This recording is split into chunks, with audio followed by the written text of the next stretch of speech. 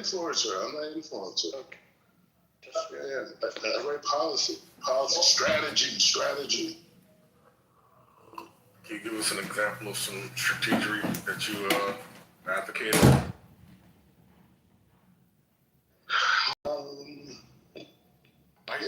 Why you sound so exasperated? No, this is what you do. It should like flow off the top of your head. I mean, I think it shouldn't be like laborious. I mean, right now, I guess the main thing would be the idea of restructuring Iran and breaking it up into 3 nation states: the Kurds, Baluchi, and the Persian Republic. Breaking them up, and then that same model that I'm telling you about in terms of like bringing them in the Abraham Accord, allowing them to elect their own officials, them being demilitarized, and working in conjunction with the security alliances, between Israel, Saudi Arabia, other Gulf countries, the United States, the rest of our allies. It sounds pretty pedestrian. This doesn't seem, it doesn't seem to be like a novel idea. So the idea would be you to offer something interesting to the table, I would think. Right. Because anybody can get this from anywhere. And they can't get anywhere. Even phase two of the airstrikes that we're doing on Iran is not just about taking out military facilities or police compounds or anything like that. It's all manufacturing facilities, even things for the private sector, even like for produce, everything. We're taking out everything. So whoever comes in next is not going to be able to rebuild Iran. Period. It won't be like, oh, you're going to turn the key and you're going to keep going. It's going to be nothing's going to exist. And then what they're going to do is they're going to only be able to go from international support along with the sanctions with people in complete control to having boots on the ground. So it's not such a bad idea. It's going to save a lot of lives because if another guy like Reza comes in and takes over, first of all, he's going to be assassinated within a few months. That's one. And 2, you're going to have infighting amongst Iranians for the next 10, 15 years. It's going to be a bloodbath there. So by us putting them in a situation to have their own autonomy as particular ethnic groups within Iran, we nullify this whole idea of like infighting and murder and again to kickstart economies and build infrastructure. And we stay in control. We don't have to deal with the threats Black. that existed before. Oh, I'm sorry, Black. Since you write policy, I want to ask you, do you also consider within your policies certain regional laws? Right? I mean, you have to, right? You can't just write policies and not consider international laws. Because everything you just said that the United States is doing is a freaking war crime. Potentially. Not potentially. It is very clear that you do not hit infrastructure. You do not hit civilian infrastructure. No, I mean, if you're starving them of food and you're cutting off their survival, water and food and... No, they have water. Oh, really? They do? But you just said that we're No, everything has to do with manufacturing. No, but people's livelihoods depends on manufacturing, don't you think? It's a reset button. So we're committing war crimes. I mean, if you're categorizing it as that, I'm not. I'm looking at all these things. Categorizing it. I'm sorry. I see them as military. My words. I'm sorry. Again, do not twist my words. I'm not categorizing it. It is installed. It's literally international law. They're military installations. That's the way we see it. The way you see it is military installations, but there is a very clear law that is war crimes. Okay, fine, but they're military installations. War crimes. So you're supporting war crimes. No, you categorize it as that. No. We're saving millions of lives. You said it. We're committing war crimes. Are you okay with it? I had a question for neoliberal. Neoliberal, this idea of separating Iran into multiple different ethno-states was brought. We talked about this earlier in the conversation. You wasn't on stage. But the argument against it was that Iran was so integrated with these different, ethnic groups that would kind of be very difficult to do, especially considering that groups like the Kurds are even involved in the regime. How do you Well, let's ask Black Rabbi about his plans for Turkey. It's called balkanization, MJ. Balkanization. Black, what are the plans for Turkey? I mean, Turkey is a unique situation. So when you look at the dynamic between Turkey's, recent partnership with Pakistan, and I think even Somalia is involved in Turkey.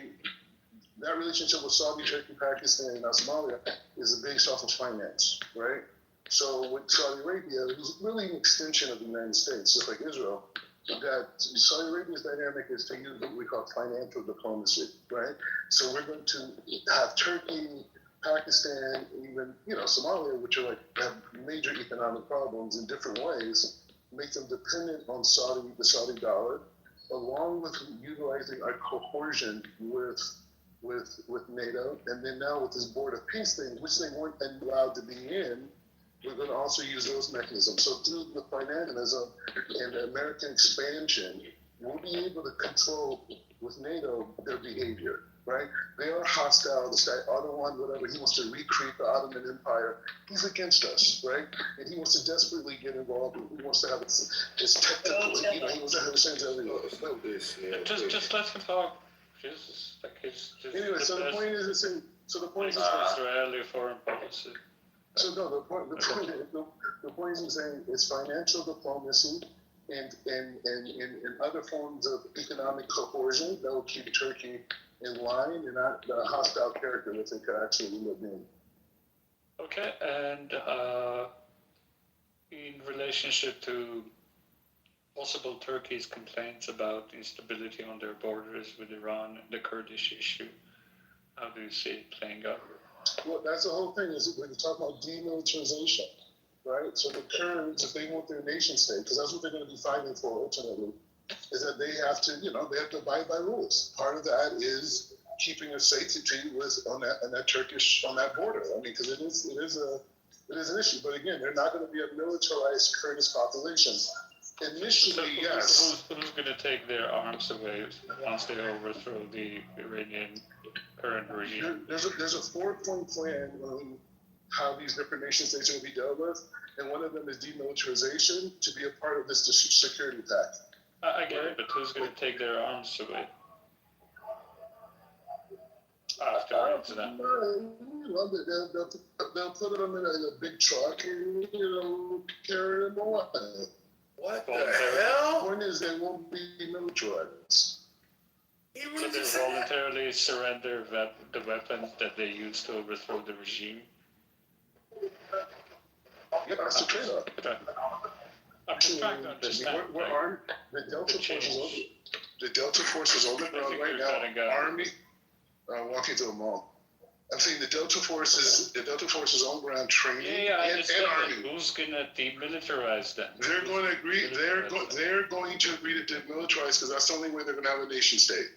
A nation state is far more valuable to the Kurdish people than being able to arm themselves and fight against the Turks. So they have to see life in a new way, right? Yeah. You heard it here. Yo, anybody could be a foreign policy writer? Is that what we're basically hearing? Anybody can do it? Yes, concrete. It's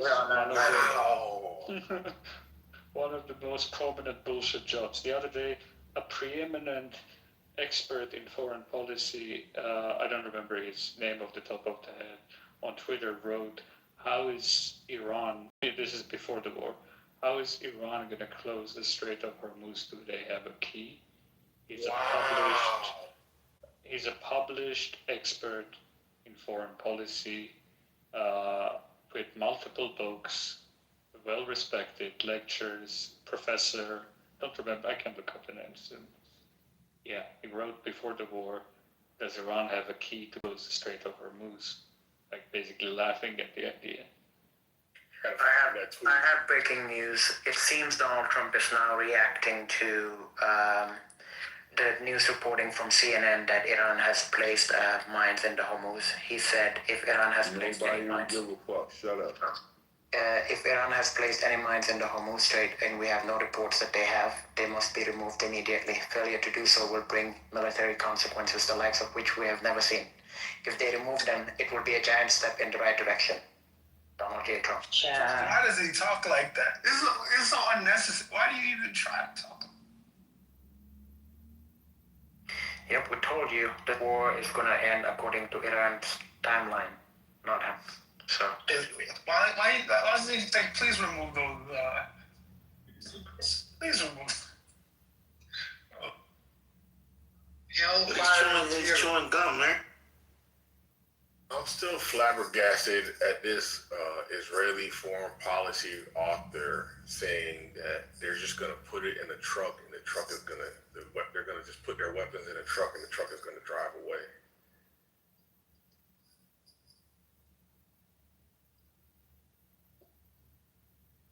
I think MJ could have done better analysis, to be 1,000 with you. You know the thing about this Hormuz Strait thing is that they have these like underground, they have these underwater drones, and obviously the mines too. But it's an interesting dynamic. I mean, it's really biblical. This whole thing, the Hormuz, it's a really big biblical implication to it. I know it sounds crazy, but I'm just saying it's a big deal. For the record, that wasn't the only thing that sounded crazy, but you got it.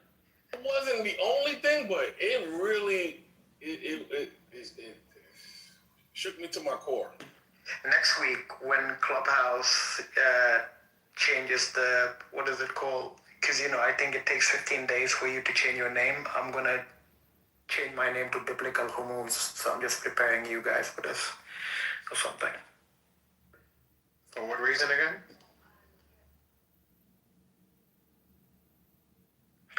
No reason.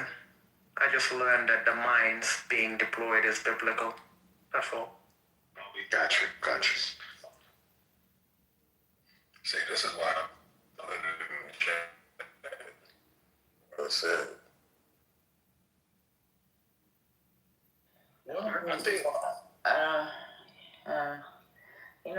even though, oh man, if you talking about these underwater drones, right? The problem with Hormuz is the same problem that you have with the geography in Iran. Like the underwater geography is crazy. Like if you could, like, I don't know if it's on Google, but our military doesn't only look at the land, but we also look at the water and what the land looks like in that water. And if it's a shallower, and Strait of Hormuz is shallow water. So you can actually see what the seabed terrain looks like. And it's harder to detect mines. It's longer and it's more complicated.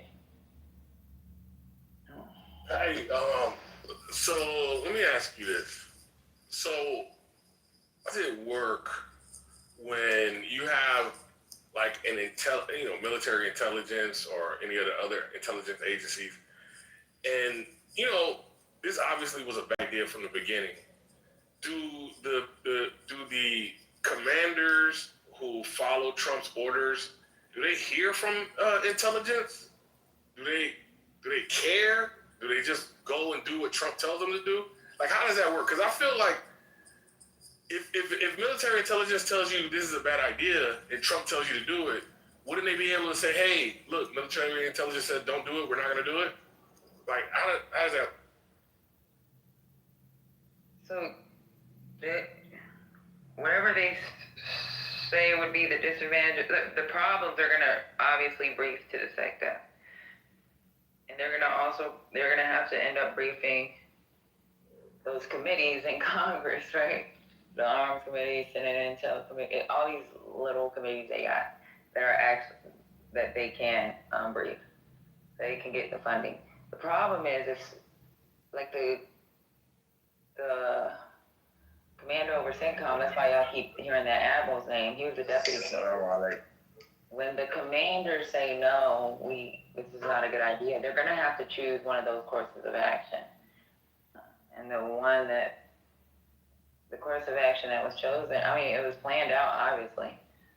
They knew it was going to happen. They knew it wasn't a good idea. They had to choose the best course of action. So failure of intelligence is just the least disastrous plan? It's not a failure of intelligence, it's a failure. Yeah, the least disaster. Obviously, this is the best plan they can do. 20 minutes ago, Iran's foreign minister accuses U.S. officials of manipulating markets. Iran's foreign minister accuses U.S. officials of posting fake news to manipulate markets after U.S. Energy Secretary Chris Wright said in a now deleted social media post that U.S. Navy escorted an oil tanker through the Strait of Hormuz. It won't protect them from the inflationary tsunami they've imposed on Americans, Abbas Araghchi wrote on X. Later Tuesday, White House Press Secretary Caroline Leavitt denied that the United States had escorted a ship through the crucial waterway. And guess what? As a result of that, the market is tanking now. The moment that thing came out. Wait a second. So the Iranians just said that we're manipulating the stock market? Yes. Well, I mean, I didn't have to tell you that. Y'all know we do that. yeah. Of course, we have an intuition, but when a third party from across the globe says, "Yeah, y'all are fucking up, y'all are playing around," Today's like, one was Don't be dramatic, Concrete, right now. Concrete. how am I being dramatic? He's still being euphoric from her. Oh, now MJ Euphoria, bro. trying to claim victory. Hey, Neo, Let's not go I ain't there. trying to mess up your euphoria, bro. Yeah, Hey, go on Concrete, mute, if you y'all. didn't see the Chris Wright basically tweeted that as a fact that the United States escorted the tanker and then deleted it. Right? Like, so it's not like, suspicion. Like, it's clear manipulation. So the question is, so when I looked at the market, everything was looking rosy. So is that they're manipulating it on the electronic end, where they're just punching in numbers? Or do you think that they are manipulating it through calling the big investors and saying, "Hey, make it look good"?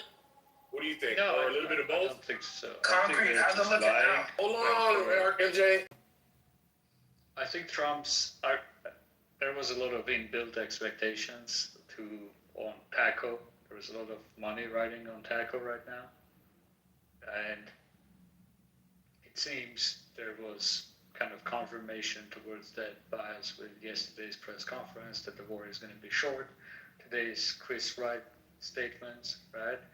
It's just not going to last long. That's all. Right? I don't think they're punching in numbers, and that's kind of not possible. You're saying through crowd psychology, basically. Yeah. That's strong enough, though. Like, I feel like, Are you a line of Coke? Are you a cup of coffee? A glass of water? MJ, I don't have no beef with you, bro. Like, you were talking about euphoria earlier. Yeah, man, you coming off a little bit, white lined up right now. Concrete, you're in the mix of concrete. it's in the matrix. Is he in the matrix? He's definitely in the matrix. You're in the matrix, concrete. Hey, Notorious, I need you to come up here since you're since the libs are stupid and we're talking crazy about Iranian.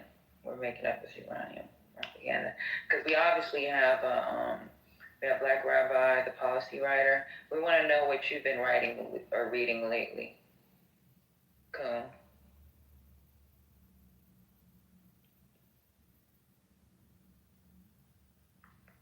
Your ass is gonna fuck around and get kicked out.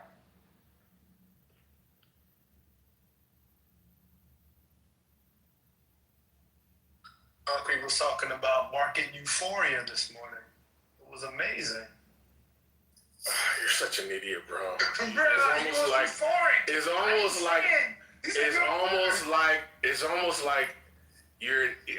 like am I in a Twilight Zone? Brother, if it's green across the board, you're saying they were sad, brother? Because right now it's red across the board. Are you saying that euphoria didn't exist and has been replaced with pessimism? Let's not go there, please. I'm trying to figure it out. No. Okay, not breaking this. This was from yesterday. The 1 billion per day might be low. United States military used 5.6 billion worth of munitions during the first 2 days of the assault on Iran, this is according to U.S. officials. So the number that is flying around that it's costing $1 billion per day is very much a low ball.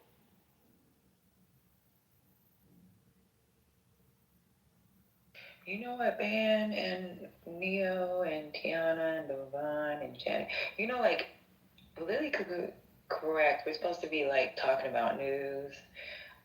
We get comments. Sometimes they can be really fucking far off and fucking crazy.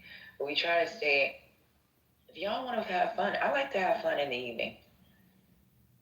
That's why we have 420 in the evening. They'll talk about the news, but they'll let y'all joke and play and do black flips on the fucking stage.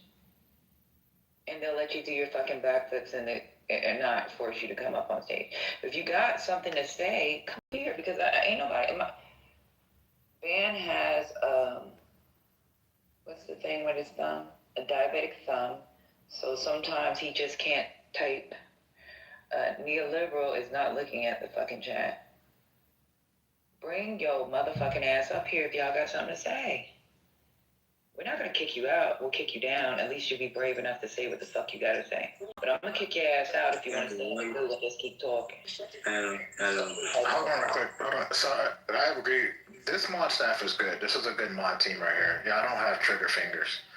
Hey, you know what I mean? Oh my fucking goodness. I would say that Notorious, you should come up with this is a good. You won't get kicked from this one because that is about you kick, Eric. There's about 3 people that kick people and drop them down consistently all the time, and they're not.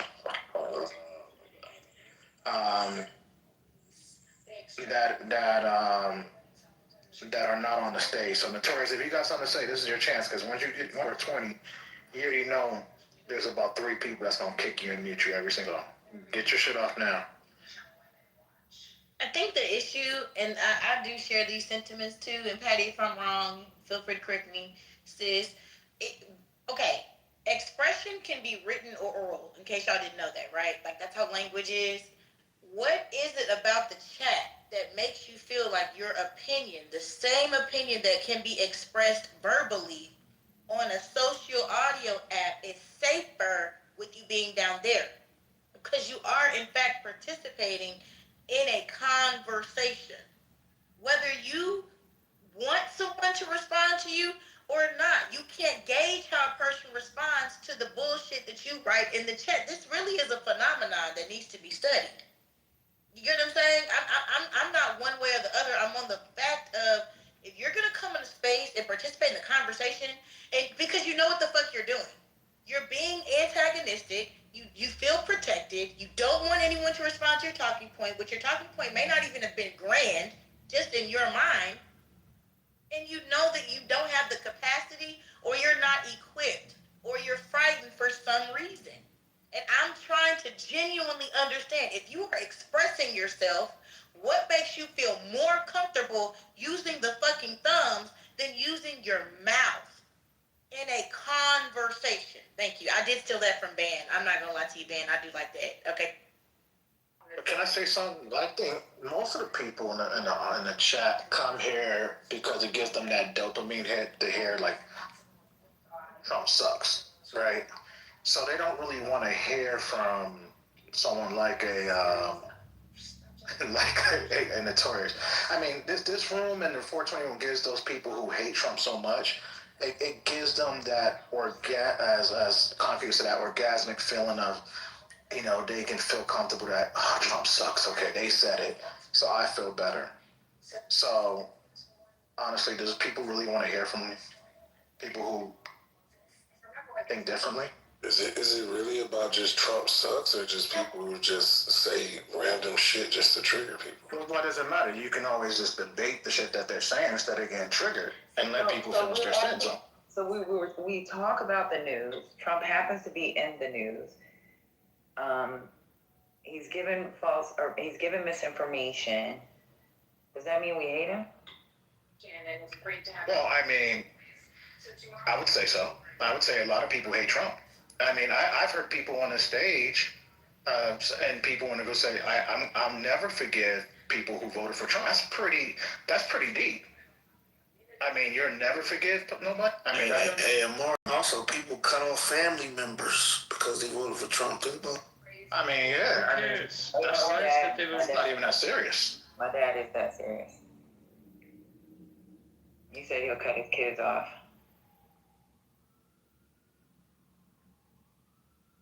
And it's no different than the right. I go on Spaces, and to the right side, people go on there just to hear people say good things about Trump, and they get their same dopamine hit. So Amari, but tell me this: why is it always us versus them? Then, like in this room, what I've noticed is a lot of the things that these mods do are more so on just what's happening and what's a fact, like not an opinion on how they feel about a person. So I don't know, but I can just tell you, just listening. So the guy Black was talking, instead of and neoliberal cut him off like 4 times. Not rudely, but it's like didn't really let the guy finish. But he wasn't saying anything factual. He was just saying bullshit. But don't you seek to like listen first, then respond, or you just cut people off in the middle? Because I don't know. The first time you've heard Black speak? Yes, it is. Well, I'm sorry. That explains it. Yeah, you don't know what's going on here. Okay. You talked about a white paper and had the nerve to call that policy. But I would also say that you don't have freedom of speech in this room if you're not on topic. It's not fair to everybody else to take us off topic and take us on focus, like, journey. You're not being on topic. Like, it really, some people like that, but a lot of people don't.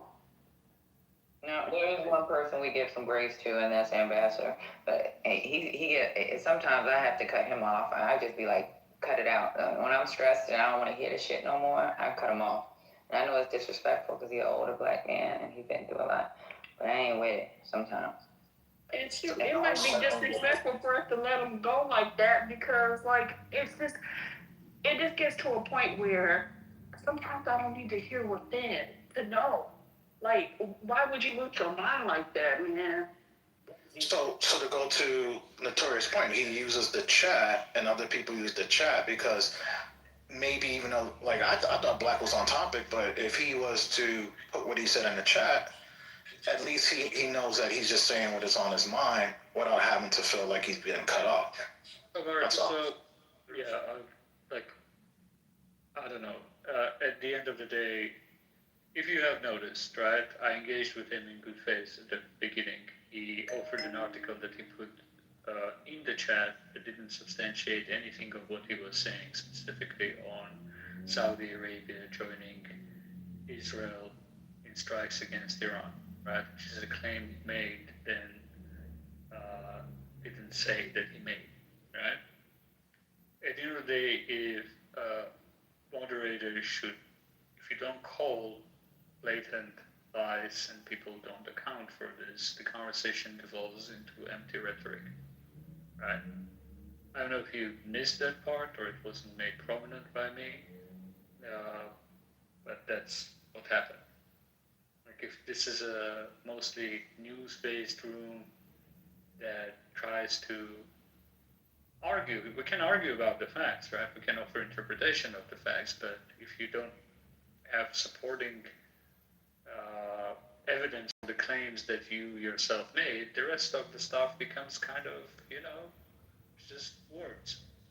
It's rhetoric, which is another problem with Norm, right? Like, it's all rhetoric, and then you pin him down on a certain fact on which, he lied, right? And that has to be motivated. If it's allowed, then the whole room devolves into empty rhetoric. Yeah, I mean, just not mods though. There will be people that come in and say a conversation will be happening that's on topic about today's news. I mean, some people know what goes on 100 years ago, but some people follow. I'm watching the news right now, listening to what's going on. If someone comes and say, "Hey, I just heard something completely different from a different news source," it's like, "Well, that's this, that's that. That doesn't count. That's propaganda." And then someone comes and says, "Shut the fuck up. Why are you mods, take the room back and they're talking on topic because they just want to hear what makes them feel great. But that's not what the topic is, Omari. Sometimes your topic is something. Just because you're watching the news doesn't mean that you can participate in the conversation. Or your If the conversation is about Iran and the person's bringing up a different point, right, that may be, conversation. but it depends on where the conversation is, brother. If it's historical, if there are historical references being made, and then you jump in with something in the front, that means you're off the topic. When people are having conversations about what is going on in today's news, either Iran, Can I stop you? That's exactly what happened with Black Rabbi just now. He offered the claim, right? Asked him to provide the source. His source didn't support his claim, right? Breaking news, y'all. Go ahead. Case in point. CNN, fortunately, Iran is laying mines in the street of Hormuz. But thank you anyway. Yeah. I rest my case. No, but we appreciate people coming in late. Yep. Sometimes we may not, like, somebody brought up something today that came out Like 5 years ago. But it is important to read the room. Like if something's happening, it's okay to sit and listen for about 20 to 30 minutes and understand where the conversation is and then inject yourself or not. But to just jump in and then say, hey, this is what's happening. That's a disruption. Hey man, and I agree with you. There's something to be said for effort. Come on now. Effort means nothing when there's a conversation that you're being annoying. Topic suite, you know better than that. Oh man. You get cut off a lot. We don't do the. I don't be in here a lot to get cut off a lot. What you talking about? I'm talking about when you do come. Yeah, that's true. You guys are consistent at cutting them off a lot. So we don't do participation trophies, bro. No participation, period, it sounds like. I got you. No, it's not no participation. I'm just- my understanding, even though my PTR was in here, they said you was running the room. And I was like, who? Exactly. See what happens? See what happens when you how I feel the void and I can't even come in and break it. Got it. Thank you. And we appreciate you people to bring breaking news, whether we've already talked about it or not. We can let you know we already know. Thank you. Appreciate you. How you doing, King Nap? Haven't seen you in a while, babe. Doing well, just working insane, but doing well. How them contracts going? Good, the problem is I made myself the PM on one of those contracts, and it's just a nightmare. I'm like, man, I should have just hired someone instead of putting myself as the PM, so that's crazy.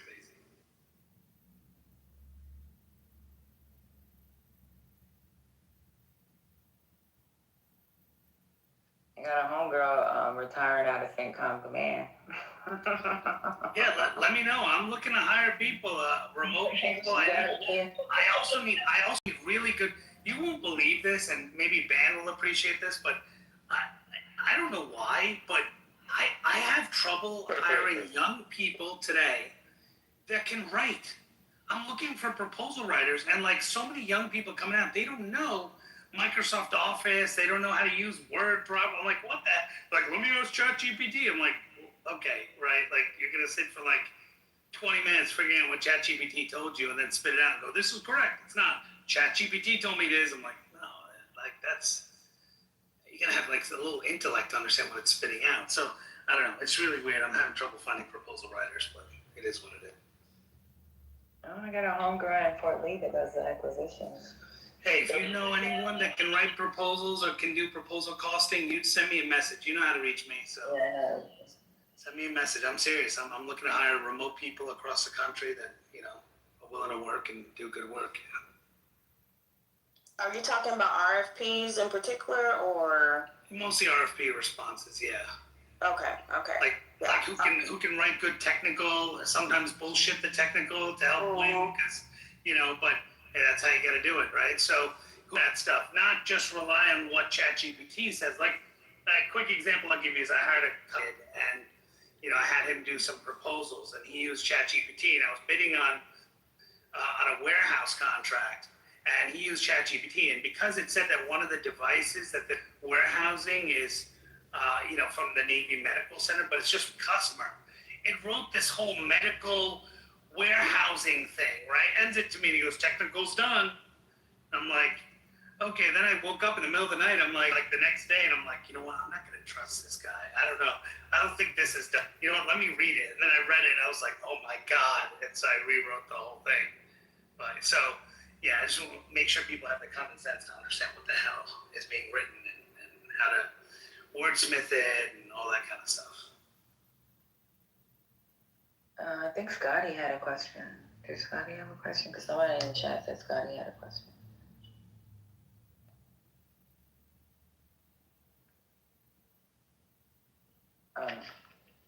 He was saying Scotty, Patty. Yeah, I gotta put By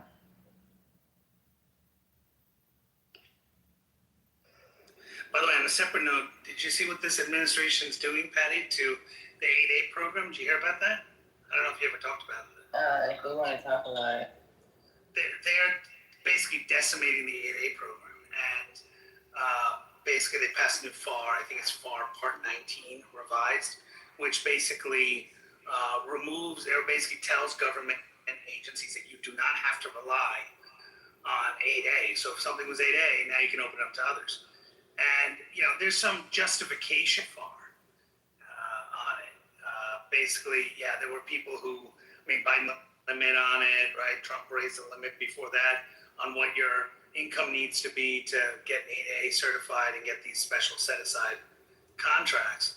And there's some fraud and this and that, but I think they're just going to, it's not really like fraud the way the word sounds. There were just some discrepancies with certain firms and they were kicked out of the program. But I think because of that, they're taking an extreme trying to do it. And Congress didn't pass anything on it. They tried several times. But, it is what it is.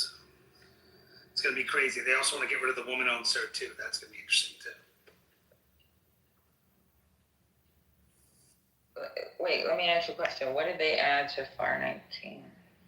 Just check it out. They removed the once 8A, always 8A.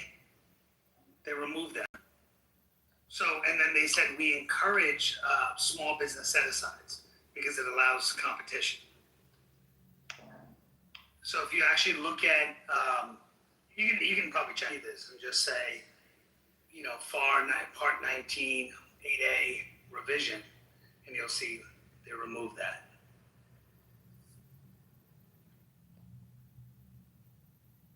So now, so what does that mean for like those sole source contracts? Yeah, so that's what I mean. They're now going to be, if they're up for bid, they're going to be re-releasing those either as a small business set-aside or an SDVOSB or woman-owned if that's still there. But they're not going to be releasing 8A. Or they may have to have strong justification. So they're trying to, right now the next move is, I think, Stephen Miller, everyone's favorite, is going to be removing he wants to remove the rule of two, which is, you submit an RFI and, you have two front there. He's saying anything small business. That's what he's saying. It allows everyone to compete against each other. And Stephen Miller's like the weirdest motherfucker I've ever seen in my life. So, that's his mentality on it. And then he's, of course, got pushback. So he's, the only set-aside that makes sense is the SDVOSB, because disabled veteran. And, he's basing it off of the fact that a couple of people in Virginia, I've told this story before. I think it's a good intuition, though. That's the only reason why they kept the disabled veteran. We've been talking about that. In the background. It's just for good looks and intuition, because they were talking about getting rid of that as well.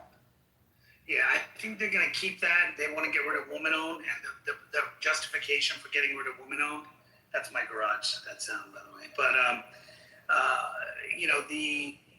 they want to get rid of the woman-owned certification because the belief is how to verify if you're truly a woman, because there's people who have changed their gender on their license and was able to get the woman-owned certification, but they're actually not women, but how do you prove they're not? So, it happened with a few people. There are a few contracts where maybe that happened, but, is it the dearth of them? No. If there's, 10,000, if 2% do it, but, they want to remove it. But their view is service disabled, we can prove it because we have your military records and all that. Oh, I got a phone call right when you were talking about that. I'm sorry. Can you repeat the word? Oh yeah, service disabled, the belief is they have proof that you're service disabled because they have your medical records. Mm-hmm. Right. Woman owned, right? I don't know if you heard that part, but like there were some people who've been tracks with the woman owned certification that basically went and changed their gender, changed their driver's license, said I'm a woman, and was able to write a letter saying I'm a woman. Because how can you prove? You can't say lift up your skirt, prove it, right? Can't do that, right? So no, that'd be awkward. Right. So the mentality is we can prove that you're service disabled. So basically, the justification is small business and service disabled should be the only two. Oh yeah. Set asides. Yes, because I remember because I was encouraging my veterans to find to be a prime, or like create opportunities to be the prime instead of the sub, and that way you can partner with maybe another organization that will help strengthen their proposals. So appreciate that. Oh yeah, and I sent I have a consulting company, so I sent you my email in your back channel. I have like 2 veterans that I know have experience in that. So sounds great. I'll drop you a message. Thank you. Drop you a message. I mean, anyone else you know, let me know. Happy to talk to them. And, hey, you never know. I mean, the other issue I need people is who can get security cleared and can do recruiting. I have to do secret level and top secret level recruiting for certain projects, and crazy.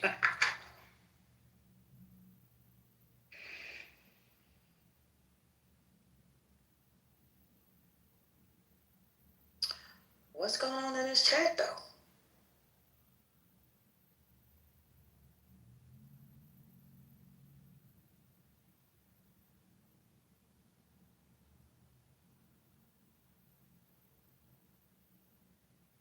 All right, let me see what's going on in the news. See if there's anything that came out new.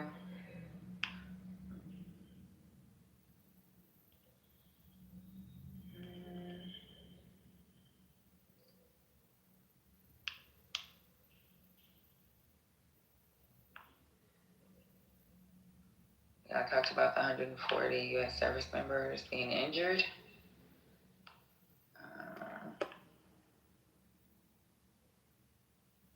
I did a little bit earlier, and then Lord, I think he, Lord, did you relate that to the hospital in Germany? Yeah, I just talked about the labor and delivery unit being closed down. This was about a week ago. So.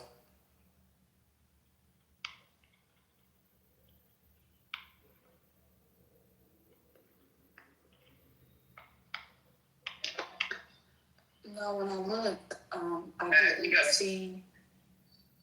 Oh, I'm sorry.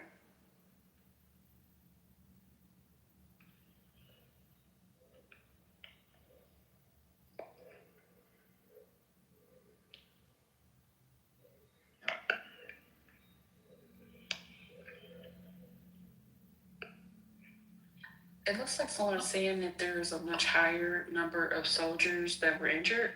But do we know the severity of those injuries that were sustained by the soldiers? I told you all that Sergeant Major lost a leg, or got her leg amputated. But Landstuhl, if they're talking about Landstuhl, that's not unusual. 8 severe from let me double check the numbers. Something under 10 is severe, 100 something return to duty.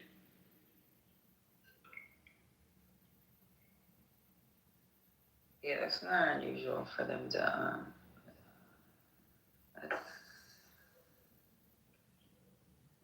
that's the hospital that they should send everyone to. Yeah, 140 U.S. troops have been injured. Vast majority of the injuries have been minor, and 108 service members have already returned to duty. 8 service members remain listed as severely injured.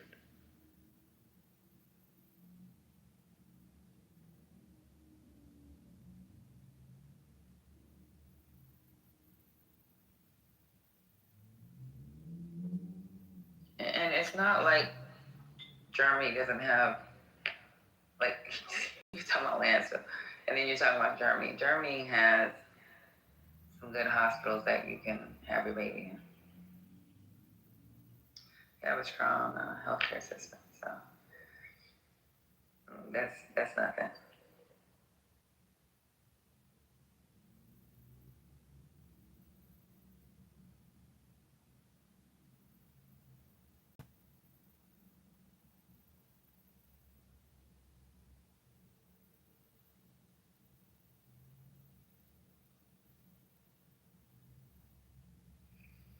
Good afternoon, Patty, and everyone. Hey, sis. How you doing? Hi. So are these injuries like from the people who are stationed there, or are they are there in the aircraft carriers, and like did they just figure that out, like who's how they get injured? Yeah, they're the people that was injured for. That's it. Yeah. Okay.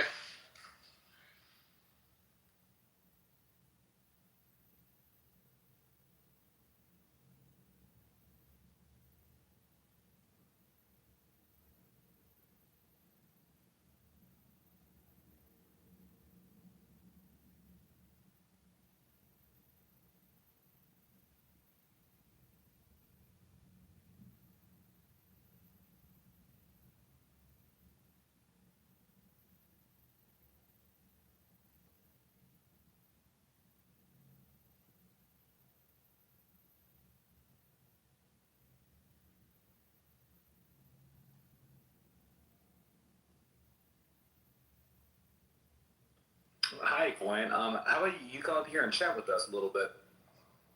I see you in chat being very verbal. How about you come talk to us and actual chat on stage? You said Quinn? Yes, ma'am. I said Gwen. Yeah, Quinn always comes on stage. She just comes and he drops after he says what he gotta say. Oh, he comes and he drops? Yeah, he'll say what he gotta say. He might do the back and forth, and then when he's done, he goes back into the chat.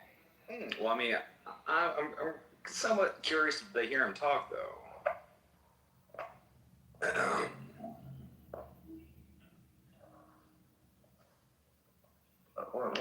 What's the issue? Yeah. There's no issue at all. I'm just kind of curious. He's in chat saying all these things. I would love to hear him talk on stage, though. Okay.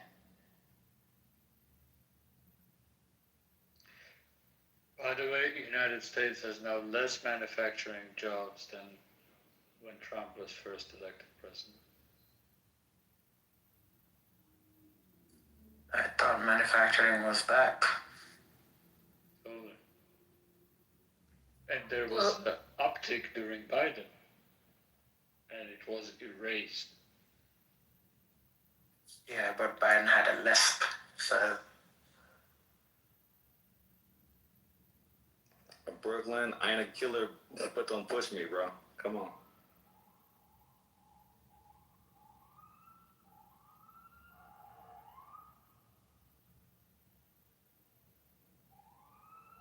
The UAE interception rate I don't know what your whole point is. Oh, go ahead, Neil. I'm sorry.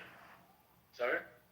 I'm sorry, because I came up here to curse this weirdo. I'm just messing around, Brooklyn. Calm down. It's nothing serious. I'm just kind of bored.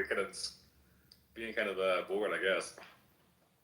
Well, bore your ass on mute. How about that? Go ahead, Neil. Thank you.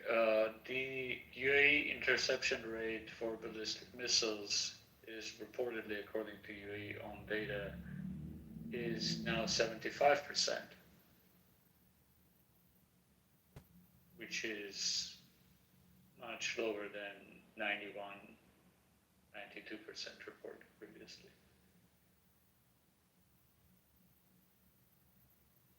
Yep. To be fair, the number of ballistic missiles have relatively gone, like even if you exclude the first opening salvos of first 2 days, the salvos are Well, the first day, or rather 28th February, was 137.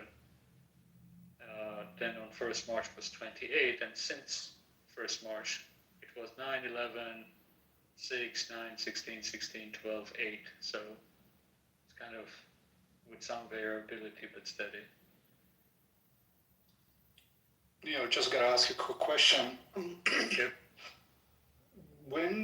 How long would it take for the Ukrainian to, import this technology, the jamming technology for the drones to the Gulf state and the U.S. and Israel?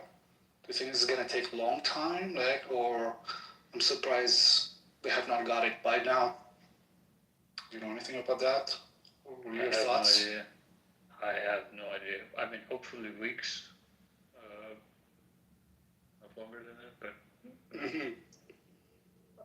Yeah, apparently, the Ukrainians have a great success on that with the Russians, right? So, I've seen some videos about it, right? Some drones fly close to cluster drones, and they just jam them. Not quite sure, electromagnetic way, and they just fall off the sky. You don't even have to hit them. You don't even have to shoot them down. They just electronically jam them, basically. So I was like, wow, that's impressive. But, I don't know how long it takes to get through that. That's all. Yeah, the jamming shots like this is not very easy, especially the newer ones. Yeah, they have an embedded anti-jamming CRPAs. I just found it interesting, right? So that's another weapon is going to be introduced to this war. And, I don't know what the Iranians going to change their signals or whatever, or how they can avoid that, but there is a success rate with the Ukrainians there, so. Yep. So that's another angle is going to be deployed through this war as the war continues.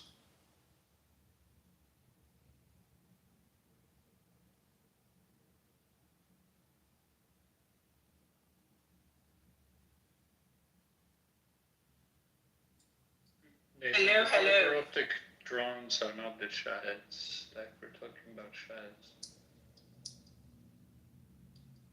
I missed a lot today, and I just saw that Iran is putting underwater mines across the strait, or the strait of. Yep. According to U.S. intelligence, yes. Okay, we're moving to a different warfare, and I think.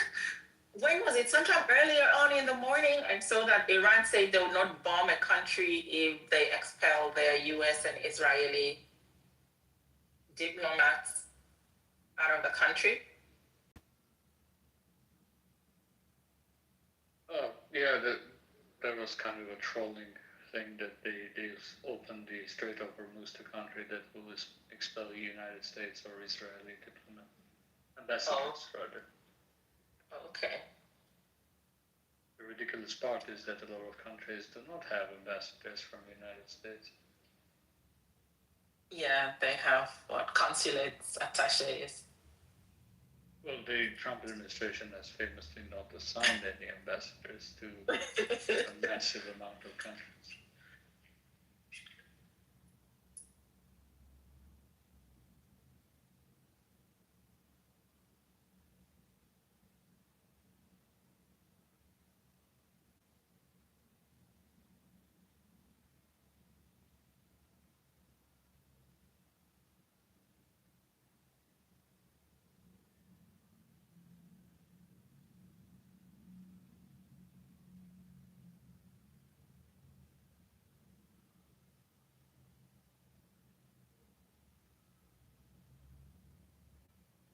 Donald Trump. I'm pleased to report that within the last few hours, Neoliberal, it completely destroyed 10 inactive mine-laying boats and or ships with more to follow.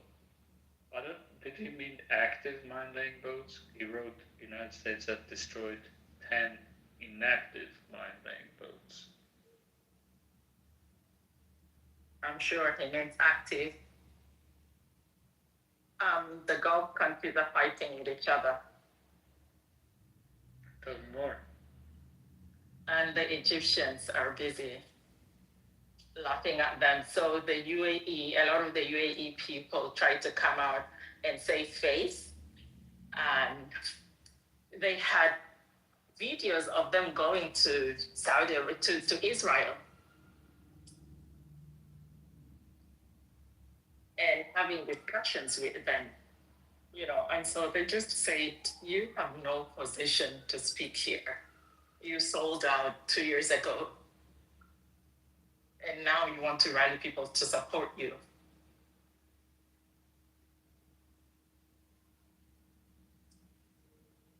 Interesting.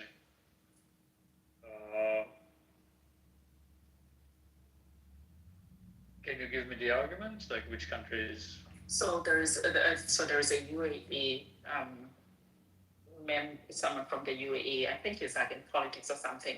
He was saying that the Gulf countries need to stand together. But the Gulf countries, then some of their citizens and some of the people from the Gulf countries brought out videos of him from 2022 when he went to the Knesset and he spoke. He had some high-level meetings there, and he spoke about cooperating with Israel. And so they all just said, some of you are coming here to save face and say you care about your country, but you ruled your country years in advance before this. And now you want... Is that Qatari former foreign minister? He was saying something similar. Qatari was saying something, but also someone from the UAE that had gone there was saying something similar. Let me find the link and then I'll send you. It's in Arabic though, so you might just have to get it translated. Yeah, that one was in Arabic too. I'm trying to. The one that was on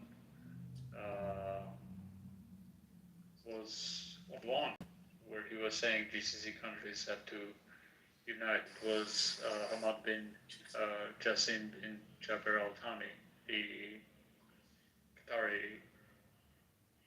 He was the PM and then the foreign minister, like in 90s to 2000 something. 2022? Is it a 2022 visit? Oh, I don't know about the visits, but I don't know about that part. Yeah. Okay, the visit would have happened in 2022.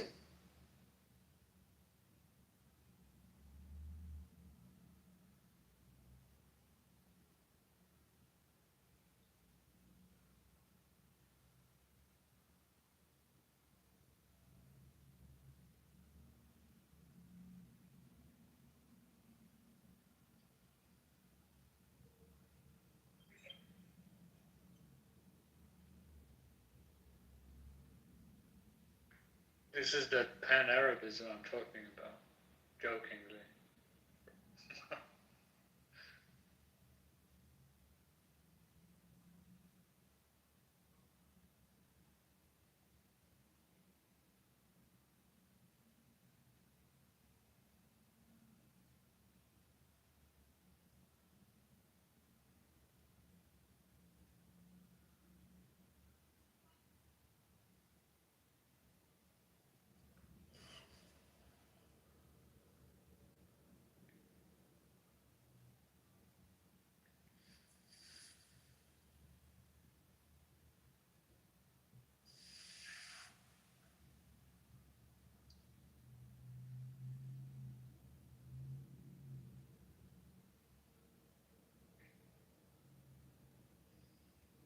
Yeah, I guess there is a pipeline that goes from Saudi all the way, rather than going to the Gulf, going to the Red Sea, right? Yeah, there is. The quantities are not enough. There was but give the numbers. Yeah, but at least there's a flow coming out of the Gulf. There is a flow. Yeah, there is okay. a flow, and that's the flow is just went as of yesterday on the production side. So it's not necessarily all going through the pipeline, right? Some of it probably still going into the storage, but the flow is down from 20.47 million barrels a day to 6.7 in total from all the countries: Saudi Arabia, UAE, Kuwait, Iraq, right? So some of it is going to go through the pipeline. We can calculate it. I don't remember the numbers off the top of my head. It's going to be like probably half of the 6, like in single digits. And that's the also presumed threat from the Houthis, right? Because the Houthis have credibly, before this, closed the Bab el-Mandeb Strait, right? And Iran has not yet employed that. So they're keeping their options open, right? Yeah, because UAE can access the other side of the Strait of Hormuz. Yeah, and the Iranians are letting it flow for now. Okay. I'm kind of confused. Y'all said something about that pipeline. I thought Saudi was the only one that was able to do that. I didn't know that the other countries can. Because even when, like, so for example, like when we would do like our planning, we'd always do Saudi. But even with Saudi, it'd be only like 25% of what we actually would receive if we were like working with Kuwait, Qatar, or the UAE, and maybe now Iraq. I thought they were the only ones that actually had that pipeline that could go directly. Yeah, East-West pipeline, but let's check. I'm not sure. I think there are cooperation agreements. I'm not sure how they can triage it.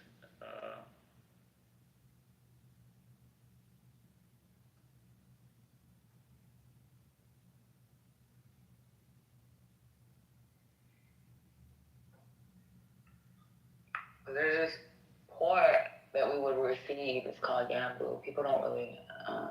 We talked about Babel and we talked about the straits. We talked about the corridors, but I don't know, man. I have to look it up. But I know, like, at least 2 years ago at a max, like a year and a half to 2 years ago, it was mainly UAE that we looked at. Not UAE, but Saudi when we looked at like crude moving through, like, we never talked about Qatar, UAE, or Kuwait. Like, we didn't even see them as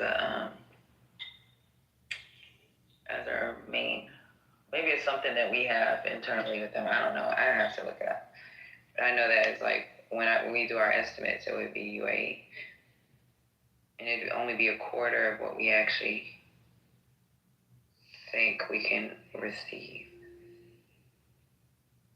if all the nations were we were able to, because we're fuel dependent when it comes to operations. So yeah, it's the East-West, or otherwise known as the Petroline. It's 5 million barrels per day. Yep, it is 5 million. You're right. It's 5 million, but the 5 million was all Saudi for us. Like when we do our numbers, we say 5 million, and we knew it was Saudi. There was no additional countries added to that. Well, that's half of what they produce per day, right? They produce around 10 million barrels per day. So I mean, that's not a bad percentage just to mitigate that risk. Actually, they do 20 million. Well, now they do 2.5. Now 2.5, yeah. They were doing about in February. Yeah, in February they were doing 10. Now, as of yesterday, they are doing 2.5 current production. But yeah, I don't know, Patty, if they ever did 20. Maybe not. I'm not quite sure. But usually it's around between 10 to 13 million barrels per day. So we know they can do up to 20 million. Oh, they can do up to. Right, right. They can do up to 20 million. And then even us forcing production, like saying, hey, we need this, Right. it would be 5 million, but that 5 million would not only be us protecting them, it would be going to Europe too. So it was. Yeah, of course. But I think that's a risk mitigation, right? Right. I mean, Aramco, the Saudi-owned oil company, right, is in all the it's on the eastern side of Saudi Arabia, and the pipeline on the Red Sea, which is the west side. So of course there's a cost there, but at least they implemented that as a mitigation risk. The only countries are screwed are Kuwait and Qatar and Iraq. Right. Well, we ain't even used to put Iraq in the picture. We just use Kuwait. Like when we looked at, when we would do these simulations, they show like Kuwait getting cut off. All those other countries getting cut off, we never really cut off. Maybe the system is a little bit older, maybe it just wasn't updated. But with the simulations, they didn't really include Iraq.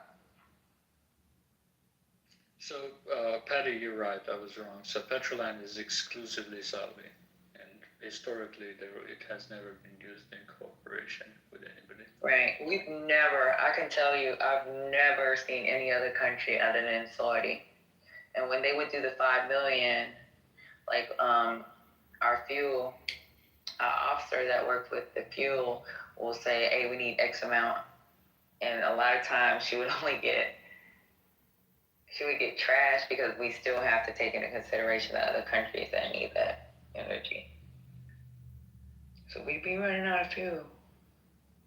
Yeah, the Iraqis had a pipeline that, like the Kirkuk-Ceyhan oil pipeline that is going through Kurdish territory, if I remember correctly, the Kurdistan regional government. That is, I don't know what's the status of it, so that one can be used too. Like the repairs for it were carried out last year or something like that. I don't know if it's operational, but I saw the discussion of using that one.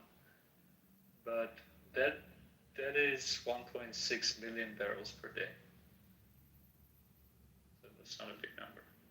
And it probably goes straight to Europe. No, that one goes through. No, I'm not straight to Europe. I'm talking about like the they would have the leverage on receiving before. I don't know. It goes to Ceyhan, which is on the Mediterranean Sea, and from there it can, yeah. Because I know like the Port of Yanbu.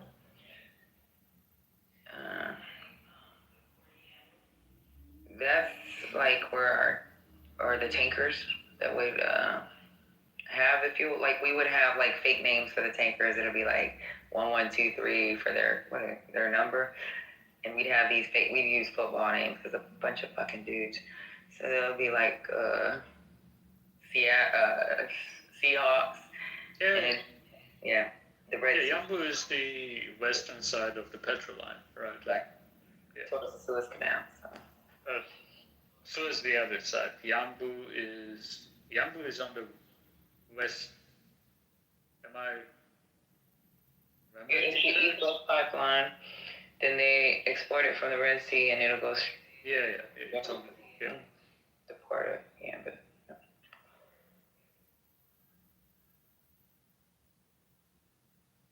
Miriam shared something in the chat. Let me see what she got going.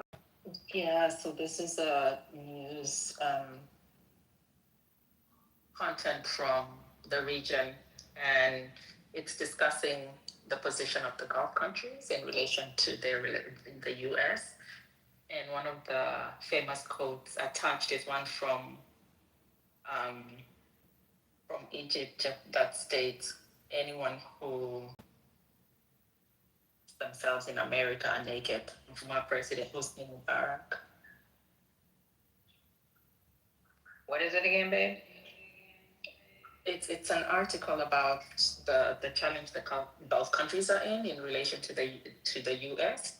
essentially questioning where does this put them, and is the U.S. loyal to the mission and to supporting and defending them? And then it has a quote from the former Egyptian president Hosni Mubarak, that those who wrap themselves in America are naked.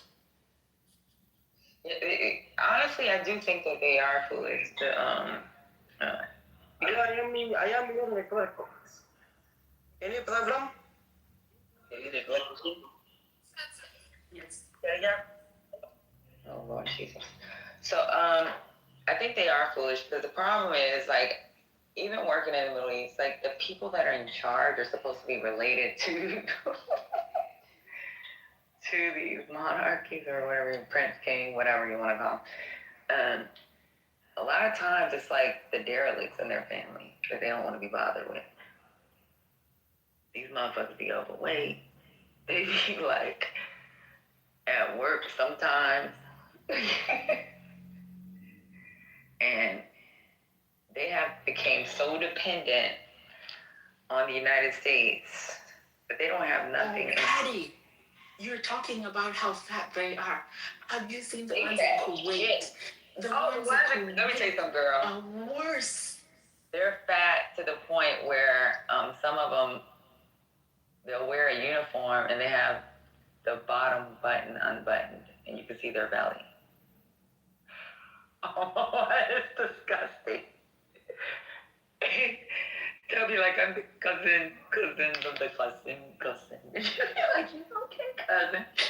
And then they eat at odd hours. So since they already have all the wealth, they literally hardly work. So they would keep the restaurants open 24/7. And in fact, you find in the restaurants, the Egyptians are the laborers, and the Egyptians just despise them. They're fat as shit, man. That shit crazy. Y'all gotta really. Hey, Penny, can you tell me why American attack on Iran? Patty? What? Can you tell me one reason why American Israel attack on Iran?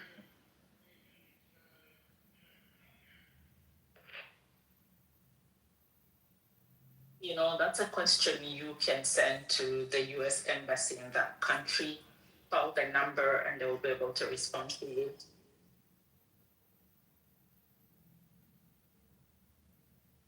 This is a good article. Read the line through it. Yeah, it's great. And it's written by people from the region. Here.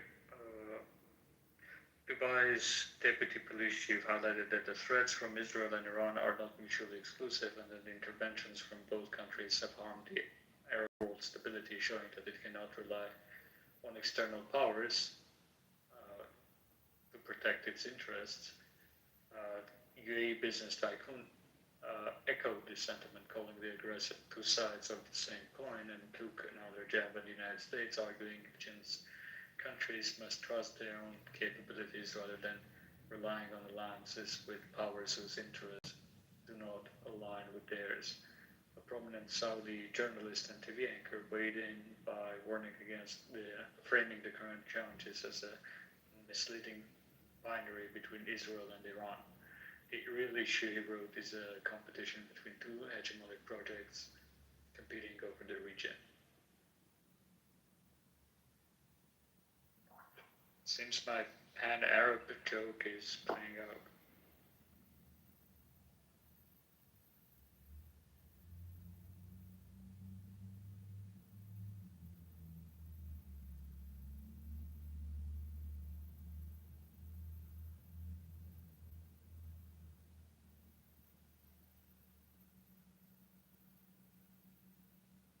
The moment quotes from, oh God, I'm blanking.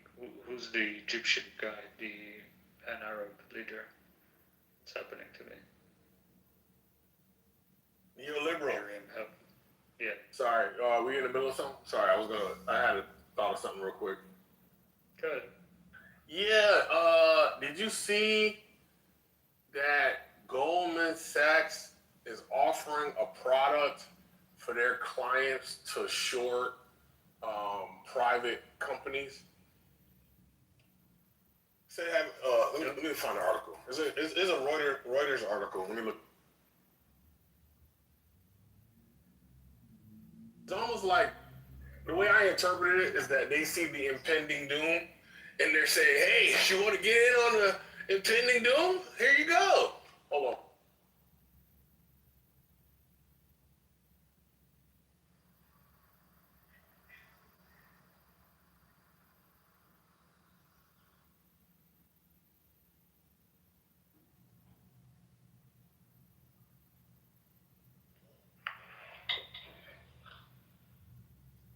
I think people trying to move their money more than anything else than product or services. Just that tax-free haven in Dubai must be, nice, but would they, bring that money back to the US or go to another state or, another country? Maybe that's a lot of people probably looking at that option. That's why I think in Qatar, Miriam, you mentioned that you can't take more than 10 million or something like that before. Somebody mentioned, Miriam, I tagged you into this.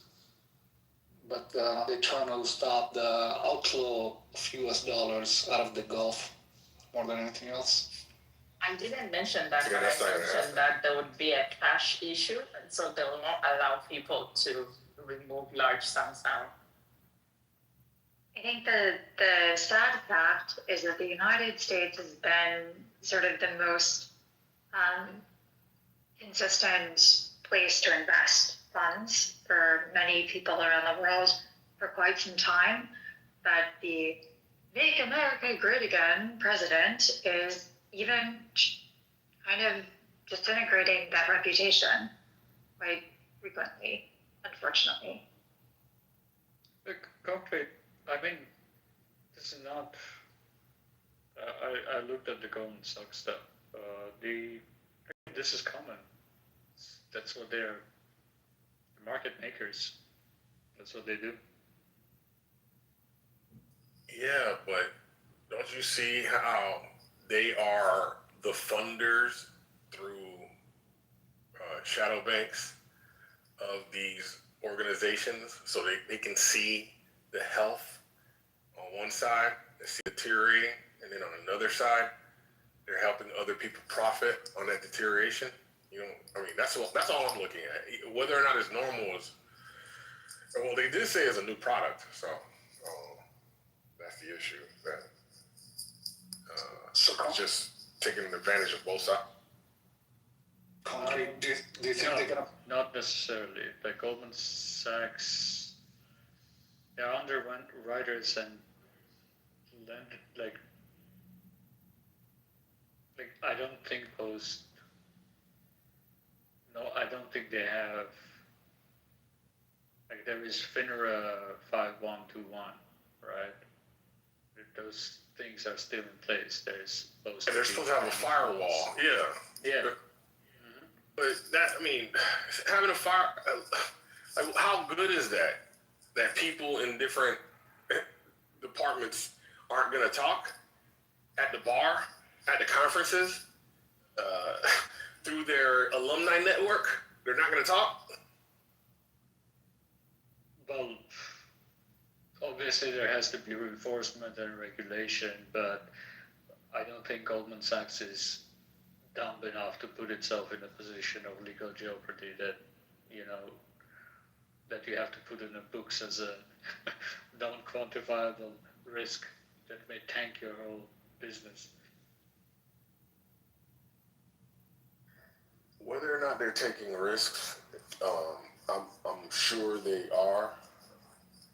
Have you heard about Citadel buying flow from Robinhood?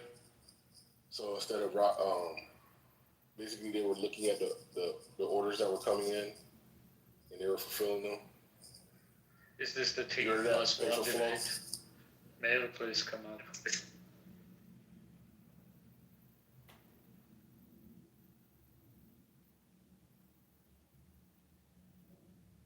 There's so many problems in our system that I feel like we've normalized it, and that's the problem. It's like Glass-Steagall was a good thing. I don't know why after '08 it wasn't reinstituted. Did anybody? Have you thought about that? For sure. Oh, could they? I think it's fair to call for investigation, right? And I think some people I'm not following this like super closely, right? I think there have been kind of calls to look at this more deeply, and that's fine if they're like, again, I'm not following it closely, but there is Citadel advisors, right? And Citadel Securities, if I remember. Like the market making side and the hedge fund side are separated. They're not, they're really violating. And there was fines, right, for specifically, if I remember correctly, for Citadel. Mail is a better person to ask for no particular reason. I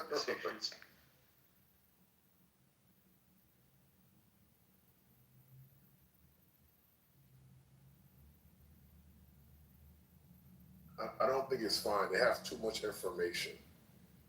They see too much of the overall picture, and they're able to make bets in different compartments based on that, information advantage.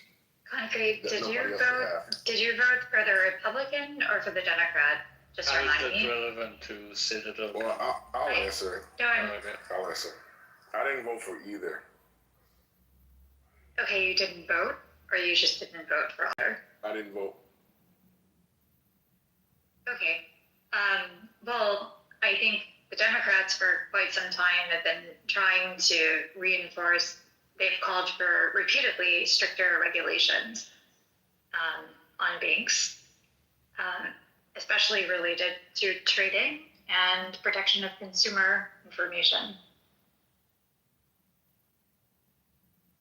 Did you get that, Concrete? Yes, I did.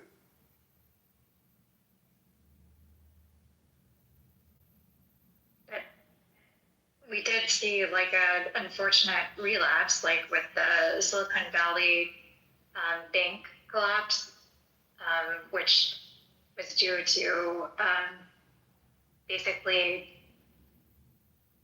the rescinding of some of the regulatory measures that were put in place after the '08 crisis.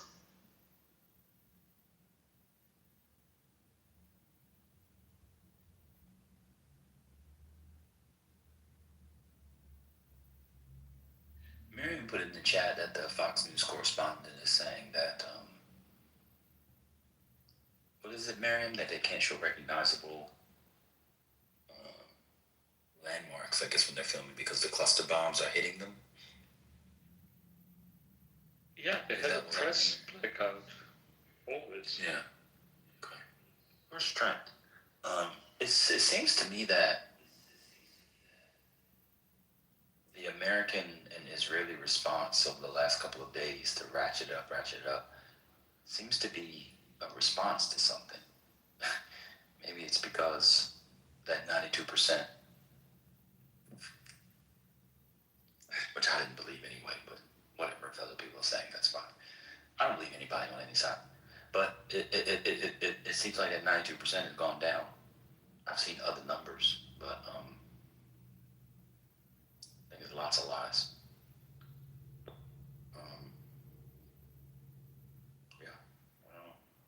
We know the hospital data from Israeli Health Ministry. Anytime I say Health Ministry, it's now Hamas Health. Anyway, data. Well, they were proved to be right. IDF took their data. Remember how we were cussed out and yelled at? If ever you brought that up, you were anti-Semitic or anti-Israel, and then IDF took their data. I remember that. Apparently Israel's being pelted. So I saw a video. There's a lot of video around, like some stuff on Telegram, but there's video where a lot of this stuff is getting through, and this cluster missile that they have that breaks up into multiple different sort of projectiles. They're saying a lot of this stuff is getting through. Also, there's video of IDF soldiers like taking down cameras throughout like Tel Aviv. They're trying to block what's going on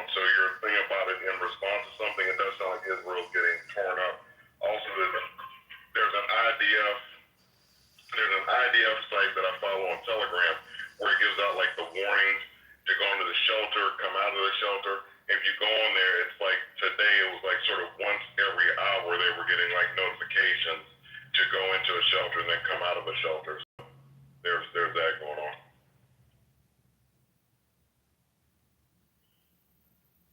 Well, I also saw some comments that apparently if you are not Israeli, you're not even allowed in the shelter. You would have to pay to be allowed in the shelter.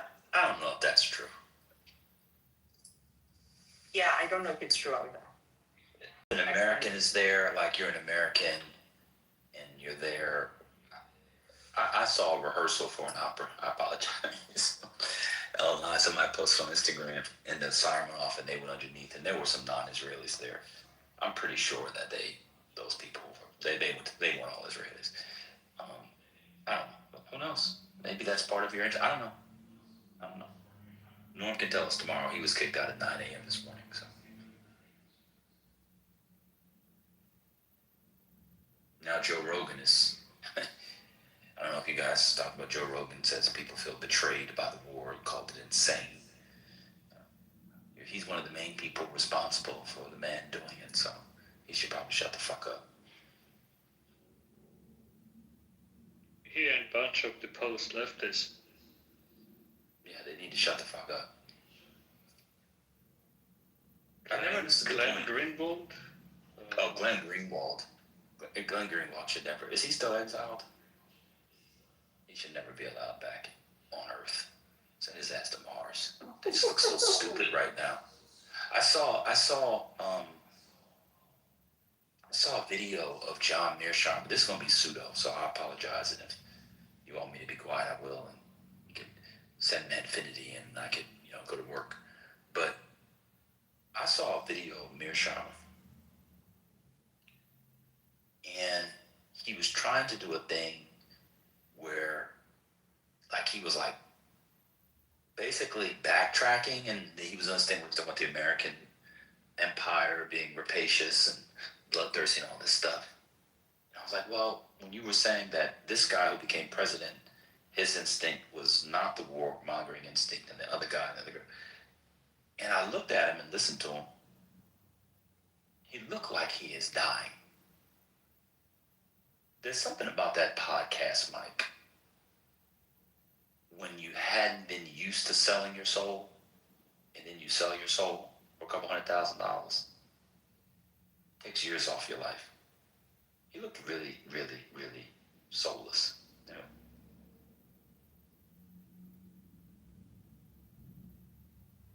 Talking about the region, I saw reports that Iran hit next to the house of Ben Gvir, but the Israeli reports are reporting that he had an accident or something happened to his car or something. And then also is it Smotrich? Yes. Yes, Smotrich's son was killed. Killed or injured? No, they said dead. It's Ben Gvir that they said is injured. I'm seeing Smotrich's son wounded in Lebanon, sharing. No, then maybe that's a different name. Let me find it. But it was.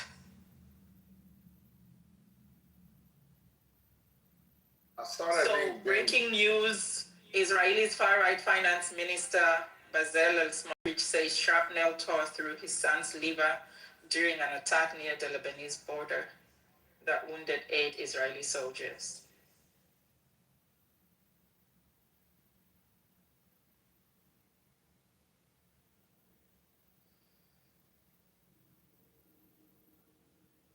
Yeah, he was rushed to hospital with minister expressing a wish that he will recover and return full strength and to the Israeli army. Oh, so he didn't die.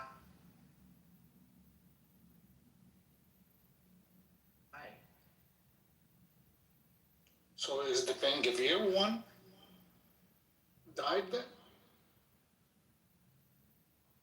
No, Ben Gvir is wounded. Wounded, okay.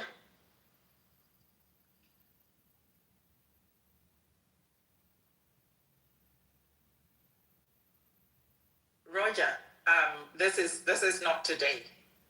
This information is not from today. Wait, Ben Gavir is wounded? Yesterday. Ben Gavir is wounded? Yep. When did he get wounded? That's why you gotta get that Bloomberg terminal, bro. When did he get wounded today? Nah, it's been on the news since yesterday. Like, it's all over Twitter. I thought it was his son. No, that's Smotrich. Oh. The Iranians decided that they're gonna attack. They said, so there was an attack, a strike on his home. Apparently his brother is dead and he was injured. But the reports are saying he was in a car accident. Yeah.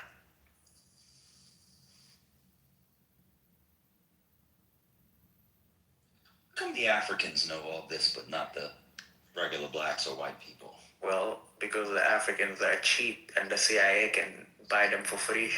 Well, that's fair. All I gotta do is give you some palm wine and some alcohol. Not palm wine. Oh, man. Hey, First Aid, how you doing? CNN reports that Iran has laid dozens of mines already and hundreds more could be laid. Yeah. It's very easy to lay them, actually. I told you I was reading about it. It kind of really is like they do it in movies. It kind of just lay them. It's very easy. Hey, very quick. How are you? I'm fine. You missed a hell of a day in the new politically correct. Patty's not here. Ooh. Oh, you missed a day today. Concrete got a segment. Yeah, Concrete got a segment. Sweet led for about 2 hours, and then You lying to me. oh yeah, it was a moment. You lying? Stop lying. No, What happened? there was a moment, a glorious moment, where you had Ambassador, Sweet, Concrete, and Jay. Who was speaking of that? I forgot. It was like 6 of them. The lies you tell. They went on for about 40 minutes. Wow. And after I got told what I was told yesterday to shut up, and I couldn't take my little 2 minutes to expose the drunk up areas, and that I was sucking Manfinity's dick, I'm done. Oh yes, Lisa told me that yesterday. I am done. I'm not moderating anybody. Like meta ding dong, or like. Well, yeah. Oh. On here in the room. You were being nice to him or something? I was. We had a conversation and all, and he was sucking his dick. I said, "Oh, that's it. I'm done. That's the last." I disrespect people. Disrespect me. I'm done with disrespect. So now what I do? I started yesterday. Is when I was speaking, people interrupt me. I just count down like they're a 3-year-old. I tell you, if I get past 1 and you're still speaking, interrupting back and forth, I'm just gonna kick you out, or I'll mute up. And I got that last night. He sent me a disquisition, which was longer than his master's thesis. Is it confusion? Sister, I'm saying. What was his name? His name was Confusion. Yeah, confusion. He sent me a master's thesis.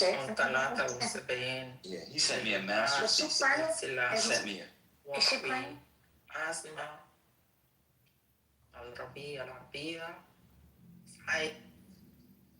Miriam. I muted her because I don't think she meant to do that. She's reading Arabic. This is another. Just read it from the website. I thought she was playing. Why would you mute her? Sorry. She didn't want her information out there. Whatever was It going was on. in Arabic. I was reading an Arabic message. Sorry. The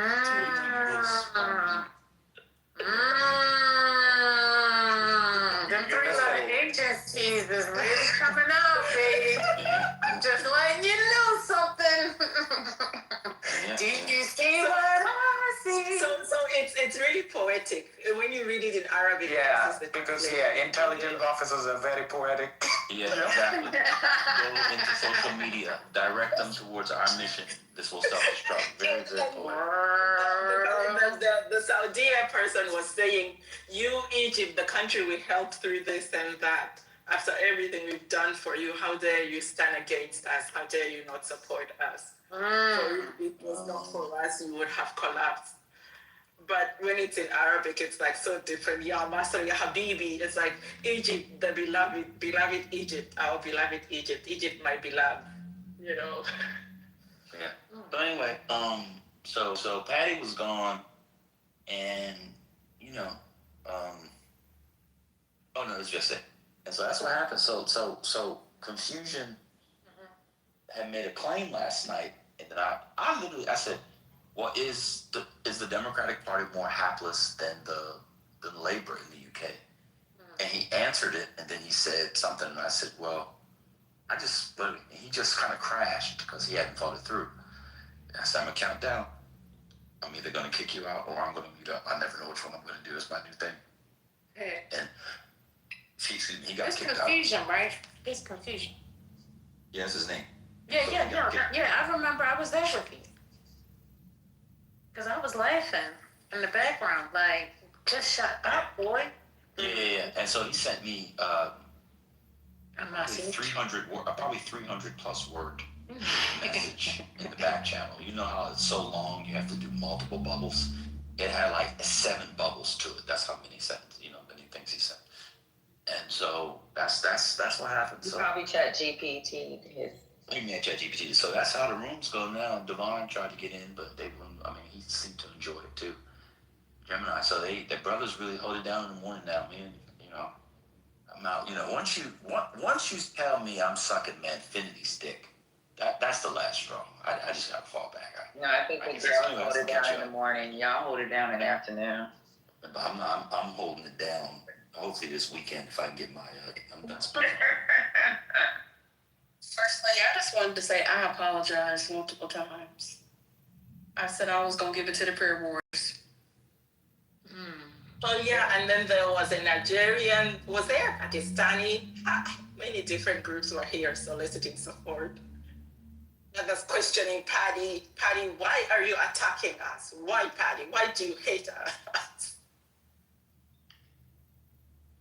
That should be crazy.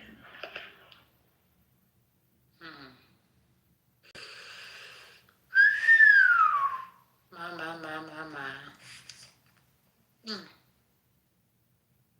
Wow. Last nerve.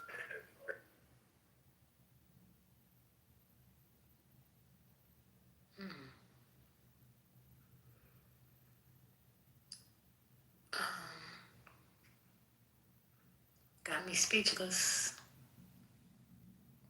But we're going to persevere. We're going to keep on pushing forward. Ain't that right? Amen. Hello? Amen. First lady. Amen. Yeah, but I think everybody will be at a certain point because we're getting tired. Because I be trying not to crash out. So I just be like, I'm about to either leave or I'm just not going to talk. Because at that point, it just be too many stupid people in the room. And I know y'all get tired of me calling people dummies or shut the fuck up. So I'm trying my best to stay on mute. Because I don't care and I don't want to hear you talk. But I know somebody else might want to hear your bullshit.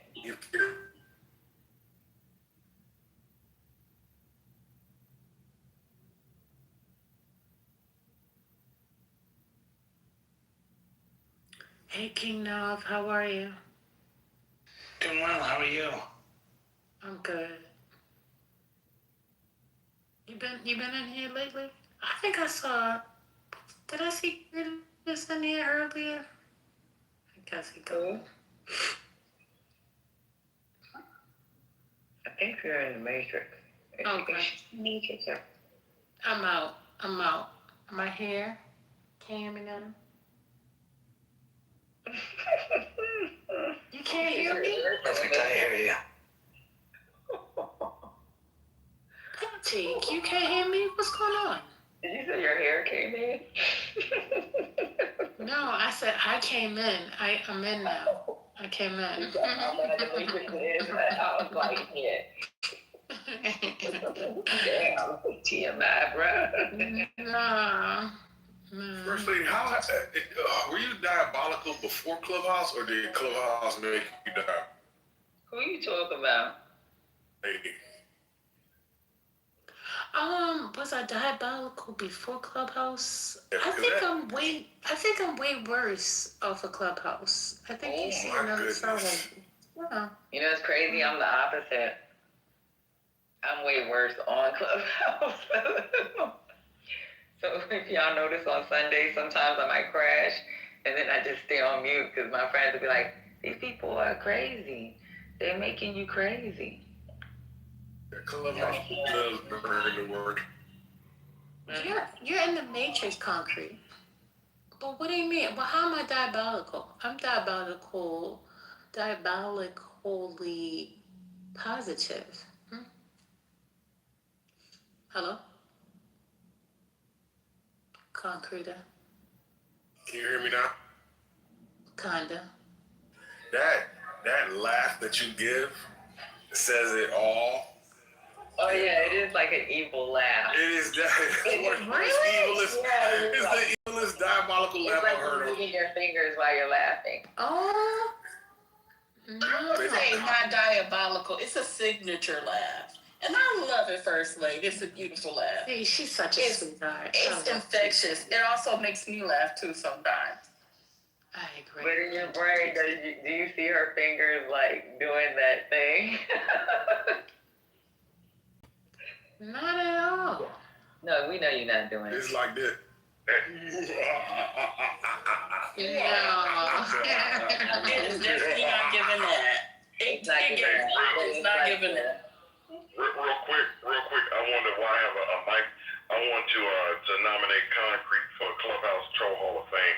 I've been doing it. I like have a movement. I've been doing it in chat, but I just want to get on stage and actually just say it so I can get people behind this, rally behind me for Concrete for Hall of Fame. Sir, I am offended. I am not a troll, sir. But I appreciate it. 100%. And I'm 100%. 100%. You don't think that you're a troll? By definition? No more than the average clubhouser. Really? Yes. Wow. Okay. So you don't think there's no separation between you and others? I don't bring nothing special to the game. The game is the game. That's not how you make the Hall of Fame, brother. You made the Hall of Fame by being the best. Are you an only child, Concrete? That's why I'm nominating you. Are you an only child, Concrete? No, I'm not the only goddamn child. What the hell? What type of black parents you know that only make one baby? I don't believe it. You act like an only child. Like you gotta be the center of attention, so. That's a fact. Oh no, that's not nice. You maybe if you're not, and I think that you said that you have sisters, but if you're not an only child, perhaps maybe you are the youngest, and then I think you said you weren't. I know. I remember you saying no because I've asked those questions So before. if he's the middle child, he didn't get enough attention. Obviously. Perhaps maybe he's not going to tell us at all. I'm the oldest. Because he wants to keep I'm the us oldest. guessing. I'm the oldest. Anyway, y'all obviously are not trained in psychoanalysis, nor do you understand He's not going to tell the personality. truth. What do you mean? I just told you. Yeah, I know you told us. But you don't told believe us the story you want us to hear. You don't believe you. Listen. I don't. Hey, Dane. How's the Starbucks club going? Everything good? That's great. Hey, Lil Uzi. Somebody crying. Cry, please. Can somebody please hear my cry? Hear my cry. Hear my cry. Can someone please hear my cry? God is always listening. He hears your cry. He hears your humble plea. He will never allow any of your tears go to waste. Every tear shall be answered.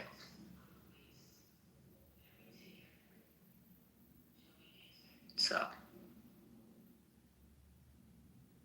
okay, you're from Nigeria. We have some Nigerians. You come up here begging for. Never mind. She was on page earlier. Okay.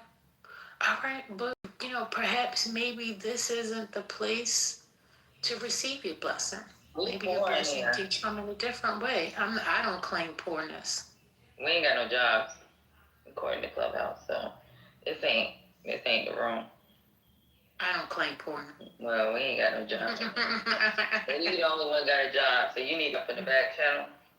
No. Un momento. I don't work. Neoliberal only marinates food. He was chasing some food the other day that banned got loud and made the food run away. Oh my word. Y'all just been showing out. They ain't got no work over here.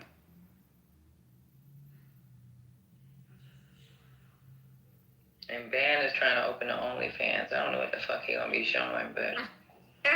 Girl, shut up. Abby already hit me in the back channel. Just so y'all should check your back channels. You already been hit, probably. Oh, who's trying to open up a OnlyFans? I mean, I already have one. Y'all want my link? I'll send it to you. Van. You got one? Van trying to open one. Look at her. You got one? What's the phone number? I'm going to put on his. Last I heard, he was bald head. I don't have. Oh my God, Marion. Oh God.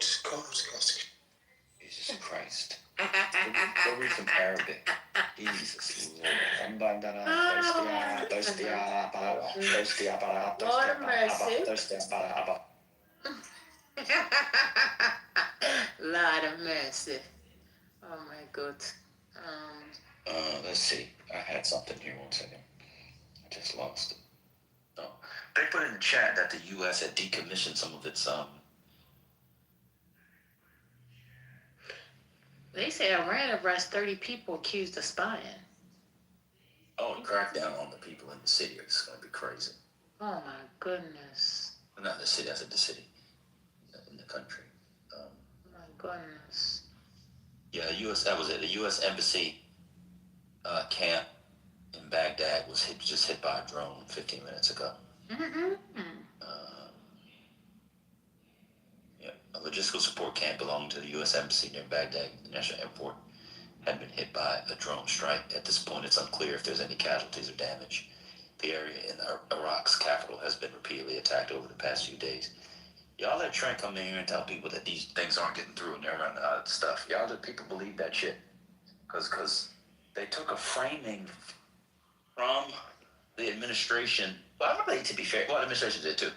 People online and in the mainstream media, which was really bizarre. You talk about this. It's very strange. So you have a day of war and somebody shoots off a lot of stuff. And then the amount of stuff they shoot down goes down. And then people suggest, that means that they're not hitting. They're running out of stuff. And I think, why do you take what somebody does as the baseline? It just doesn't. That's just so that means they're 9% less because there's 9%. Maybe there was a reason why they did that. They had that barrage and wanted to knock out a bunch of interceptors, or to see how the interceptors work, or to go toward the radars, or to understand. There was all types of reasons. By definition, they're running out of munitions because if you have 10, if you have 1,000 and you use one, you have 999. So just definitionally, you have fewer of them. That's also clear for the interceptors. It's just really strange. The strikes are down 90%. Yeah, but interception rates are down by your own accounts, and hits are up. Exactly the way they planned it to be. What do I know? I'm just a dummy who waits for my opinion to get into. Why do you keep calling that man name though? But that's what I was told yesterday, so I gotta take care of business. I'm done speaking. Oh God. First lady, you got me out with a 1 second.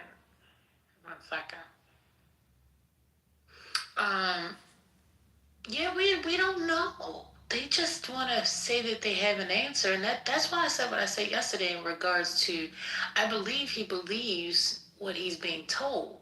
So then he just comes back and he reports it. But he struggles with the alternative thinking, and he fights against it.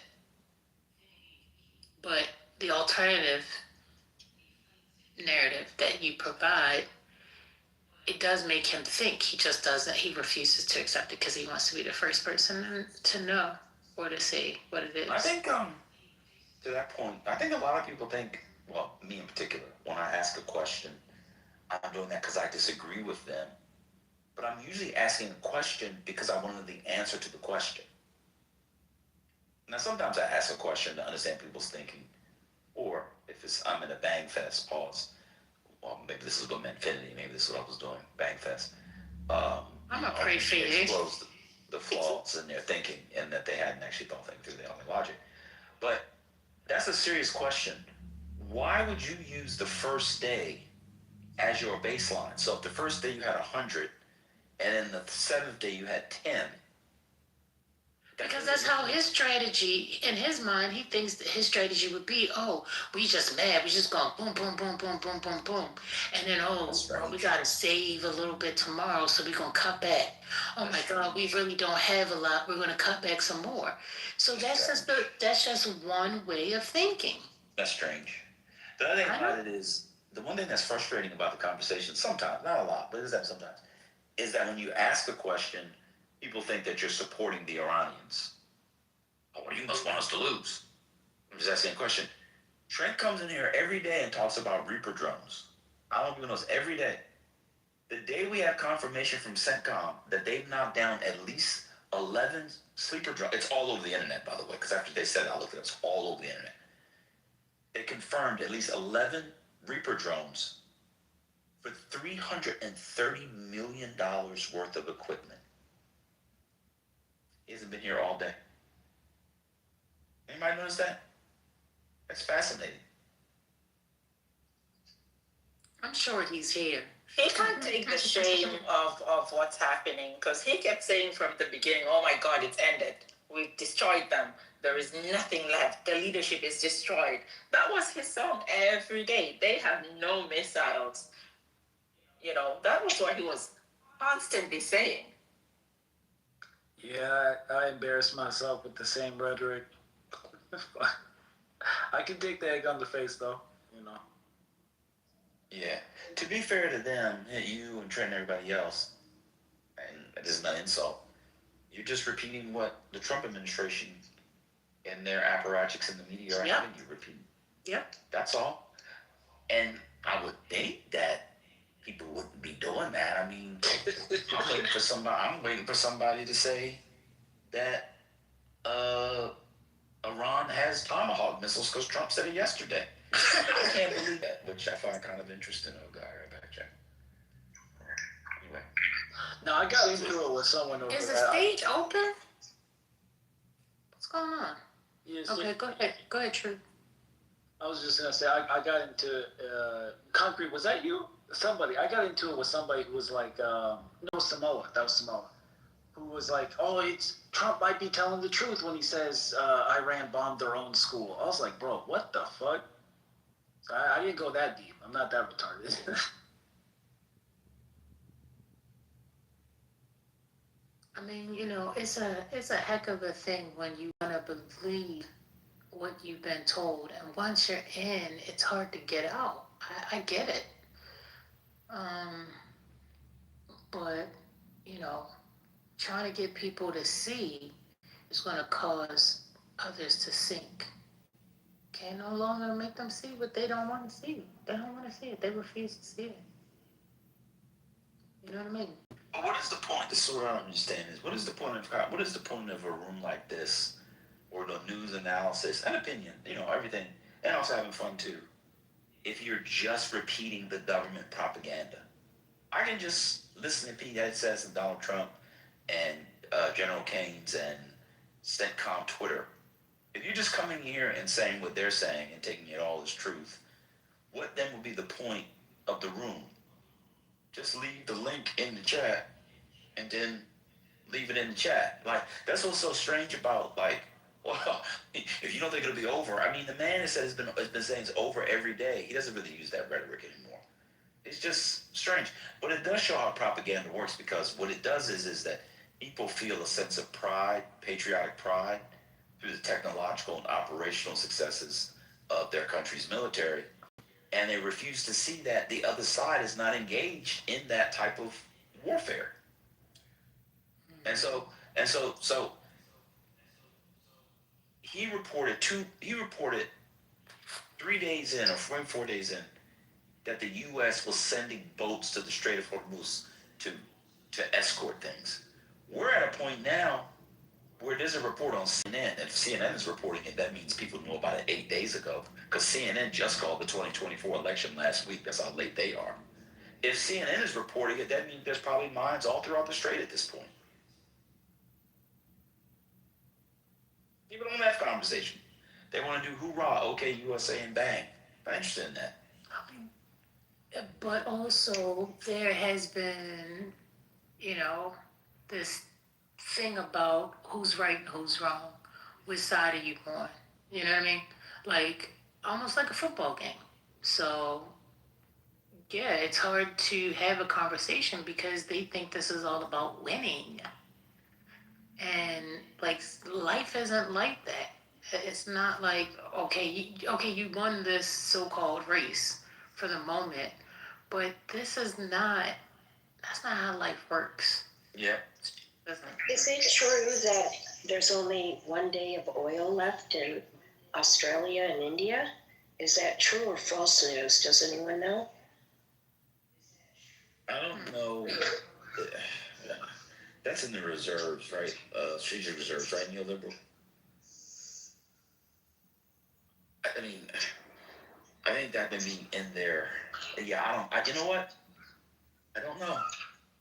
And is it true or false news that China's come in and that the Middle East is going to be called the New Asia? Is that true or false? Yeah. How you're asking the question is a little strange because you're saying, is it true? Or false? Well, I'm on X a lot. Isn't the Middle East and Asia? It's going to be called Narnia. I'm on X a lot, and one person was talking about, how China has already positioned, and does anybody have any info on that? Position to do what? I don't know. You're freaking me out, man. What is this name? How do you say it? I have a recommendation. That you might want to stay off of X, because X is like it'll rot your brain. Or don't take, if you're gonna look at stuff on X, like go cooperate in other sources. I spent 25 years. Word of advice to the team: D-N-E. You spent 25 years in the UN. I agree. I know this. 1000% agree. Okay, Monica, go ahead. Whatever you need. D-N-E. Okay. That's Friday senses. Can we entertain ourselves? She left because certain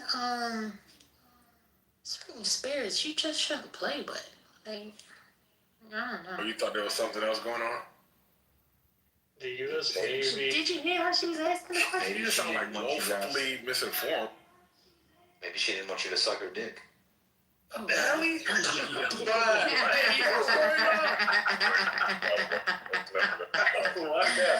Don't encourage your friends. Why? No. So I put a link in chat. This is per the Times of India.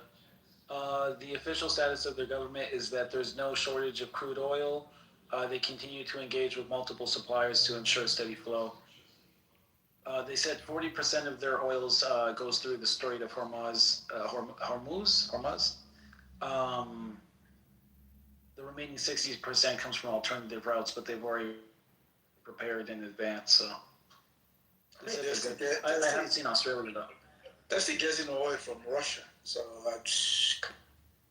yeah, but the Russian oil is coming through the Strait of Hormuz. That's why it's relevant. The Russian oil is coming through the Strait of Hormuz. What's going on, bro? Isn't that?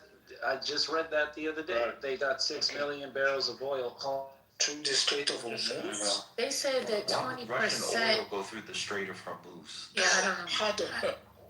But they said only 20% comes from up that way. What's happening? Like 4th grade geography.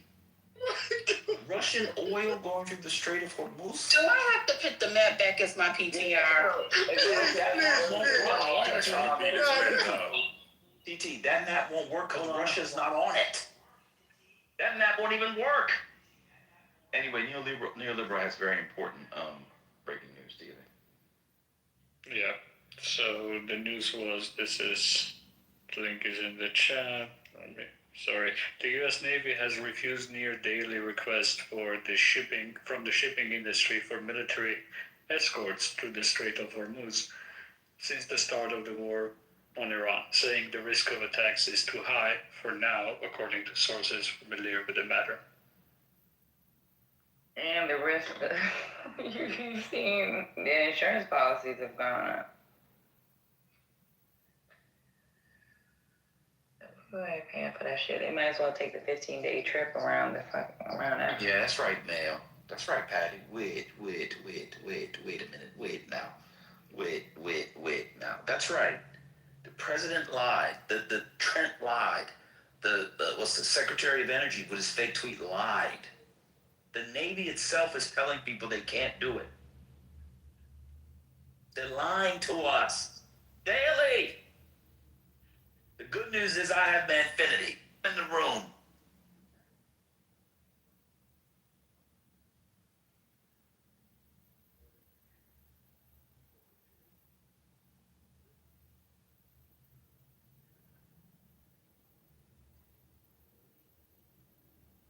Oh, wow. Wait a minute, y'all.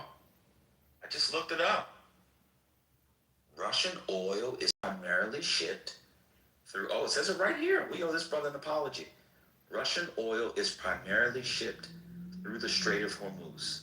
They fly it in small Ziploc bags to Houston to be refined. It goes to Europe where the chips become crisps, and then it ends up in the Middle East. It's right here on AI. It's great. Oh my God, it says right here, names. The FedEx tracking number. But Sharon Lake is not true. Don't take the big truth. Well, no, I mean, it's whatever. I misspoke. I meant to say there was oil sitting on tankers in the strait that they paid for. That's what I read from a Reuters article yesterday. I literally quoted it. They bought 6 million barrels with the waiver that the United States gave them. Dude, that shit was moving without a waiver. What's going on? Why do y'all think that sanctions from the United States apply to other countries? What's going on? I hear you. My point was just. So why would the Russians get oil from the Strait of He was mistaken, brother. What are you belaboring the point for? Goddamn. Check this out, bro. Just because the United States has sanctions on a country doesn't necessarily mean another country fucking it. I'm just reporting what the article said. I got you, but wait, let's just be honest. India said they do what they want to do. If they go, that shit was already going to fucking India. Y'all play too much. Well, anyway, with the mining of the strait, I'm sure the risk for the Navy has decreased comparatively. If they're refusing escorts before the mining, I'm sure now they're gonna escort it. So the U.S. refused to escort the ships through the Strait of Hormuz? Yes, daily. It refused daily requests from shipping companies. But wasn't that what Trump was saying, was that we were going to protect you? And the Navy itself, when the shipping companies reach out to the Navy saying, please escort us, they're saying, no, we can't, it's too dangerous. Look at that. Look at that.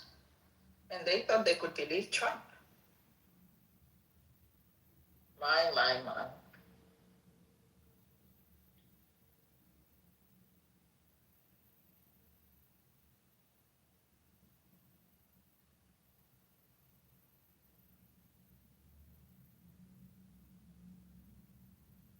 I'll say it briefly, but it's almost like the State Department escape plan from the Middle East for U.S. citizens. People are still starved, unfortunately.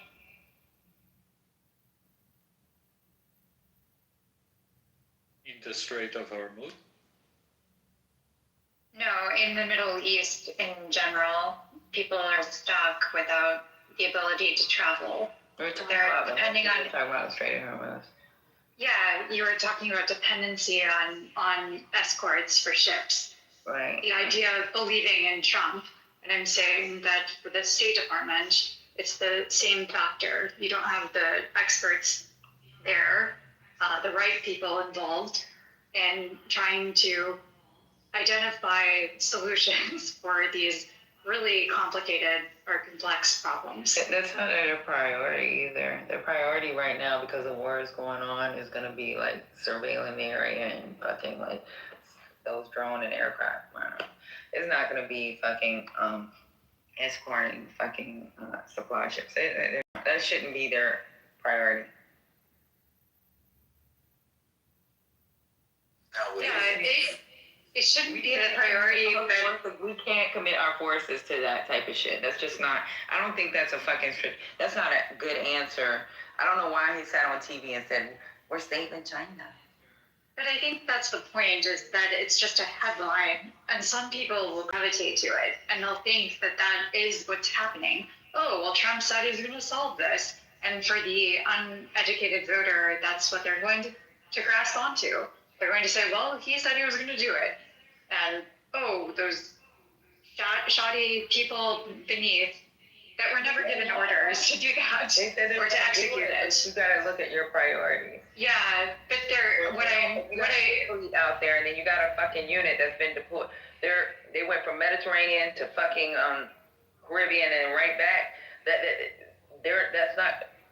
I'm just stating we're in a state of propaganda where the headline is what matters more than the actual substance or the executive action that would take place. If it were actually if this were something that would take place, there would be so many individuals that would be involved in executing the orders. There are no orders given, is my point. Like, this is just a headline. It's the same way that Marco Rubio can go on TV and say, yes, we're doing everything we can to help American citizens, yet American citizens are still sitting in hotels in Dubai, stranded and can't get out.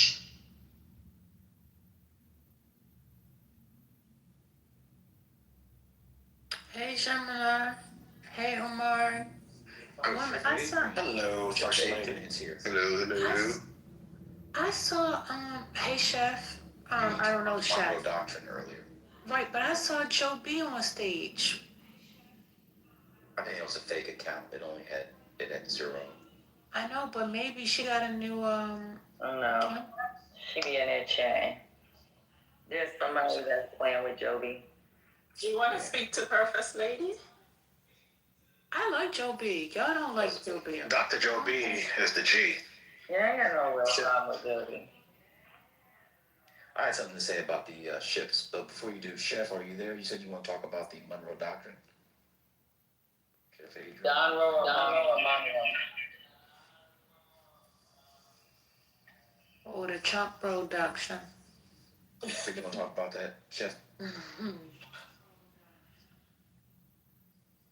Chef, are you cooking up something? Somebody send it. Isn't working. Okay. Somebody send him a cook. Hey, Chef, go out and then come back in the room. I'll inbox you in your message. We need to talk about the patty road doctrine. We're gonna talk about your mama's doctor. Damn. Why did I talk about my mom? Damn, man. Hi, everybody. Can I just ask a clarifying question real quickly? Is that okay? Was that Miss Katrina, the Ukrainian model? Wait. Hey, hey, Katrina, good to see you. Who's this NEEGL? I like to come up. NEEGL says he's a meteorologist.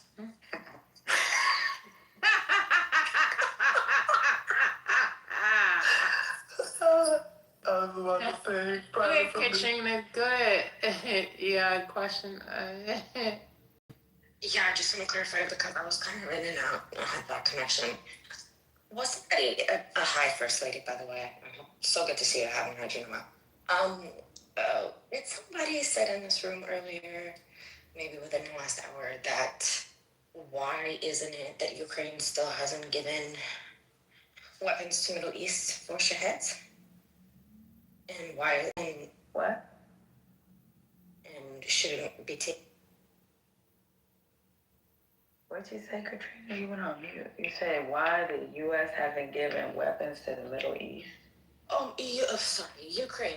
Somebody said, did somebody say in this room, asking a liberal if, why is it that Ukraine still hasn't given, or it's taking so long for Ukraine to give the anti-Shahed drones, to Do they have to Germany and give stuff like drones that? or do they have to give training?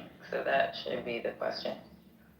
Well, I'm asking if that question was Yes, correct. that Because I was just the want to question. confirm I heard it correctly. That's all. We need training, Katrina. We don't need no damn drones. Shit, they spending what? Millions of dollars on fucking drones and millions of dollars on we need training on how to fight off $20,000 to $50,000 drones. That's what the fuck they need training on. Well, it's just to me, again, the reason why I'm confirming is because, again, that person sounded like it was almost like Ukraine is supposed to do this and they're supposed to do chop time. And how come Ukraine still hasn't gotten the weapons? That's how it came across, and that's why I'm just confirming, because that was just weird. You a dummy. When you hear dumb shit like that, just say, shut up, dummy. You don't know what you... Is the red Teletubby called Tinky Winky? No, that's Poe. Obviously, you didn't grow up with the Tinkies and the Poe, and I grew up with those. I know him. He's Poe. He's the shorter one with the shorter antenna. So that just tells you who Ben is. Yeah, the short antenna. All my life been Poe. Boo, boo. Don't want those fruits out of her, nigga. Man, Patty, that was crazy. Anyway, Ben, I'd like a sidebar when you have time. Well, just ping me into a private. You're not friends. Yeah, the short antenna. Exactly. Just ping me into a private. Don't get in trouble like I did, Ben. Ben, you gotta add me back. Yeah, as soon as I do. What the hell? What's going on? I want to talk about that. I'm going to go back to the Russian oil. You know, I hadn't put this together until Truth's geography lesson. The oil that comes up out of the north in Western Russia. Okay. I got your message. Okay, just ping me over on it. That comes out of the north in northwestern Russia, right? I think it goes around Scandinavia and comes through the Suez Canal. Say no more, please. And then it goes through the Red Sea. No, I'm saying on the way to India. That's what I'm saying, on the way to India. No, I'm being serious. You know who controls that strait? We talked about them yesterday. The Houthis. Isn't that the one? Yeah, that's the one, right? It goes around Spain. Yes, it goes around Spain, comes up the Suez Canal, comes down to the Red Sea. It doesn't go straight from the wrong. What is that called? The Mandab? The Houthis remain an ace in the hole. Eddie, I told you, I saw them at Starbucks and they're for that telegram. They're waiting for that WhatsApp. They have not been activated yet. You don't understand. Yes, I saw some images of them here saying they're getting ready for this. Yeah, that's what I'm saying. And that's why, it all makes sense now. That's why Macron has to send, somebody got the jargon wrong the other day too. I think it was Trent. That's why the Red Sea is now becoming not as important as the Strait of Hormuz, but is very, very important. And it also, watch this connection.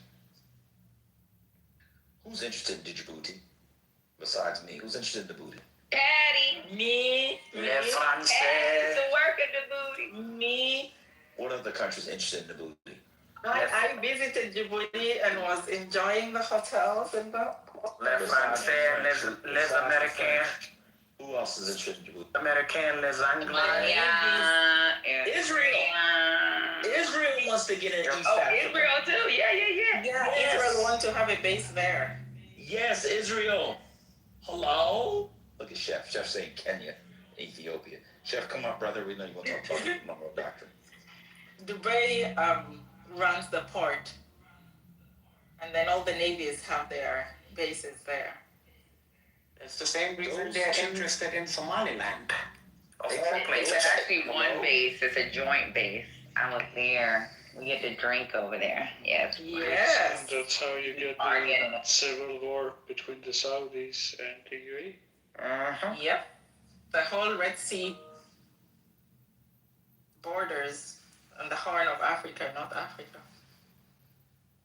Well, you remember I'd say about a month and a half ago, out of nowhere, I decided to bring up a monologue between this conflict, MBZ and MBS, and then Ben decided to get on my ass because I had gone on a tangent. I thought it was interesting, but I'm glad we're back here.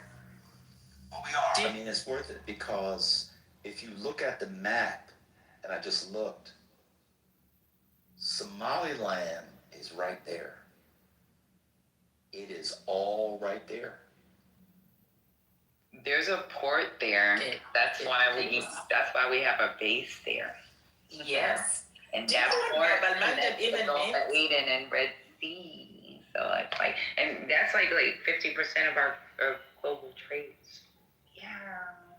Yep. Do you know what Bab el-Mandeb means? No, what?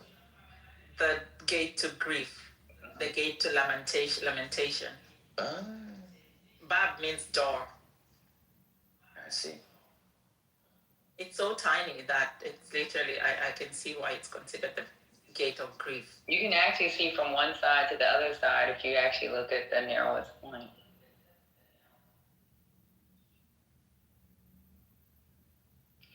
It's crazy too, because even with Hormuz, you don't even realize that 20 miles is far. But even with that strait, there's 10, it's not even 10, it's so many miles on one side for exiting traffic, so many miles inside, that for I got entering. breaking news. This is major news, Patty. I'm sorry to cut you off. Okay. This is domestic politics news. You remember the guy that got the money for the ads from the DHS that got Christine on fire? Essentially, it was her spokesman's husband. Jason McLaughlin? He is under congressional investigation now. Oh, these motherfuckers are going to jail. I told you. Wouldn't that get Trump and, well, not Trump, he's the president, but wouldn't that get Christie and? Yeah, she has to get a pardon. Otherwise, that's why her getting fired was the best thing. So her attorneys have more time before the trial. The husband of former Homeland Security spokesman Tricia McLaughlin is under investigation over a campaign ad that heavily featured Secretary Christie Noem. Oh boy. She better pull a Monica Lewinsky. She's staying in trouble. Imagine a Democratic DOJ with the proper incentive to go after Trump people. She might be better off. They might be better off being prosecuted under this one and hoping they get a more lenient sentence than waiting for the Democrats to come in. That might be my plan. Chef, are you there? Because I'm not there for you. Hear me?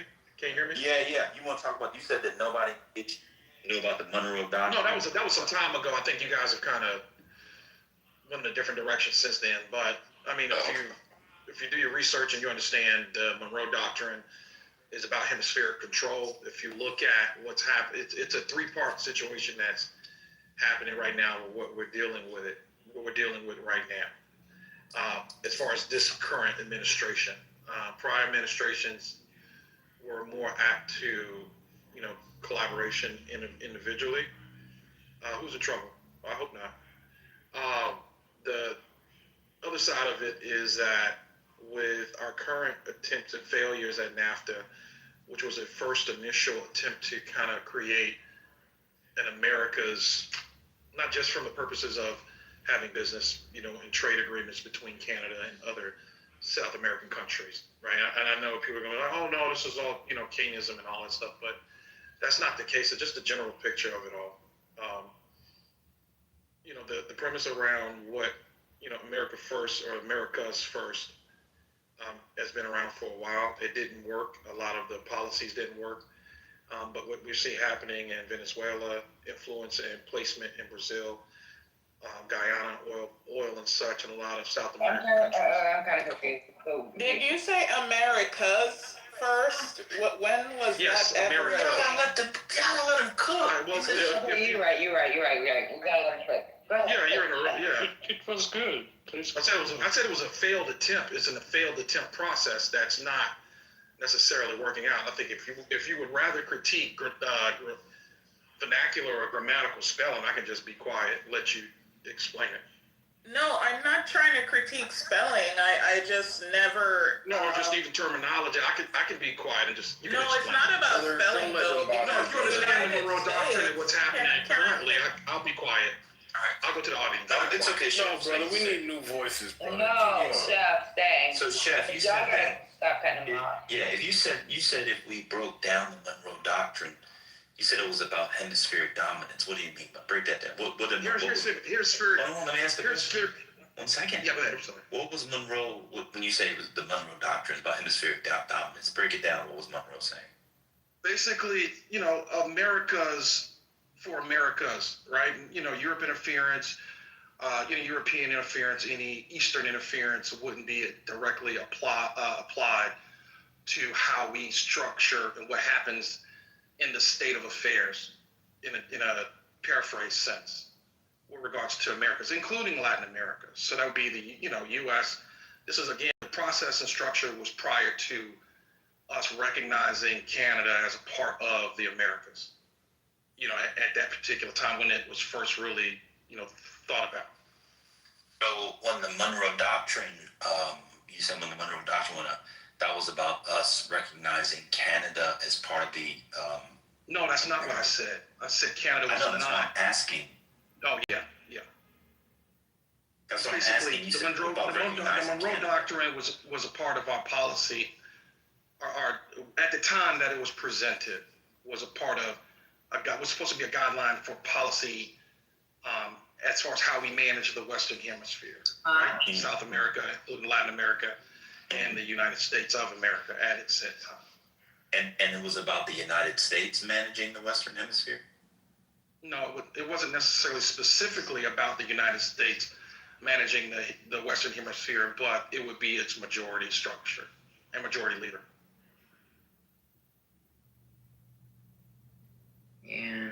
No. So you didn't read it, or you don't understand it? Well, because somebody's saying no. Because it was written in 1904, initially presented in 1804. 1 second.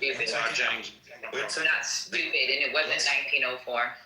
The original purpose was back in the 1800s, clown. You said the Monroe Doctrine was written in 1823. You said the Monroe Doctrine was written in 1904. I did not say it was written in 1904. Again, if you're going to get caught up, you just no, I did not. that. No, I did not say that. You said that. You asked the question. You just said I did not know your answer. here. I said it was presented in 1823. I didn't say it was created in 1904. You said first it was 1904. I didn't say, no, I did not. So what happened in 1904? You sure did. No, I did not. Yo, why you lying? It's okay if you misspoke. What's the point of lying? But I'm not misspoken. You Listen. Brother Bam. I said 1800. I wonder why we can't make no new friends. One second, look. Tell me who's in fucking charge in 1904. I haven't said much. I just been listening. You did say that, brother. Like, I'm not taking sides. You literally Yeah, said that's that. just fine. And if I misspoke, then okay. It's okay. Then send me to the group. Send me to the group for No, it's speaking okay. about It's what's okay. happening. No, it's okay. No, send me to the group what's happening as far as what's happening now. James Just as it relates to It's okay. What was that? It's okay. Yeah. It's okay. We just don't want you to lie. So, all right, 1904. No, I'm not lying. That's not a lie. You would have been like 130 No, the years lie old. was when you said you didn't misspeak. That's fine. Don't worry about it. I got it. Okay, that's right. Yeah, it's cool. Now what? So what's the point about Canada that you were making? I wasn't making a point about Canada. This was just in regards to the Monroe Doctrine. No, you said something about recognizing Canada like a minute. I did not say I said Canada was not yet recognized as a part of the Americas. When was it recognized as part of the? When was it recognized as part of the Americas?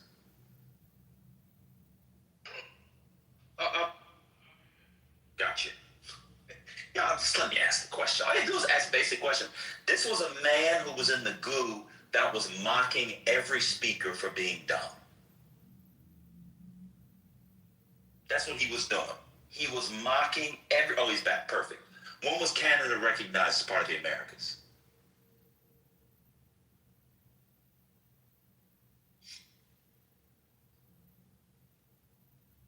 Y'all gonna make him cry in the car.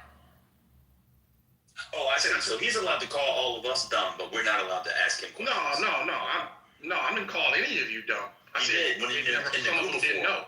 Did you know what the Monroe Doctrine was? I did. It was the 7th annual speech by James Monroe, who was the 5th president of the United States. He was the 4th of 5 presidents who would.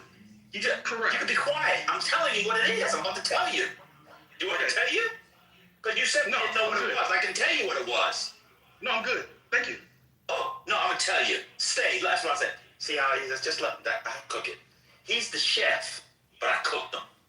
The problem is that people come in here and call people dumb all the time. And then they come up on stage and we hear them. He said people in here were too dumb to know what the Monroe Doctrine was. He called them dumb. Every time someone came up, they don't know what that is. They're dumb. But of course, for Concrete, that's okay. He can call us dumb and shit. But when we ask him a question, he crashes out. We're the bad guy. He ain't called me dumb. Oh, yes, he did. While you were talking, he was calling you dumb, too. Oh, shit. It was during your segment, Concrete. Listen. This is why we don't have new friends. You know what's crazy? He's not coming to the barbecue. We done brought up Monroe Doctrine so much. One time I had to play a 15-minute clip so that people in the room understood what Monroe Doctrine. So for this dumb motherfucker to come up on stage and try to explain something from 1904 where James Madison would have might have been, I don't even know what age he was, but if you're talking about the 1800s, he might have been 130 some odd years old. Yes, he was chopping up. He was what's the dude from Star Wars is really old. Yeah, he was long dead by 1904. Like, the fuck is going on here? Hopefully he just confused the Roosevelt corollary to the Monroe. Stop trying to be nice to me on and there you go. I knew that's exactly what I knew. There you go. Y'all not trained, y'all. They're not training the Soviets right now. I'm just trolling you. He's taking them lady lessons. That's nasty word. Maybe, man. I love my lady, but maybe, man. Yeah, he'd have been old like Yoda. But again, you come in, you call. It was during Concrete segment, and Sweet. They were talking. He was calling them dumb. They should shut up. They don't know what they're talking about. They're too dumb to know what the Monroe Doctrine is and all the other stuff they was talking about. That's what he was talking. Finally got to hear him. Well, he's not wrong. You're too dumb to know what the Monroe Doctrine is? That was a joke, brother. That was a joke. Okay, I was just taking your joke. Going back to Babel Manda, you know who was building a bridge over that strait? Yes. Let me guess. Easy guess. Yep. Yemen to Djibouti. That's the bridge, right? I think so, yeah. Yeah, Yemen, Djibouti, yeah. Yeah, says an easy guess. That's not easy to be. Let me see.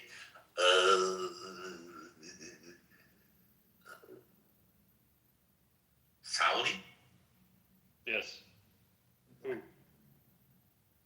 I only guessed that because didn't the original Saudis come from down there? Aren't they? Isn't that where they're originally from? Saudi, but who Saudi? Exposing my limits in public like that. I love to ask questions too. I love to say I don't know. I don't know. It's somebody that we killed. It's somebody we killed. Oh, Bin Laden's dad? Oh, brother. Oh, his dad. Yeah, brother. Oh, his brother. It was the brother. It's the brother. Yeah. That makes sense. Yeah. The daddy was a baller. I have not seen the biography of the daddy. I want to read about the daddy. The daddy was a baller. He had all kids. The daddy was a baller. You know, Osama, the mom, that baby mom's, if I recall correctly, what Osama's daddy's baby mom only had him. All the other baby moms had multiple kids. I don't want to be a Freudian or something to touch on Piaget or any of the childhood psychologists, but that might have something to do with Osama a little bit. I'm not going to hold you. He was always an outcast because everybody else, the baby moms, had lots of kids.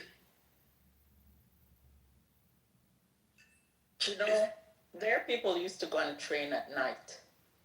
Like, they will get out to go and train at night, not during the day. In the countries they were being harbored.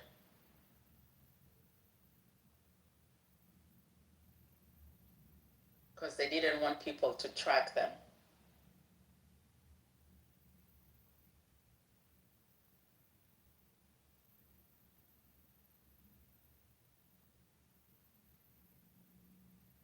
Did France launch the ship? Did launch the Charles de Gaulle or no? Any update on that?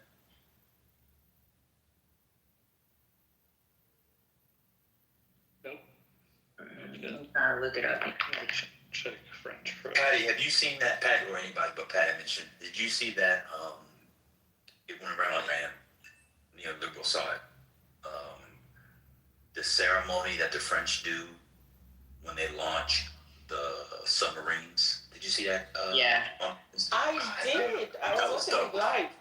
That was dope. Yeah. Oh my goodness. I was watching That's why it Trump live. wanted to have this goddamn parade. Yes, that was so dope. Yeah. And the song they were singing and everything. Yeah, that was great. That was great. Macron felt like he was the leader. He is the leader. He was Napoleon the Fourth. Yes. You know what? We be sleeping on the French, man, but the France is a motherfucking beast, bro. The French. They don't be checking Europe. Oh, for sure. Well, I was gonna say the French propped up an Austrian emperor of Mexico for like 5 years. They used to date when they want to be on. They do it. Now they eventually lost, and he was shot to death. But they did do it for a while. It's pretty baller.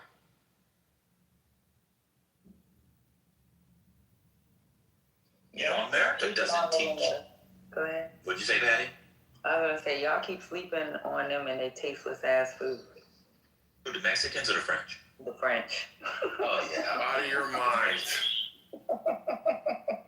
You ever had steak au pois, Patty? I don't know. It's delicious. Yeah, man. But everything that I've ever ate. I came up here to crash. Cappuccino au Listen, brother. Patty, I came up to crash on this comment that you said. It's so good. Real concrete. So good. It is so good. But they don't really teach So do Mexican. you guys know that Khomeini used to live in France? Which one? Ayatollah The last one. Ruhollah. Yeah. The one that just The died? first one. So, no, The first one. Yeah, he was exiled in Egypt and then he went to France. Was it Egypt? Wasn't he exiled to Egypt? Then Yeah, he he went to was France? expelled. He spent time in Iraq and then fled to France. And France gave him refuge. Yeah, and he recorded a bunch of messages. Yes. A bunch of speeches and what do they call it? What is it in Islam? Not a sermon or homily, whatever it's called. And they sent them shits back, and they would play them on loudspeakers, and his cult grew. Yeah. The revolution was planned in France, in the countryside. Yeah, that's exactly. And then when he went back to Tehran, he was escorted, I believe, by French soldiers, if I recall correctly. I may be misremembering the history. I apologize, but I think that's what happened. I'm working in the background, but yes, you're right. With 120 journalists. I mean, can you imagine?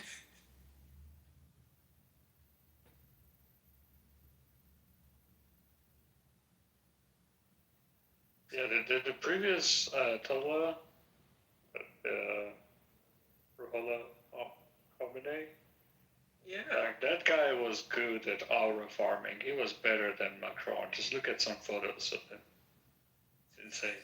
Well, I don't think that's fair because we look back at the sepia tones of the 1970s, and to us, it feels both old and new. Like, that might just be, like, if you took some Macron photos and put it through a sepia filter, you might be able to do it too. I don't know, man. I think Macron was... I think he's the leader of Europe. And I believe he's actually the leader of the free world. She doesn't speak. Just look at the old photos. So, like, there are relatively modern photos of this guy. Yes, it's a little bit sepia, but come on. No, I know. I actually did a dive. I did a shallow to mini dive, and of the images of him, like, sitting down under trees, holding court, and what he was wearing. He was. I could see how it was a real cult around him, in a way there wasn't for his successor. And I could see too how he inspired non religious zealots, like the leftists liked him, and the students liked him, and the anti-monarchy people liked him. So yeah, he was very good. He understood politics very well. But this is the problem we have now in Iran is another problem people can blame on the left. The problem is the right-wingers don't read, so they'll never get it. I'm done speaking. That's a fact, Amani. Case in point. Are we done Fact, with Amani number 2. Are we done with the Jeffrey Epstein thing? Now that we have been to war? Hold it down. Wait a minute. No, stay up, because I'm glad you said that. There's a politician in New Mexico, concrete, a Democrat, who said, did y'all see the story today? She said, it disturbed me so bad I had to go and eat some plantain chips. She said she had people, because he had some ranch out there. Oh, Nell, hold your hat. People have come up to her and said that their organs, maybe sperm, was harvested from the F stuff. I don't want to. I don't think we're going to go back there. Wait, what happened? Yeah, sperm on the bottom. Is that Stansburg, man? Stansburg? He said, hold on. He said, well, did he say that there's sperm on the farm? What happened? What did he say? He said harvested. What does that mean? Like, you harvest it? You harvest sperm? What was the conversation? Because I was trying to reply to my team. He was talking about Epstein trials. Concrete asked the question. Now that this war's in session, have you forgotten? Yeah, he told me to go to sleep. What the hell? I said, go. No, but before that, we were talking about. Okay, Dan's back, so he can explain himself. Go ahead, Dan. My internet went out. New Mexico, hold on. Zorro Ranch in New Mexico, Epstein home. I don't know much more than that. A New Mexico state rep claimed on Tuesday. Yeah, you're good. You're good. I'm in the back of my house. I'm sorry. I gotta get one of those. I got those internet. Get the nest. You got the nest? Yes, you're drowning. Go back wherever you were. Let me tell you something. My house one of the houses I have is over 5,000 square feet. I had to get double. So you, depending on how big your house is, I think the nest was the best for me. If you're speaking, we lost you, man. We lost you. Go back to the front of the house. And people would be buying one system out of Best Buy because somebody went and sold something to them. You gotta get a double.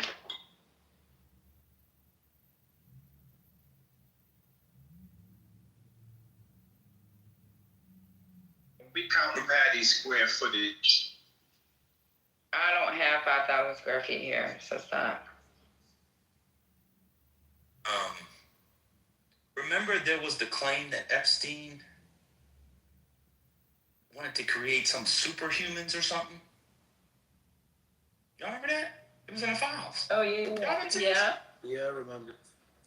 Yeah, so there you go. You on the harvesting. Go back. Lost you. What you said there was a representative, a Democrat, and then we lost you. Oh, it said that a quote. They had sex organs and sperm harvested from their bodies and woke up around medical equipment, not knowing where they were or what happened to them. But wait. Lord, we can hear you. When it comes to Epstein, isn't that what Elon's doing? He only wants to fuck intelligent women that look a little decent. He's trying to create people. Yeah, but I think he's doing it through sex. But I think Epstein. Epstein. Yeah, but Epstein was the same too. Like get a bunch of women pregnant. No, but he took out sex organs. Like he took out the box, urethras. Y'all heard of George Church? He was that guy, some shit. He was some dude from Harvard. I know it's been referenced with Elon. The guy that wanted to buy black women eggs, he was like, you would get a lot of money for those eggs. Oh. He even offered to buy their period blood. Mine for sale. Mine's still good. What the hell?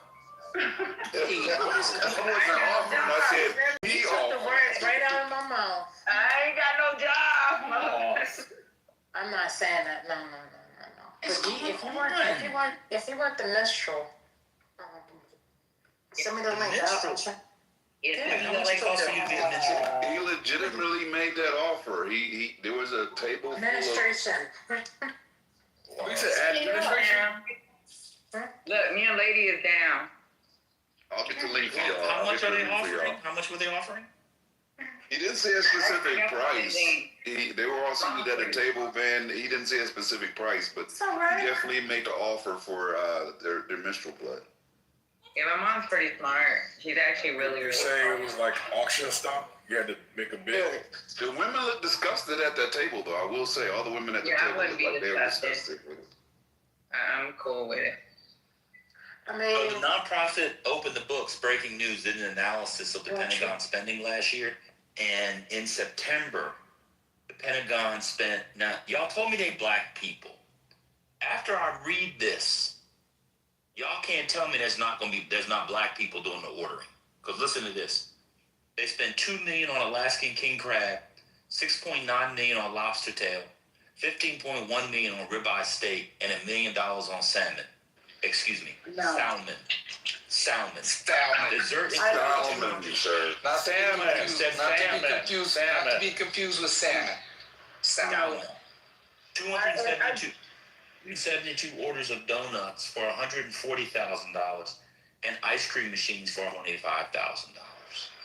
No, I don't. That doesn't sound black. The Pentagon spent in September on food. If you said that our is a total sale, I would agree.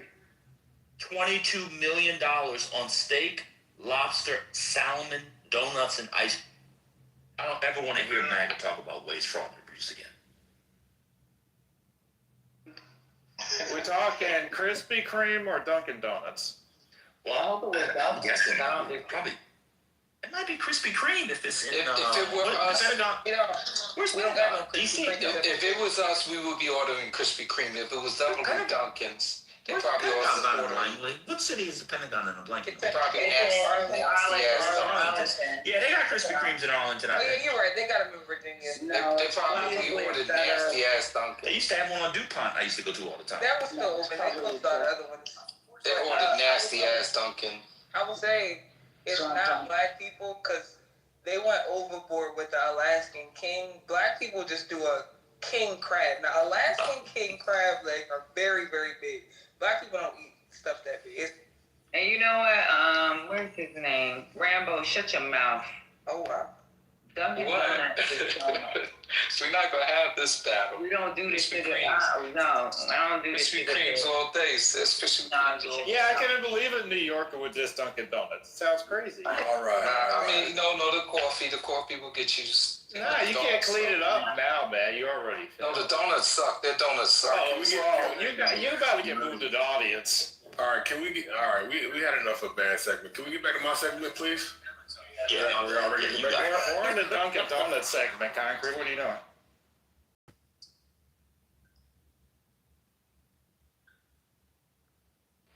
Wait, did any of you guys see the Man with 1,000 Kids documentary on Netflix? It's literally about sperm donation. Yeah, I saw that. And this guy was like a Viking type person, and it became a problem because they said he broke the agreement and donated sperm to about 150 children in this small, like, Netherlands community. So now he's like a Viking type, you know, he's got the long blonde hair, like that kind of thing. So when the mothers look through the book to be like, oh, I want this guy, the problem is now all the parents are worried that the kids in the small town are going to end up meeting each other and then having kids of their own, and then they're going to be fucked up. But the more fucked up part about this is that this guy went to Mexico, he went to Kenya, he went to Australia, and donated his sperm all over the place because he wanted to donate his, like, white supremacist sperm all over the world. That's all. Yeah, I saw that last year. I mean, like, I don't know. I think they do that in Oklahoma too, because the people in Oklahoma never mind, that's another story for another day. But yeah, I did see the documentary. Wild story. Real nasty. I didn't know they was paying that much for sperm.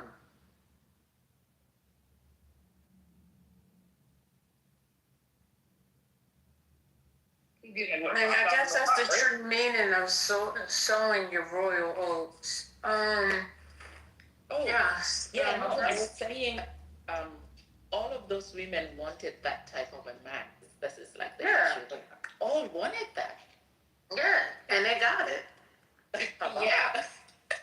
Correction, European women and women in that region wanted that type of Neanderthal type. Oh no, even in Kenya.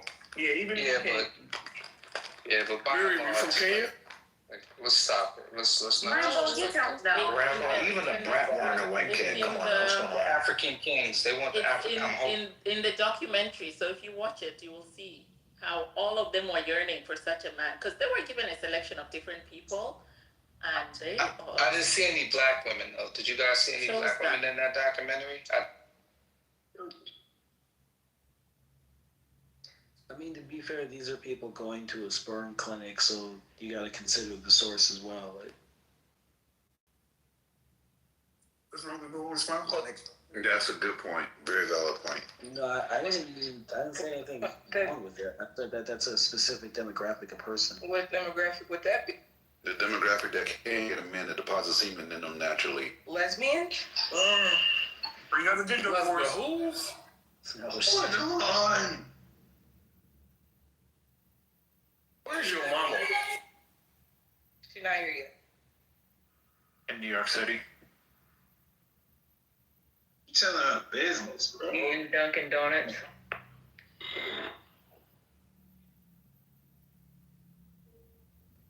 So, moving right along. Yep. Any other news? That was a pop for me, First Lady. I heard First Lady's back at Politically Correct after a very long hiatus. Concrete, go on mute. She's only here for women's history. Where'd you hear it from? Where'd you hear it from? You said you heard, so where'd you hear it from? I don't know what. You're right. Where? I think it was on X or something. Elon Musk. Oh, that's fine. Where you made X? That's awesome. He ain't hear nothing. He just makes stuff up. He like to start stuff. You got her till March 31st, Concrete, so. You leaving nobody not go nowhere without. Yeah, she's just here for Women's History Month. Where the fuck they went? So if me and her disappear during Juneteenth to go to Bali and Dan gotta run the room, what the fuck you think is gonna happen then? Speaking about Bali, y'all hear how that crime boss had his son executed over there? You hear? Boy, be quiet. You talking about Trump? No. You said crime boss. You said crime boss. Yeah, you're right. Sorry. I mean, organized syndicate. Our country's being run. I'm sorry. Let me go back on mute. And stay on it. Every time I get my car wash at this one particular place, it attracts like these little bugs. So weird. Yeah, I told you you have to go to a professional to get your lights out.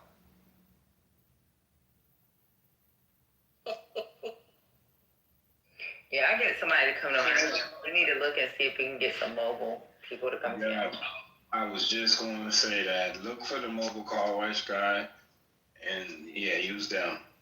Because to me, that sounds like well water, and well water is nasty, and it will attract bugs. Do any of y'all do the membership subscriptions for the car wash? I used to when I was younger. At this point, I have them come to my house. They're like everywhere. I don't trust it. Like, they're just as plentiful as like laundromats now. They're everywhere. They're everywhere. Money. I don't know if they can make that much money if they saturate it. Like every block has one. I think they kind of cannibalizing the competition. I think it's a private equity bubble where they saw a good business But I model. don't see them empty over here. It's like always uncles outside playing their music.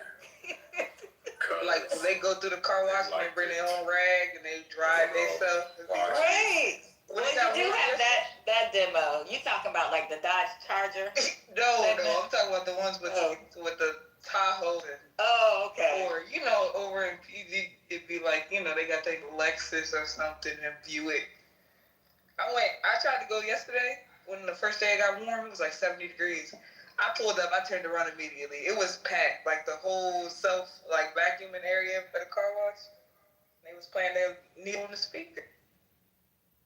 You don't like the car washes? It be lit at the car washes. No, it do be lit. It was just the line was too long. Like cars can't even fit to wait in line no more. It was too many.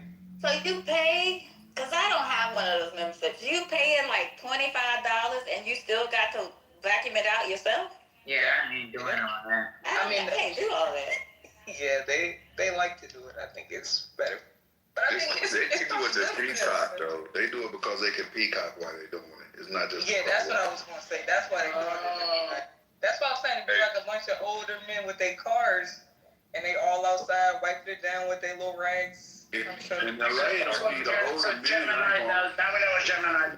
No, I'll agree with you. In LA, it's not just the older men. In LA, the car washes is lit in general. Like if you go there and somebody like LA has a big car culture in general. Like we're different than a lot of places. But then you have a decent car, then people will pull up, and a lot of people don't even wash their feet out there. Just like that's why I rely on mobile.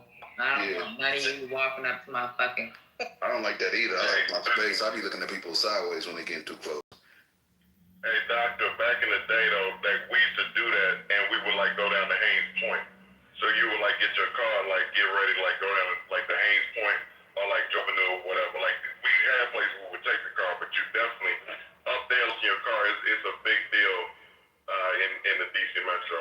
That's in LA right now. Like now y'all upgraded to slingshots, so you don't wash the car no more. Now y'all got your slingshots on U Street on Sunday. I got a slingshot. That's funny. Well, At the end of the day, like, what they do out here is they'll like everybody meet up at the car wash, and then they'll go to like Venice Beach, Santa Monica Beach, or downtown Hollywood Boulevard, and then line the cars up and down the boulevard and party. Like that's normal shit. I mean, if you got something worth talking about, you know. Where the women are, there shall we be. So that's exactly like exactly. What is a slingshot? It's a like three-wheeler. The uncle's version of a go-kart that you can ride. Okay, that's what you're talking about. That's the best description I heard of I was it. gonna buy one when I was in Hawaii. I was gonna buy one. They're not that expensive. No, they're not. They're like 30, 40. What's that song he plays? You make me happy. Yeah, they're fun, but But they always got the music blasting. Exactly.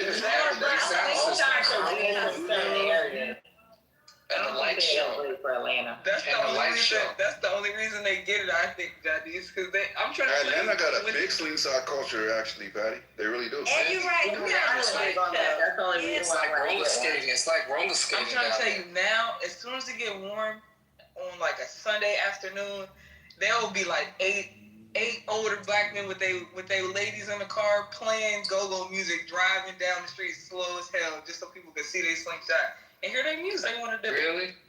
Yeah, or they'll be in like going to the cigar lounge and they pull up and they slingshot. They used to have meetups like 2022, 2023. They would have slingshot meetups and just hang out. Let's do off of the United States and cities. Wow, like that the United is States. so different from this colored state of ours. They don't even play music like that in the car wash. You literally go through, come out, dry your car, and leave. You wipe it and go. No, it's boring. That sounds boring as shit. Yeah, it is. Play music, but I'm worried one day they're going to be like, this is just too much. So you all use it as a utility, not as like an experience, as like entertainment. You use it as an entertainment, because in South Africa, like car wash, booty shorts, you name it, clean, music, DJ. There's a whole DJ at the car wash, and there's a barbecue right next to it. I have a question. Does Detroit do slingshots, or do they just do the old school cars? Because I know they have a heavy old school car kind of thing going on. 8500. Do they even do slingshots in Detroit? Like they do like in New York, Philly, LA? Do they do that in like Detroit? I Is don't know. Brian here? He would know. Oh, he said yes. Oh, Yes, they do. Yeah, Detroit old school car shows are banging. Shout out to Detroit. Question for Detroit, since you got on that, Rambo, is what is that? Oh my God, I can't think of the name. Belle Isle, is that still a thing? Oh, yes. It will never not be a thing. They actually, Okay, that was that used to be the spot back in the day. That was like Haynes Point, but that was man, it was easy work out there. That was nice. so they had a slide at Belle Isle that went viral because they reopened it, and like they had to change like the pitch of the slide because people were like flying down and like knocking people out at the bottom. It was hilarious. Well, nobody really got hurt too bad.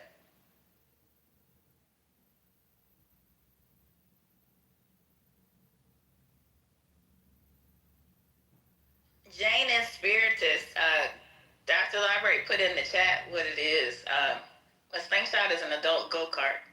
They'll see one. Well, that's her. That's what she's calling it. So I still have scars on my butt from the Belle Isle slide from when I was younger.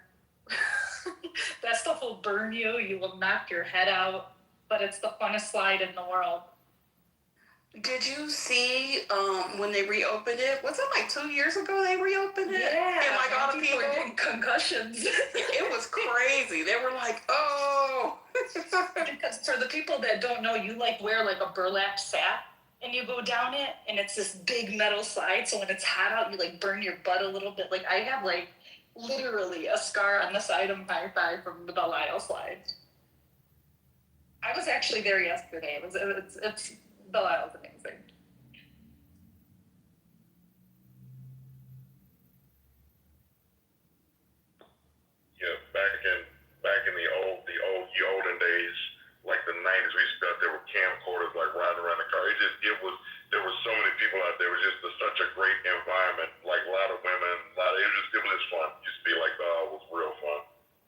of the zoo with the sad little lion? So I didn't live in that area. So like I was in the DC area, but one of my best friends lived in Michigan. I used to like fly up there, and I used to go to a club called The Vault, and we'd go to Belle Isle. But it was like this, like maybe say like early '90s or whatever. And I didn't really do a lot out there other than just like sort of like the drive around thing in the cars and just like sort of that whole scene. That's what I was pretty much doing at Belle Isle. Belle Isle, the barbecues, and like we used to even swim in the Detroit River like constantly, not knowing what was in there.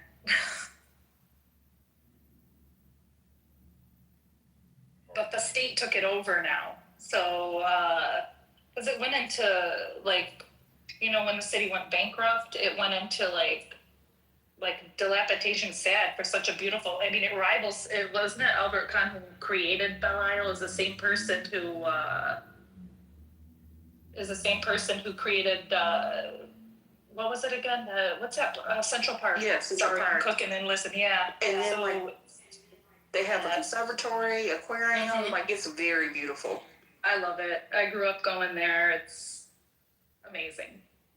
Yeah, Detroit has amazing architecture, like a lot of like old like mansions, so much because there was so much wealth there. But Detroit was beautiful. It just, you know, the dilapidation was like horrible. But there literally are some amazing just homes and just buildings and just a lot of, you know, like beautiful things to look at in Detroit. Hey, good evening, everybody. I thought I would join in since y'all were talking about my city. I live right across from Belle Isle. I can look out my window and see it, man. Detroit is wonderful, man. Y'all sleep on my city. Rivertown, huh? Yep. Yep. Well, no, we're actually the Gold Coast. Oh, okay. Yes. Right. I grew up on the east side with my grandparents on Gresham Young. Gresham Young. Okay. I spent all my summers in Jefferson Chalmers, so. Yep. So let me ask you, the Gold Coast, is that where Anita Baker lived, like a community out there or whatever? Is that like where Anita Baker was? She lived in Grosse Pointe. Okay. Was that off one of the lakes off of Lake St. Clair, right. Okay. I remember like driving by there. I had an aunt that lived in like Ferndale off of like 7 Mile, I think. And then like I had like friends that lived in Southfield and like Farmington Hills. Okay, yeah, Detroit's a cool place to visit, man. Especially during the summer jazz festival or African World Festival.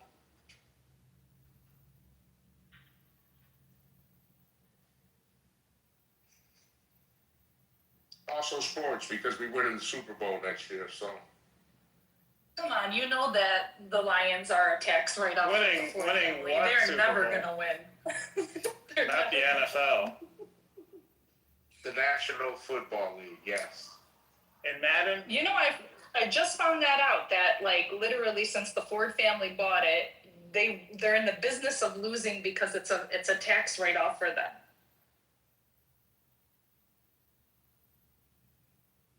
Well, it's their toy. And they pass it from family member to family member to manage, but it's like just it's like having a yacht for a very rich person. So they suppose they had that curse of Bobby Lane though, that like that just got broken when with Dan Campbell when they started kind of turning around, but they were supposed to be, you know, for all those years, there literally is a thing about that. I know there is, yeah.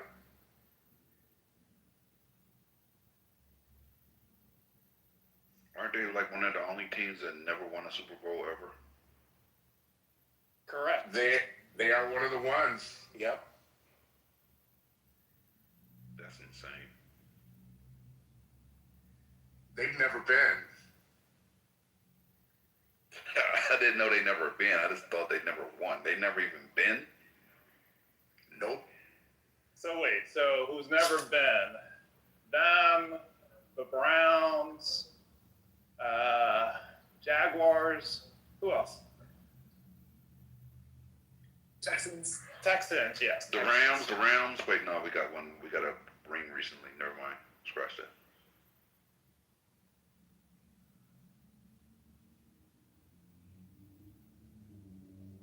Did the Redskins win long time ago? The Redskins don't. We got three. Yeah, like under Joe Gibbs, we got three different quarterbacks, whichever. Only coach. They're like 3 Super Bowl trophies with 3 different quarterbacks. So yeah, let's not get started. We can do that. Jim and I just want to say, not everybody can be a winner. So, you know, I understand. allow the people to continue to, drink. Don't get that one, They need to tailgate. They need to drink. They need something to do. Exactly. Yeah, Fish Belly is speaking it into existence. So, go Lions. Yep.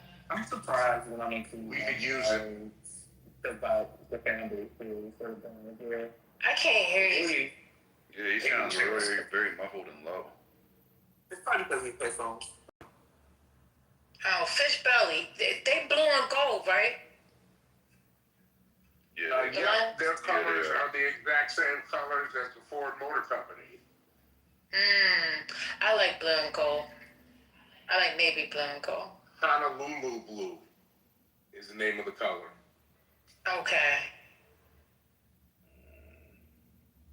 Billy, I'm not quite sure though about the offensive coordinator we got this year though. The guy from Arizona. They say he's smart. He's like a cerebral offensive coordinator. Oh, don't worry about it. Y'all be out by the second round of the playoffs. Don't worry about it. And this is why you can't tell your dreams for certain people, because they will destroy it. You see They're that? dream killers. They're dream killers.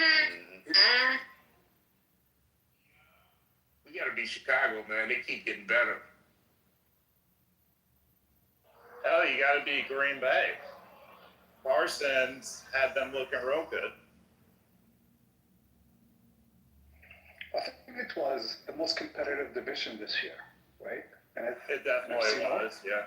Yeah. It was a tough division, man.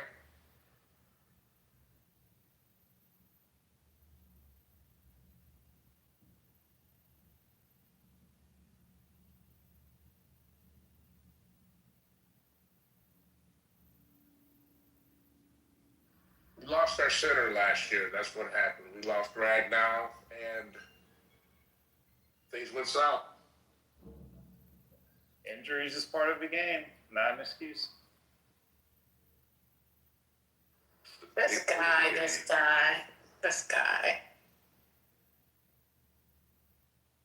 See, yo, that's why we say the NFL stands for not for fucking long. I think he added an extra S. Yeah. Still rings true. Well, if you put the not for together, Yeah, I always put the extra F in there. It's not for long, but yeah. Before is silent. Yeah. Yeah, you crazy. That's crazy as hell. Now, I want to also give the hourly reminder to CEO that Elon Musk is running an elaborate Ponzi scheme, and he will be. Oh, you really trying to set him up? Go ahead, set him up. Set him up. I'm trying to help this brother. He doesn't know that he's dealing with modern day Charlotte. Incredible. Thank you, Concrete. When the Chinese look, BYD, three words, right? And when the Chinese bring your own beer, the BYD. Hold on, I'm talking about the electric car company. Exactly. Build your own dream. Build your own dream. Thank you, sir. Yeah. When they are allowed to invade the market as they should be, your boy Elon Musk will be never gonna get it. Isn't Canada importing them now? Why are you saying you're never gonna get it? They recently just started sending. Because we're never gonna open up the auto market to the Chinese. It'd be incredibly stupid. It'd be dumb as hell. Three Chinese. The quality of their bills are way better. Way cheaper. Why are you saying that? Wait. Have you seen them? It'll kill too many jobs. You need to see some of their electric car bills, First Lady. It's ridiculous. Like high-end luxury bills for a working man price. Right. No, I remember y'all talking about it last year. So, whoa, that was serious. So y'all don't think it'll happen? Okay. America is dumb enough to allow them to infiltrate. That's why they have 100% tariff. Like, you don't pay double for them to come in. I mean, I'll give it like 27. And then you still got to alter it to meet our standards here in the United States. Elon Musk needs pressure to change his, pricing model. Why would America hold Americans hostage so that he could continue to rake us over the coals? That's not good American behavior, CEO. That's bad capitalism. Why don't you write your local congressman? I don't have to write the congressman because I understand inevitability, my good friend. You're the one hoping and wishing for our continued demise, but we're hoping for cheap EVs from China. Thank you, have a night. I will say, concrete, that Tesla still ranks number 5 in the Chinese market, but that still means there's 4 cars that are dominating it. So, I guess that's to your point. Is Tesla the number 1 non-Chinese company? Jim? He's looking for second place. Looking for a silver medal. They are. I think they're like number 3. I'll have to look though. The funny thing, he's the one who showed them how to build electric cars. They offered him, like in Shanghai, I'm not quite sure, a giga plant there, and he went there. And the Chinese by that time weren't building cars, electric cars. So they stole all his intellectual property, most likely. And that's China's specialty, man. Of course they did. Everything they manufactured over there, they redesign it and remanufacture it and upgrade it slightly and slap their own name on it. That's the name of the game. It wasn't his IP, first of all. He didn't found the company. He partnered with 2 other dudes. And then took over. So, y'all, I swear, bro. No, I agree with you. He then took over. He dominated. No, I'm just trying to continue. I'm just going to make sure he created a concrete. He created it. I'm just going to make sure I keep the gas press. He made it concrete. He made it all. He did. He has a little etch-a-sketch where he drew everything. He did. Until he liquidates his portfolio. When he was 7 years old, Gemini, this is the same thing I tried to warn you about Bitcoin, bro. I'm trying to warn him about Tesla. You don't need to warn me about Bitcoin. I'm still in the green, brother. I'm good. Yeah, Concrete, you said that it was going up. You said it was $2,600? It went up to 71,000 today, but I think it's still up, but it went down to 69. I just checked. I got in at 27 on the average, brother. I'm good. Congratulations, bro.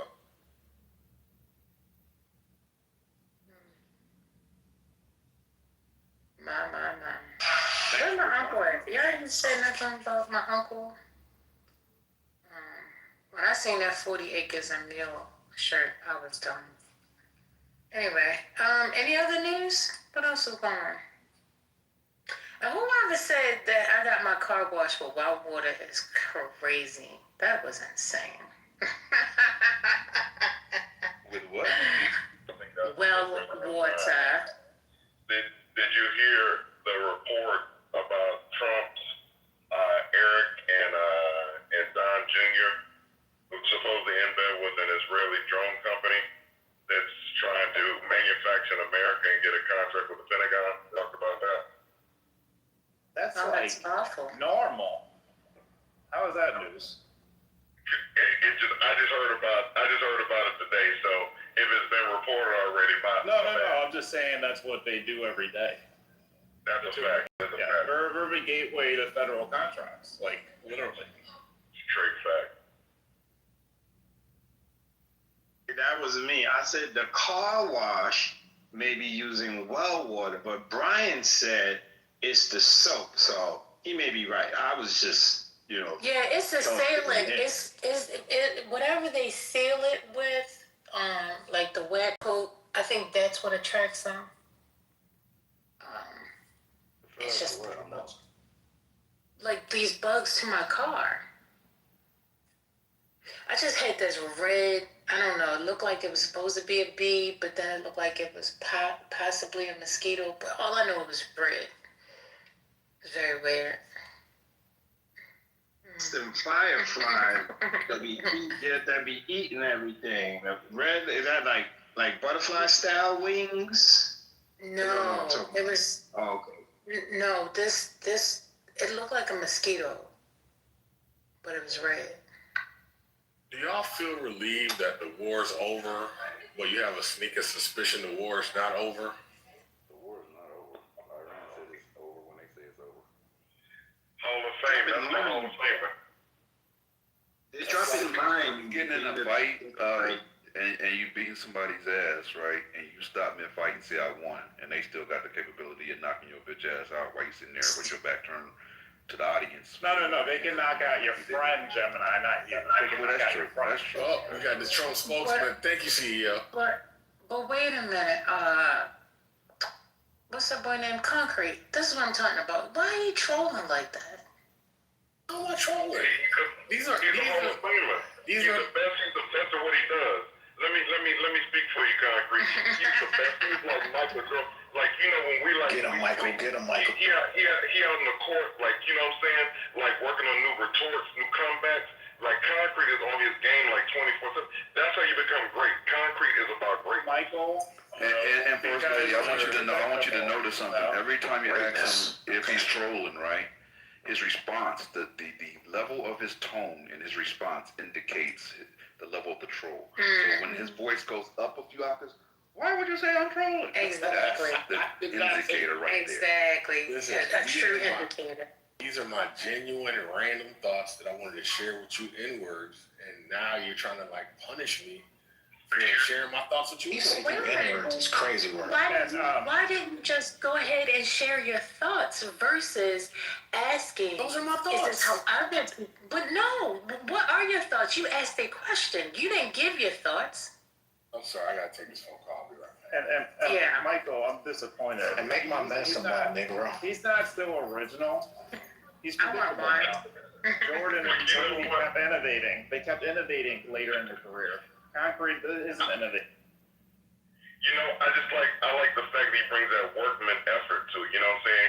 He's not innovative, but just the fact that he brings his lunch to every day and he goes that, I think it deserves, you know, some notoriety. One thing I was gonna say though to his question, do you know? So this whole thing that Trump has done, and I don't know how much play it's getting, but the fact that this thing with the Tomahawk missile and the girls' school, and the fact that we assassinated the supreme leader, his children, and now like one of his sons is in command. I don't think that this is going to go away. I just think something like, you know, we've already done enough to that region, but this is some bullshit. And I don't think that Trump is getting over. I just don't think this is going to go away. Literally, this is not going anywhere. They're really, you know, they should be. If somebody came and did that in America, you know, we would never forget it. Pearl Harbor, and we did what we did. I'm saying this shit is bad. That's all I'm gonna say. I mean, well, there's always hope. And, I mean, I don't know. We just got to see what the end's going to be. I don't want to predict that, though. I don't want to predict it either, but I'm saying how many times, because this is something that was totally senseless and didn't have to be done. There was no provocation.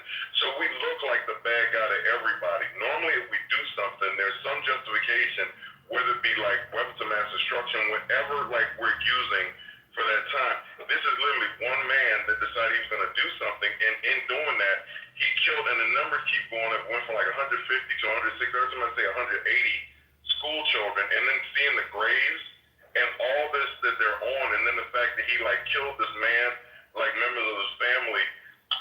I'm just saying that, like, I'm not saying I don't want anything to happen, but I'm just saying I don't think it's going. I just, you know, how can we keep doing this shit and like not getting any repercussions for it? So Well, I don't know. That's why I'll speak in the atmosphere that I do not support people dying. I agree with that 1,000%. And that's all over, right? So, and I hope that the people there will understand that not everybody has the same sentiments. I don't share They the do. same sentiments. They And that's all I can do is just put my heart out there and let people know, like, you have my sincere condolences, and if I had it my way, this wouldn't be happening. So the thing I think that we benefit from is like the fact that we do have so much like press coverage, the internet is so prevalent, just all these things like TikTok. Michael, this They whole can't thing see all of that over there. A lot better for showing the fact that it is like they're calling this the Epstein class or the Epstein regime is what they're referring to it overseas. So it's all getting tied to Trump and just all of this cabal of people. That's who it's getting tied to. It's not getting tied to the American people, basically. Michael, what surprised me yesterday in the press conference, he was saying that the imminent attack on the U.S. troops was based on feelings. Donald Trump feels there was an imminent attack, and when he got pressed on, he said Jared Kushner, Steve Witkoff, Marco Rubio, and who else? The defense secretary, I guess, are the ones that were briefing him, and he said, I had a feeling, so I had to go preemptively attack Iran. So this whole war is about feelings. It wasn't about intelligence coming from the U.S. intelligence services. So that was really stuck with me for a bit. You know what I mean? Right, and then what oh, I'm sorry, what were we going to say? Mike, I was just going to ask why he doesn't acknowledge Trump's spidey sense. Here's the thing, so exactly who Trump's spidey sense was based on. Matter of fact, that's one of the main clips from his speech yesterday that has went viral, by the way. So context clue. Now there's a thing I saw today where Netanyahu from like 2001, he's talking to like a little group of people, like it's like sitting in a house, just talking about sort of how movable the Americans are. And Netanyahu's plan has always been that. So anybody that talks about what's been going on when they talk about that, Netanyahu has always been trying to get America to attack Iran, but just nobody's been dumb enough to do it till Trump. I'm just saying that this shit is just bad, but I'm just saying that again, had we just hit military targets or hit like the oil field, I just think this thing with this girls' school and the fact that we killed their supreme leader, I just don't see this going well for Trump. I don't think it falls on the American people as much, because I think everybody knows where we are, but I think that this just, Trump, I don't know, it's just bad. It's just bad. I'll shut up. Can y'all explain to me why you're assuming that he's lying about the Tomahawk not coming from the U.S.? I'm a little confused. Oh my God, please. It's not possible. Okay. It's not possible that they could have stole a Tomahawk, used that to bomb their own school. What the hell is a video of that? Hey, concrete's not the only Hall of Fame, but that's what's up. I mean, it's a possibility. Just saying. Michael, it's Gemini's like rookie season. What are you doing? Wait, I'm trying to figure this out. You guys ain't gonna work with me? Come on. Is it true that Israel's really getting hammered? Pulse?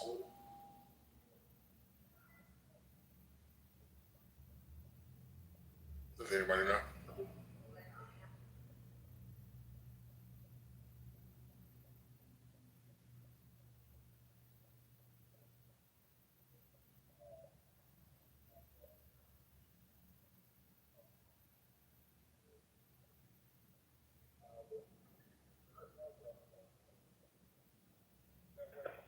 Yes, I know they are absolutely stealing Tomahawks from the U.S. military. They're highly sought after.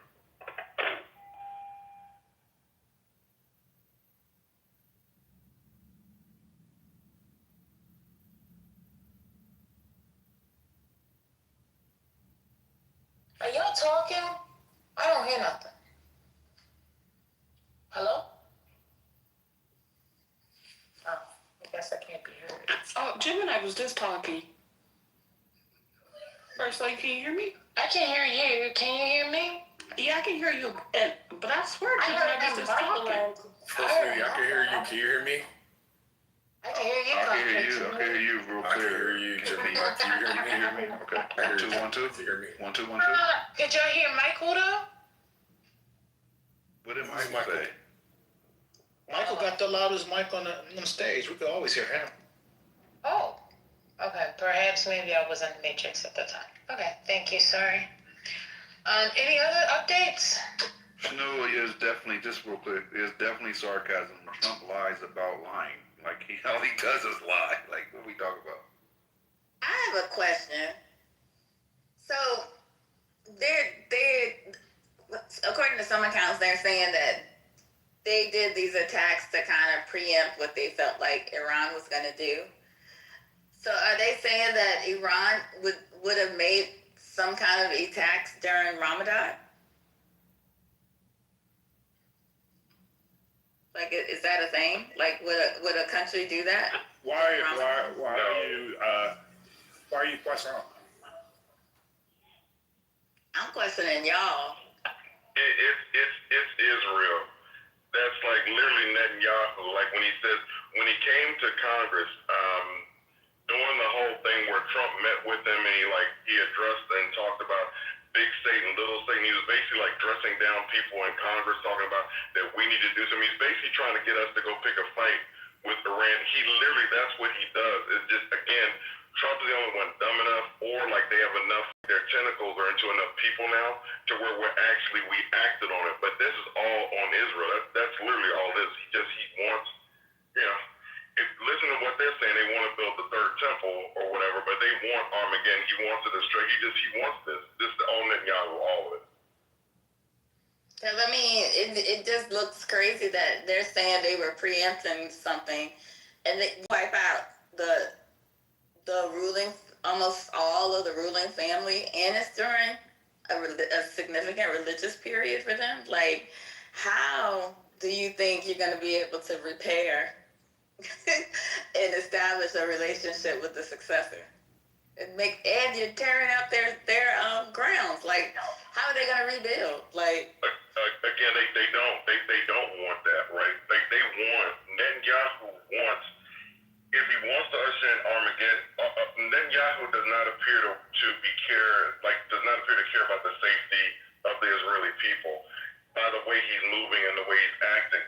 And what I was saying earlier, I saw something where like the IDF is apparently going out. There were videos of it. You can't, trust your eyes now, but they were like taking out cameras and they're just talking about that they're trying to keep information from coming out about how much damage they're sustaining because like Trent or somebody had said, like when they like shot off that first bit and then they slowed down, the Iranians are saying that they want to punish them and us. So this is like sort of they were testing like vulnerabilities in the Iron Dome, but apparently like Israel is taking like some major damage from like Iranian missiles. Just saying all that to say that Netanyahu he literally wants this. He's just been trying to pick a fight with them forever, and like I said, he tried to get President Obama to do it. Trump is just the only idiot that just actually, stepped up and just actually acted on it.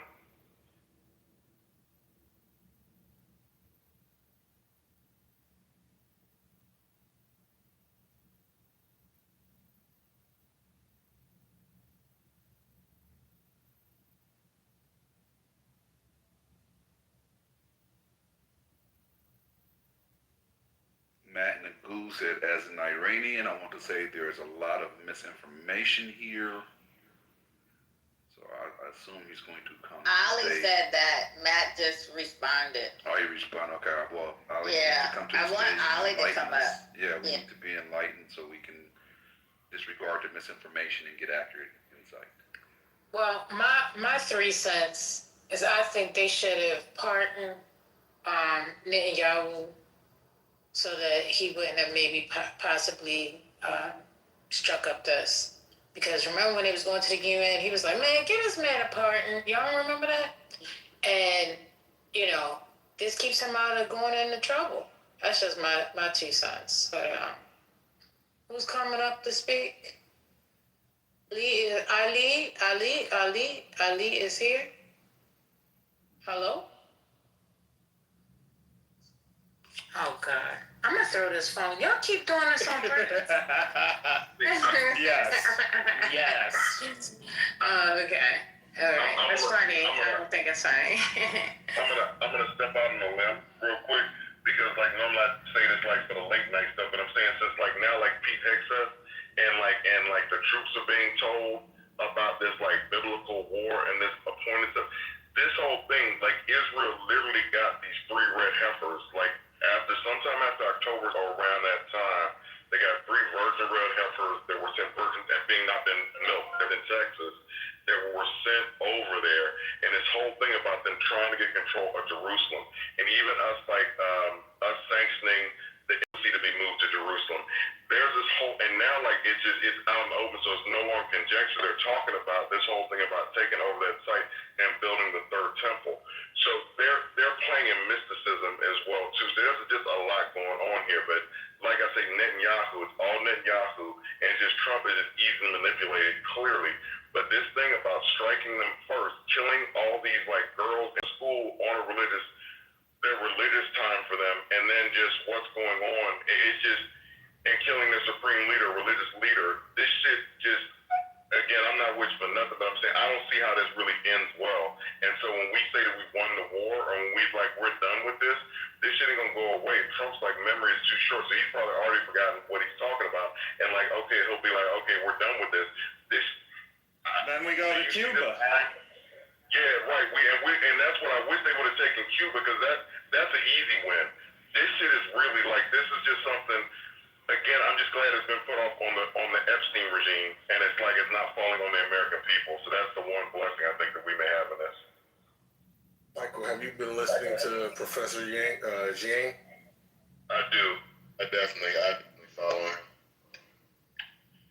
Interesting. So you agree with what he said about Israel performing human sacrifice?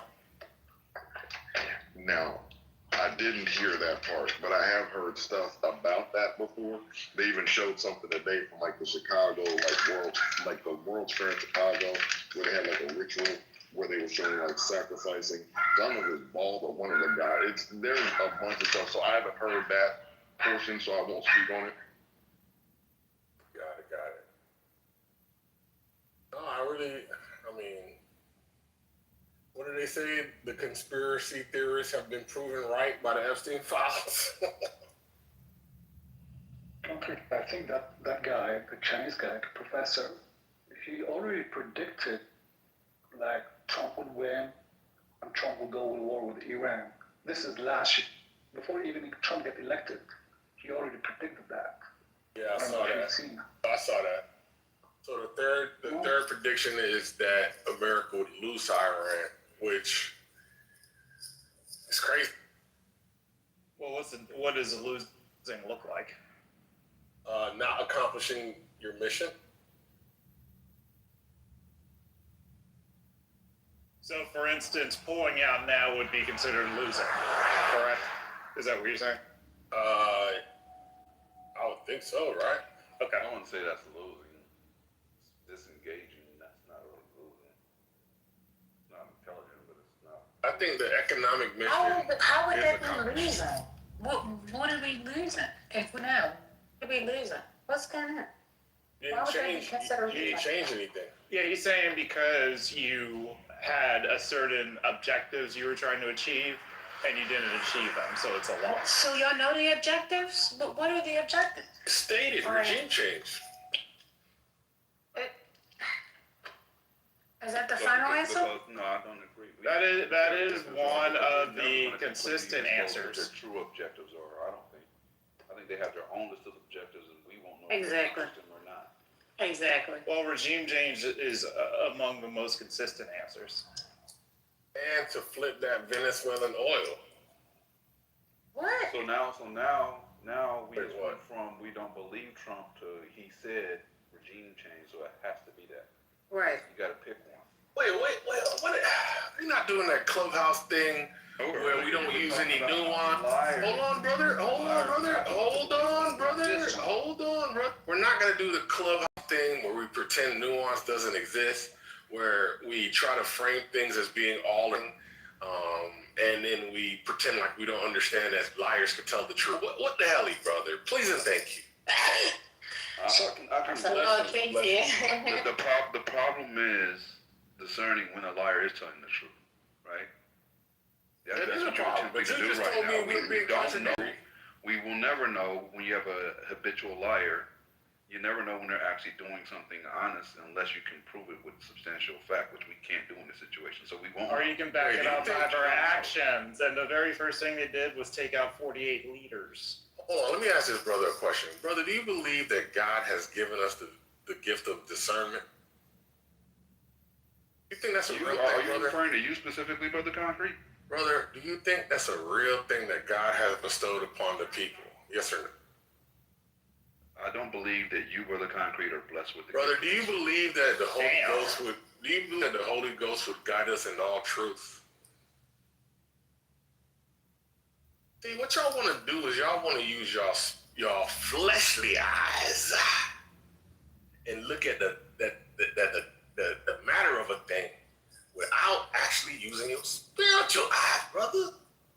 Now you might not put on your spiritual sunglasses or reading glasses, but I do, brother. Which is why I know Elon Musk is running a Ponzi scheme, 2027. Brother Concrete, you're a very interesting case study for me because you have a weird swing. You have a cycle, right? You have a decent vocabulary, a decent set of logical skills on you, but you swing from intelligent to socially awkward to an intentional antagonist, back to intelligent to incredibly stupid. Like Thank you. It's a very Thank you for that compliment. Thank you. That's what he was going for, though. It might be, and it just might be. I'm just noticing and observing. That's all. Listen, brother, we can't wear our business suit all day long. Sometimes we got to jump in the pool.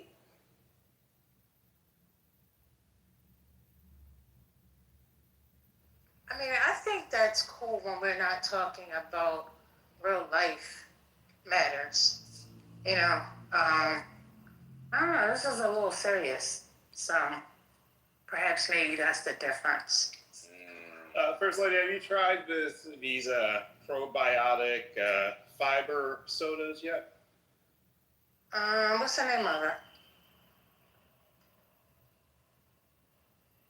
It is called, how is this called?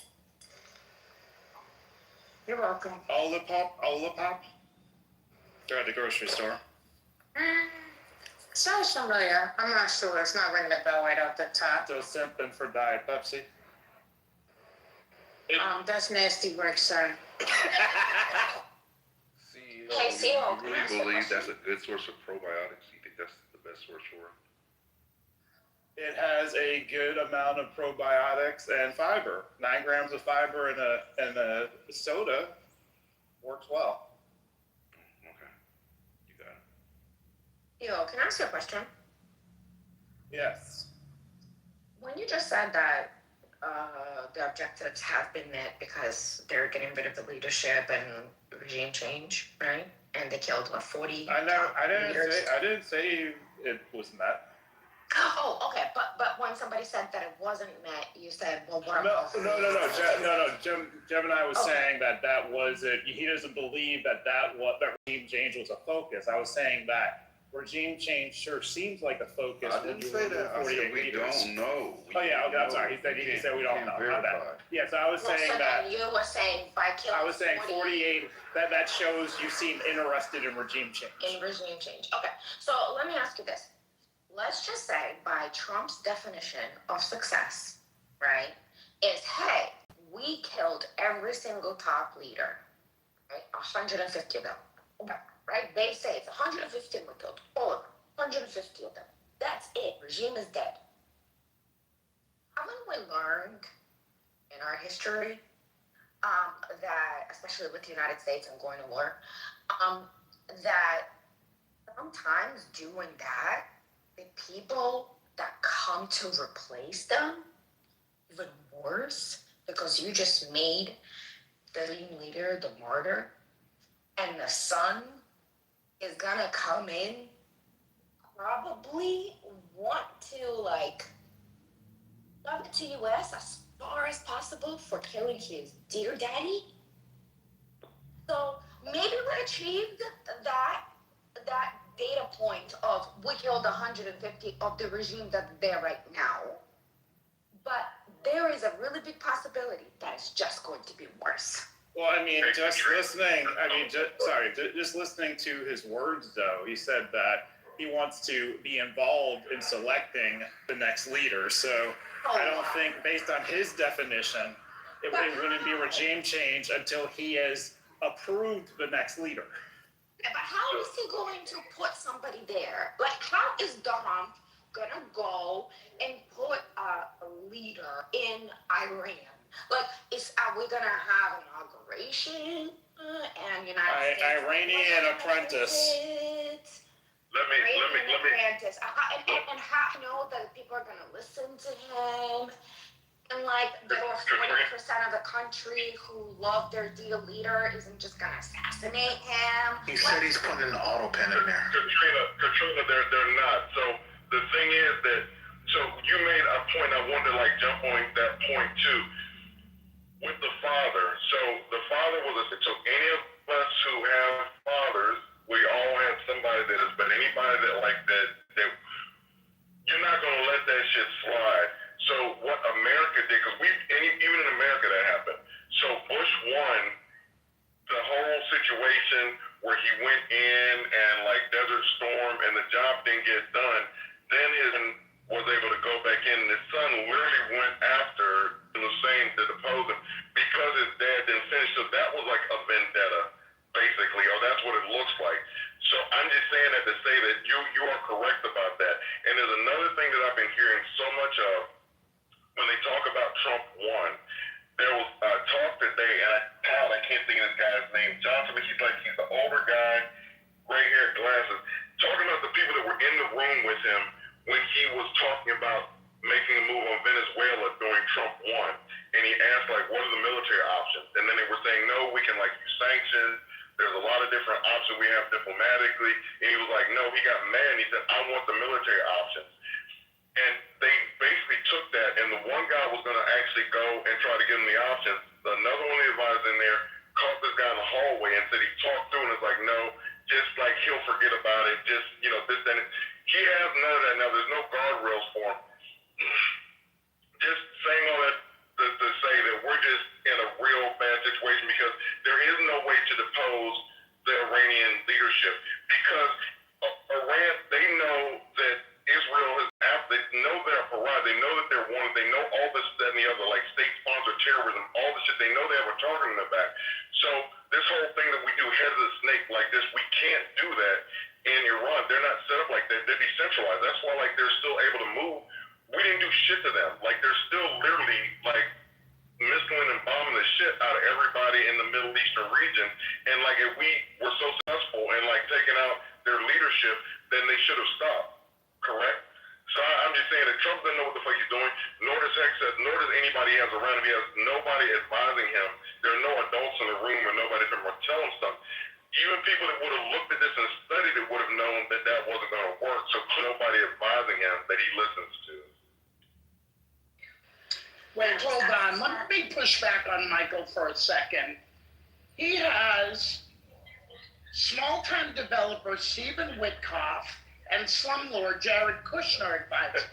Get the fuck. Yeah. That was funny, Scotty. That was funny. Sorry. Can I just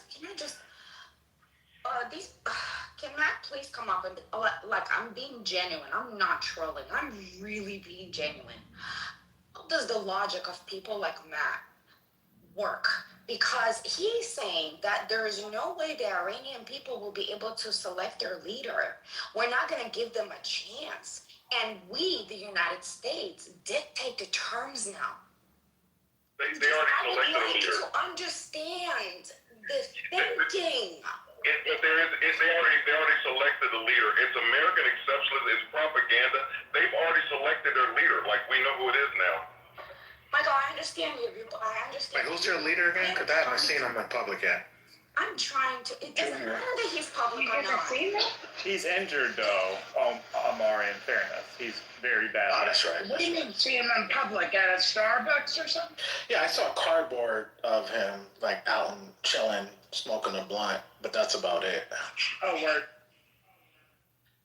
That was not funny, Amari. Was it lit? No.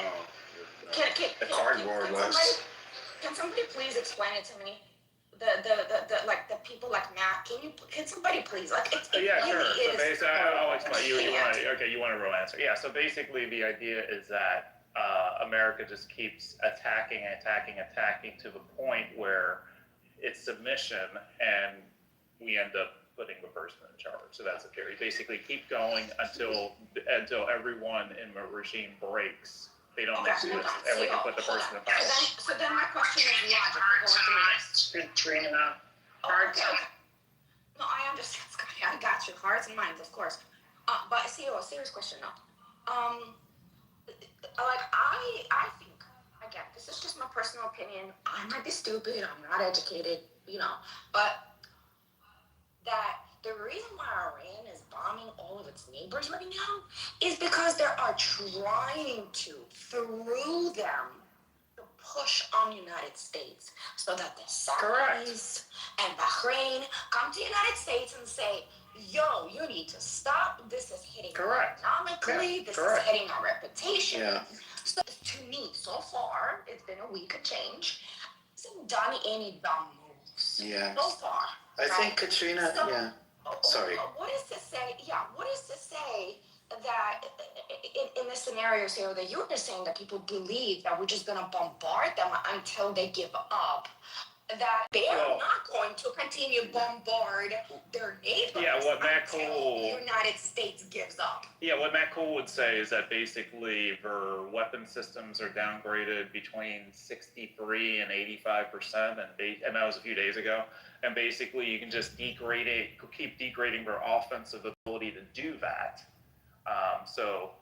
And eventually they just run out of weapons. That would be what the theory is. And the Shahed drones play no damage in this. Like the Shahed drones are just non-existent, right? The way I kind of visualize it, Katrina, is like, just imagine like Iran is like a man that's trapped inside of like the world's most expensive antique store, right? You got some dude in an antique store, and his enemies are firing at him, right? But every time they shoot at him, he shoves over like a priceless vase or a statue or a cabinet, right?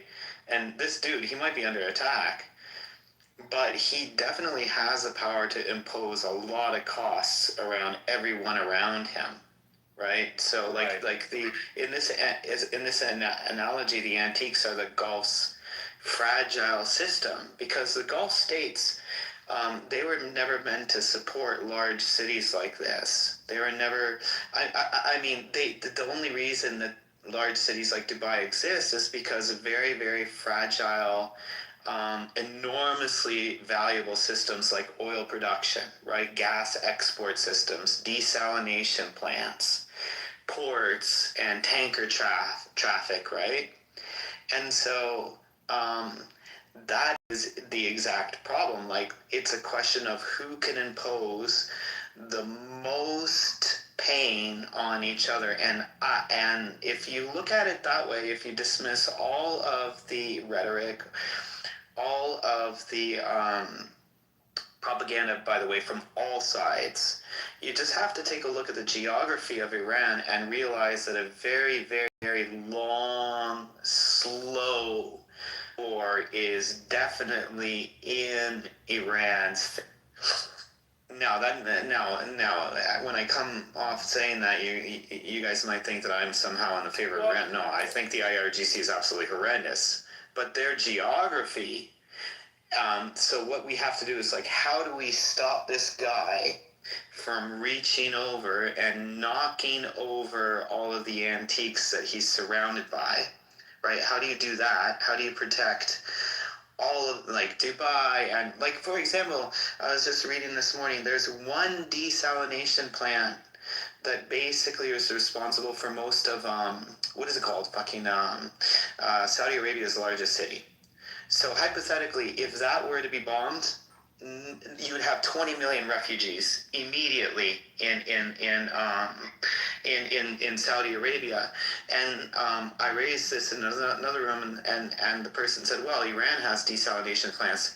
It does, but where most of the people in Iran live, in the north, it's not far from the mountains. And so most of Iran's largest cities and northern cities, they all have access to fresh water. So anyways, yeah, we got a dude inside the antique store. Every time you throw a stone at him, he just knocks something else over, you know?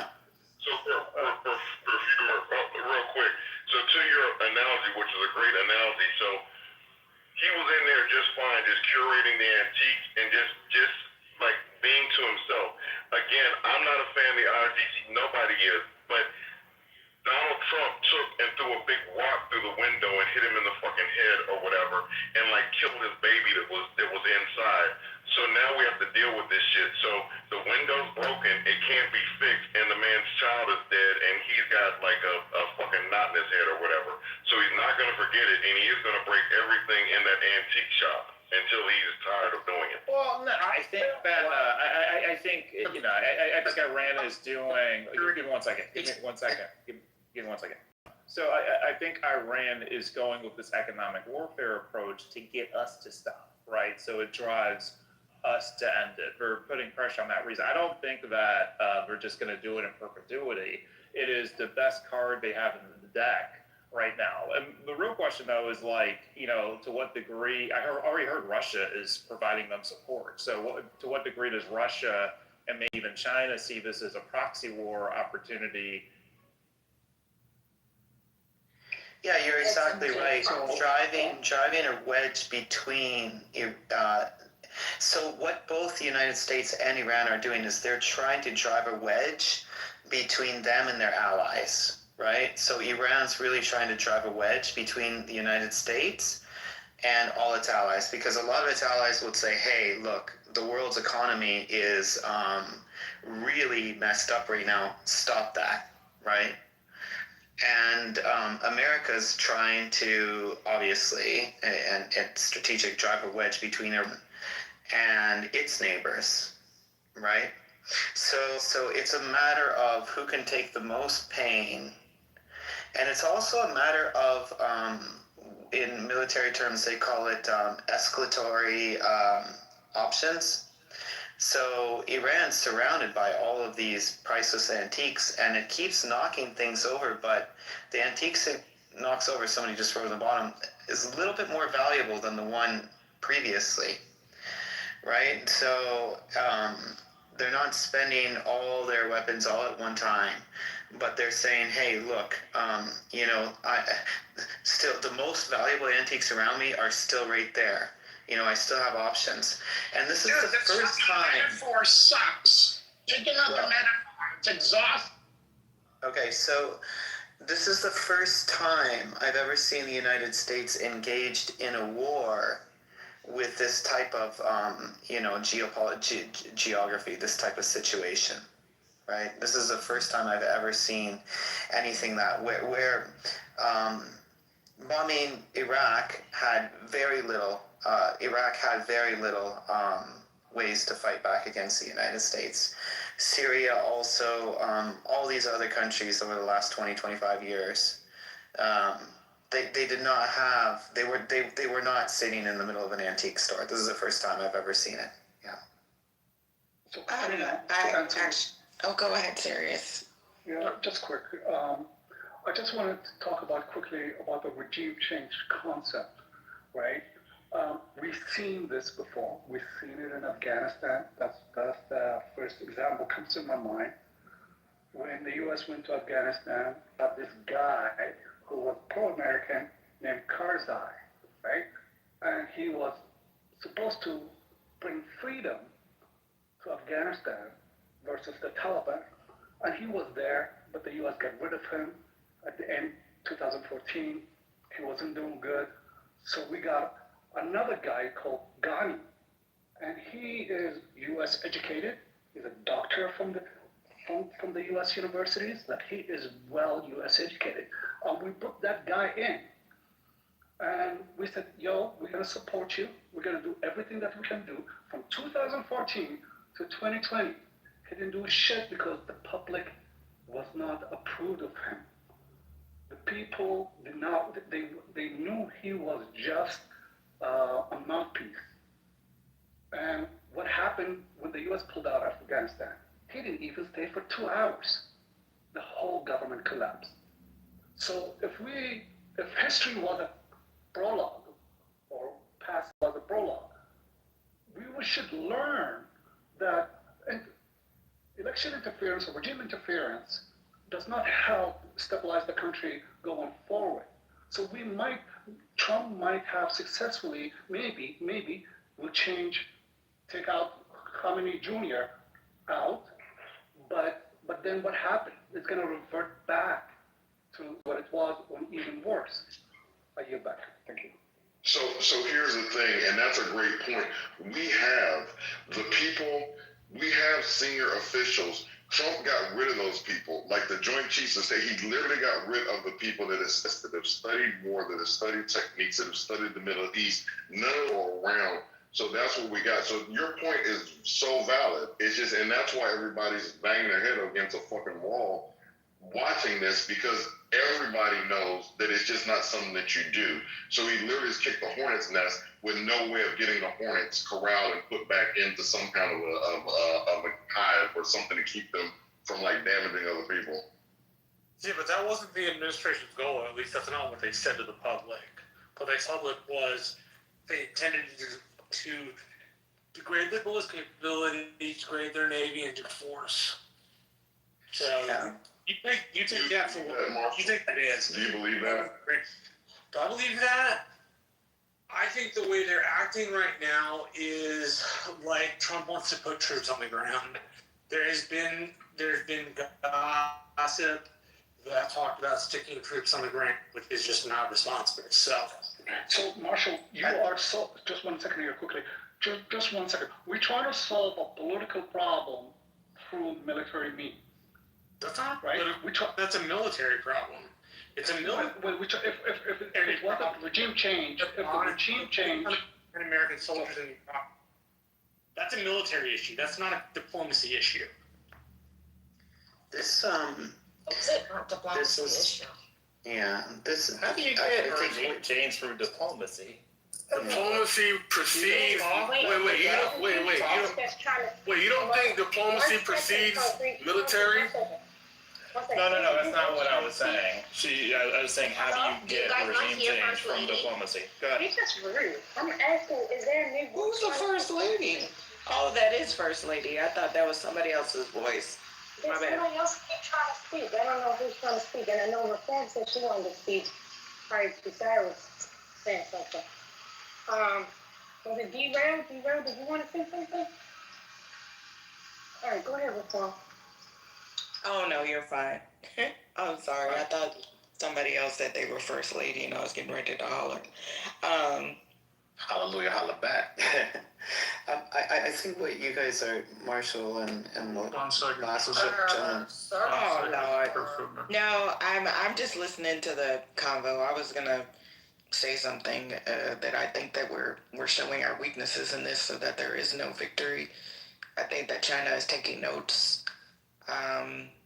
Everyone is talking about how we don't have, we need to, didn't we put in an emergency order for those, what are they called, y'all, the THAAD thingamajiggies? The air defense system. Yeah, the THAAD yes. Interceptor system. THAAD. That's been very fascinating because I believe that Ban made this point a couple of days ago that we're being very public with the problems that we're having in this country about that this is a bad idea. It's being litigated online. How we know how much those things cost. We know that we're at a deficit every time. And then I think I read that for every missile that they send out, that we have to try to intercept it twice as a fail-safe. So it costs us even more money. And I think even Patty has that, like, how much this is costing us. I think that this is actually awful.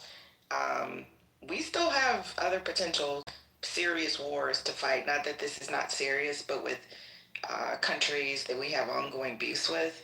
And to me, this is just really showing how maybe we're not the greatest military in the world. I'm just saying, our president is short-sighted in what he thought this endeavor was going to be. He made very public, grandiose statements to the entire world. He's built his administration on blustering about, you better do this, or we're going to send the military. Well, guess what? You sent the military, and Iran is holding their own. This is like Russia and Ukraine.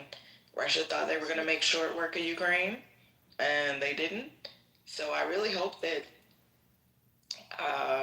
That's why I was going to say, I don't know if it was applicable. I didn't hear the original question, but this is not looking good for us from my perspective. It's showing our weaknesses, and I'm not sure if that is what was intended at all. Patty, do you have Patty, do you have the Raising Cane audio from this morning? Right, he wanted to do this in his first administration. Victoria? Hold on, Miss Victoria. Just give me 20 seconds here. Pat. Raising Cane. I don't care about no cane. This is thing. I think we can kill motherfuckers. The problem is, we gotta follow the rules. If we want to blow that bitch up, we blow that motherfucker up. No, the United States is undoubtedly the most powerful If we wanted military. to blow that bitch up, we would blow that bitch up. But there's consequences to pay for that. Yeah, there's consequences, but regardless of the fact, we gotta follow the rules. But if we following the rules, if we were like fucking all over the place like Russia, we wouldn't be in the same situation. Don't compare us to Russia and Ukraine. I agree. Russia's doing whatever the fuck they want to do. If we were able to do what the fuck we wanted to do, there wouldn't be a fucking Iranian alive right now.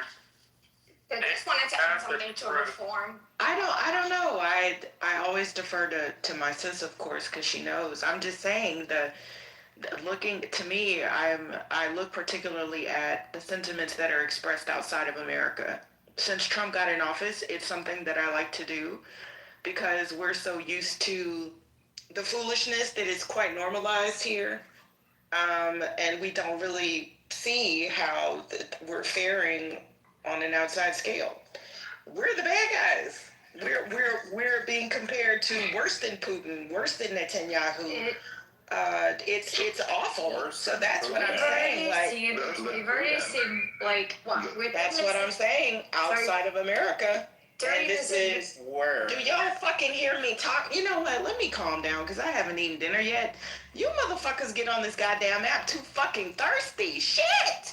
I know you hear my loud ass country voice talking. The fuck is wrong with y'all? Shit!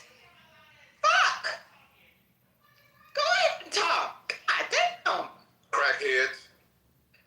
Shit, they are, Gemini. These motherfuckers don't let Megan get to you. You know what? Let me go get something to eat before I deal with y'all ass. I am a little parched. You know, Popeye sound kind of good right now.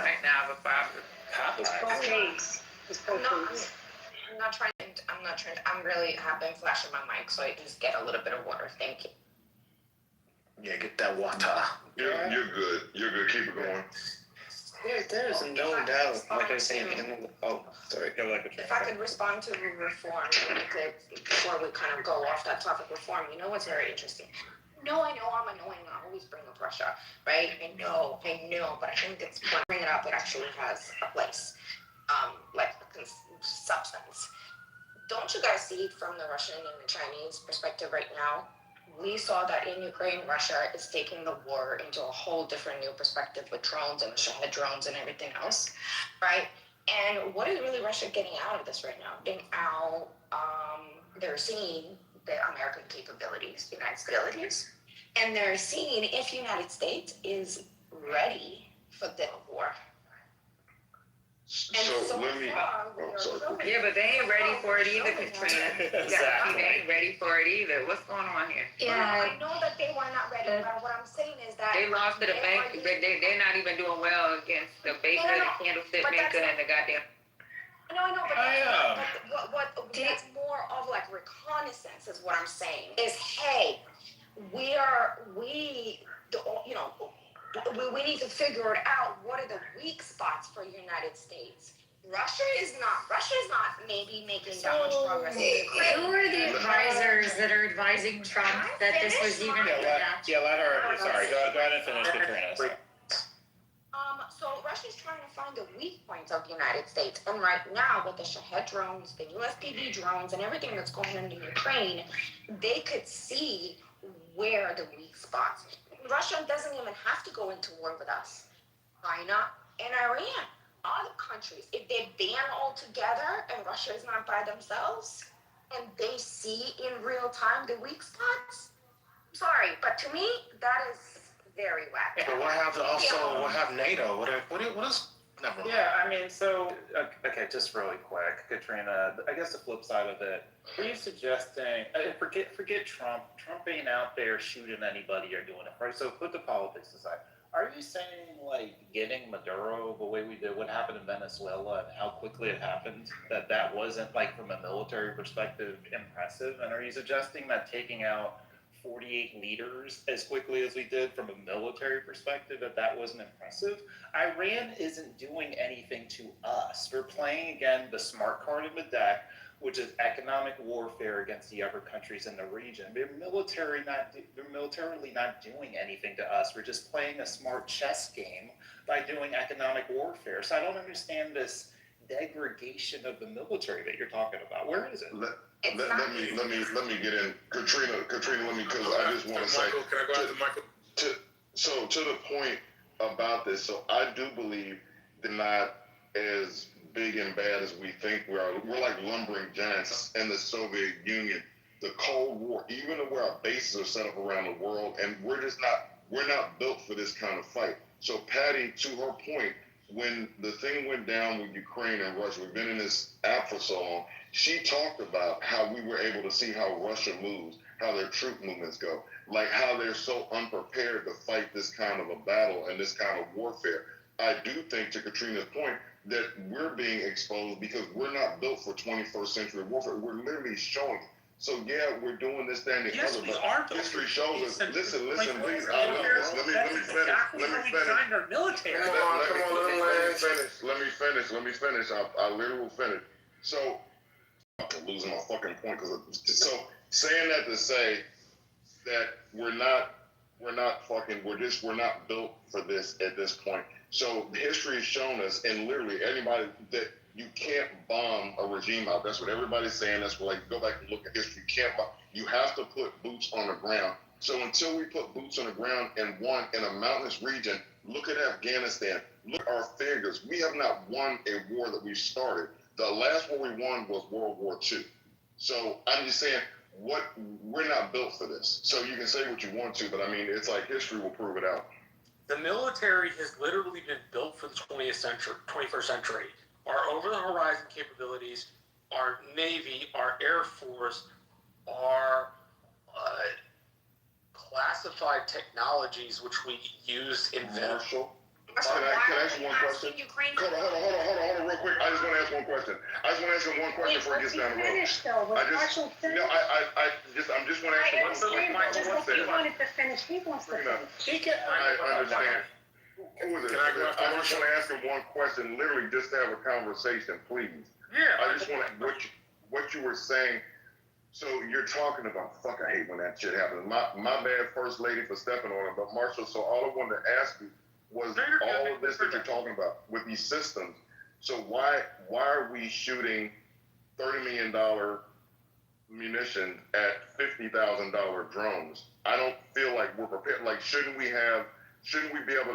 prepared for that? Shouldn't our military strategists have been able to know that they've been amassing all these? We took their kamikaze drones and we re-triggered them. The military has chosen high technology, getting prepared for 21st century threats over low scale technology. There was an article in the National Interest about a decade ago, and its proposal was that we make small carriers versus large carriers.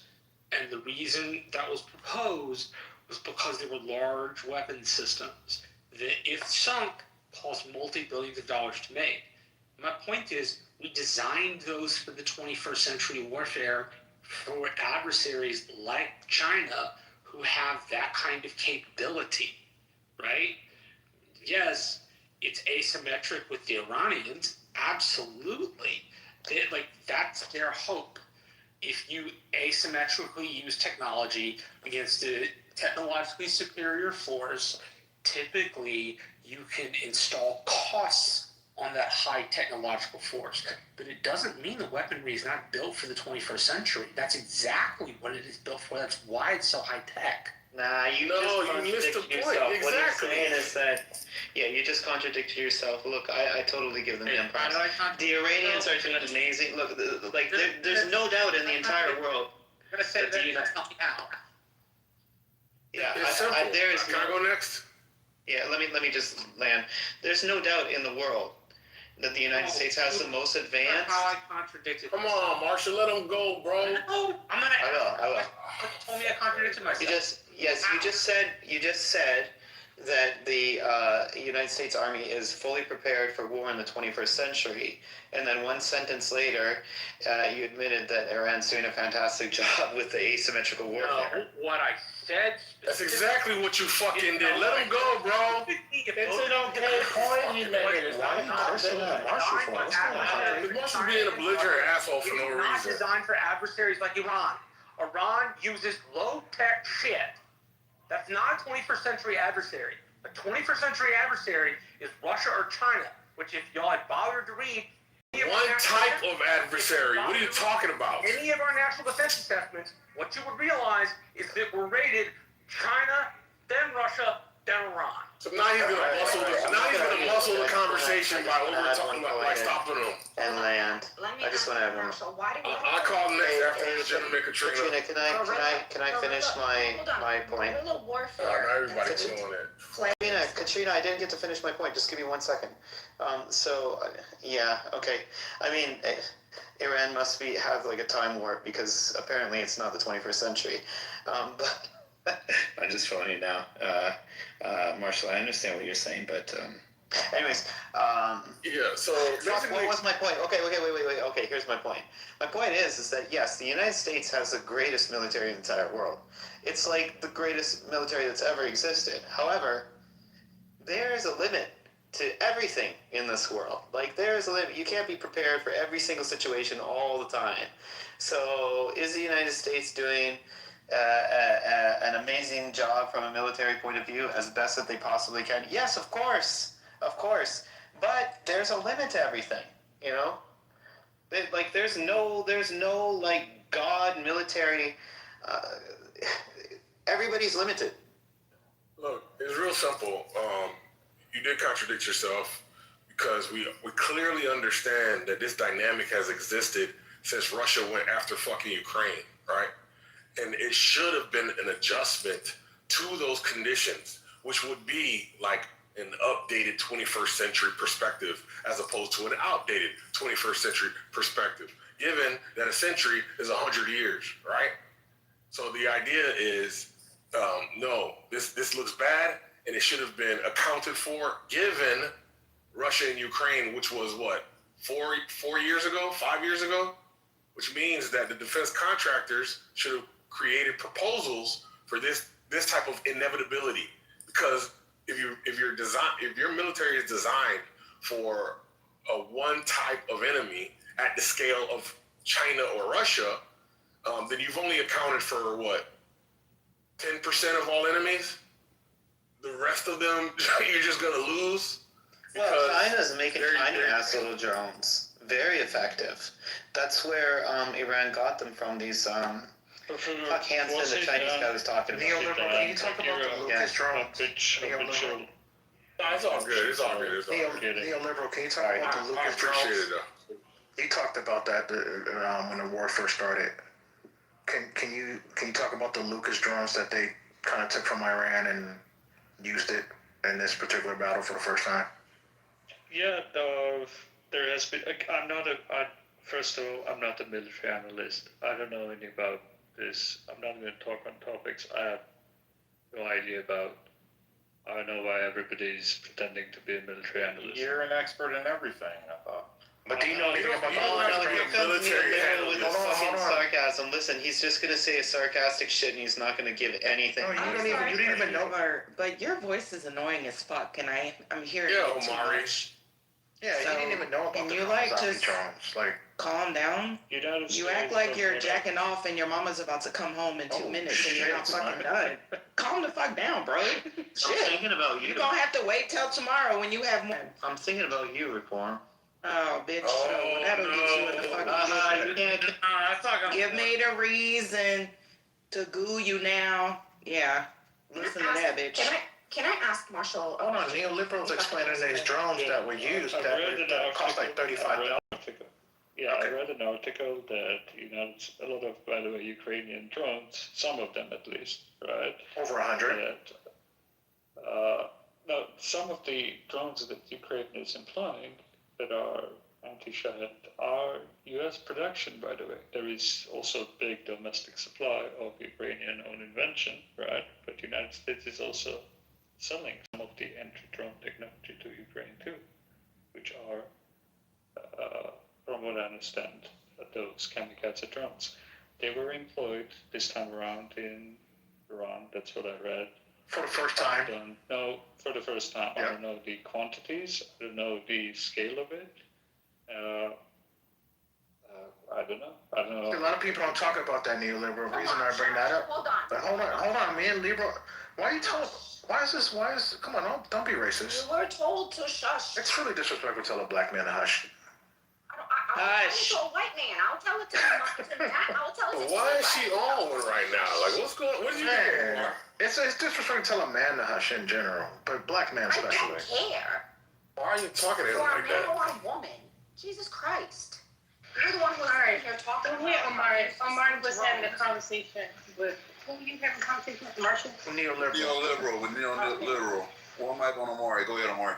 And I definitely want to go ahead and pass it to you, but I would say that these drones, what I read, cost less than $40,000.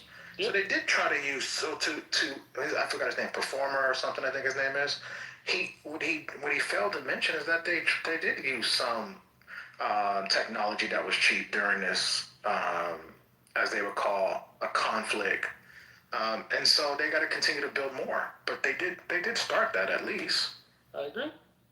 I mean, the problem is that I think perhaps the Trump administration, like if these, from what the reporting is, right, like on how haphazardly all of this done, the Strategic Petroleum Reserve, the evacuations, the closure of embassies, and some of those issues possibly extended to military planning, right? And perhaps if they approach this issue a little bit more comprehensively, they would have went, I don't know if they knew they were going to this war. The build-up was happening for, I don't know, perhaps let's say they knew it for 6 months, right? In a 6 month, they could have built a procurement, a triage on all of those things, right? Today there was a reporting, somebody just put it in the chat again on Axios, that Ukrainians approached them with the PowerPoint presentations to sell their anti-Shahed tech, right? And Trump administration rejected it. So yes, the United States has a very capable military with a very large budget. It has a lot of issues in procurement, etc. It's not perfect, right? And they do try to innovate and they roll out those technologies. But again, we're mistaking tactical superiority with strategic objectives and achieving those strategic objectives. Marshall, did you say that regime change is a military matter? Yes, he did. If I understand, if I am not remiss in regime change, it's mainly a military matter for the United States at this point. It's not a diplomatic. Right. So when has the United States successfully conducted a regime change through a military matter? Through an air war campaign? Not air war campaign, never. As I've said, never. as I've said previously, The only way to guarantee that is troops on the ground, which I'm not in favor of. Okay. So no regime changes happen. No, I don't. I'm not under the disconnecting impression that an air war and degrading Iranian capabilities will somehow make the Iranian regime go away. Okay. This is the other thing, right? Like when strategic objectives and tactical excellence are different things. You can, as Ben and me keep pointing out, you can be tactically excellent and never lose a single military campaign, battle, or whatever, and strategically lose a war. Vietnam.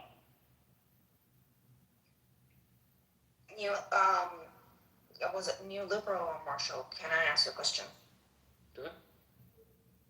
When I think it was Marshall who said that United States is, and hey, neoliberal, I agree with you. United States is very powerful, big budget, more people, and everything else. But I think there is a big, big difference when we talk about having the resources and how you use those resources. Because when you have a dumb manager, no matter how much resources and money and smart people you have, let's look at the Soviet Union, right? You're still gonna mismanage it, right? That's a possibility. And I think that's what's happening right now.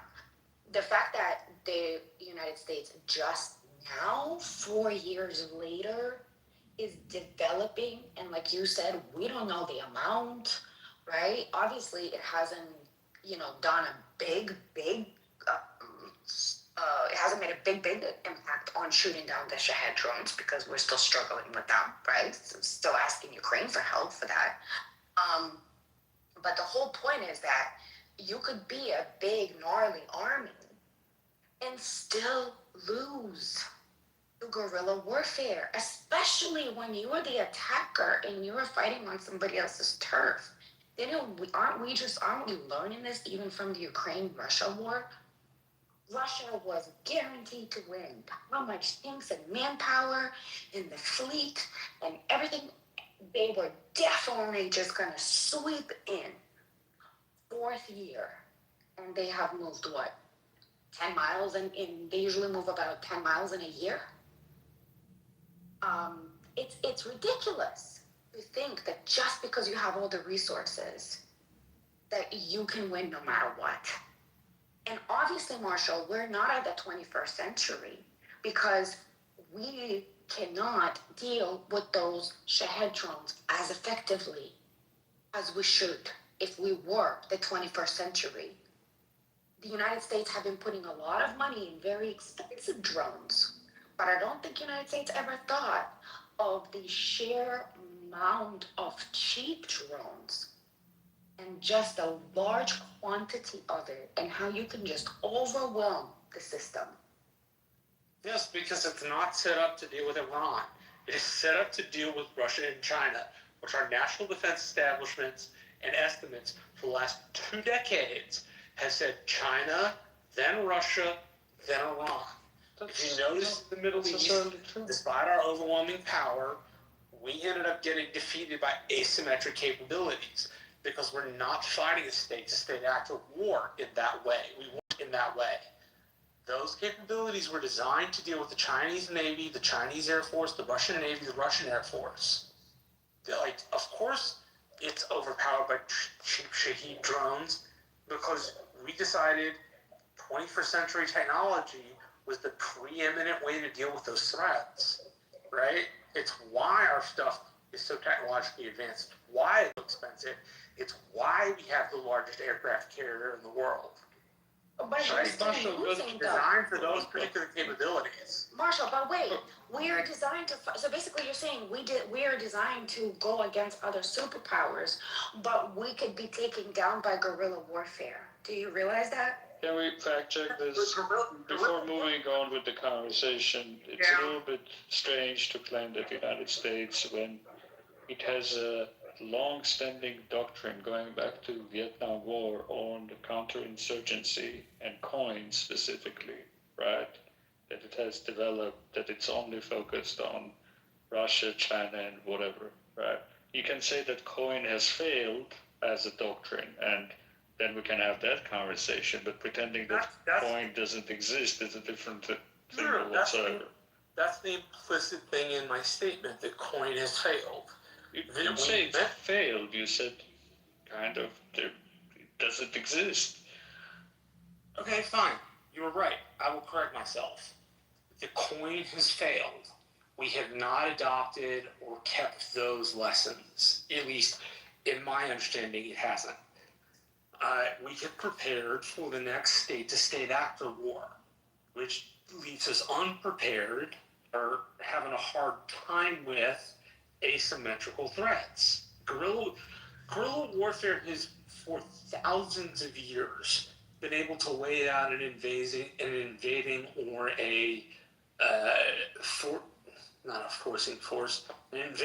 or Lord, I'm forgetting. An invading force or a force that is on the attack. There we go. Hey, Marshall, it sounds like you're trying to make sense of a mess. So to the point, like of us being in here, what neoliberals said, we're not military strategists. We're just, we read stuff, we see it, and we're talking about saying that to say that there were experts that were in place. And by Trump gutting all these agencies and getting rid of all these people with experience and knowledge, there are people that would have foreseen this and saw what was happening with the Russia and Ukraine situation and would have strategically made these decisions. I'm just saying it's like the way that you're talking about this, what you're saying would have gotten caught by somebody. It just, Trump has put us in this situation by this whole gutting of the bureaucratic system. It's because it's not the military that's running this war.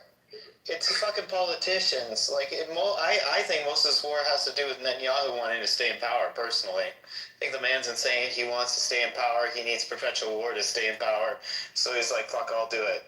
But if the decision-making was actually handed off to capable military strategists, those fuckers, man, I'm 47. I can remember when I was 13, people telling me about how many rockets Iran has, millions of rockets underground. I remember that shit. No, this is a political blunder for dumb politicians wanting to stay in power. They started something now, and then they're like, oh shit, I just stepped in a pile of shit. Again, my whole antique store analogy, I think, is the right one to go with. But they didn't step in it because they're scared of Iran. It's because of the economy, oil prices. It has nothing to do with, Iran is overwhelming the United States. No. So Iran's kind of like a drowning dude, right? And if the IRGC genuinely feels like they're threatened, it's like you go out, they just pull you under as they fall, right? There's no way that Iran or any other country in the entire world can ever come, invade North America and take over Washington. It's not going to happen unless it's us Canadians who did it twice, by the way. But nobody else is going to be able to do that. I'm just kidding. Canada can't do it now. But yeah, that's the thing. But they sure can make it painful for the entire world for being friends with Netanyahu and for being friends with Trump. And Iran is definitely exploiting and putting a wedge between the United States and Israel and everybody else. Can I get in for a second? That's what she said. Can I get in for a second? If she says second, that's a problem. Go ahead. I'm going to go back in history for a moment. When we were at war with Japan, they had an element called kamikaze. We weren't prepared for that because there were people that had made up in their mind that they were going to do things unconventional, and it caused us a problem. What did? We took the atomic bomb twice and dropped it and said, listen, we're not going to play this game with you. If you keep, we're not going to play this game. And what First Lady said was true. What we're trying to do is we're trying to go by the rules. If we drop big bombs on Iran, it will bring them to their knees and it would be over with. But we're trying to be civilized. So all of this little drone, big drone, in between drone. The only reason we're still at this is because we're trying to be civilized. If we wanted to be ruthless, we would just go ahead and drop the biggest bombs we have and this would be over with. And with that, I really drop my mic. Yeah, but immediately, so that's part of the problem, because Iran and the IRGC and Israel, they don't trust each other worth a split. So they have to be perpetually at war against one another.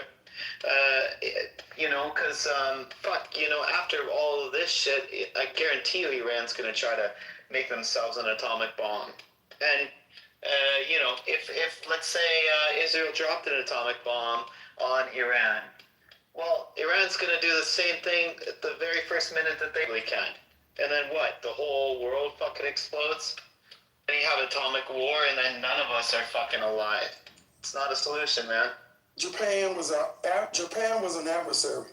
Japan is no longer an adversary. So to say that, Can I? I'm sorry. I really interrupted you. I'm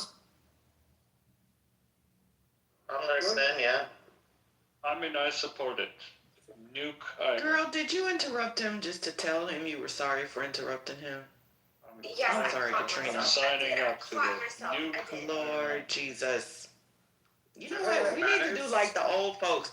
The old folks used to give you a clothespin, and they used to tell you to put it on your lips. Anybody remember that? And they used to be like, I'm just saying, I'm sorry. Get that clothespin. I know my ADHD messed up. It's affecting. That ain't got nothing to do with no ADHD, child.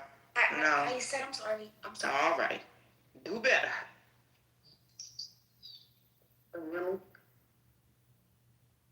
Sorry, Yellow Bro.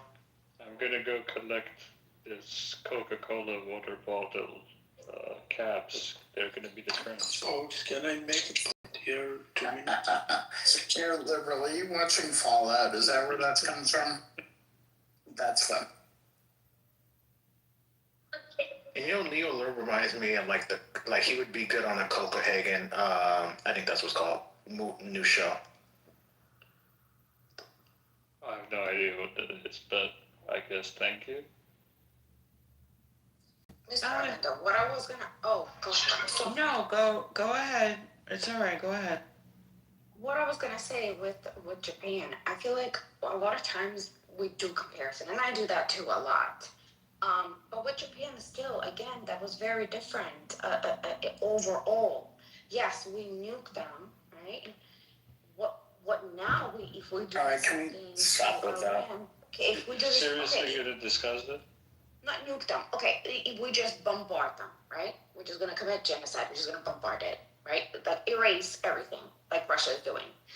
So then, what's gonna happen is we are now responsible for those people. We're gonna cause humanitarian crisis. There's going to be starvation. There's going to be disease, and everything else. The amount of money that the United States is gonna have to put in there, right? Because we don't want the world to go to crap, is a lot of freaking money. We already did that experiment with Japan. It came out great. Did that with the Soviet Union. Ended up, the Soviet Union biting us in the butt. We did that with the Soviet Union in Afghanistan. I think sometimes that cost of now we have to clean this mess up is a lot higher, and that's why the United States is not doing that. Not only because of international rules. That's all I wanted to say. It's not international rules, it's self-preservation. Use of nuclear weapons, even tactical, I hate those definitions, even tactical nuclear weapons against a non-nuclear state will unleash nuclear proliferation. Every state will try to get its hands on a nuclear weapon. It exponentially increases the odds of nuclear detonation, right? It exponentially increases that even a nuclear test will trigger a retaliatory strike. It exponentially increases the risk of everybody on the planet dying. Right? It's not in anybody's self-interest.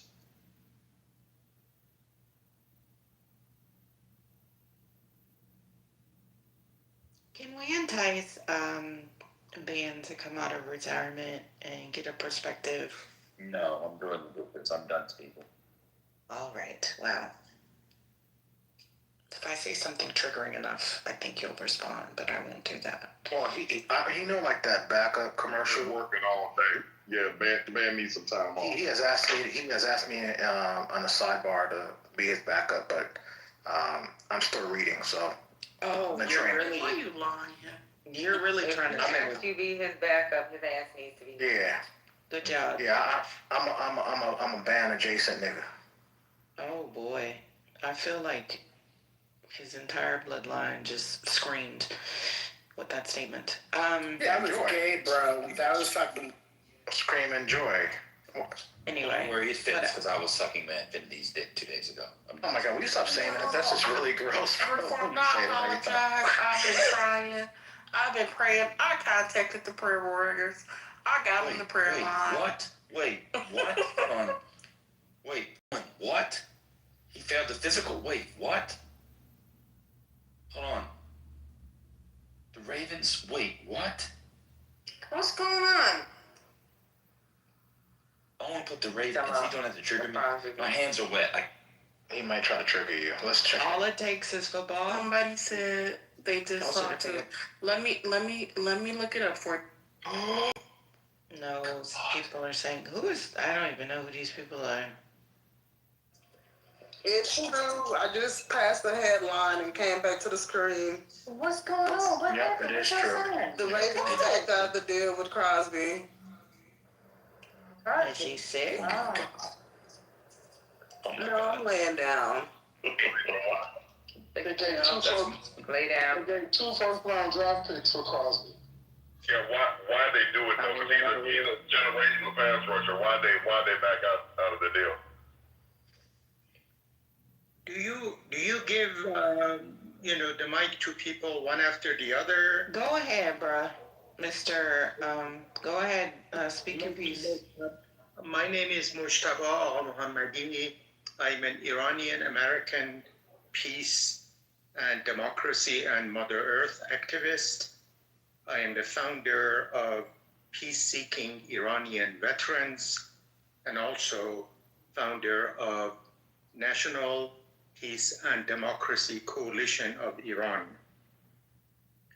And I am sick and tired of the fact that in this country, which sometimes is called the belly of the beast by some, militarism is destroying American democracy under Trump. So Iran has been attacked. I am no friend of the regime Iran, by the way. I am a democracy activist. And the US and Israel have attacked Iran supposedly in order to do whatever it is that they claimed, that they aim at, but their purpose is to maintain a weakened regime, but keep it in place so that they can use it as a boogeyman. Why? Because the $1.5 trillion goes out of our pockets as taxpayers in this country every year to fund the military and intelligence. In order to justify this kind of expenditure every year, as George Orwell talked about in 1984, you need to have a perpetual enemy all the time and a war. Therefore, when the Soviet Union falls and there is the communism, which was a horrible system under the Soviet Union, I'm a social democrat, communism was horrible, so it was used as a bogeyman for a long time, creating a mutually beneficial Cold War between the military-industrial complexes of the Soviet Union and of the United States. After the fall of the Soviet Union, the Muslims became the next enemy. Therefore, the US creates Taliban, creates Al-Qaeda, creates the ISIS, and Israel creates Hamas because there is a need for a bogeyman. And I ask you whether Benjamin Netanyahu, with his genocide in Gaza and with his spy, with the Israeli spy called Epstein, do you think that Israel under Netanyahu prefers a democratic, secular state that is loved by the Iranian people, or it prefers somebody like Mojtaba Khamenei, the new supreme leader, that suppresses its own people? The obvious answer is that, as Dr. Mossadegh was Iran's democratically elected prime minister who was overthrown in 1953 by the CIA and MI6 with the help of the colonially created state of Israel.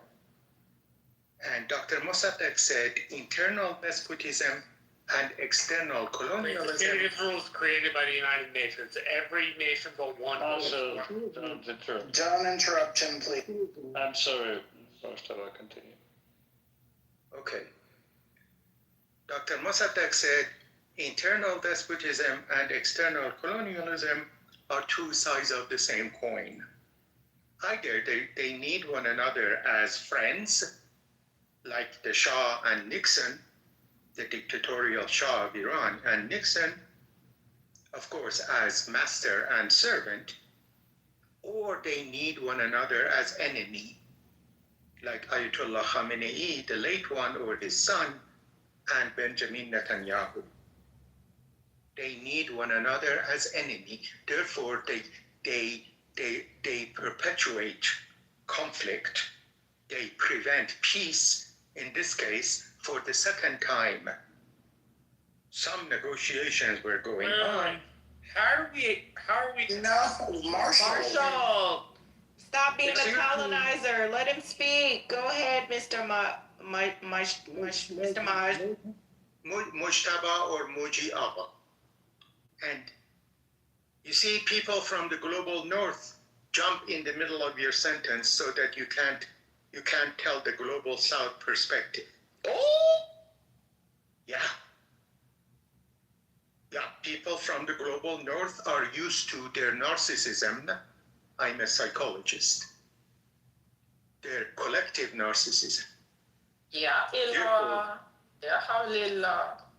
Okay, so the internal despotism and external colonialism are two sides of the same coin, in the same way that after the fall of the Soviet Union, NATO poked Putin and Russia so often so that it triggered Putin to attack Ukraine, and Ukraine got decimated, of course, but NATO was justified, and it added some membership, and in the Soviet Union, in Russia, try to oppose Putin and ask for your democratic rights. Internal despotism and external colonialism perpetuate conflict. In this case, Iran. Excuse me. I don't know. Are you? No, just keep going. Don't address him. Keep on. Oh, thank you. So, except that any time that a narcissist jumps in the middle of my sentence, I lose a train of my thought. So, we need to understand that the war in Iran right now, the horrible attack happened in the middle of negotiations in order for Trump and Netanyahu to say negotiations don't matter in the new world order that we want to create. We are the king of the jungle. I, as a peace and democracy activist, I don't want to live in a jungle. I say no to war. I say no to internal despotism and external colonialism, because there are two sides of the same coin. I'd be more than happy to entertain any questions that you may have. Talk that shit. Oh, hell. All right. He done got to follow. Ooh, I like that. Welcome to the room, Mustafa. Thank you for the submission. I have a short question. People in Iran, what is their opinion on Mossadegh today? Because in the West, Mohammad Mossadegh, especially I guess the United States, given the history of the coup, Mossadegh and the democracy of Iran isn't mentioned much and isn't discussed. And yes, it is. There is a Nelson Mandela of Iran called Mustafa Tajzadeh in Evin prison, who is following the path of Mossadegh, and the regime in Iran is afraid of democracy because it is despotic, and it claims to be religious in the same way that Netanyahu and Trump abuse Judaism and Christianity. The regime is abusing Islam.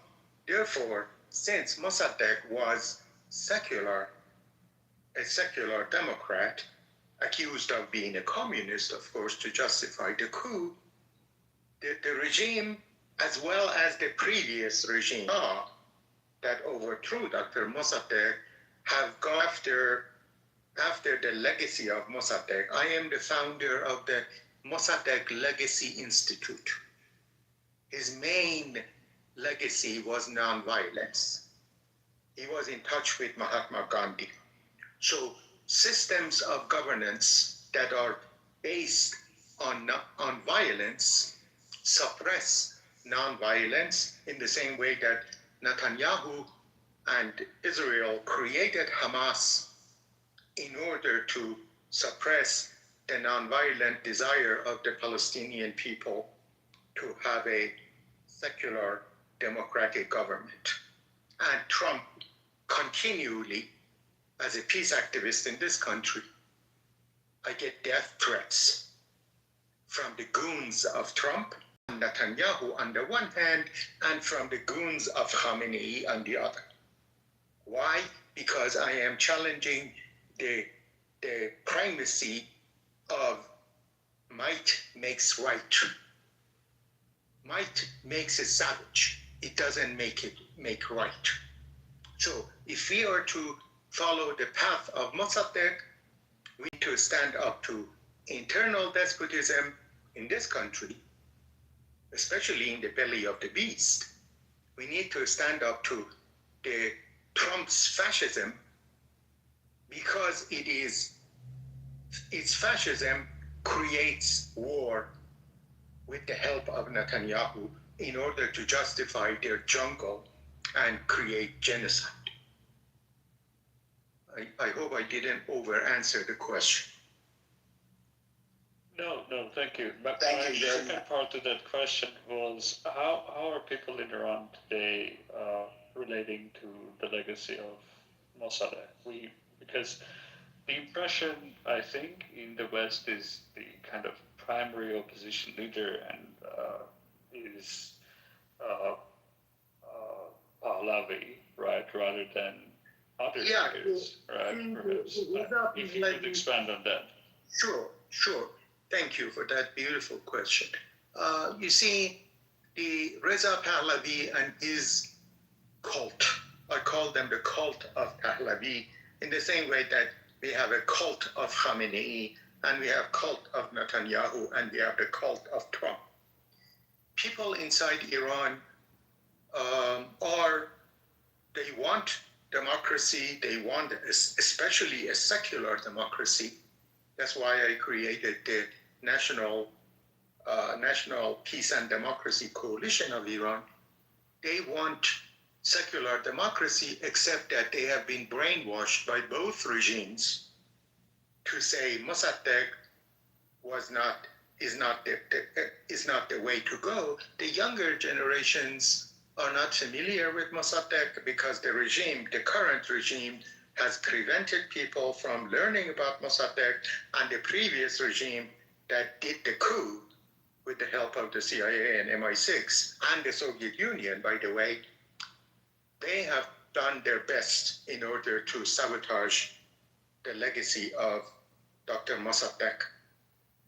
And so my meandering answer finally to your question is that I am assuming that 30%, 40% of the Iranian people, the ones who are older, are aware of Mossadegh, except they say we need to somehow, Mossadegh was nonviolent, therefore he was weak, therefore he was overthrown, and we need to, they have bought into the world in which the world is a jungle.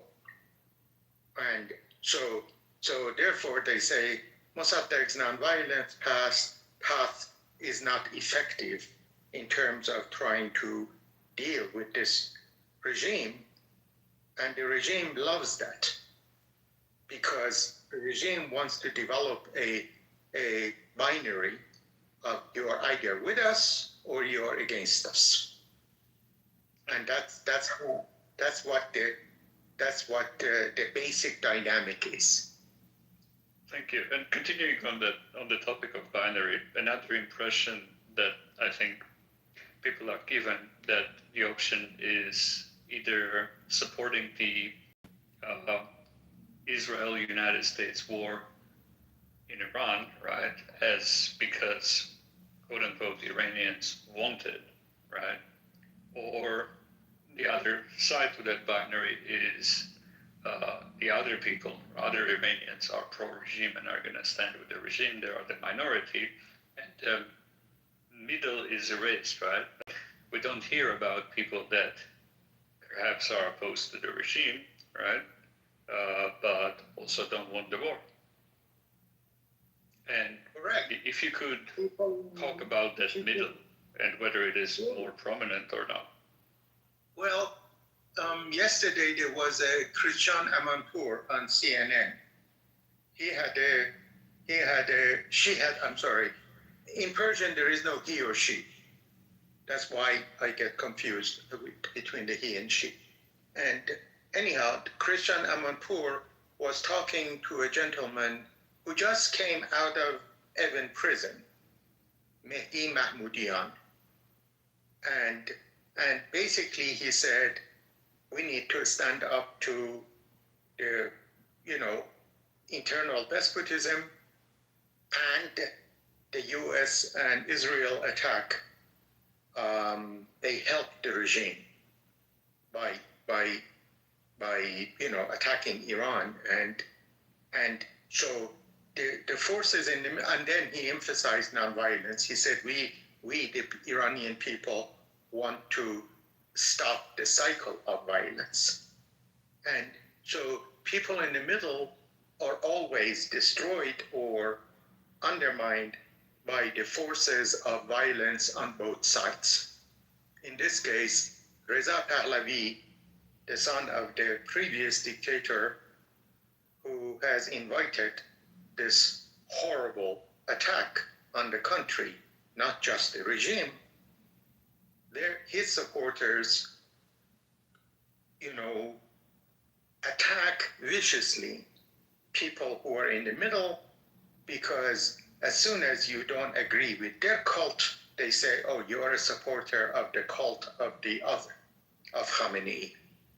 And the people in the middle, in Iran especially, are in Evin prison. Mustafa Taqiyzadeh, the Nelson Mandela of Iran, is in jail, whereas he should be outside and trying to organize a peaceful, nonviolent transition from this regime. And so the people the middle forces get it from both sides because the forces of war and savagery are interdependent.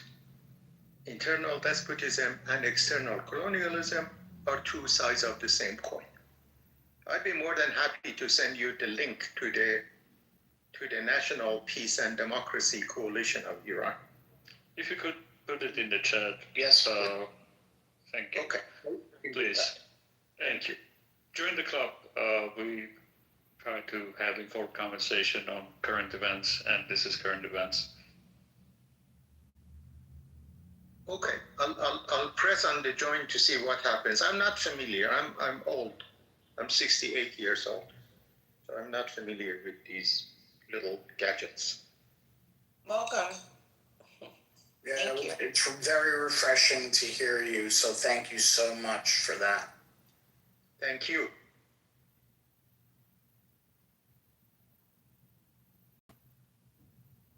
Actually, may I ask one of the bosses of this club, could you send me an email, and that way I can send you the link to the project I'm talking about?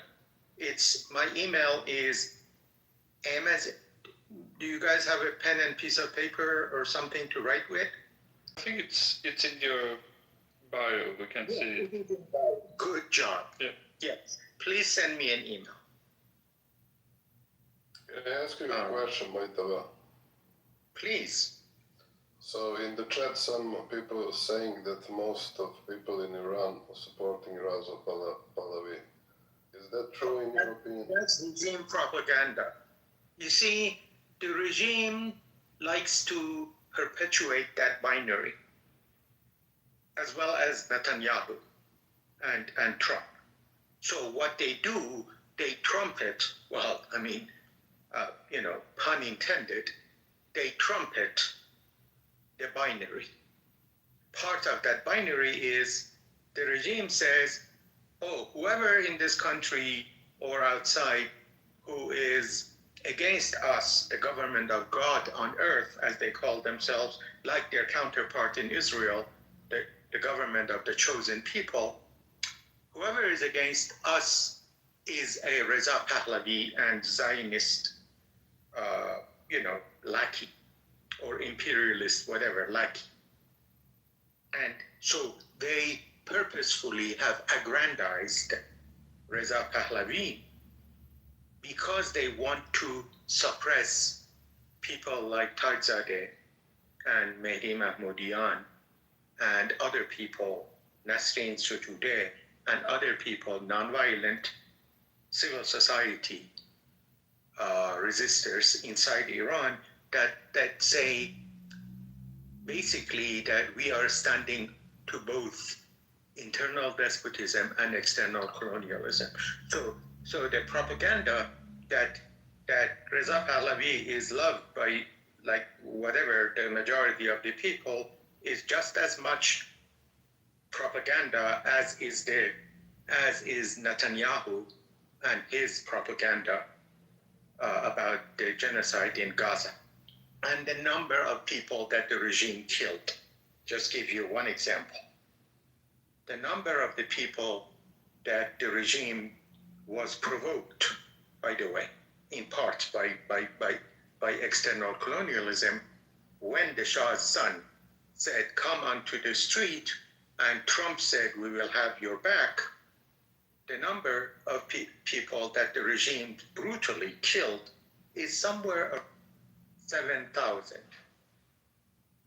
However, in order to cover up the genocide in Gaza, the number has been exaggerated to God knows to some. I've heard even estimates like 1 million Iranians were killed in January. Why?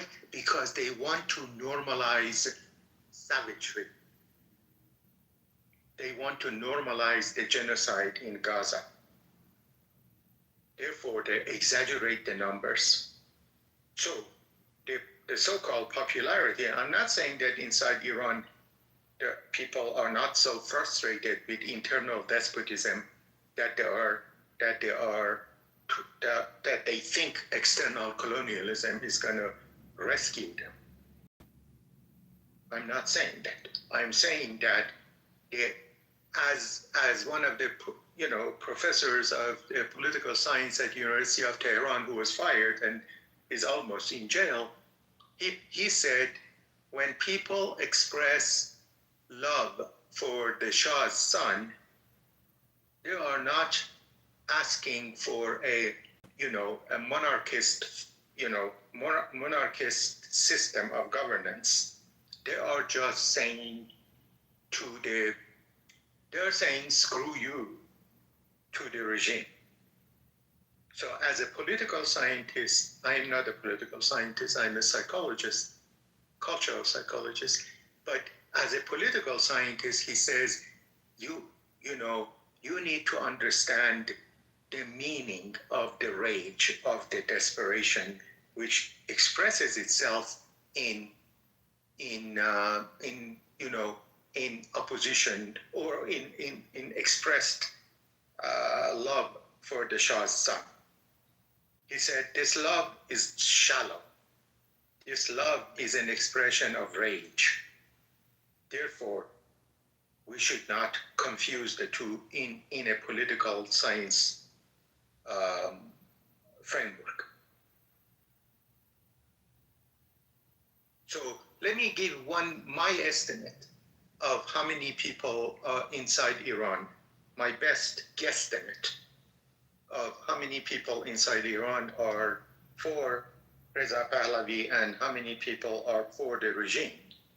I believe about 15% of the Iranian population are for the regime, and 5% of this 50%, one third of this 15%, they really believe the religious bullshit and are willing to give their life, and they have the guns, they have the money. So 15% on one extreme, and about 15 to 20 to 25% on the other extreme, which can be summarized as regime change at any price. The 15% that I just mentioned, they say preservation of the regime at any price.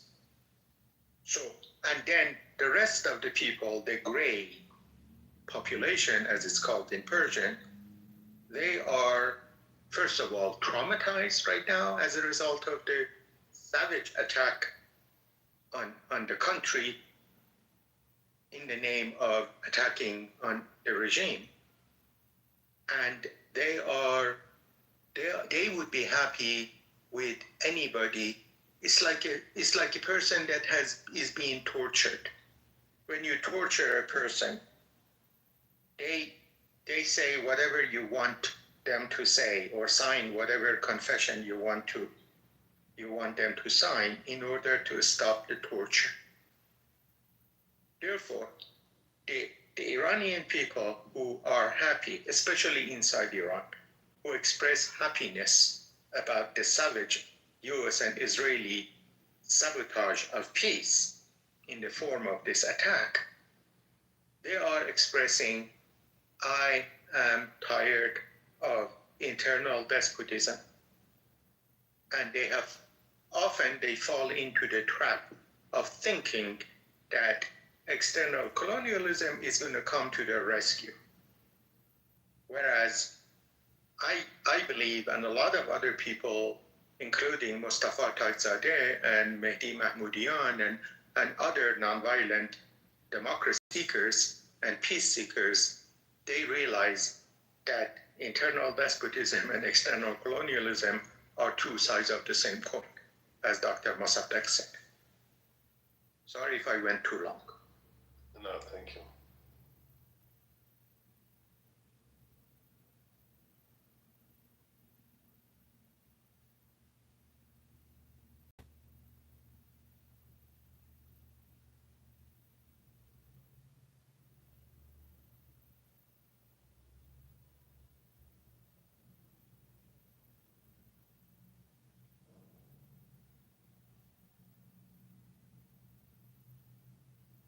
think most interesting part of this discussion is that we found out that Persians are the first woke people in the world. They don't have pronouns. I didn't know that. Persians are the first what people in the world? Woke. You guys don't have pronouns.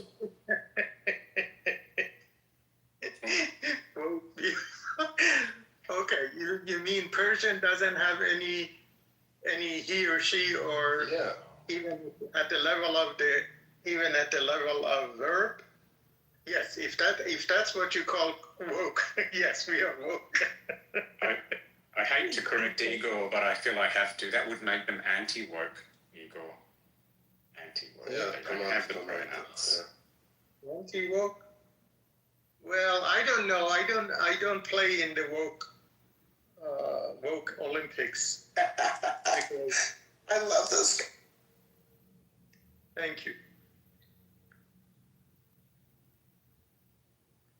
Yeah, as Maya said in the comments, very, very clear, concise way of communicating for an opinion that we rarely hear, and that is this kind of commonsensical, grounded in a lot of fact, without too much emotion. Thank you. Although I get pissed off also, and I go to many rooms and act, and behave as if I am in a protest. So sometimes I people hear my protest voice, but then I figured in this room, there seems to be some reason happening. So, but let me share with you something that you may not know about. Iran has an 1,100-year-old tradition of nonviolence. And 1,100 years ago, Rudaki of Samarkand, Rudaki Samarkandi, one of the father of modern Persian poetry, he said, and I'll translate loosely, Jesus one day was walking on a path and saw the body of a man who had been killed. He was bewildered. He asked the man, who did you kill so that you are now so miserably fallen? And I wonder who is going to kill your killer. 1,100 years ago, one of my forefathers, if you will, talked about the cycle of violence. And several centuries later, Rumi, the Sufi poet, I'm a Sufi Muslim, Rumi said, impossible to wash out blood with blood. Impossible. In other words, violence cannot be faced with equal and whatever larger violence. And so this is a tradition of Iranian nonviolence that you don't hear, because Iranians and Muslims are useful when they yell and when they cry for revenge, because then you can demonize them, because the military-industrial Zionist complex need Muslims to be scary people in order to justify $1.5 trillion of taxpayer money go to the military as opposed to going to, human needs in this country. So in order to do that, the big brother needs to have a perpetual war going on, needs to have an enemy. So anyhow, that's Iranian nonviolence is something that I try to talk about, and Dr. Mossadegh's main legacy. He was in touch with Mahatma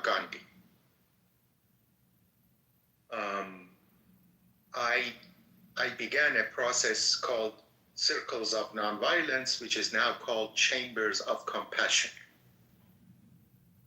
And Chambers of Compassion are in contrast with Chambers of Commerce. You know those Chambers of Commerce? Chambers of Commerce is in order to organize greed, in order to bring together different corporations so that they can collaborate systemically. But we, as peace activists, democracy activists, human rights activists, social justice activists, earth activists, whatever our good cause, we work in different silos with a relatively small number. So we are divided and conquered systemically. So we need to have an entity in each community. That's a legacy of Mossadegh. We need to have an entity in each community called the Chamber of Compassion, so that peace and justice and human rights and democracy and Mother Earth activists and whatever activists and the people who are civilized can add to one another's strength, so that we can build the kind of number we need in order to stand up to the military-industrial whatever complex. And the regime in Iran, going back to Iran, the regime in Iran suppresses any kind of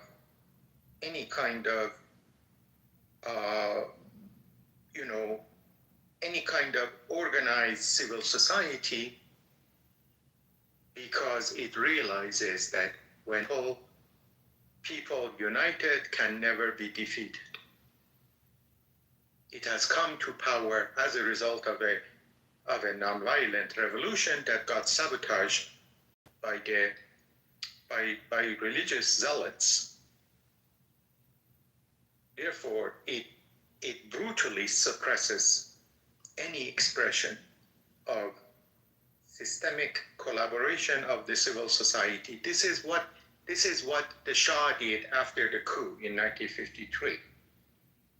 In 1953, the Shah built, I don't know how many thousands of mosques, because he wanted to,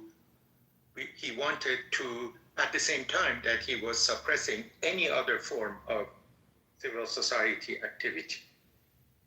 Why the Shah helped build so many mosques? Because he did not believe that the mullahs, the religious folks, are capable of political power.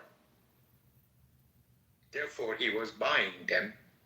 He was building mosques and he was giving them goodies and whatever. Some of those religious, so-called religious leaders, Ayatollah Khomeini, for example, the founder of the so-called Islamic Revolution, they said, wait a second, the Shah needs us. He's building us mosques. Why should we say, long live the Shah? We want political power. That's how Islam became politicized in Iran. And at the time, the American, especially the Republican Party, was saying, good job, dear Shah, build mosques. And then what happened when the power vacuum was created, and I don't go into it, an explanation of why, unless if people ask, when the vacuum of power happened, the only places in the only spaces for organizing were the mosques. Therefore, the nonviolent 1979 revolution, which was a response to a blowback, a reaction to the 1953 coup that killed Iran's secular democracy, that revolution got hijacked by the so-called religious folks because they were organized. So I meandered, like Trump said, I am meandering, but I'm joking, by the way. But anyhow, the reason I say that is we in the United States in particular do not have in each community something called chambers of compassion, so that the civil society with different forms of compassion gets organized. And Perry want to ask you a few questions if you allow. She's live Iranian too. Perry, go on. Thank you. Thank you. Hello, everyone. And I appreciate for this opportunity. I like this state that is so calm and cool, middle of the political debate. Hi, Mojtaba. I have just two questions for you. I think it's great that you are clarifying certain things that probably for many non-Iranian, it's confusing due to everything that you said, propaganda, different narratives, complexity of the society, and timeline. But I think there was two things that you were fair, I believe, and I want to mention that, especially when we're talking among people that may not know exactly the dynamic of the politics and situation in Iran. So what is, when you talked about Shah or son of the Shah, I'm not necessarily pro Shah, but I need to be fair and correct you if I may, that you said not many people. Reality is that many people, not most, but many people at this point, at least chanting for him. And I get that, what you said, Mujtaba. There are different algorithms, different propaganda that has been made by all sides. If you look, if you say, so. But yet, there is other, I think somebody, Maya or someone talked about it, that, out of desperation and real bad situation in Iran and dictatorship and everything else that we know what's going on, and oppressive, regime, certain people that may in the regular time wouldn't choose the Shah, they have said and thought about between bad and worse, they chose the bad, if you name it that. So there are people that, so he has some people that really want him. And it's not the minority necessarily. I can't say it's the majority of the people, but it's not also minority. It's not everything is not propaganda. That's there. We can talk some days about many different social and psychological reasons that people who may in the normal and open society wouldn't choose, would choose someone else, but right now, because they think that's the only alternative, whether it's right or wrong, but that's what they think, that he is the only maybe strong alternative, or maybe, a little bit nostalgia of the past is coming to them, etc. I'm not going through the reasoning, but we know that out of desperation, the number of people who are asking for him to take over has increased. So it's not just propaganda. That's one thing. The second thing that respectfully I disagree with you about Taizadeh. What I mean by that, well, people can have a different alternatives and different point of view even within the situation in Iran. But Taizadeh, I don't know if you can really compare Taizadeh. I'm a nonviolent person also, but I'm not a reformist, right? And Taizadeh was part of the system for so long. With respect to his recent, activity, and yes, he's been a victim of this oppressive regime too. But think about that. When the regime was doing all sorts of things, not in within the just 2 years, 5 years, 10 years, Did Taizadeh stood up for people, or he believed that from the system he can create something, something noble. That doesn't make him a necessarily bad person, don't get me wrong. But I'm not sure that everybody, in Iran or most of people want. At this point, after that 30,000 massacre, I don't think anybody really thinking about people from reformist side. So it's okay. Also, there are some people there thinking that somebody has to come from within the regime that has a progressive idea. I get it, but that's not right now also majority, or not even. It has decreased number of those people who have any faith to anyone who has any connection with this regime after this recent massacre. But, I congratulate you for you speaking your mind, whatever it is and however you're thinking. But I personally believe, Mushtaba, that Taizadeh should have spoke long before, and should have fought or have fought long before. Did not, like many other reformists, did not stood next to people while they were dying, group by group. So, but regardless, we can debate long time, but Taizadeh also is not everybody's alternative. Yeah, thank you. Thank you. May I address your points? The 2 points. First of all, Taizadeh was the person under President Khatami. You remember President Khatami, the reformist president, and he got a no to Khamenei vote when he got elected immediately after his election, because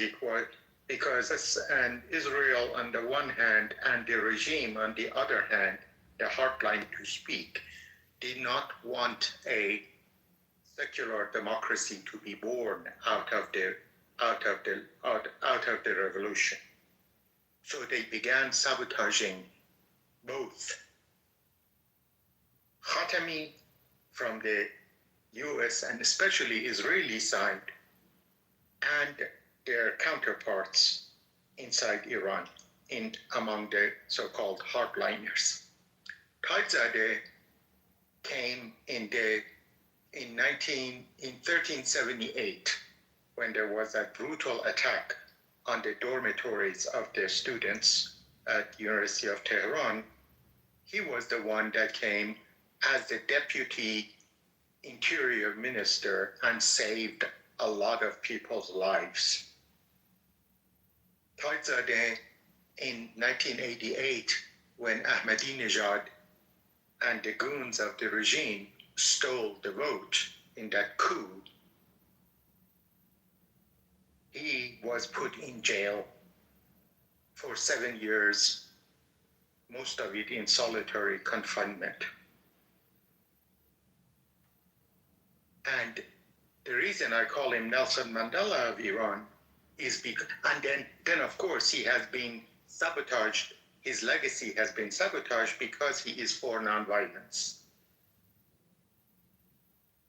The regime has sabotaged him as well as the Shah's son, because they don't want competition.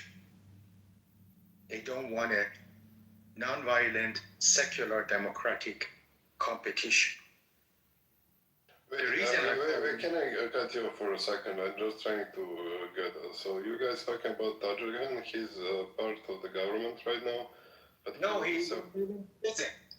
Okay, continue. Sorry. He has been back. He has been just several weeks ago, after the horrible massacre in January, they added 1 more year to his jail sentence. So wait, but he's a reformist or no? So I'm so confused. What he has called for is a structural reformism, if you want to call that. He's calling for the Khamenei, the father, to step aside to have a referendum whether people want a religious government or they want a secular government. He has called for that, and therefore he is in jail. But let's be clear, he's a reformist. So does Shah's son is asking for referendum. Doesn't make, comparing him with Mandela, I think a little bit, please, I'm not against it, a little bit,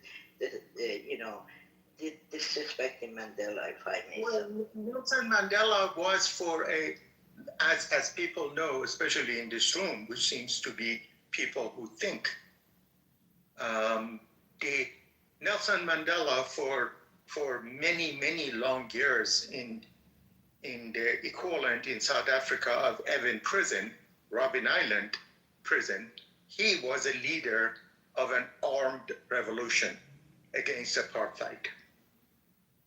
And then he saw that nonviolence is the way.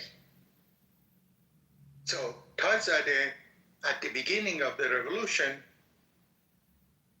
and he has apologized many times when he was out of jail, including here in Clubhouse, for his extremism at the beginning of the revolution. But nonviolent leaders are most important, and most active nonviolent leaders are the ones that have believed in violence at one point. And they see Mandela, that's not the way. So to call Tarzadeh as if reforms is a horrible thing is a desire for revolution, is a desire for violent revolution. A structural reformism, which is Tarzadeh's political path, which is Mossadegh's path, it says that we, the people, need to be happy with our government. Otherwise, that government should step aside and allow other people to come and serve we, the people. In this country here in the United States, Trump is going after what? After the basic structures of democracy. In this coming November, they are trying to reduce the number of voters as much as possible by creating all kinds of obstacles to voting.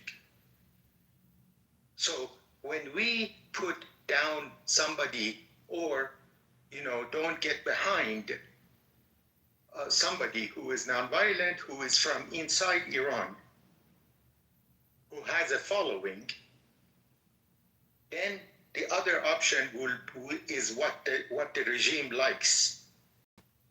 The alternative to us is that the Shah's son, who has begged Netanyahu and Trump to attack Iran, which they have.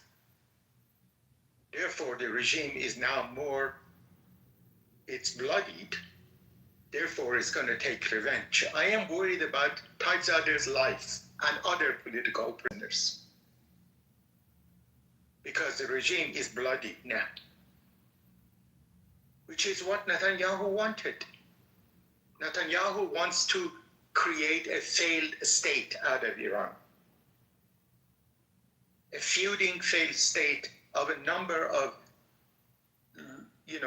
small states, separatism. So, as a peace activist and a democracy activist, I did, by the way, in the chat, put the link to the National Peace and Democracy Coalition of Iran. As a peace and democracy activist, peace and democracy are two sides of the same coin. I believe we should get behind a structural reformist, nonviolent leaders for a movement to transition peacefully away from this horrible despotic regime that that pretends to be religious. But for example, this hijab on women, impose hijab on women is un-Islamic. La ikraha fi din is a Quranic verse. There is no compulsion in religion. So the regime pretends to be Islamic in the same way that a genocide maker called Benjamin Netanyahu pretends to be Jewish. I work with Jewish Voice for Peace. By working, I mean I go to I support, and I go to their every Monday through Friday. They have a power half hour every day. I support my Jewish brothers and sisters because I know that abusing religion is harming the essence of religion. And of course, abusing religion harms we the people and our human rights, which includes democratic rights. As far as whether what number, because Perry, you asked about the extent of the support of the Reza Pahlavi in Iran. Again, as I said, Dr. Ziba Kalam, Professor Ziba Kalam, whom you may not like because he's a reformist, he said, we as political scientists should not confuse support for somebody because of desperation and rage. We should not that kind of support with real desire for monarchic system of government. And I absolutely agree with him. When people are desperate. Mashaba, if I may, I apologize. I'm just gonna clarify this. Listen, I did not ask about the percentage. I know myself, I have some idea. What I asked and criticized you, Mashaba, I said, let's be fair. Whatever position we have, political position in this game or in this situation, be fair when you're saying that all this propaganda. I'm saying that, no, there are real people that beyond the propaganda for many different reasons. I said there were people inside okay, but it's not the, listen, it's what I'm trying to say. It's not just group or bunch of people. It has increased, and we can have that debate later, and has increased for many reasons. So when we are talking about, I think that if I misunderstood, fine, but in a political debate, although politics has been mixed with all those sort of bullshit, but we can have an honest, I think we can create the culture of honest political debate. So what I was asking that, representing whatever even you don't believe or I don't believe, we need to be honest to represent them. That's all. Thank you.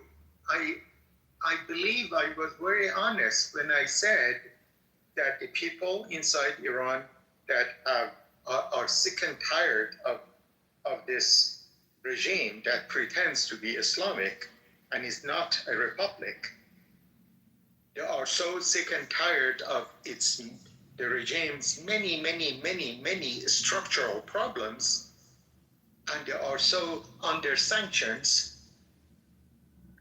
They don't see any future for themselves. That out of desperation they say, "Long live the Shah." And we should not confuse that kind of support with real support.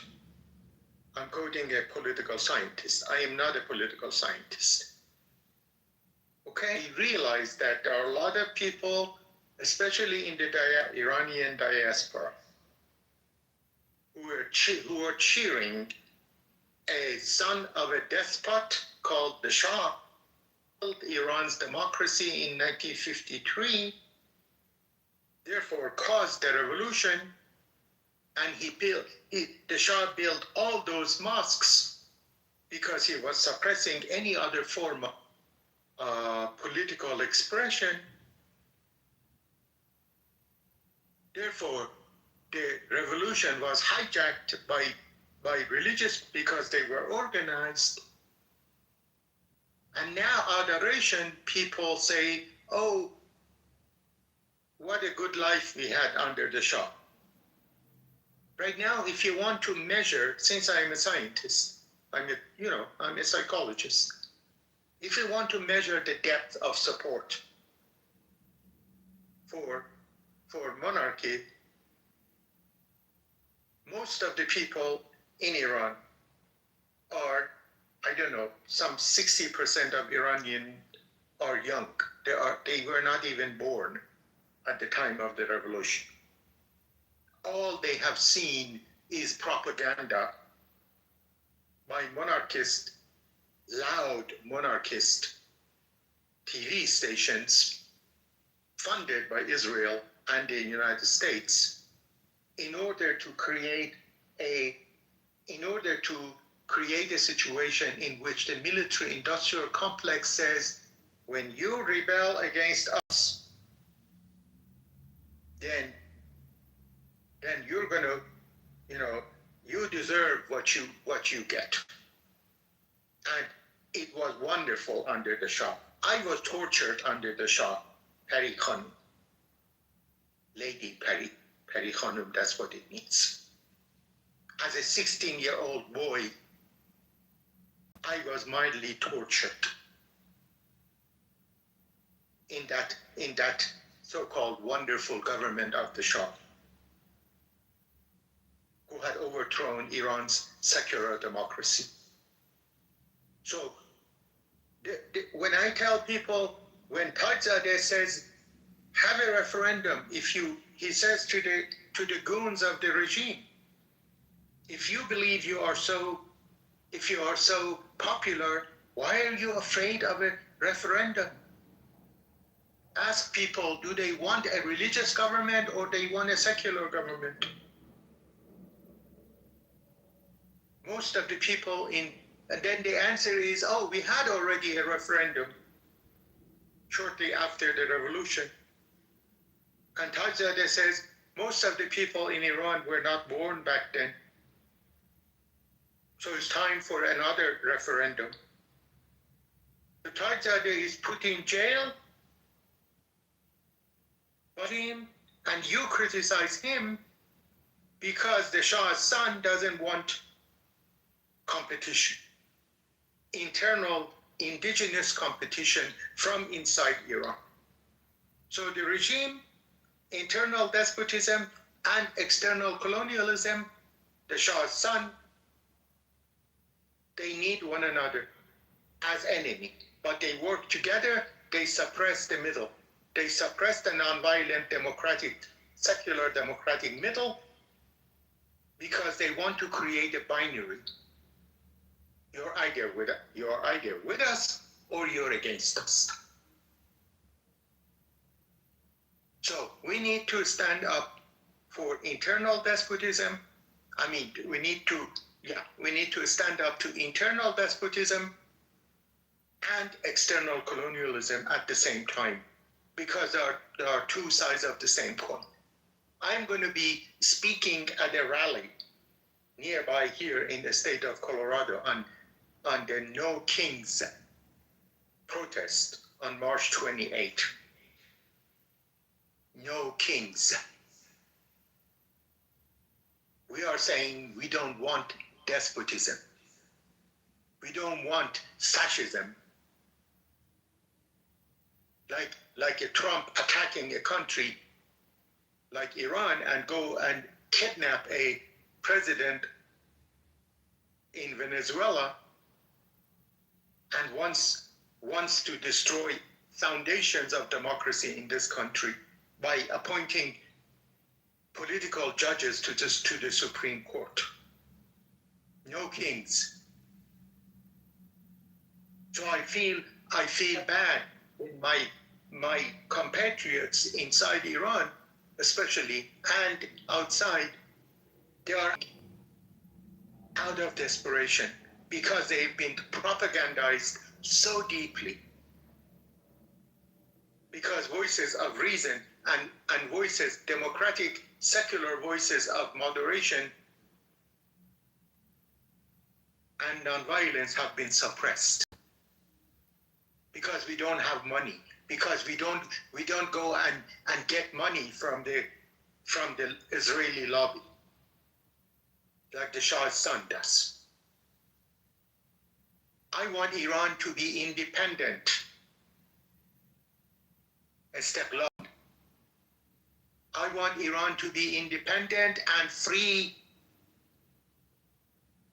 independent from external colonialism, free from internal despotism. Istiqlal, azadi, independence or sovereignty and freedom. These were the two of the three slogans of the Islamic, so-called Islamic Revolution. The third one was so-called Islamic Republic. In 1979, people chanted Istiqlal, Azadi, Jumhuri. Jumhuri means republic, means the right to vote. The Shah's Rastafi's party, his one-party state, was transformed into Hezbollah, the party of God. Despotism and violence are two sides of the same coin, Hari Khanum. Can I just jump in? I feel like Mustafa's made an... Sorry.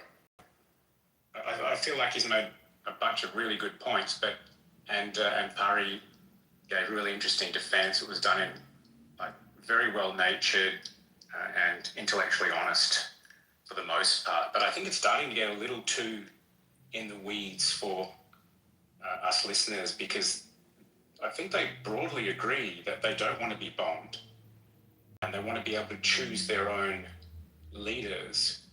But it's a question now of, how does that happen? The problem that I see is that regime change is not going to happen anytime soon. So, sorry, as in the regime fall is not going to happen anytime soon. So any discussions of new leaders and new leadership are kind of moot points. So it feels to me this is an important discussion for Iranians to have internally, because many have been campaigning since '79 for the abolition of this religious regime. Obviously, it hasn't worked, and hopefully it will work for them soon. But I can't see any change in the next couple of years, unless the US goes in and boots on the ground and does the full Iraq, gives it the Iraq treatment. But I can't see that happening. And even if that does happen, then it won't be the Iranians who decide who's going to be leading them after that. So that's all I wanted to say.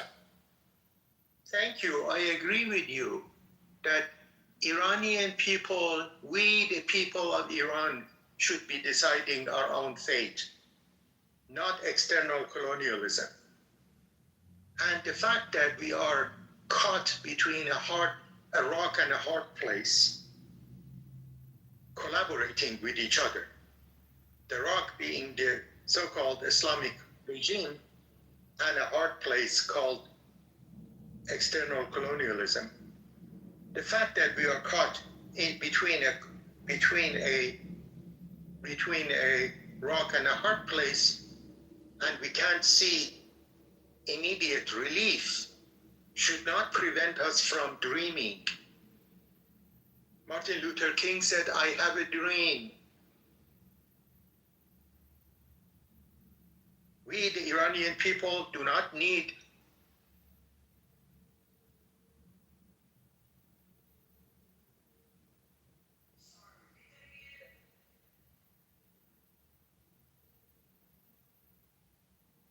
I think he's breaking up for everyone. Or Repeat that again, brother. the Iranian people to determine our own future. But the fact that we may not have relief of this horrible regime, does not mean we should not dream, and it doesn't mean that we should not stand up to war, because war kills democracy. In this country, I was chanting, and I will chant on March 28 in the No Kings rally. Internal repression, external aggression. I'm going to get people to chant, because internal repression of the Trump fascism requires external aggression of Netanyahu and Trump attacking Iran. So you kill democracy at home in order to allocate every year $1.5 trillion for military and intelligence budget in this country. So yes, you are absolutely correct. And by the way, I love the fact that Paris, apparently as a supporter of the Shah, was very nice and civil, unlike a lot of other Well, she didn't come off like that. She came across as very reasoned. I know. I understood her argument. Hang on. I understood her argument to be he's the best of a bad bunch at the moment. So as opposed to being, because there are lots of Shah loyalists that you see, or Pahlavi loyalists that you see waving the flags in the US and Canada and Australia and all these in their, the diaspora. But Pari to me came across as much more reasoned. So I hopefully you're not characterizing me too strongly in that direction. No. First of all, I appreciate the civility of a monarchist called Paris. I believe that Iran needs 4 political parties after somehow we are freed from internal despotism. We need a monarchist party. We need a Republican party. We need a social democratic party, and we need an environmental party, ecology party.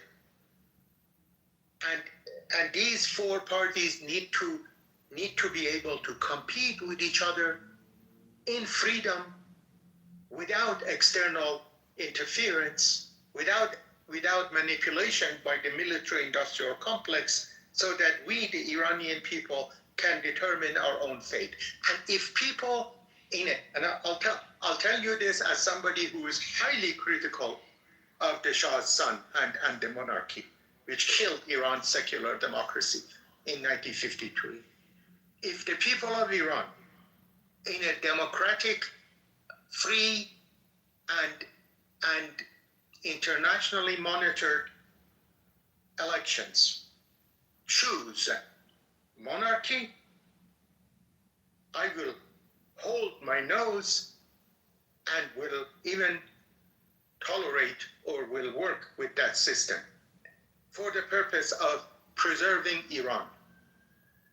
Mohab, can I ask you a question, brother? When you said when you were 16, you got mildly tortured. Was it because you were affiliated with the left in Iran? I was affiliated with the legacy of Dr. Mossadegh. No, let me go back to when I was 7 years old. When I was 7 years old, I had gone to school. I was a little boy. One day I heard the word Mossadegh in the primary school. Came home, and I didn't know what Mossadegh meant. I didn't know Mossadegh was a name. At the time, mentioning the word Mossadegh was a crime after the coup. I was born 5 years after the coup. So I said to my dad, who had had a heart attack and died just, a couple of years later, I asked Dad, what does Mossadegh mean? All color went out of his face, I remember. He paused for a few seconds, And then at the top of his lung, he began yelling at me, "We don't say Mossadegh in this house." What he was doing was... It got on you because you didn't know? I mean, what? I mean, you're asking a question. I was 6 years old. I was 6 years old, 7 years old. He was trying to protect his family, because at the time mentioning the word Mossadegh got you to be tortured by Savak, by the secret police that the Shah had created with the help of Mossad. And so you got in trouble from something that you were taught at school? Right. It wasn't taught at school. I just had heard other kids had talked about little older kids, like fourth graders or whatever. I had just heard the word Mossadegh and I did not know what the word meant. So I came home and asked my dad, "What does Mossadegh mean?" And he protected his family by yelling at me so I do not ever say the word Mossadegh in this house. That's the kind of dictatorship we lived under, which then blew up in the form of the 1979 revolution. I hope it became clarified that, yes, it is crazy for the Shah's government or for the Khamenei's government to suppress basic human rights. But as a 7-year-old, 6-year-old, of course, that experience was something that began politicizing me. Therefore, when I was 16 years old, I was beaten up by some goons of the Shah, so that I fall in line and say, "Long live the Shah," in order to be safe. In the same way that the goons of Khamenei say, you should say, "Long live Khamenei," to be safe. Beat you up if you didn't say whatever. You were like the goons of the people. So if you didn't say what they wanted you to say, beat you up. Sit back and relax. He lived in Iran, so their ways aren't our ways. So life was different. So just take what he's saying. Well, by the way, right now under Trump, that's the way it is, the way that it's becoming. That's why we need to go on the streets. We need to go on streets and say no king.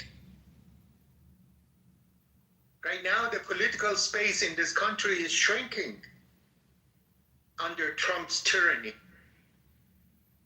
That's why, in order to cover up the fact that Epstein was a Israeli spy, he attacks Iran to divert attention. So I'm living like this is deja vu all over again. And I'm an activist, peace and human rights and democracy activist in this country, with it living here in exile, involuntary exile, because I have an involuntary, a in absentia execution order by the circuit number 15 of the Revolutionary Court in Iran. You know what my crime is? Warring against God. I'm a Sufi Muslim, and I'm saying this is not the government of God. Bullshit. Therefore, they have in absentia created a sentence of execution for me. That's what despotism is. Either under the Shah or under under the current regime. That's why we in this country need to stand up for democracy, because if we are able to preserve democracy in this country, then democracy will have a chance in other countries. The more democracy is killed in this country, then savagery will be normalized. And I'm referring to Hannah Arendt, the Jewish survivor of the Holocaust, philosopher. She warned about banality of evil, normalizing violence. So we need to stand up we need to resist fascism in this country right now in order to protect the possibility of democracy in Iran. Why are all these people in the chat going after Mujtaba? He seems to be saying, I mean, he's a little bit long-winded, I get that, but he's not saying if the guy, if he's under a death order from the current regime, you think he's supporting the current regime? What's going on with you people? Have you lost control of your faculties for reason? Or? They're siloed completely. Thank you, absolutely. And there's one guy who said, what's a Sufi Muslim? Well, just read about it, my friend. Sufism is a very spiritual, it's technically neither Shia nor Sunni. And it's a very, very interesting, it's kind of like a very artistic way of practicing Islam. It's very spiritual. It's just you and God. And then you get closer to God through music and dance and these things. So it's a fascinating thing to read about. There's no guns, there's no fatwas, there's none of this nonsense that the Western media is going to tell you about. It's fairly simple. I myself am an atheist, but Sufism is it's not widely practiced anywhere really. It's just there are pockets of Sufis around and they speak at very high levels about spiritual matters. Thank you. One Sufi says 1100 years ago, sorry for being so long-winded, but one Sufi, his name was Mansur Hallaj. He said, I am God, or I am the truth. The muftis, the Sunni muftis of the day, they said, what? You are God? Either repent or we're going to hang you. So they hung him. So his name remained in history. Several centuries later, Spinoza, the Jewish philosopher, he arrived at the same Sufi understanding that there is no God outside nature. We are sacred. We are God, in other words. We are interconnected with everything in the universe. The farthest galaxies are our brothers and sisters. We are one, in other words. That's what Sufism is. But no, people who are in traditional religions, they say, oh, come to our house of worship, we'll tell you what God is about. That's right. Teach it. Right. And I say, I respect religious freedom.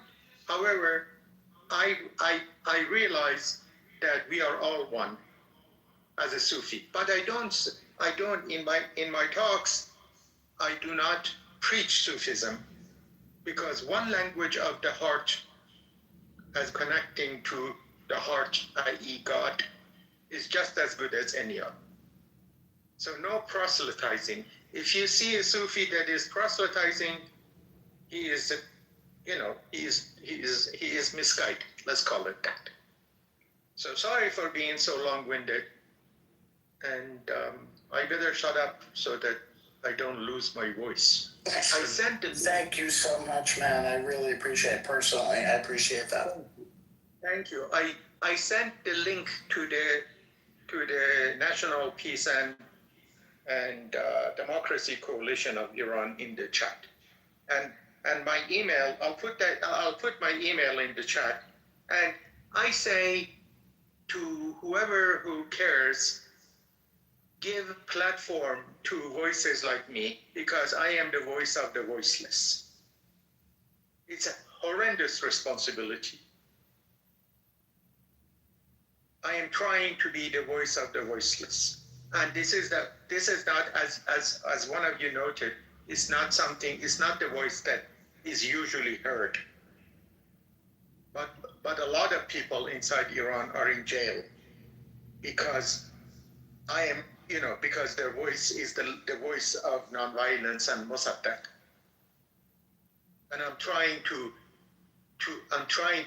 advocate for peace and democracy, whether in the United States or in Iran or elsewhere. Thank you for listening. Thank you. Thank you. And can I just say one thing to Klaas, I think is probably how you pronounce his name, K-L-A-A-S, maybe it's a he or a she, I'm not sure, or maybe non-binary, again, I'm not sure. But what is so surprising about an atheist having an interest in religion?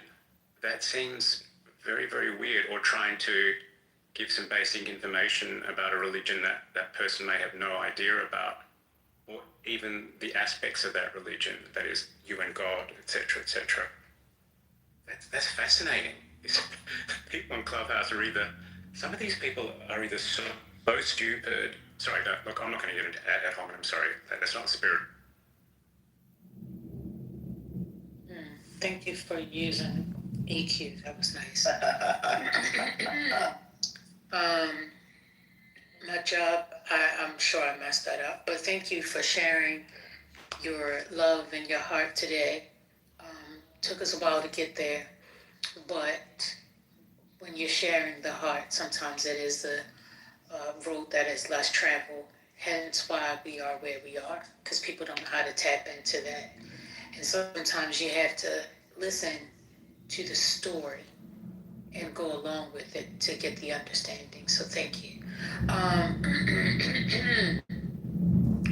Muhammad, you joined the stage. You have something to say? I just want to thank Mustafa for everything you said. I agree with him wholeheartedly. And I also want to tell her that everybody that has listened to on this platform that has actually advocated to the contrary is someone that suffers, and I borrow this from the British Journal, suffers from the luxury of distance. Is sitting somewhere in a safe place in an armchair pontificating about how the big bad America should come into their countries and liberate them. And Mustafa is the kind of guy who says, yeah, we want to be liberated, but we want to pull that up ourselves and not bring liberation on the back of the American soldiers and American firefighters. That's all I have to say. Thank you.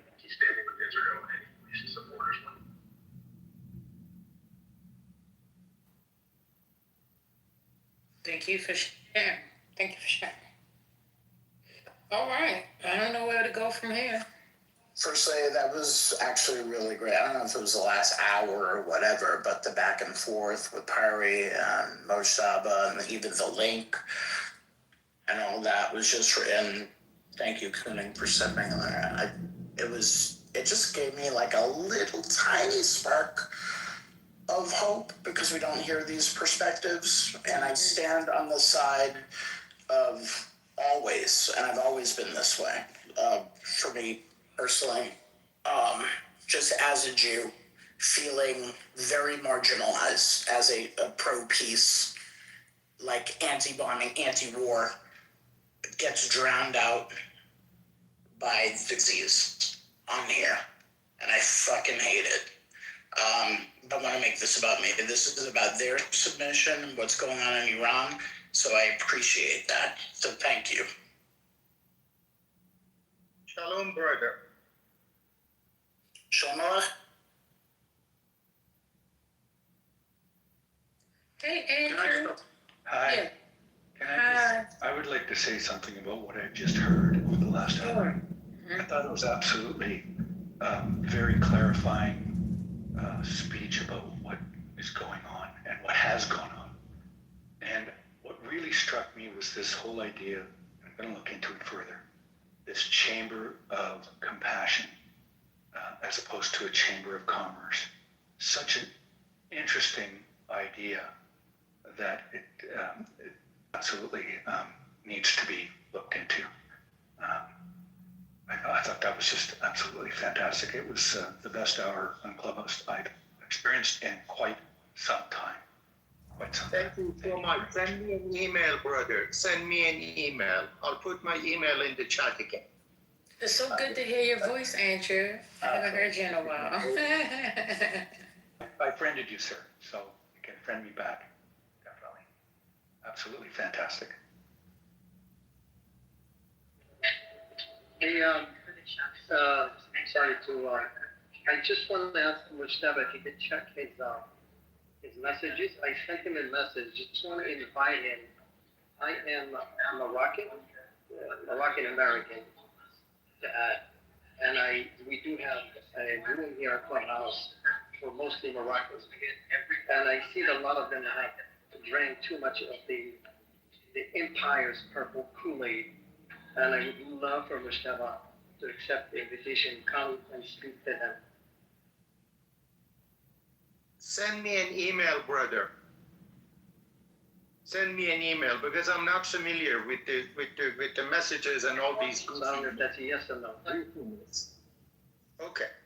It's moji.aga@gmail.com.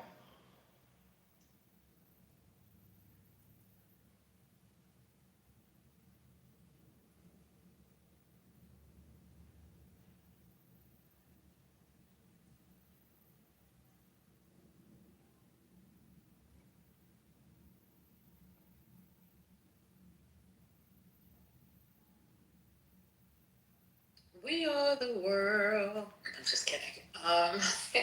Cunning, did you want to say something? I know you had unmiked. Oh, I was just going to say, I just also want to acknowledge Pari, who offered a slightly different perspective, but also very well argued, lovely tone, etc., and did represent a different perspective to Mujtaba, but ultimately I believe that they're both on the same side. But I just wanted to say one thing. This is an interesting thing that people don't get about Islam. When they talk about clash of civilizations and gods and this, etc., etc., you know, a lot of people, when you're speaking in language which is meant to inflame, let's say, Christians, you will talk about their God, Allah, and Allah is not. It's not simply an Islam. It isn't the Islamic God. It is God, right? It's one thing. It's God. It's everyone's God. And the word Allah doesn't come from Arabic. It comes from Aramaic, which is a completely different thing. So I just wanted to, apropos of nothing, I thought I'd throw that one in as well. I mean, I think that's really important to throw in. All Allah means directly translated is God. God, the God of the Abrahamic religions. That's really all it means. Jews, Christians, Muslims. We all believe in the same God. We just have different ways to worship Him. So, Cunning, were you always atheist? No, my family's Muslim. Okay. My sister's like a very intellectual Sufi, which is why I know so much about it. Even she's becoming a little bit agnostic, but she's still Sufi. Okay. Now, how did you go from being a Muslim to a complete atheist, not an agnostic? So I'm of South Asian origin, so northern Pakistan, Afghanistan, but my family's been in Australia for 120 years, so we were here almost since the beginning of Australia. So I'm very well socialized in both the Western ways and the Eastern ways. I know both very well. Right. My family was never really strongly religious. Okay. And then just as I got older, in my teens, I just thought, well, look, morally and spiritually, I think there's always the right thing and the wrong thing to do. I don't believe that what I've been taught is necessarily what happened, right? So I have a lot of issues with the Islamic faith or Christianity or whatever. I mean, I believe the larger concept, that perhaps there are some divine forces controlling things. But my knowledge of politics But wouldn't that automatically like make you agnostic? Because if you are recognizing that there's a higher force, no, I don't know. Yes. You are right. You are correct. Sometimes I use atheist incorrectly only because of Clubhouse and people don't know what it means. Oh, okay. Got it. Okay. But one more thing I'll say is that we see what happens these days with truth and lies and the recounting of things that happened, etc. So for me, the fact that these small tales, right, these small things that happened in 0 BC or 600 AD, which is the Muhammad's time was 600 AD, obviously Jesus' time around 0, and Moses a couple of thousand years before that. These are small communities of maybe thousands, tens of thousands, maybe hundreds of thousands of people, where in those times people were very political as well, and people were still jockeying for position. So I still believe that part of my issue with organized religion is that it's not hard for things to get mischaracterized and for something that may not necessarily have happened to then be regarded as gospel truth. We're seeing that every day today. So that's why I have a problem with organized religion. But I am very interested in all religions. I find them fascinating. Yeah, and class, sorry, I misspoke. Yes, agnostic is different to atheists and blah, blah. Yes, apologies. No worries, Connie. But, I share the same sentiments. People say, oh, you're a Christian. I'm like, I don't subscribe to a religion, I never heard of, what is it called, Sufi? Sufism, yeah. Sufism. S-U-F-I. Oh, Sufi. Okay. I never heard of it until tonight. So I definitely will be looking into that a little bit more. Sufism is a mystical blend. It describes my heart, though. Yeah, Rumi is like that's what I know about Sufi. I think of Rumi, of that poet.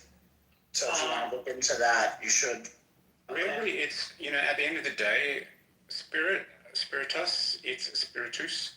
It's actually better-looking people are Sufis. They're usually the attractive people who are into. And they're creative and they're fun. They're into poetry. They're into Nusrat Fateh Ali Khan Qawwals, which is the North Pakistani, devotional singing where the concerts go on for hours. That's a Sufi practice. As is, the whirling dervishes. And essentially, you're putting yourself in a trance with some kind of distracting mechanism that you're enjoying that's not drugs. So, and then that connects you to the higher power. So it really is fascinating. And yes, if I were to join any sect, it would be them because the women are better looking than Sufis. It all depends on what Sufi order you follow. There are different orders. So it depends on what Sufi order you follow. So, for example, in Islam, we have 3 major Sufi orders. So we have the Chishi Sufi order, we have the Shadli Sufi order. I believe the Shadli Sufi order is in Pakistan as well. And we have the Tijani Sufi order that's actually Sub-Saharan African, headquartered in Senegal and in Morocco as well. So it all depends on what Sufi order do you follow, and the definition comes really. So it can't just, there's no one definition for what Sufism is here. Okay, let me, by the way, thank you so much. I've been laughing at the same time, going crazy, hearing some of the stuff that Brother Kooning said. I believe organized spirituality or organized religiosity ends up corrupting because that ego comes in and tries to say, I know better than you. Yes. I am better than you. And I believe that when Hallaj and Rumi, by the way, who the Sufi poet, and I am, by the way, I may be a grandchild of Hafiz, the other Persian Sufi poet, who was also advocate of nonviolence. Rumi said in a long poem about the unity of everything, for lack of any better term, he used the term impossible to wash out blood with blood. Impossible. Okay? And why? Because we are one. Why? Because we are interconnected. Therefore, if I harm you, I am harming myself. That's right. Therefore, the cardinal foundation of nonviolence, impossible to wash blood with blood, impossible. Now, in terms of some people ask me, hey, Brother Moji, people call me Brother Moji because I'm a Sufi monk or dervish. They say, what order are you a part of or whatever?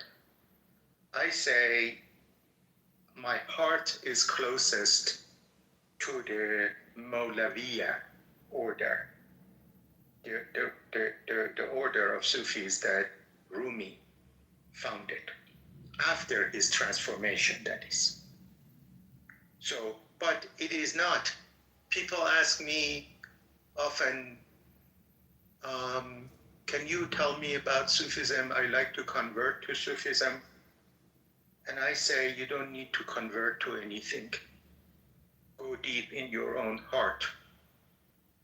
And the truth that you find in, as Rumi puts it, in the hidden corner of your heart, regardless of your spiritual or religious tradition or cultural tradition, if you go deep in your heart, then you will find the truth, regardless of what language. Different religions are different languages. Nothing but. They're just different languages that are expressing basically similar truths. So I say, if you are a Christian or a Jew or a Buddhist or a whatever, go deep in your own tradition. You don't need to go to India to find a guru, or you don't need to go to Mecca. Actually, Rumi, in one of his satirical poems, he makes fun of the Hajis, the ones that go to the Mecca, to the pilgrimage. Rumi says, hey, Hajis, what are you doing running around in the desert? The beloved is here next door. Come back home.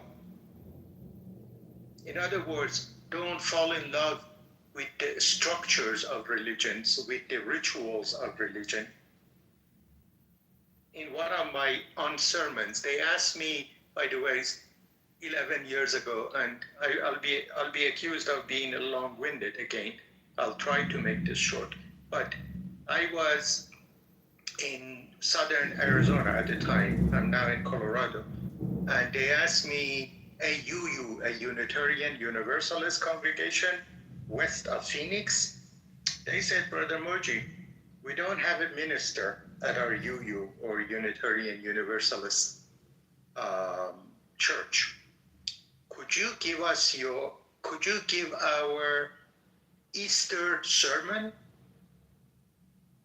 I said, wow, you are asking a Muslim to give an Easter sermon? I hugged the gentleman. I said, thank you so much, I'll be honored.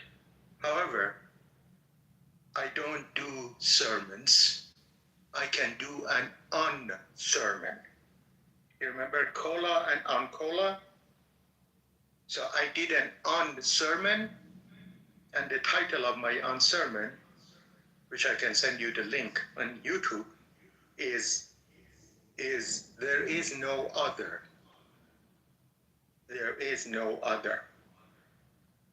Other is something, otherism, i.e. us versus other. In reality, there is no other. That's a creation of human bullshit. So I then analogized I said, you know what? You see these postal service vans that come and deliver letters and whatever's to you every day? I said, where do they go at the end of the day? They go to the central post office, all of them. So I said, but all we see of the post office is the postal van.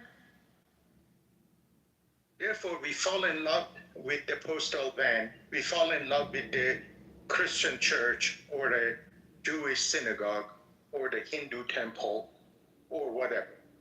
We fall in love with the appearance in our daily life of that which is somehow associated with the divine. However, all the postal vans at the end of the day go to the post office, central post office. And then I made a joke about at the central post office, God is the group therapy session, group therapy therapist, and his patients are all the prophets, all the messengers of God. And they complain about, you have no idea what our followers have done to my message. So anyhow, that was my sermon called There Is No Other. Whatever spiritual or religious tradition you're familiar with, get rid of the bullshit, go deep, and you'll find the same thing. So anyhow, thank you. Sorry if I talk too much. All is well, all is well. Any news, guys? Any updates? This was great. House and What's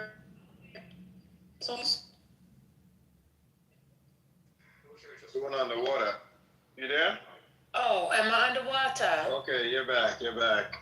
I mean, it's hard to go back to news after all of that, but I was just trying to, yeah. Hey, I do got Sandra. something. What you? You guys have to have talked about this, but they're finally admitting there's over 140 U.S. soldiers that are injured. I don't know if you guys spoke about it. I've been in and out all day, and we know I think It was briefly we talked about it. Somebody mentioned it, but we didn't go into depth. But yeah, I heard that 100. How many? 140. I think it's 140, and it's like I feel like we kept trying to do a little conspiracy theory around it, like the hospital in Germany and this and that. We know that things are being hidden from us. 140 means way more, right? Because it was, no, we're fine, and boom, okay, yes, 140. Like, give us the real number. That's all I got, though. Okay. All right.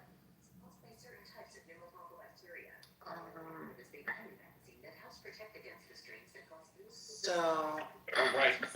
Is that fatalities or is it just casualties? Is it just injuries or fatalities? Injuries is what's being reported, but we don't know about any additional fatalities at this time. We just know about the 7. I know you guys were counting that like 8 or 9, but I saw 7 today. I don't know. But the latest confirmed number was 8. Okay. And Trump already threatened some horrible retribution for these 100 and whatever that are injured. So I'm afraid for my. So the thing is that Trump doesn't give a damn about the people, as we all know.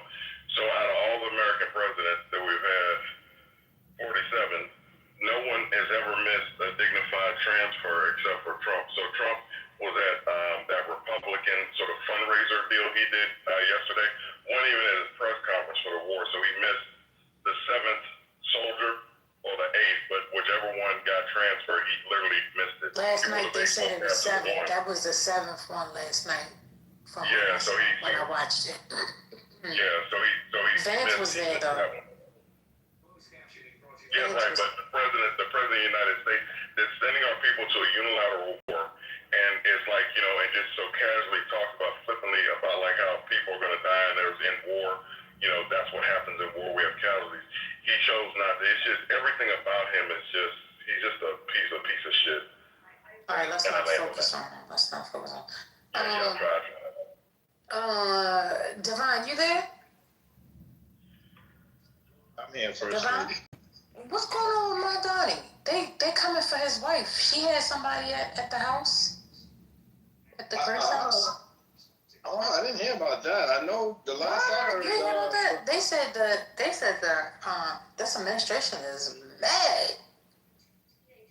She had Mohad or somebody at the y'all hear about that? Whisper tubes. He's usually on it. Unless he's trying to hide it. Wait, what? Sorry, I was working. What I missed? My Donnie had his wife was hosting Mohad at the Grace House or something. Mansion they call Gracie Mansion. Hosting who? It started with an M. Somebody, but all I know, whoever it was, they're not pleased about it. They said it was a disgrace. Let me look it up. I thought y'all didn't talk about that. You have to understand, First Lady, it was over 70 degrees today in New York. We're not thinking about that kind of stuff. I know that's right. We're outside, we're enjoying. We have just been under house arrest with this fucking winter. And today was our Liberation Day. Yes, amen. Amen. You made it through, and you had a wonderful day. Go ahead. Sure. Yeah, I'm sure I come today. Khalil, that's all. Who is it? You remember him? He was the boy from Colombia they tried to deport. That's all. Oh my goodness, why they mad about that? Because he criticized the war and Trump tried to get him out and Trump lost. It ain't even that big a deal. Like, let's move on to something. We got a war going on. Who cares who these people host? Donald Trump hosted Nick Fuentes. Let's keep it moving. Oh, wow. Wait, so they were upset about that? Jesus Christ. Yeah, I agree. I agree with that. I can't even believe that was a thing. Okay. Yeah, I thought it was somebody from like. So, right, you would think. I got crazy. Yeah. Oh, shit. Well, why y'all looking at these points? What's going on? Because Bam Adebayo has 79 points with 2 minutes left in the game. Oh, y'all looking at a game. Okay. Now, what happened to the Ravens? You said something about the Ravens earlier. I couldn't get into it. They lost somebody? Oh, the picks. That's what y'all said. Okay. No, they tried to get somebody, and they said he failed his physical, although nobody believes that. But then they just backed up.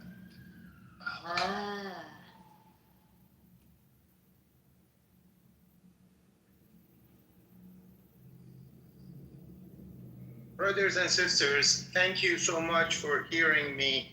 I need to go and help my neighbor, my 87-year-old neighbor. Oh, I'm 87. That's crazy. Okay. Is it Dr. Francine? Well, I hope you come back. Okay, Back another day. We're usually here Monday through Friday. Monday through Sunday. Okay, well, thank you, and try to, if you are able to, refer people to whatever church or synagogue or whatever civil society formation to say, hey, we found this crazy Sufi Iranian peace activist. You need to hear him. So. All right, we'll check in on us once a week. Okay. Thank you so much. You're welcome. Blessings to you, brother. My Sufi joke is, may my God bless your God. Okay, all right. May my God receive the blessing that you just bestowed upon my God. Thank you so much. We are the God. We are the God. There is no God. That's a fact. That's a fact. Thank you. Bye-bye. Peace. Thank you, sir. Peace. Hey, LA. Hey, how you doing? Hey, how you doing? So first First Lady, the injuries. Quiet storm. I was gonna say that the injuries, I feel like they were holding back. They had to have known about these 140 injuries before today. Oh, 81. Oh, shit. He tied Kobe. Devon, what's going on, bro? Oh, wow. You worried about that? This boy just tied Kobe. You worried about that? He got 81, 9, and 3. I'm gonna sleep so good tonight. I can't wait. It's warm outside, y'all. Oh Yeah, all the windows are open. It's gonna be nice today. It's real warm out here. Okay, it's always nice in Texas. Okay. Come on down. I know y'all don't like my state. I ain't saying anything about where I live. I said, come on down and swim. No, because you've been saying that for the last however many months, and we're locked in here, fucking shivering, sitting on our radiator. Like, come on, bro. What do you mean sitting? Come on down to the barbecue. Yo, we're suffering over here with a space heater on us and 2 down blankets so that we can survive. Come on down for the barbecue. Come on. So I'll have to get on 2 flights to come on down. Washington is fouling people whenever they get the ball. That's not Bam, so you don't go to the free throw.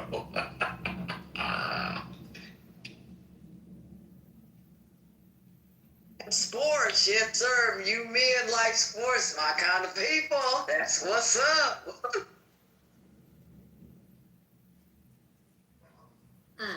Well, that was a really refreshing conversation this evening.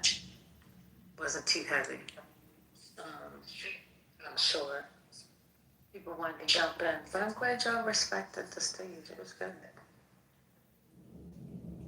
You know, we always talk about Sunni and Shia. I forgot about the space.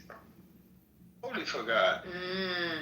I mean, it's not the same. It's not the same thing, but like in Judaism, there's a Kabbalah and that mysticism part of it, but that's it's different. I mean, it's just like out there, Not out there. I mean, it's not the same thing, but it's the closest parallel that I can see in my existence. Oh, okay. The movie welcomes scripture and towards spirituality, so yeah, that's not be a bad thing. Yeah, and like internal, you know what I mean? Like that's the only, Although it looks like there's a bit of that in Kabbalah. I'm not sure. Talking about Christianity, it was kind of, it's like, man, not all Christians are out here to, whatever. If you were listening, he never talked down on any one religion at all. Oh, shit, they fouled him. Oh, they fouled him, get 2 free throws. This is sad for Kobe fans. This is really sad. Bam was about to pass Kobe. What channel you watching, brother? I'll get that. Where you at? NBC. It's on NBC. It's on NBC. League Pass. I have League Passes. Oh. League Pass. Gotcha. I'm not sure I can get that too. Let's go. You got it on your League Pad? Man, we get everything on. We got sports stations over here. There it is. Oh, that sucks for Kobe fans. Oh my God. Bam out of body. That's Kobe's 81. That's insane.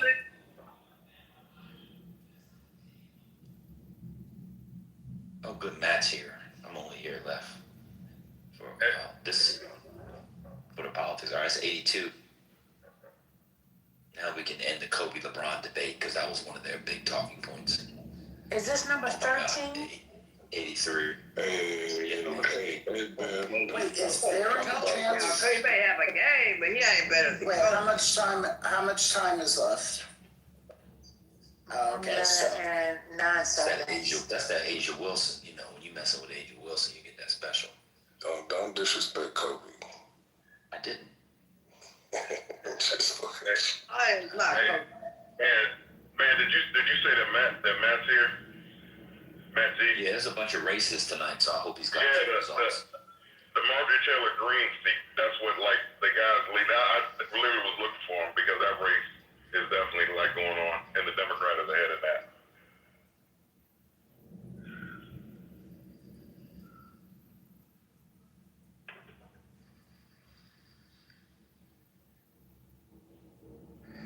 Just as a side note, it was very fun to watch all the people suffer in the chat and how upset they were that there was a decent, reasonable human being speaking on pro-peace, pro-humanity position that we don't usually hear on Clubhouse. How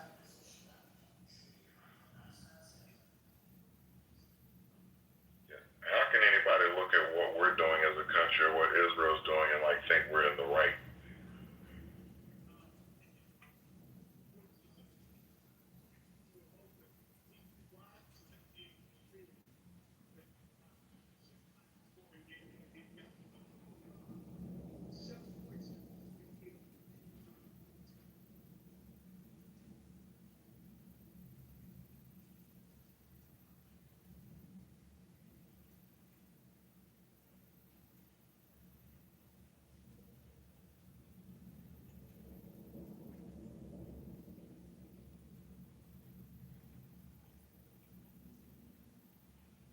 Man, for the guy that said he's in New York sitting by a radiator or a heater, brother.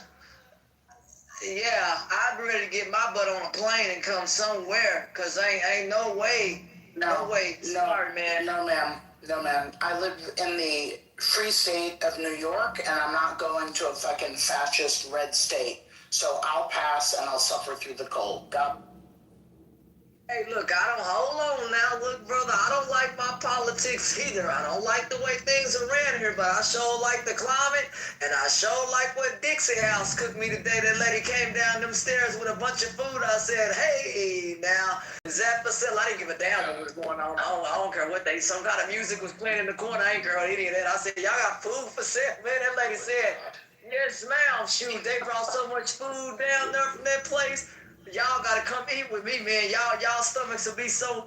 Look here, y'all be waddling out of that kitchen, man. That lady had cinnamon rolls as big as my face. I told her, can you make me 2 of them on the board? And she did, man. Them folks up there served me good, man. Come on.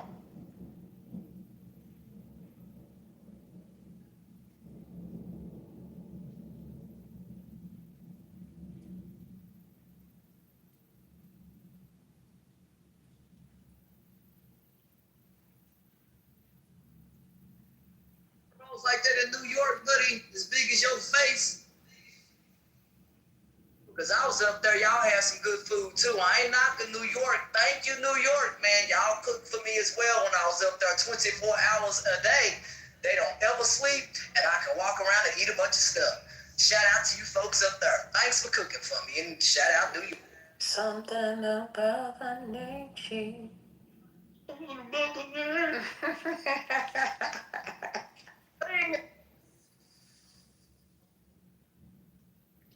Matt, you want to do your stuff?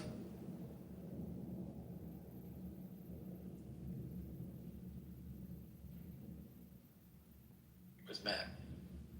There was a big challenge to an old black Democrat today that they wanted to unseat. The Democrat they try to unseat.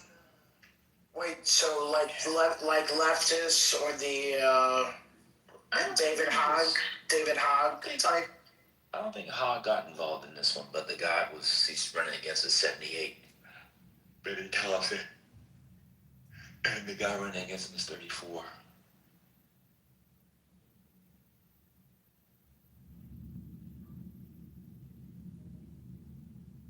So it was an age thing and not like a record, not his record or anything? I can say so. He was old. He was the guy who was the chair of the January 6th Commission. Yeah, everybody remembers him, Benny Thompson. Oh, yeah. Yeah, Benny Thompson. And he won the primary, so he's he gonna stay. I mean, to me, there were really no major surprises tonight. I thought that Thompson was gonna hang on. I knew that Sean Harris was gonna advance to the runoff, and I do need to look at that main race. There's I think it's a house. Is it a house seat or a state house seat or a state senate seat? It's one that was what, Trump +8 or Trump +7 or something, and Democrats were looking like they could flip it because it's a seat that, or was it New Hampshire? No, it's New Hampshire. I think it's New Hampshire. Yeah, it's New Hampshire. Let me look it up actually. Let's see. Oh, okay. So unofficial results right now: the Democrats leading 51% to 48%. It's a Trump +9. There we go. So this is a 13-point overperformance for Democrats, and it is in an actual pretty, a rather reddish area of New Hampshire. Let's see. Oh, they actually did flip it. So people are calling the race. Vote Pepis. Okay. That's amazing. Bobby Bodeman. This is the second consecutive week the Democrats have flipped a state pledge seat that Trump won in 24. So, Tim's did good tonight. We'll see what happens with the runoff. I don't think that Sean Harris has a shot against the Republican he's facing, but isn't it Clay Fuller who won, who got the votes for the Republicans? We'll see what happens. I'm excited about next week. And of course, officially, Scott Clone's the Democrat nominee for Mississippi, so that is a quote-unquote big deal. Because they have the races like we are and not safe are, which normally would have, Mississippi as safe are. So we'll see what he can do. I don't know that he'll raise that much money, but I would love to see him get his revenge and, beat Cindy for blocking his nomination. A lifetime appointment. He was going to be a judge. So, yeah, that's all I got. I know that the retards are in the goo. My haters are here. So I'll go back down, so they can enjoy the room and not be bothered, by my niggatry and faggotry.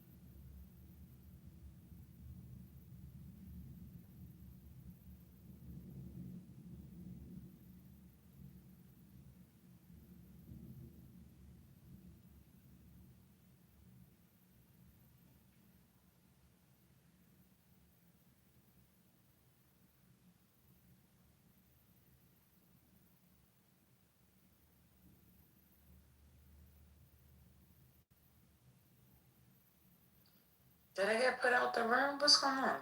Hello? There's another game on, so the men are definitely distracted. With the Celtics and the Spurs? Yes, man. Wait, is it consequential? Are we in the playoffs? What's the deal? I couldn't tell you all of that. The game is on. I'm watching it. But wait a minute. Why wouldn't you, if you've been watching it, then you should know what part of the season we are in. I know we're not in the playoff. We know we're near the playoff. Yeah. Yo, has March Madness started yet? College stuff starts soon, yes. It I might. think it's the middle week of March.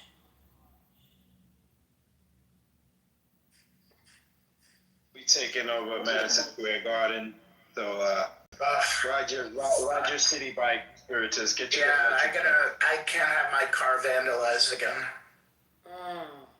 That's already? That's been a year already? No. Well, actually, what was it? The Knicks playoffs. That was when? Last May? When was that? No, that wasn't them, was it? Yes, they bashed my mirror. I remember, but I'm saying, was it them? It must have been May. Isn't that when the NBA, or April? NBA? Yeah. It's been a year already then. These motherfuckers, I couldn't find the replacement for my side view mirror, so I had to get one that doesn't match the color of my car. You told me that. It's terrible. I just go with it. The playoffs start in April. So that sounds about right. Remember we were yelling Knicks in 6, but it didn't happen? Yeah. Oh my goodness, it's been a year. Oh wow. They're out of control. Just give them the championship so they can fucking settle down. That's ridiculous. No.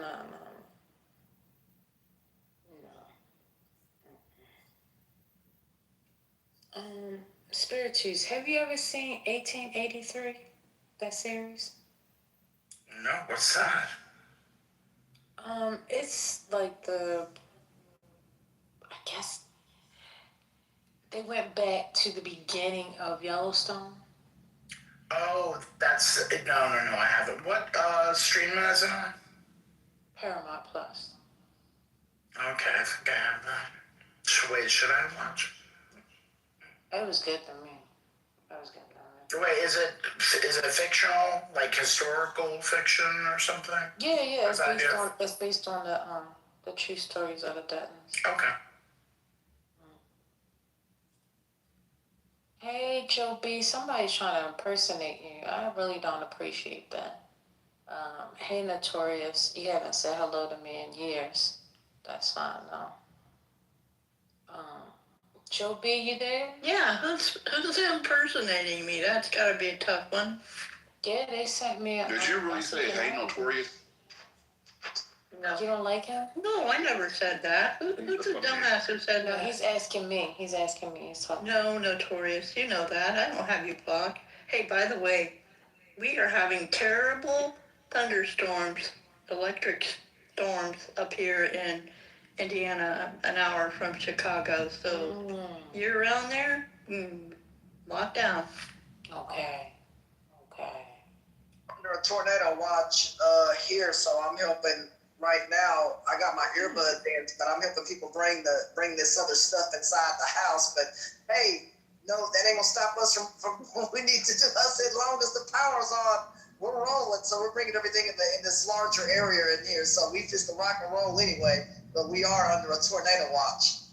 Yep. Who's Notorious, by the way? I don't even know who that is. You don't know. You don't want to fucking retard. Will you stop it? Be nice. We had Mr. Majataro Tabo come in here and, you know.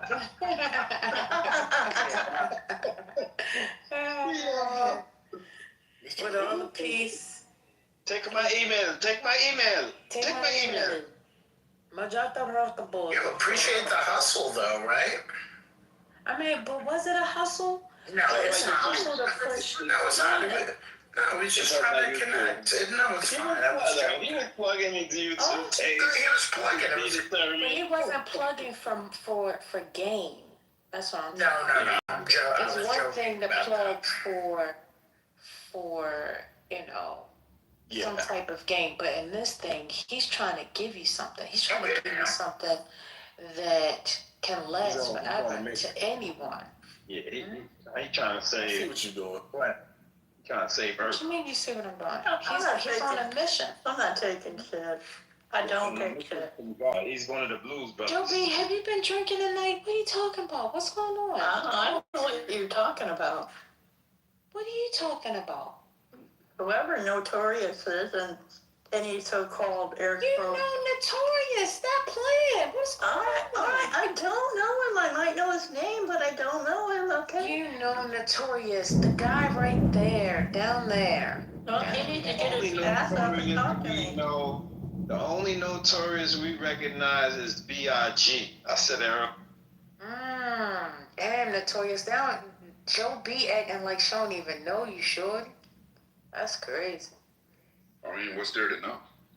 Oh. Hold on, brother. Not too much on Joe B. Oh, Concrete, my love. Oh, what's wrong? Do y'all drink alcohol like as water? What is going? There was nothing on Joe B. If you were listening. Didn't hear Gemini just accost that He was innocent talking white woman? about Notorious, numbnuts. Concrete, I noticed some water something. and unnumb them. I noticed something about Concrete. It better be about magnesia. I ain't even gonna say nothing. It's all right. Nah, Divine, wake it up, brother. Wake it up. Ouch. I got a paper cut. Brother. Shit, that's not a... is not enough. Wow, you drink it?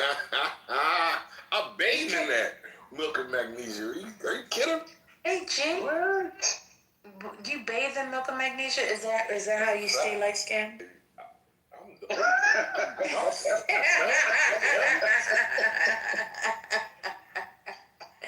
Huh? If you drinking that much milk and magnesia, you need to go to the doctor. But my brother said waking up. Concrete, you always jump in to protect the white women. There you go. There you go. You better recognize. Hell yeah. That's actually not true. Brother Divine, if you really pay attention to Concrete, he does it for anybody that's losing a battle. Like he just jumps in to insert himself and be a contrarian. It's like that's all he is. Like that's what he does. It doesn't matter if it's a milk and magnesia or if it's a chocolate cream. It doesn't matter. I truly enjoy it when it's a milk and magnesia. Other times it's just a sense of duty. When a milk and magnesia's in trouble. One mic on you. Shoot your shot if that's what you're trying to do. Just go ahead and beat the rap. No, bro. It's purely for the love. Concrete said, can he slide into them DMs? Oh, Concrete. Put it in the DMs. Don't put that We talk on the norms. Come on, Concrete. Purely platonic. Excuse me. This is a purely platonic endeavor. This is Right, gotcha. She said. Now I understand why he's declaring his love for the milk and magnesia on the stage. Where's the milk and magnesia? I'm fair skinned, not pink. Damn, no, that's Pepto, sis. I don't call it Pepto. I call it pink shit. You got your medicines confused, Joe B. Pepto-Bismol is pink. Pink shit. Milk and magnesia is white. Yeah, Brooklyn about to drop kick Concrete for sure. Why? You'll see. No drop kicking. We keeping the peace. The brother Majato has blessed the stage tonight. No, that wasn't Brooklyn. Hey, wait a minute. I'd like to drop kick Roger. Can I drop kick Roger? By all means. Thank you. That man's name, First Lady. Roger in the chat. You know Roger in the chat. Oh, Roger. Okay. How do you say the man's name? Majato? I'm not even gonna try to say his name. I know you are. So how you know I'm making a mess of it? I know who you mean, but I know that ain't his name. I know what you're trying to say. Him said it was fine. So let me ask you this, First Lady, because I definitely enjoyed his submission tonight. Like, it was good listening. Got me through what I was working on. But at the end of the day, do you think the comparisons with Trump and what he experienced, as he said he was tortured and things of that nature, unfortunately, do you think that is a good analogy? You think that's a one-to-one, that what we're experiencing is going to be even remotely similar to the drastic things that he encountered and went through? No, I said his message was good. I didn't say nothing about the details. I wouldn't dare begin to try to answer that question. He wasn't making it a one-to-one. He wasn't making it a one-to-one at all. He's making the broad statement of fascism. Go ahead, Devon. Yeah. I'll say this. I did not know the little piece of history that he gave that all of the mosques being built and that they realized that the religious leaders realized that the Shah needed them and it wasn't vice versa. And and then he was like, how America was like, yes, build them mosques, like keep them prayed up and out of the political realm. I didn't know that sounded like it was a play. It is not a play. Yeah, it's not like a diversion on them.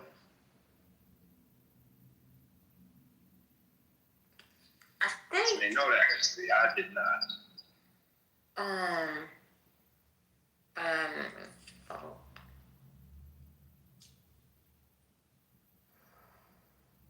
Oh, if I can just say this, Gemini, to your question, for me anyway, I think he was speaking more broadly, not one-to-one, regarding elections, regarding belligerent government, regarding, authoritarian tactics, so I think it was more broadly about that and what he sees that people like Trump and Netanyahu do to their own countries is not too dissimilar to what others have done in Iran. I get that, but I guess when he started really going heavy on that's why I'm attending and speaking at the No Kings protest to stop it, he's stopping us from sliding down that slippery slope that will land in that same pool of dictatorship. Let's pause about that. You got to get this gay shit off your mind all the time, Concrete. Listen, brother, stay vigilant. But anyway, that version is what I was referring to. Spirit. No, yeah, I understand. There's not going to be a perfect protest to go to here. There's not, because everything has so many labels attached to it. So if somebody goes to a No King, they may not agree with every single point a speaker or a sign says. But it's an outlet for a lot of people who share generally the same sentiments about the administration and about certain political party and about other leaders. So I think that generally, but a lot of times we get caught up in oh my God, did you see this sign or what this person who was at this protest said? And that's not really the point of all of that for a lot of the people that are there. That would be my... I got you. To me, it was almost like relive trauma that might make you slightly overreact to something that's just similar and not the same, right? Because he went through something that was super traumatic, that even if you see something remotely similar, you're like, oh, fuck no, I've been through that before. You know what I'm saying?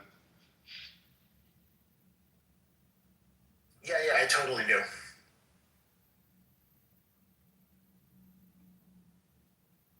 I hear what you're saying, but for me, it's more cautionary and trying to bring awareness, hey, listen, because anything that you allow to continuously get power can be dangerous. And that to me is where the messaging was coming from. Just knowing, hey, listen, I've seen something that went a little bit like this. So let's try to put the flame out before nip it in the bud.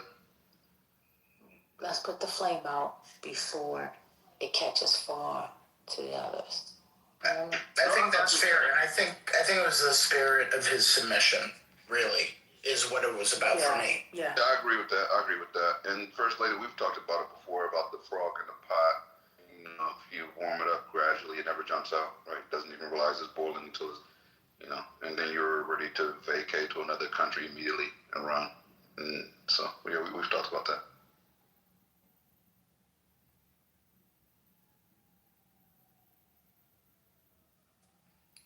Did you say you want to move to another country? That's what you said. That was you. You not no passport, bro. What they call passport? I wouldn't say that. I'm definitely going to go ahead and get my dual citizenship because I have a right to it. But I'm not. Yeah, but you're not. You know what I'm saying? Yeah, I'm not a runner, brother. It's not in my nation. I'm not a runner, brother. all these beautiful women here in the U.S. in this great country of ours. Oh, Rambo was outside in New York today, Tell us so this you person know where one his day, mind. he over here talking about sundresses. Like, what the hell? I'm telling you, Sandra, I can't talk like that. It's funny. One of my coworkers, she was like, "Oh, it's almost sundress weather." I just like, I sundress weather. I didn't hear her. I'm like, lady, you look at sundresses differently. Like, why would you say that in front of me? You wildin'. You know white men prefer sundresses. We all know white men prefer sundresses. So Gemini, while you guys are always in your cars, not being able to see anyone, we were outside and I was in Soho today, and so many people. Hey. So, I was in Soho today, and so many people were eating outside for lunch, which was amazing. Just like sitting on, like a stoop or like wherever, just fucking hanging out on tables that they threw outside on the sidewalk. And it was just great to get to see all the people. And man, the thighs were out today. They have a Soho tighter shirts. Soho in New York, yeah. I didn't know that. I don't know New York like that, bro. Oh yeah, Soho's. When I hear Soho, really good people. Hollywood. That's what I know Soho as. They also have a NoHo. It's kind of like a fake. Yeah, they have a NoHo here, but it's kind of like a fake designation. The real estate agent, they had to come up with a fancy name to sell those units over there, right? Yeah, they did. They tried to do that with they tried to do that with Harlem with the Soha, but that's a community. It was not. They were like, we weren't having it. We were like, no, don't come. Yeah, you gotta think about it. When you say Soho to a Cali dude, we automatically think South Hollywood. That's it. Like, are you serious? I definitely don't think New York. I've never even heard of South Hollywood. Is that just made up? No, Soho, NoHo, West Hollywood. I know NoHo. Hollywood is us. I've never heard of Soho in Hollywood, and I yes, sir. What? You've been in LA way too much to not know Soho. Dude, I used to live in LA. I've never heard of Soho. Like, where's South Hollywood? Is that Larchmont or something? Where is it? It's south. It's basically anything past Santa Monica Boulevard. I've never. I need the boundaries ASAP. I'm just gonna say it's gone. It's nothing there, but it exists though. You don't have no South of Brooklyn though. We different. All right, I'm gonna have to investigate this, Gemini, because I think this is made up in the last 10 years. I guarantee you can literally Google it. I promise you.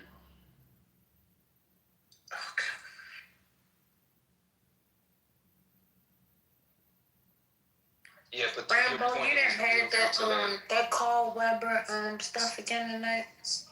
What Carl Weber? What are you talking about? What's that thing you be cheating on? You talking about Carmelo Anthony? Iverson, yeah, somebody.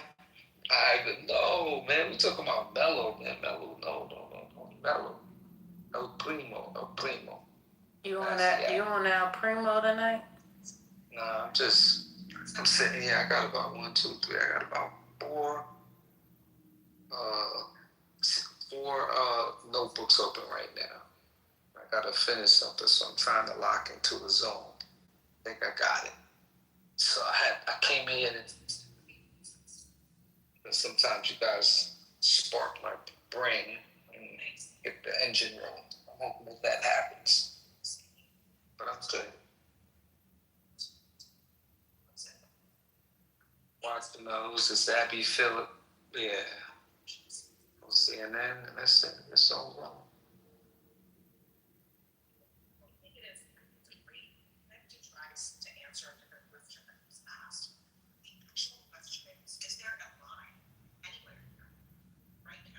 It's nothing like a good pen. To all my writers out there who enjoy a great pen. So it's really nice. I don't think most people write anymore. I think they type. Nah, bro, that's it. Listen, bro. Writing is just so stimulative to the brain. It really is. It really is. I mean, I'm on the computer. That's a fact. But writing, I'm telling you, bro. One day I'm going to share. I never agree with Rambo, and I hope that I never have to ever again. You agree with me a lot. He is cold rat. No, you actually, you're I'm just messing with you, Rambo. Nah, no. You're very interesting, though. But yeah, that's it. I have to make a presentation to a board, basically. So that's it. I got the framework, I got the flow, but I just need to finish it. Okay, so that's what I'm dealing with right now. Whoever said I live in the IE, fuck the dirty ass IE. I want to let my dogs live. That was me. What is what is dirty as fuck? Whoever lived there is dirty. The Inland Empire, that's what he's talking about. That was me. It's dirty as shit. You gotta be a dirty motherfucker to live there. Dirty? What, why is it, what do you mean? Dirty how, like trash or what? Like trash, like put a air mattress on the sidewalk type of shit. I wouldn't live in no place over hell here. You can't have not a goddamn thing on the sidewalk. Hell no. They don't allow that out here. Hell no, dude. You better move the hell up out of there. You got, what else? I don't live there. What you mean move the hell? What the hell going on? Been evicted or something, but just allowing them? No, they don't allow that out here. There's nothing wrong with an air mattress on the sidewalk. Gotta put cones. As long as you put cones on both sides of your air mattress, Ashton, you good. Crazy. No, they don't allow nothing like that out here. All that stuff you gotta take to a landfill. You cannot have nothing on no curbs out here. You know what I'm saying? You cannot do that. Nope.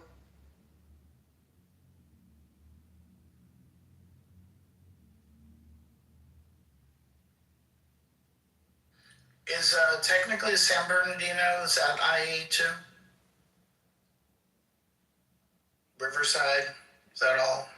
Oh wait, Gemini. There's Riverside. I don't know if it is. It might as well be. Oh, Raleigh said, yeah. Okay. No, I mean, it's huge. It's massive. I realize it. It is. They actually have nice houses in Riverside. I've seen some nice houses. There's a lot of nice areas there. I'm just giving you shit because the people who don't live there get very triggered if I say that. Nobody wants to be from there. Nobody.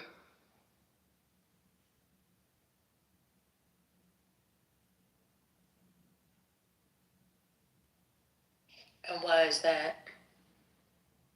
Just dirty. It's not necessarily the case, but it's more like it's so far.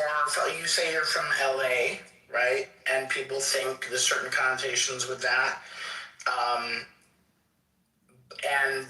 if you suggest that somebody lives in the Inland Empire, it's not LA. It's just not LA. It's just dirty. In our minds, it's dirty. It's not necessarily dirty, but it might as well be dirty because we think of it as dirty. So it's dirty. There's a lot of places out there that are just kind of dusty. Like there's just nothing to dusty. It. That's it. Dirty. Dusty is a better. That's it. Dusty. That's what I meant. It's just no there. There's no like LA's already weird lame, but the Inland Empire is kind of worse. Strange. It's like GTA where Trevor's on a mission somewhere random. Oh my God, that's fucking me. I just put on the nice tunes and drive around. That's it. I mean, it's like not, this is not Bakersfield. Well, that's true. And I was in Bakersfield like maybe 3 or 4 months ago for the first time in a while. Nothing got better. It doesn't get better. Nothing good and about that's Bakersfield. Was that Kevin McCarthy's district? Oh yeah. Yeah. I forget if it's the least educated and third most polluted, or most polluted and third least educated. But it's is it really both of those, or one of those? Yeah, I mean, there's all the oil drilling out there, right? So the water's super polluted, and because it's in the valley and all that's going on, like the air just, all the pollution just kind of sits in that end of the valley, and it just doesn't go anywhere. So the water's gross, the air's gross. Yeah, it's real bad down there. If you want to find a woman, you can drive out there and bring her back to LA. That's about it. Would she have teeth? Hopefully, yeah. Why are you looking for a woman in a dusty place? Put on your cape and go to a dusty place. Oh, so you like to be Captain Saber, huh? Got it. I'm not saved yet, but money. Huh? You want to be Captain Saving money? I'm not doing shit. I don't save nothing but money. Oh.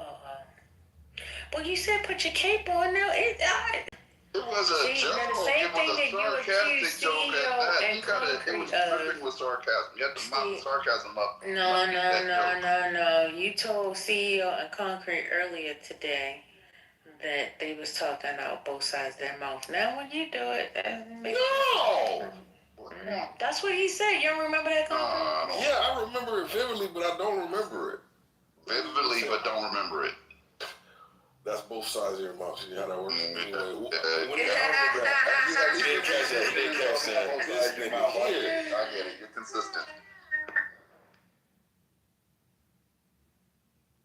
But I don't remember. What the hell?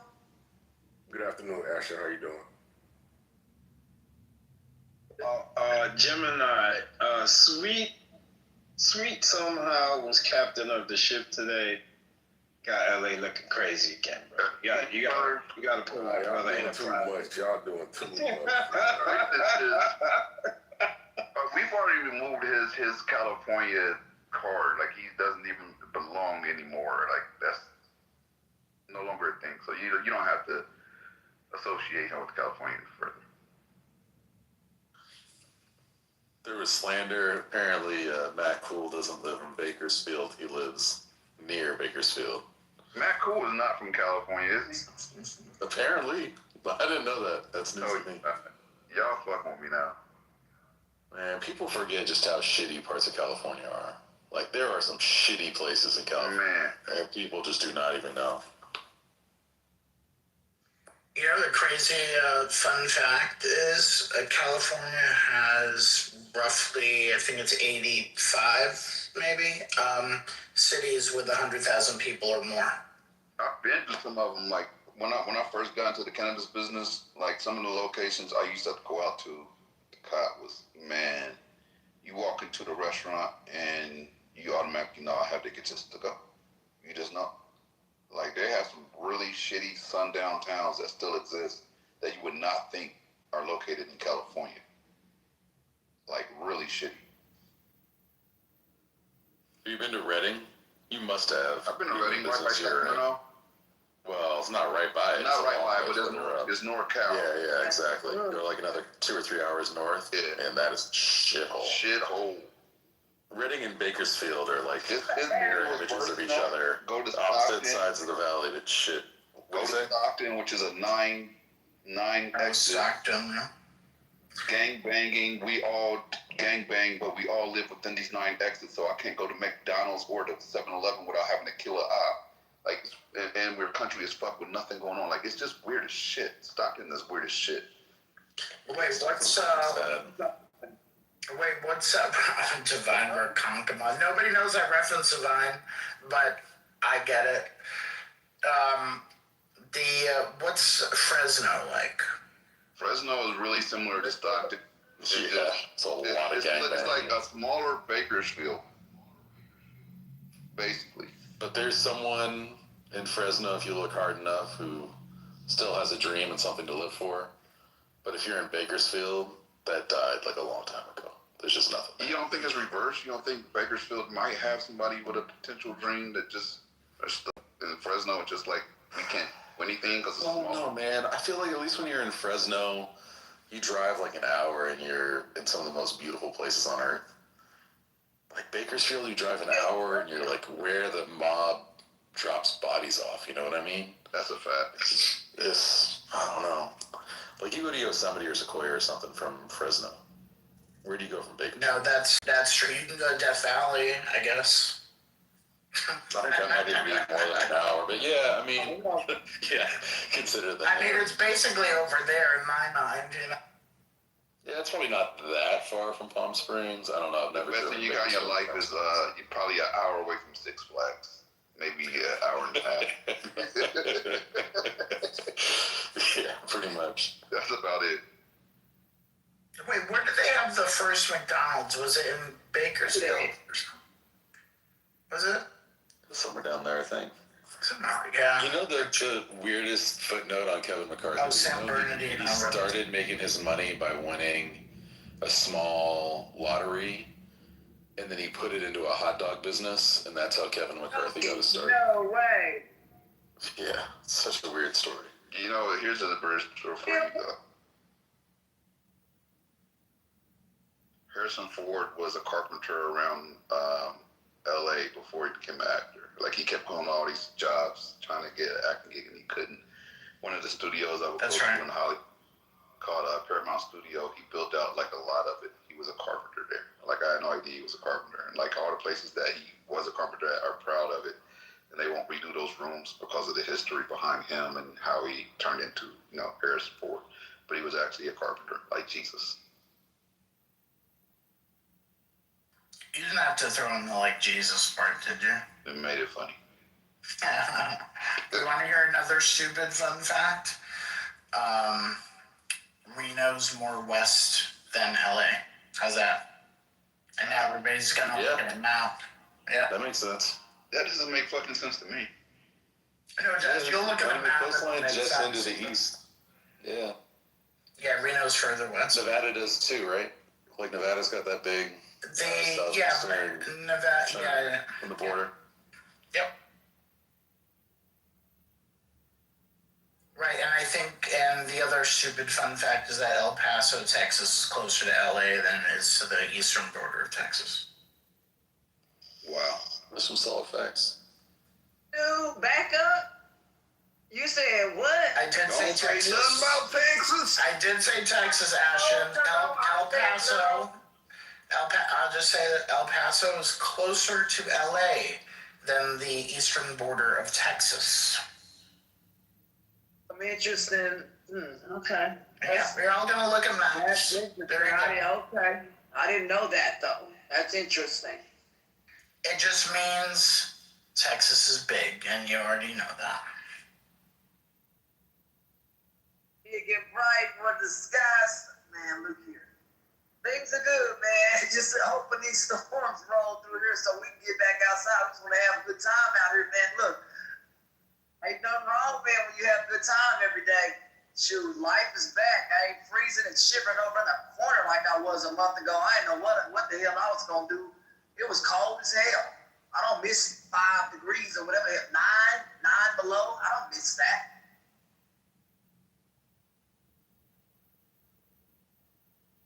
Folks in the cold. I can't do that.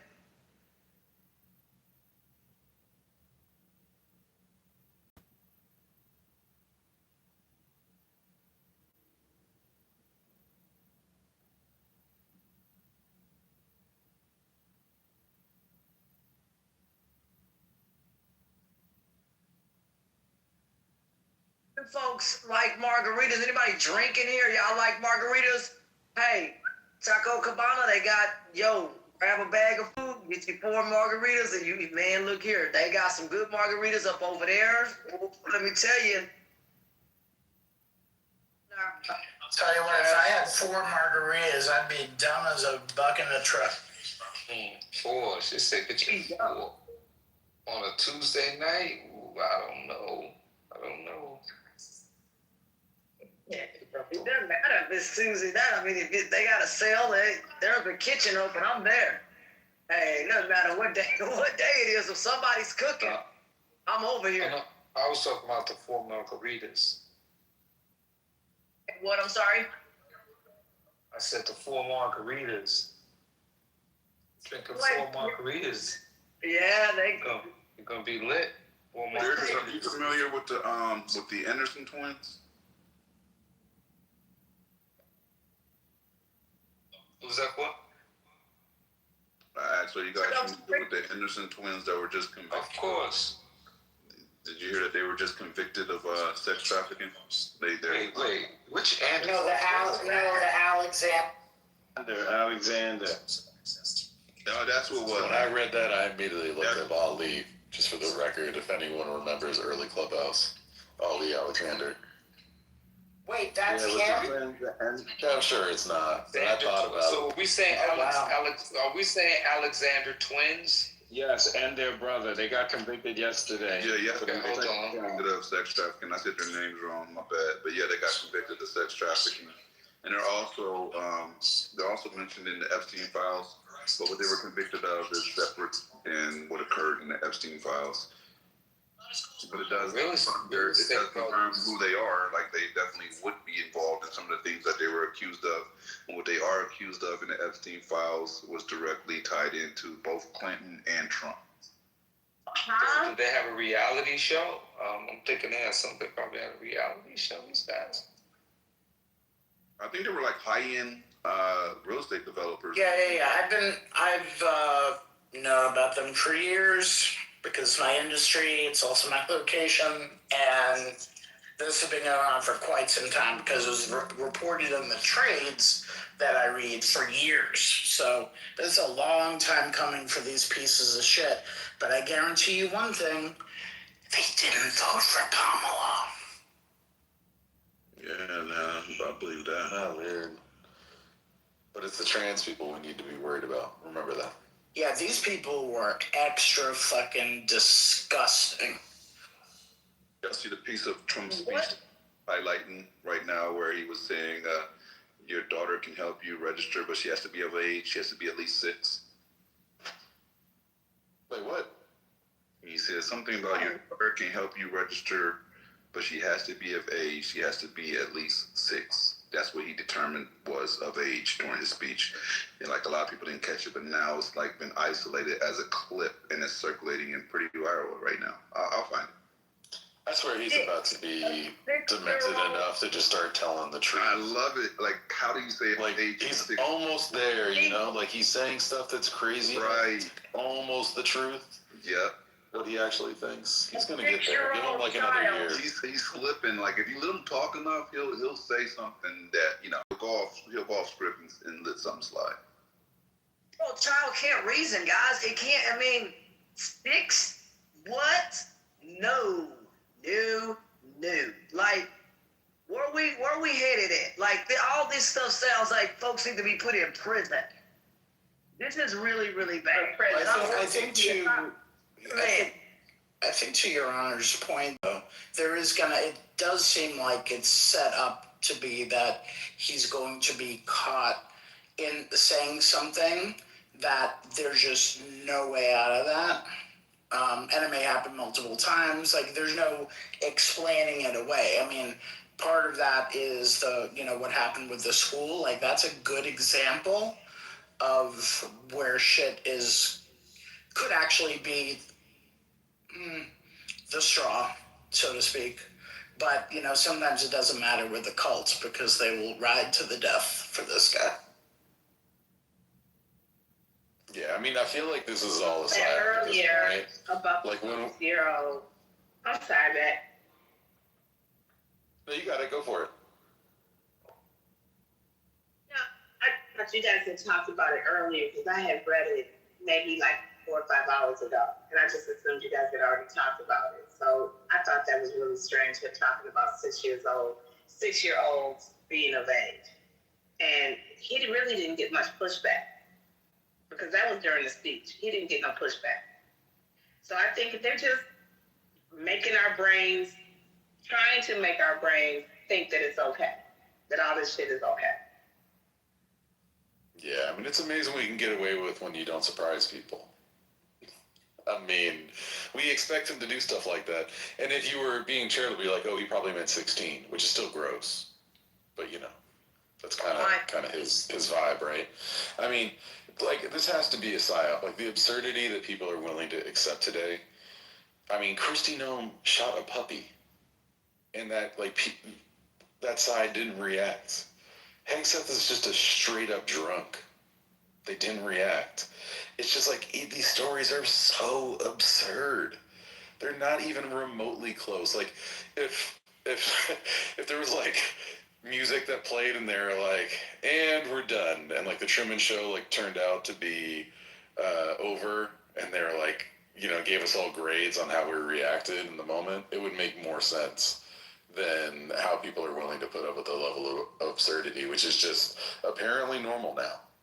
This shit is just completely off the rails.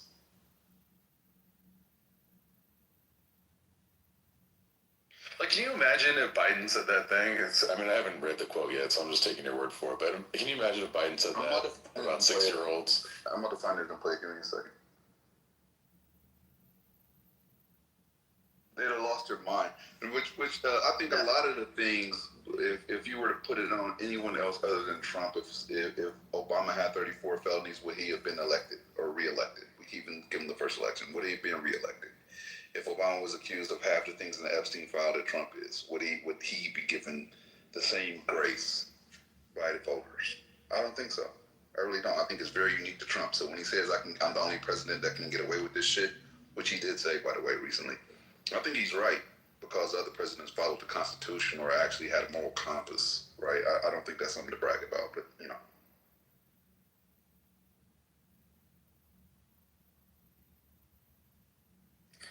And since we were kind of tangentially talking about real estate people, did you see that Mark Zuckerberg dropped $170 million on a home in Miami? Oh, on the island where everybody's building bunkers?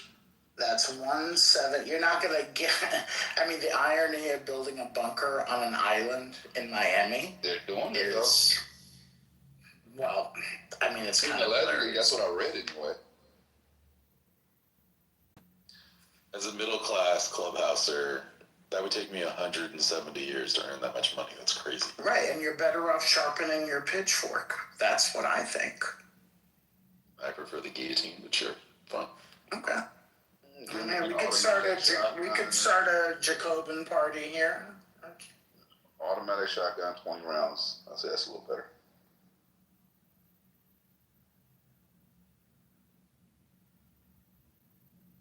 Not the gun. Oh my God.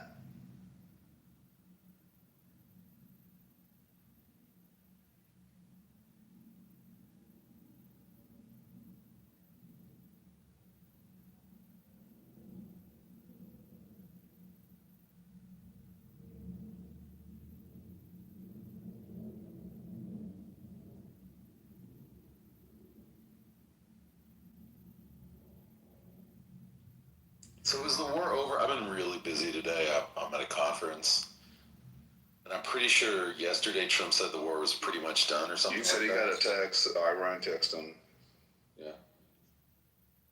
We're good, right? Is it done? He said we're good. That's literally what the text said. We're good. Oh, okay. Yep. All right, well. Yeah, they opened up a gift shop at the Strait of Hormuz. So. Yep. Here, let me play this for you real quick. You know, unlike voter ID, but, you know, it can be given to you by your daughter. You know, your daughter, she has to be of age, like above 6 years old. She's allowed to say, you had to see some of this stuff is so bad. There you go. What did he, even if we are being charitable, like, what was the,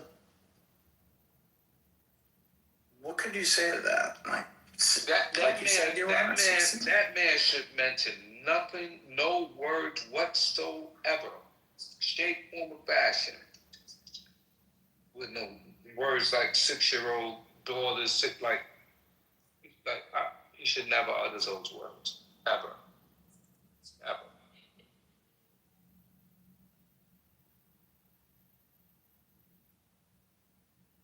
Yeah, he's really focused on stealing the election now, y'all.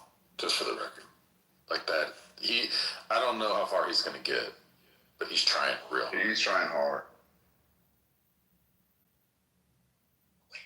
Somebody committed tampering. Yeah, did you see the Smartmatic news? It came out earlier today, but they're now trying to indict 3 of the principals at Smartmatic, which is one of the main voting machine companies, and one of the ones that he's gone after. So it's going to get a lot worse with that stuff over the course of the year.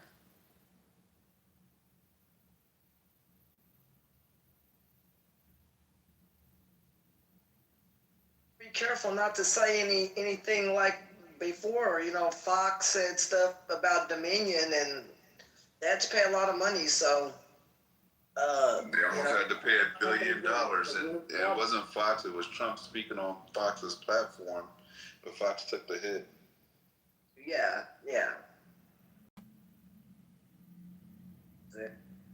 Yeah, so they're so here it is. A Smartmatic, a voting technology company that is suing Fox News and supporters of President Trump for defamation asserted in court papers on Tuesday that a federal indictment the administration had leveled against it amounted to a politically motivated counterattack. They said it was part of Mr. Trump's, quote, campaign of retribution against his perceived enemies. Chief among them, those who undermine his mantra that the 2020 election was rigged. And they filed money laundering and bribery charges against Smartmatic, something to do with business in Philippines. Anyway, so just trying real hard. This company, by the way, got $40 million out of Newsmax for defamation and a settlement, and got another one out of OAN.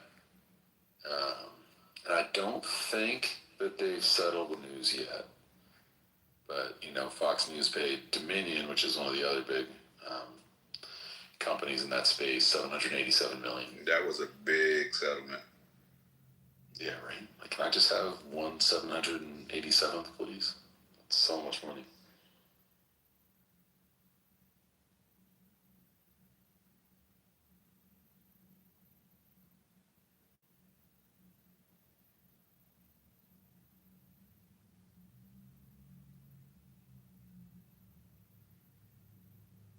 So more on the Zuckerberg thing.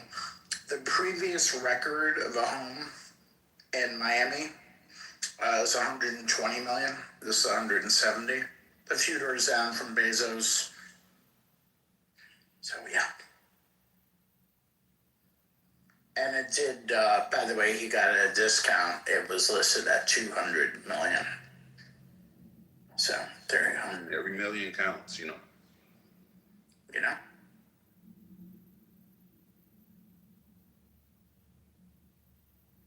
I'm trying to calculate the commission on that fucker. I wonder what that was. Man, that's got to be good. What percentage would it be? Like, well, at that level, it, you know, who knows? Maybe it's like 1 or 2%, but even still, you do the math on that. It's a good year.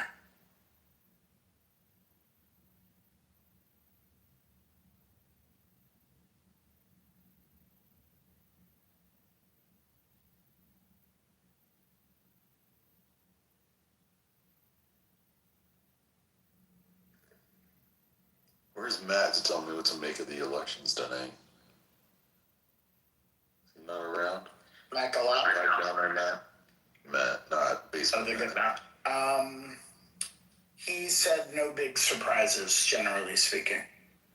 Yeah, I was just wondering, in terms of like turnout numbers and things like that, was there anything interesting in there? But I guess probably not.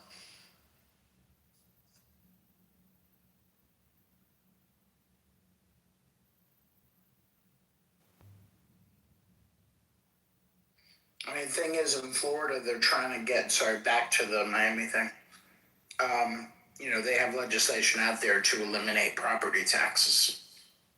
So when you think about 170 million, what that property tax is going to be, it may be nothing. Imagine that. that's a big deal. Yep. I tell you, our property tax is ridiculous. But I believe it has to be a primary resident. So if he, and which I think it is for him, even though he still has a home in California and also a compound in Hawaii.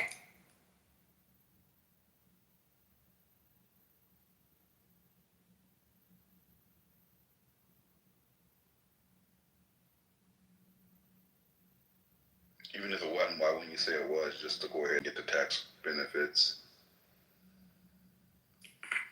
Yeah, sorry. In order for it to be no taxes, I believe the proposal or the bill is it has to be your primary residence in order to get to have no real estate taxes. But even still, there's also no income taxes. So, you know, it's a win. This is why a lot of billionaires are moving down there.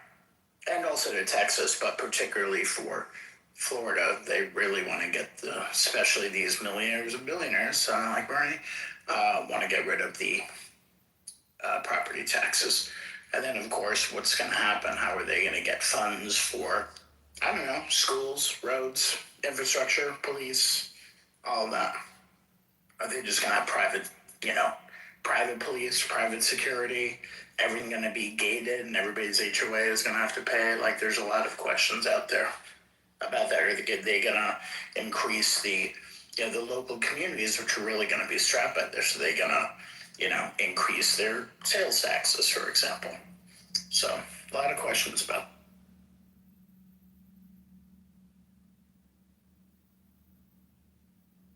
If we talk about it, I'm sure we did, so just go ahead, we can move forward if we already have. But it says U.S. says it destroyed Iranian naval ships and mine layers near the Strait of Hormuz.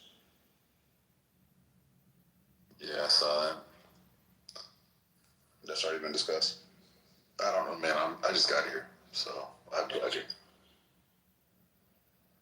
I just saw it as a live update, so I figured I'd mention it. Thanks, Gemini. Appreciate that. Yeah, Your Honor, you must have very good conversation. He was on the go.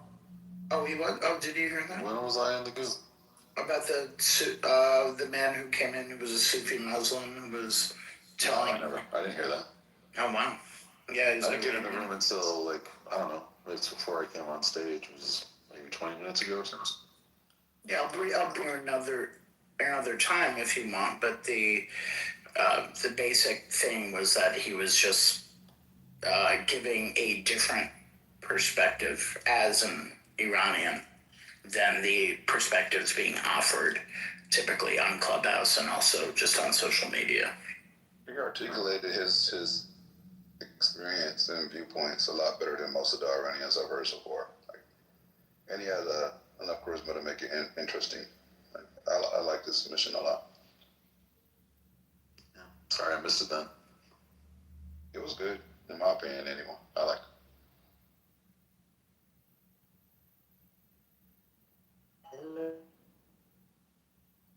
Can you hear me on? Not really. No. I'm kind of breaking up. Somebody, who's saying something? So Raheem? Raheem, you're above the rim? No. Oh, okay. You got your little brothers and sisters. Your wishes, my command, my queen of the goo that tells us what to do. You got it. And one more thing to add about Mark Zuckerberg's $170 million home that he just purchased. Just a couple details. 28,000 square feet. It has it's nearly 2 acres. And it has 200 feet of Biscayne Bay frontage, which is pretty amazing, but similar, I think, to what Jeff Bezos has. And that's if you're taking like a boat around Miami proper, between like Miami and South Beach and whatever in that area, you'll come across all of these islands that have this frontage so that they can, in this case, he can fit, I think, a 130-foot yacht dock that he could dock there. He also has a 60-foot pool. He has a 1,500-gallon aquarium. And a Himalayan salt wall sauna and steam room. There you go.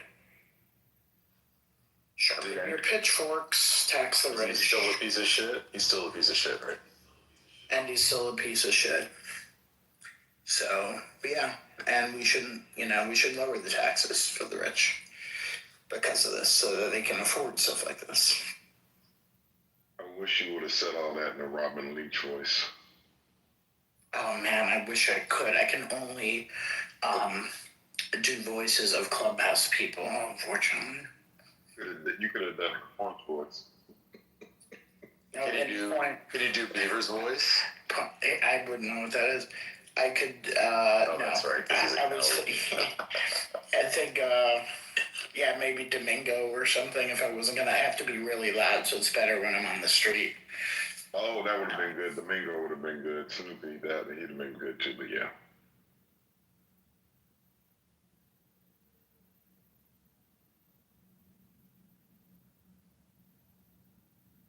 Domingo right now is checking bathrooms to make sure the gender is assigned with the bathroom paper.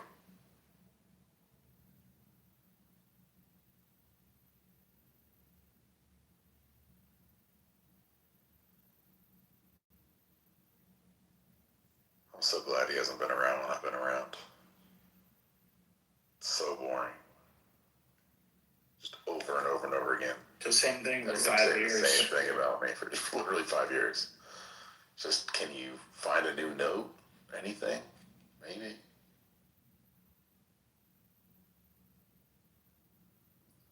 Yeah, I can't say it. I don't want to be too loud right now.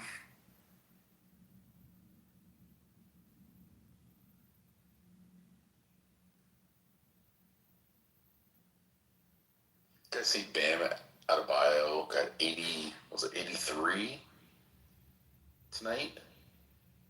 I don't have League Pass. Bam was talking about it earlier.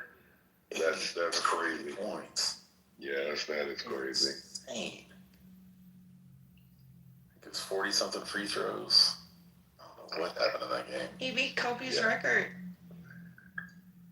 Yeah, I have to watch the highlights to see how he did it, because he's not a prolific scorer, so it'd be kind of interesting to see how he got that many points. Asia, he's doing some of her signature moves. She's online trolling that they're about to make him pee in the cup. I love their relationship. What are you talking about? Are they dating? Oh, yes. Everybody is anticipating the world's best athlete that they are going to produce. They've been public since the Olympics. Okay, that's what's up. That's a nice couple. So. They're gorgeous and they're so cute. So she's literally trolling online saying, they about to make you pee in that cup, my boy. She was there. The hugs to her and his mom were everything. I'm glad that everybody is giving him his flowers. I like Bam. I don't know who that is. Are they doing a prenup or something? No, so he plays for the Miami Heat. Okay. And exactly, Owen. That baby is already like, that baby. Everybody's like, they're, Where's he from? Where is Bam from, y'all? He's, is he Nigerian? I don't even know how to say his last name. I'm not sure. He might be, though. But I think he played on the U.S. team at one point. I'm pretty sure. He did. So that he played on that last team. That's where I said they went public. Where is Bam from? And Asia, do you know who Asia Wilson is? Spiritus. She's like the number one player. She plays for the WNBA. Did she not win the she did. The Vegas team. I think they won 2 years. Yep. So they're basically like the Aces, Las Vegas Aces. I like my favorites in sports, not sports in general, but yeah. So he just beat Kobe's record, and the memes are already out with Kobe smiling down, and yeah. So he's dating the so they're both now the leading scorers. Yeah, she played for the Dawn Staley of South Carolina. They're such a cute couple, but yeah, it's her telling her saying, you better get ready to pee in that cup, my boy. It's funny as hell. Okay, I just want to add, sorry, this is a little bit of a pivot. I had a question. You remember Herbalife, right? Wasn't that like a scam or a multi-level marketing scam or something? Gemini, you would know that about Herbalife. I never dealt with it. I know what you're referencing. I thought it was like some MLM bullshit, though. Like, okay. Well, this goes along the lines of things that people don't get punished for, because I thought that was a huge scam. Well, it turns out the Herbalife co-founder just bought a $25 million Southern California ranch that comes with a wildlife sanctuary. So, which has zebras and African antelopes and things like that, outside of San Juan Capistrano. So there you go. No rest for the super rich.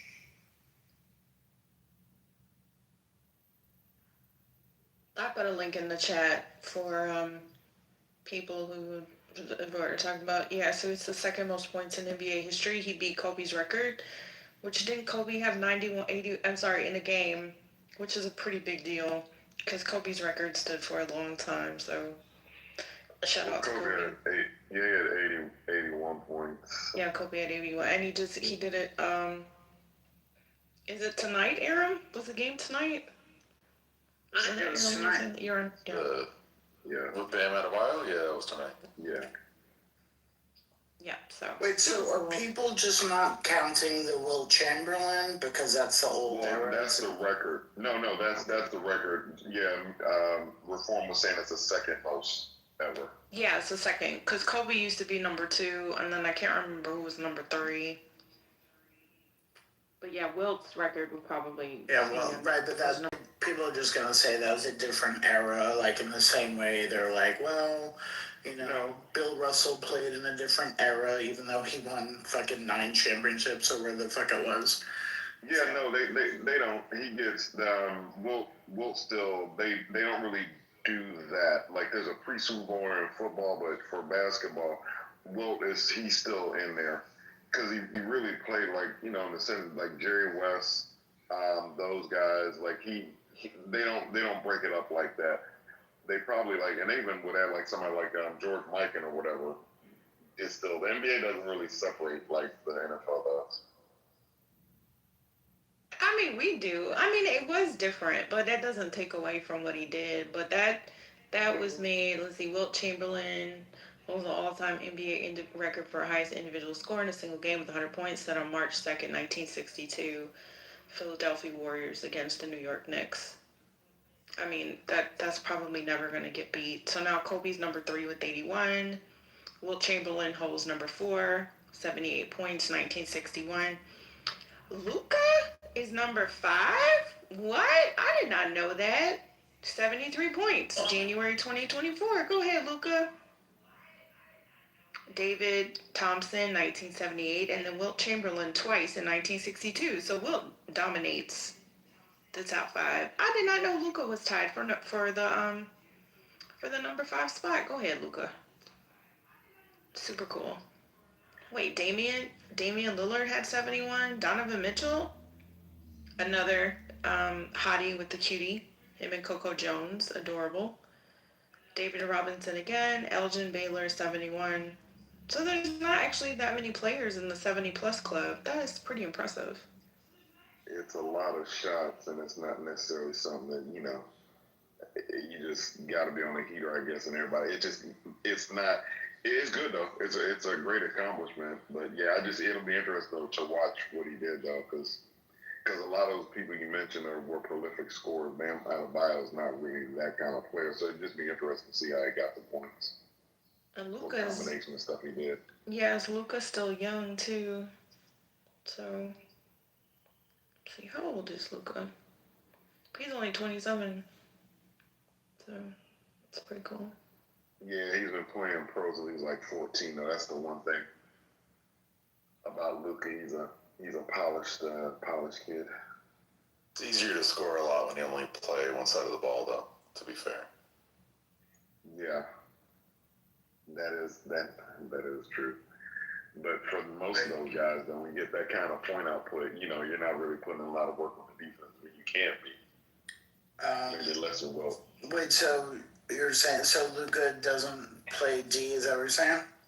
No. He's gotten better. Yeah, he's gotten in shape. He's trying. He's gotten better. He did. Yeah.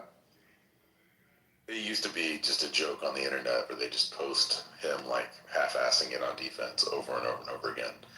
He did work at it and get better, but he's still not a good defender. No, yeah, he probably never will be. But at least he, at least he's out there doing something with his size or whatever. That's the thing. At least he can make himself where he's not such a liability, which is good. You want to hear this crazy stat? Because now I'm doing the deep dive. Because I misspoke. I guess Bill Russell had 11 titles in 13 seasons, won 8 in a row, and averaged. He got his highest in rebounds. He got 51 in one game. That's crazy. 1,500 pounds. Bill Russell gets lost in the annals of history. He's definitely the greatest winner of all time, but he gets lost in a lot of people's minds because he wasn't flashy, and the Celtics were so good and had so many Hall of Famers. He does tend to get lost in the shuffle. Yeah, and he and also winning 2 championships as player coach. His daughter Karen was on the app for quite some time. She's really cool, really good person. Okay. Igor, is that your people? Sorry. Peel is that gentleman at Buzzwords. Wait, what? Oh. No, I'm asking Igor. You are Slovenian? Like Luka? Oh, Coolios. No, I didn't know that. No, he's not. He's from Siberia. He's like. He said, yep. Well, even being from Serbia is pretty cool. It's not boring American. Oh, did anybody else see the video? Igor's a good person. Yeah, well, even though he's Serb. Well, in our favorite we brought him up. European I'm Serbian reformed, but we're taking Doncic like a Serbian because his father is Serbian, so he's ours. Oh, so stake your claim. I like Luka. Still mad at Dallas that they trained him. I mean, trained him. Oh Lord, traded him because that was stupid. Even though I'm in Houston, I don't like Dallas teams. I'm just saying. Yeah, Igor, are the games as crazy? Because I was about to ask about that video.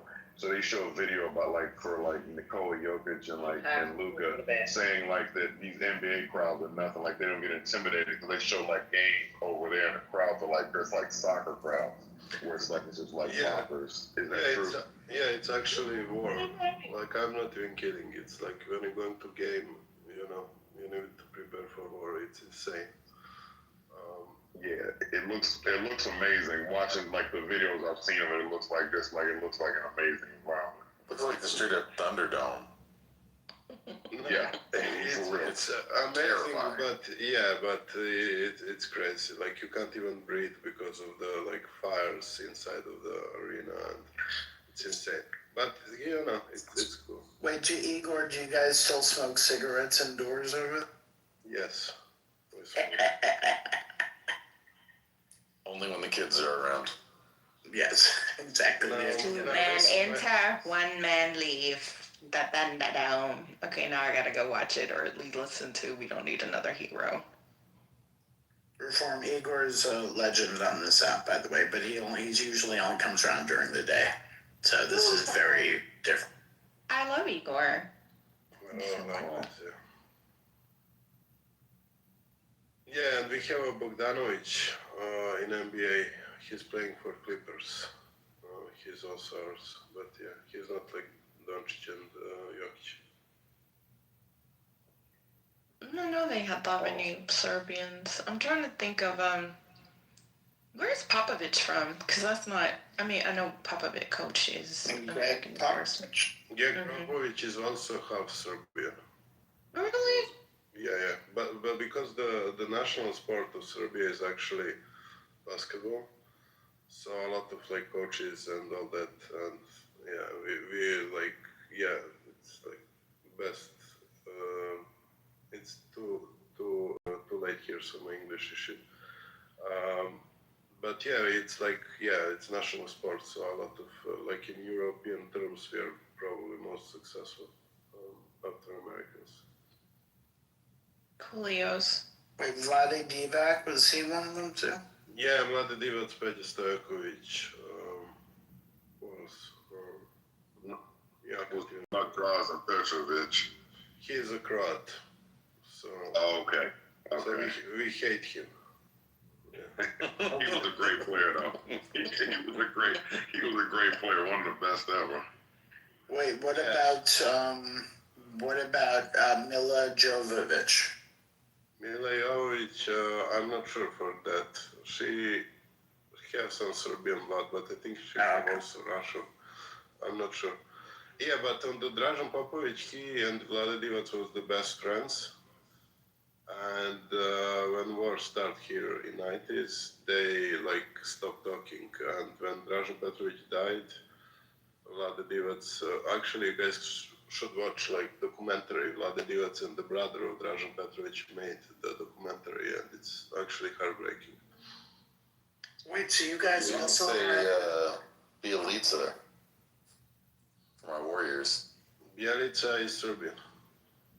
Yeah. So aren't we talking about Serbians? Yeah, but I'm saying about Dražen Petrovic, he was playing in 90s. He was excellent, but he died, very young. Wait, how did he die? He had a crash accident in Germany with his girlfriend. He was like 76. He was an amazing player. He literally is considered one of the best ever. And they said like he was like unflappable. It's just far as like they said like literally like he was. I remember watching him when I was young. I was in my 20s and like in the 90s or whatever. But I definitely remember watching. He was a great player. Yeah, they're saying he was like crazy. He was training like whole team. Like he never stopped playing basketball. And Vlade Divac, he was like chill. He was smoking, and he was a pure talent. So our national coaches always put them together in the when they have like some kind of training and stuff like that. So they kind of chilled down Dražen and like make Vlade Divac work out, so they were trying to make the balance because both of them was like on total opposite sides, so yeah. But yeah, you guys should, I forgot the name of the documentary, it's on English, but Vlade Divac and Dražen Petrovic, just go, it's very cool if you're interested in basketball. Yeah, I actually like stuff like that. I've heard Vlade Divac talk about some of those times and just how crazy it was when everything was happening. Yeah, it was bad, and like, I mean, they were the best friends from the like young age, and they stopped talking. I mean, you see what war can do it, But yeah. Anyway, I need to sleep. It's 5 a.m., guys. But catch you guys tomorrow. I see you. Good night. I have to address something real quick. I'm sorry. Maya, what are you talking about? We're talking about basketball. Are you okay? Like, I get it. You don't like me. Every time I talk, you say something. You won't be the first or the last, but girl, nobody's addressing you. Like, I don't understand. I didn't even know you were in the room. I don't pay attention. I just respond in the chat. Like, what are you talking about? I didn't call you anything last night. What triggered this? Why are you going after Maya when you should be going after Piola? I'm not going after Maya addressed me. Piola? But I'm like, I don't understand. She said Miki. Did anybody even address Maya though? Like what? Girl, are you okay? Sometimes it's okay to take a break from Clubhouse. Seriously. I didn't tell you anything. I don't even what?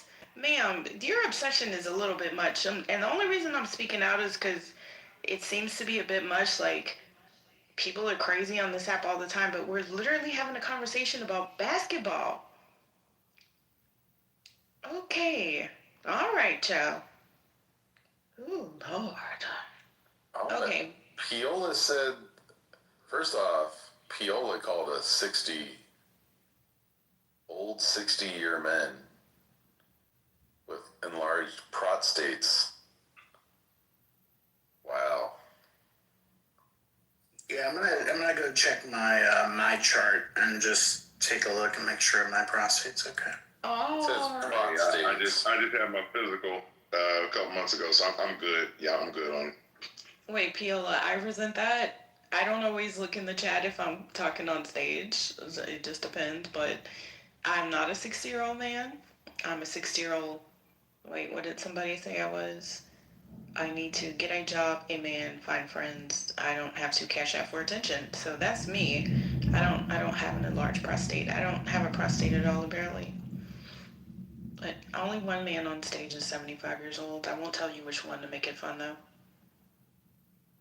Hey, and everybody's more than welcome to come up to make the content what they like, so feel free to jump on stage. Yeah, Piola's probably a coward. I actually don't. I'm going to take a different take. I am she gave me the reminder, if it is her, gave me a reminder to just, follow up with my doctor and all that. So thank you so much. Yeah. Okay. I just love the energy. Everybody go to the doctor. Not people referring to themselves as it. It sounds like, wait. My apologies. Oh, you missed it earlier today, Your Honor. Reform, maybe you did. I was misgendered, and so now I am they, them. So please refer to me as such. Ah. Yeah, congratulations. His spirit is I leveled up. Speaking of old school, you know what? Go see the doctor reminds me of. Now I have that Cool Mo D. Go see the doctor. Was that Cool Mo D?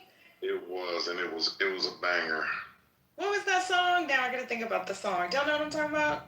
Yeah, it was a banger. It was 3 days later. Go see the doctor. It was about getting gonorrhea. It was a banger, and it was a public health message. But what was the name of the song? Go see the doctor. It was called Go See the Doctor? I'm pretty sure. As a West Coast person, my favorite song of that ilk is "If You Must" by Dell. That's a great song. Okay, so I'm not familiar. My first introduction, other than NWA, but for that, your northern area was I used to love E40. So oh yeah. And I think Too Short was from that area too. But E40, I really loved E40. E40's from he's from Vallejo. Too Short's from Oakland. But yeah, Dell is also from Oakland.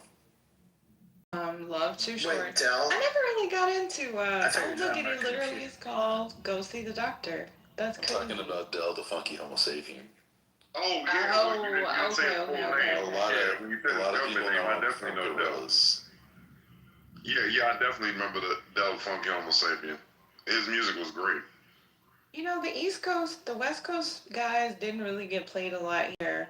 I'll say in Houston, as far as I recall, is unless they were super, super popular. But every region has their local rappers.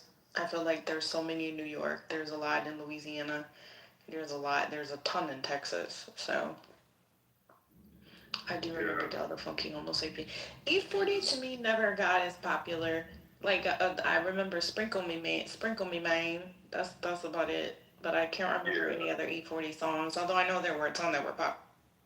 The album in a major way was really good. He's very talented. The way he writes and in his rap style, it was so unique when it first came out.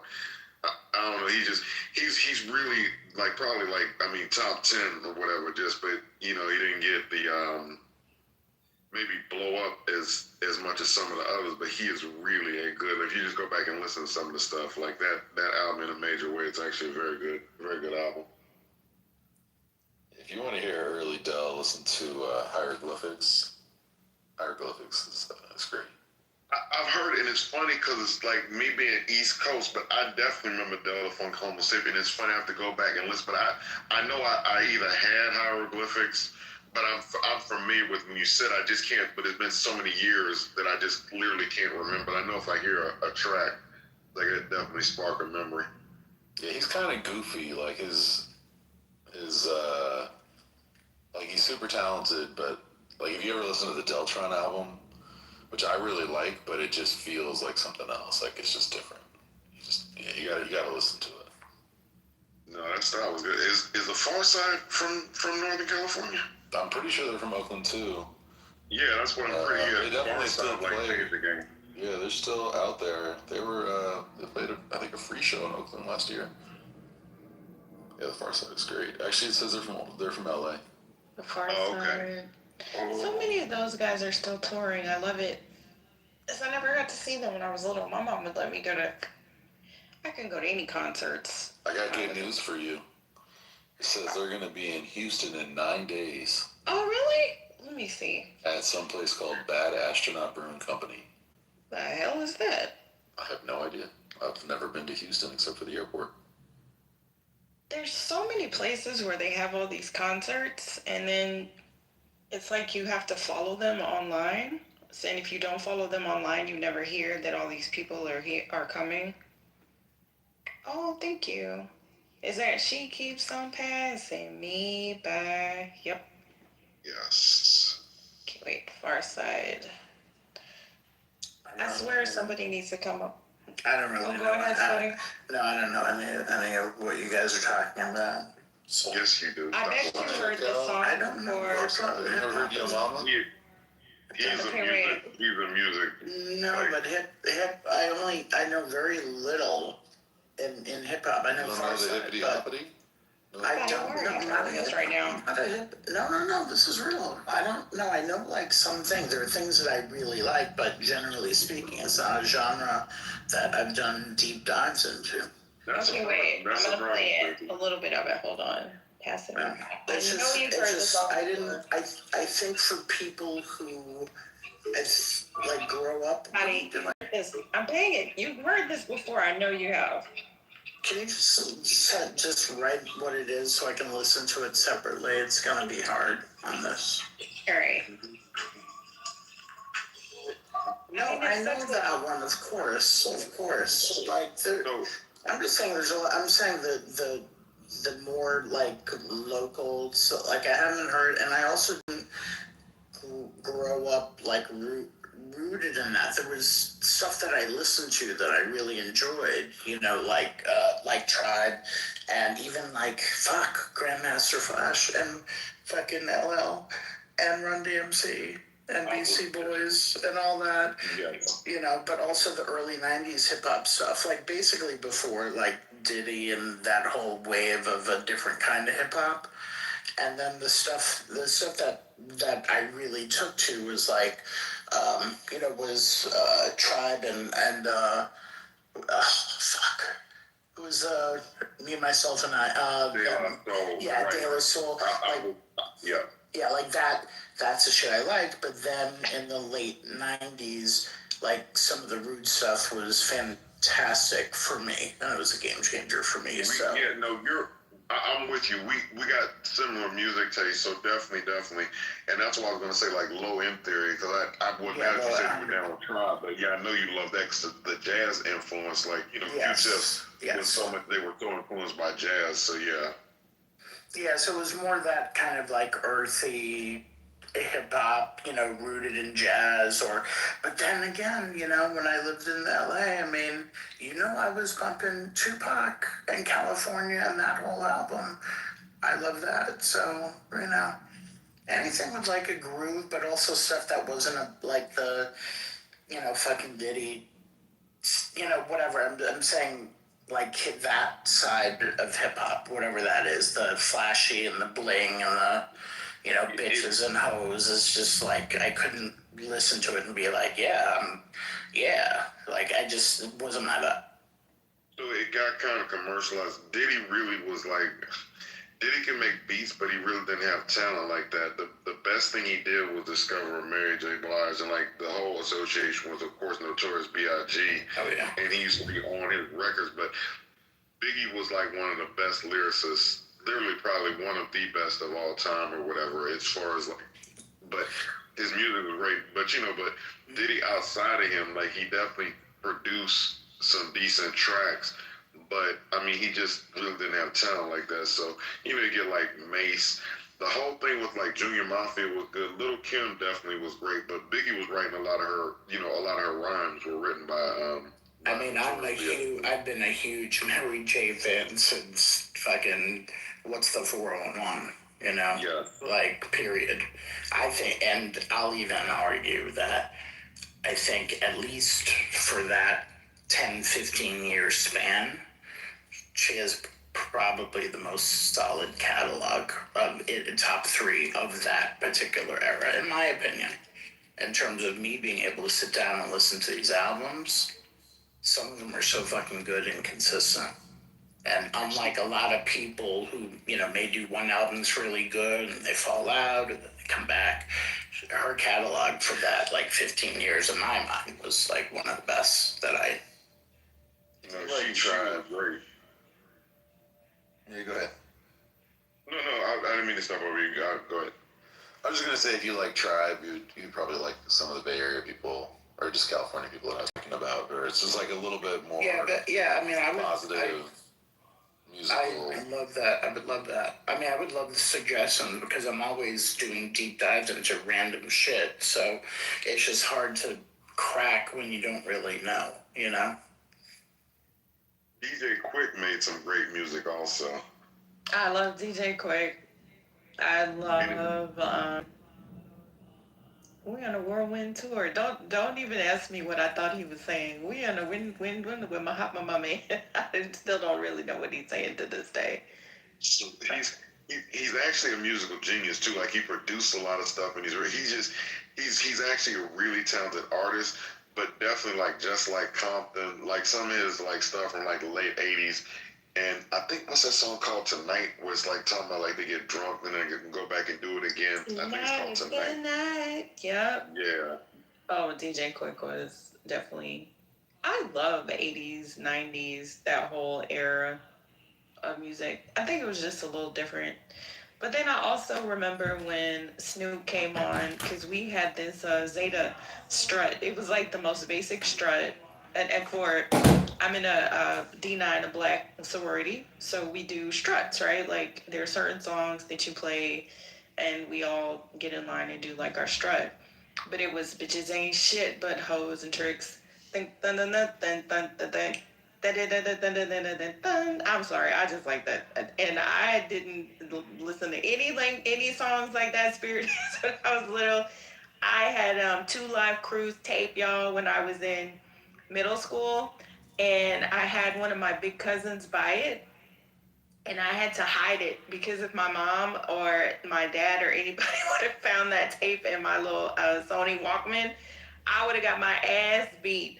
But does anybody remember 2 Live Crew? Get it, girl. Oh my God. Yeah, but I would have got. But also, somebody say, "Hey, we want some."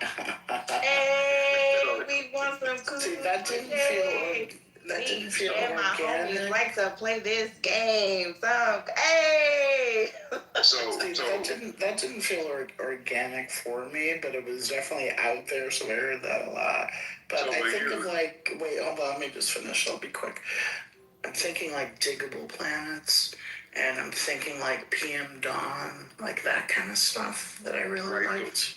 So PM Dawn and Diggable Planets was like real good, and it's like I want to say that it's not a Melmaru. I'm trying to think who Diggable that they were from. Melmaru was Groove Theory. That was Groove Theory and Melmaru. So they were Diggable Planets. I think were from the Columbia, Maryland area. But I was gonna say, oh man, it was something. Oh, and also Guru, I loved. Yeah, so Jazzmatazz. I was going to mention earlier because he did right. Because he was with Gangstar, and Gangstar made like really good music, and they had a collaboration DeWick with like Nice and Smooth. It's still one of my favorite songs for like the summer. Just reminds me because I'm like about the same age as most of these dudes. So like I was like in my either 20s, early 20s. Like I was at a time where I was out in the streets when all these songs were out. But I was going to say to your point about 2 Live Crew, that whole South Florida scene was just something different. So when we first heard it, it was like a genre unto itself, and it really didn't like. It wasn't really like hip hop. I mean, we just heard it. It was like shake music, but it wasn't like something that we were vibing with on the East Coast. But it just, I mean, I remember I had like I had the album with like Pop That Coochie and what was the first one? Oh my God, I can't remember the Me So Horny and all that stuff or whatever. And then they had like I think some mixtape before it. But what'd you say? No, man, go ahead. No, I was just saying, but it was just shake music, just kind of outside the genre of hip hop. When you're talking about some of the other stuff, like we had like the East Coast and the West Coast, it was just something like different. And I was gonna say the thing with Snoop, when you said about like when Reform was talking about Snoop, so I don't know if they had that meeting that they talk about that they like where they decided they're gonna take it in a different direction. You hear about like this legendary meeting, but definitely the tenor of like what it was changed. And it started to get like darker, and this like the kind of themes got a little bit different or whatever when you start to get away from the stuff that you're talking about, like with like Tribe and some of the late '80s stuff. you know, and you started getting into like just a different kind of, even like with Keith Murray, some of the stuff on the East Coast, like Redman and Method Man, you know, Wu-Tang, it got different or whatever. Even though it's good music, but it just started to get a little bit like darker and just a little bit more rougher around the edges, I guess. That's great. What say you? That's great. What Two Live Crew, we never, at least I grew up in South. What do you mean with? Oh wait, F grade. Finish, Bruce. Bruce, have you been imbibing today or? I'm good. No, I'm just saying. What does he mean? Well, no, let's let everybody. After F minutes, we can get into it, brother. Yeah, all I was saying was, I grew up in South Central Kentucky, not far from Nashville. South Central Kentucky. Yes, you heard it. Wow. And we were listening. I remember in high school, you know, we were when Two Live Crew came out. We really didn't pay any attention to it. We just thought it was kind of stupid. And the white kids, and the white kids, a group of white kids were more into Two Live Crew than we were. You know, we were listening to Rakim, Run DMC, LL Cool J, you know, mostly all the East Coast stuff. Yeah. And Two Live Crew just wasn't, I guess to us it wasn't danceable, it wasn't cool, you know, none of that. So that's all I was gonna say. And wait, were they weren't the ones with the was it the parental guidance? Was that the? Yeah, they got into it. Yeah, they got into with Tipper Gore. Tipper Gore, that was Two Live Crew. Yeah. Yep, That's right. Uncle Luke. And Man in the USA. The booties on the stage. I remember that. But then I also, of course, I mean, I was a country girl. I went to Catholic school, so it was like, you know, that's the only time that, you know, like it was kind of naughty, right? Like listening to that music. Because it was also, I was trying to say which other artist was it, and I do remember F grade, like throw that D, throw that D, throw that D, throw that. When we went to Miami, couldn't believe my eyes, this jump, and then we used to have dances though. So I remember y'all, middle school, that shit used to come on. Everybody would get on the skating rink and we could skate, right? And we thought we was throwing what we ain't have because we were 10, 11, 12 years old. Couldn't tell us shit, right? But that was during the push it good. You know, we were innocent. We weren't really, you know, there were people that would go in the corners. Y'all know what I'm talking about. But that was that Salt and Pepper. Two Live Crew. Some of that, yes. That is still one of my go-tos. With my sister, we do the "I'll Take Your Man" anytime at the drop of the dime. Yeah. You know, we used to think we were rappers. Tramp. Yes. Yeah. Who was it? Because F grade, you brought up like the dancing. Remember Dougie Fresh? All of those old school artists. Yeah. Yeah. There was the Fresh Fest concert with Dougie Fresh, Fat Boys. The Fat Boys. I think what darn it. What's the, you know, the three or four white guys from New York? I can't think of the name. Beasties. So the Beasties, Run DMC, Fat Boys had a tour that was pretty popular. It must have went to Nashville like 3 or 4 years straight. The Fresh Fest. Okay. Maybe more than that. We have to play our favorite song from that era. So here, I'm gonna play mine. Oh no! Wait, are you actually doing that now? Yes, it's not long. Remember, songs were not long back then, so that's a good thing. We'll see. I love when we talk about old music. Just play a snippet. I need to hear the whole thing. Okay, this is a very short song. Does y'all remember this one? No, Peter, big peppers. Oh, what? Nibble. Was quit. Hey! That little bo beat, that little bo cheek. Better hell asleep. I'm doing the wop, y'all. Doing the prep. My wobble, but it don't fall down. That is like my like shit. If that used to come Yeah, in. that's Rick Rubin, right? Rick Rubin. I got a story. Is that Rick Rubin? I got a story It's about Run that. DM. No, I It mean, is what Rick Rubin produced. he produced that album, right? Didn't he? Yeah, and I was gonna say I literally have a story about that one.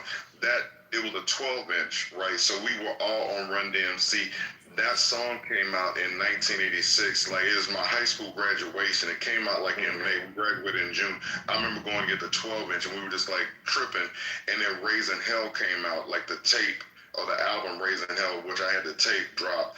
But with the single, that Peter Piper single came out. I forget what was on the B side of that, but I just remember getting that when it first dropped because they hadn't put out anything I think since like King of Rock.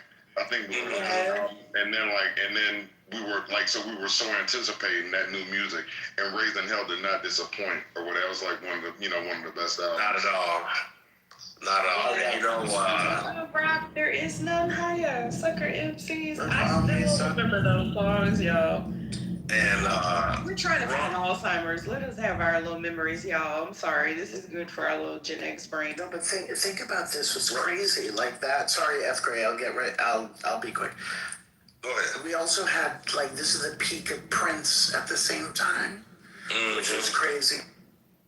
The 80s were bonkers. I'm sorry, F. Gray. What were you saying? That's all right. Yeah, Prince, MJ, the hip hop. It was. That was pretty great. A lot of the R&B. Luther. New Edition. That was 1986, y'all. What a New Edition. Yeah. Duran. We were Duran. New Edition. All of that. Wasn't older. Run and DMC both turned 62 years old this year. Yeah, I think they went to high school together, right? Like I think that's where they met, like in high school, and like and then Russell, they were trying to get the record label off. DMC said that the voice he rapped in, like it was said it was like high in his octave, like Russell wanted to rap like that, but he said it like messed his vocal cords up, like rapping like that for so many years. Yeah, that was it was the top artist of 1986. Y'all, it was Whitney Houston, Madonna, Janet Jackson, Bon Jovi, Phil Collins, Peter Gabriel, Lionel Richie, and the Bangles. I wanna be. So Ed Chamber, that was a great video too. Yeah, so Peter Gabriel, Games Without Frontiers. Peter Gabriel had some great music. Who was he with before, Scotty? What band was he? Genesis. Thank you. Yeah, before Phil Collins, but Peter Gabriel had like great music. But go back and listen, like Games Without Frontiers. And so is his other album. Yeah. We had Pet Shop Boys, remember them, and Simply Red. I'd say that is probably one of the best years for anything. Remember Mr. Kyrie? Man, that was like a great ass year. We listened to everything. Take These Broken Wings. Oh, let me for anybody that's like nostalgic for that time, go. I don't know if you watched the Wham documentary, like that was like great. That's off the chain. That was great. That was really something else. He's insanely talented. He is. And on top of the world there, like one of the most popular acts at that moment. We also saw. Right? Oh, go ahead. I'm sorry. We also saw in the mid-late 80s the emergence of the Rebel Without a Pause, Chuck D, Public Enemy, Flavor Flav, the SW1s. Yeah, that's one of my favorite W's. that's literally my favorite group. So it's funny. That's what when Mickey was talking about what we gonna play, I was literally about to play I Got a Letter from the Government the other day. I opened and read it. They said they were suckers. They wanted me for the army or whatever. Picture me giving a damn. I said no. Here's a man that never gave a damn about a brother like me and myself because I never did. Wait, I want to hear it. I know we're not as good at DJing because Van was DJing for like an hour, but I want to hear y'all songs because I don't remember. Can I just add a little bit of Can I just add a little bit of quick trivia, please? Yes, sir. Because this is crazy. I had to look it up because I knew Rick Rubin produced the early Run DMC. He also, that's Run DMC King of Rock, Raising Hell. Okay. He also produced the Beastie Boys' first album, Licensed to Ill. He also produced Bigger and Deffer, LL Cool J, 1987. He also produced Yo Bum Rush the Show, 1987. Public Enemy. Yo, that's kind of... Yo, that's Jam.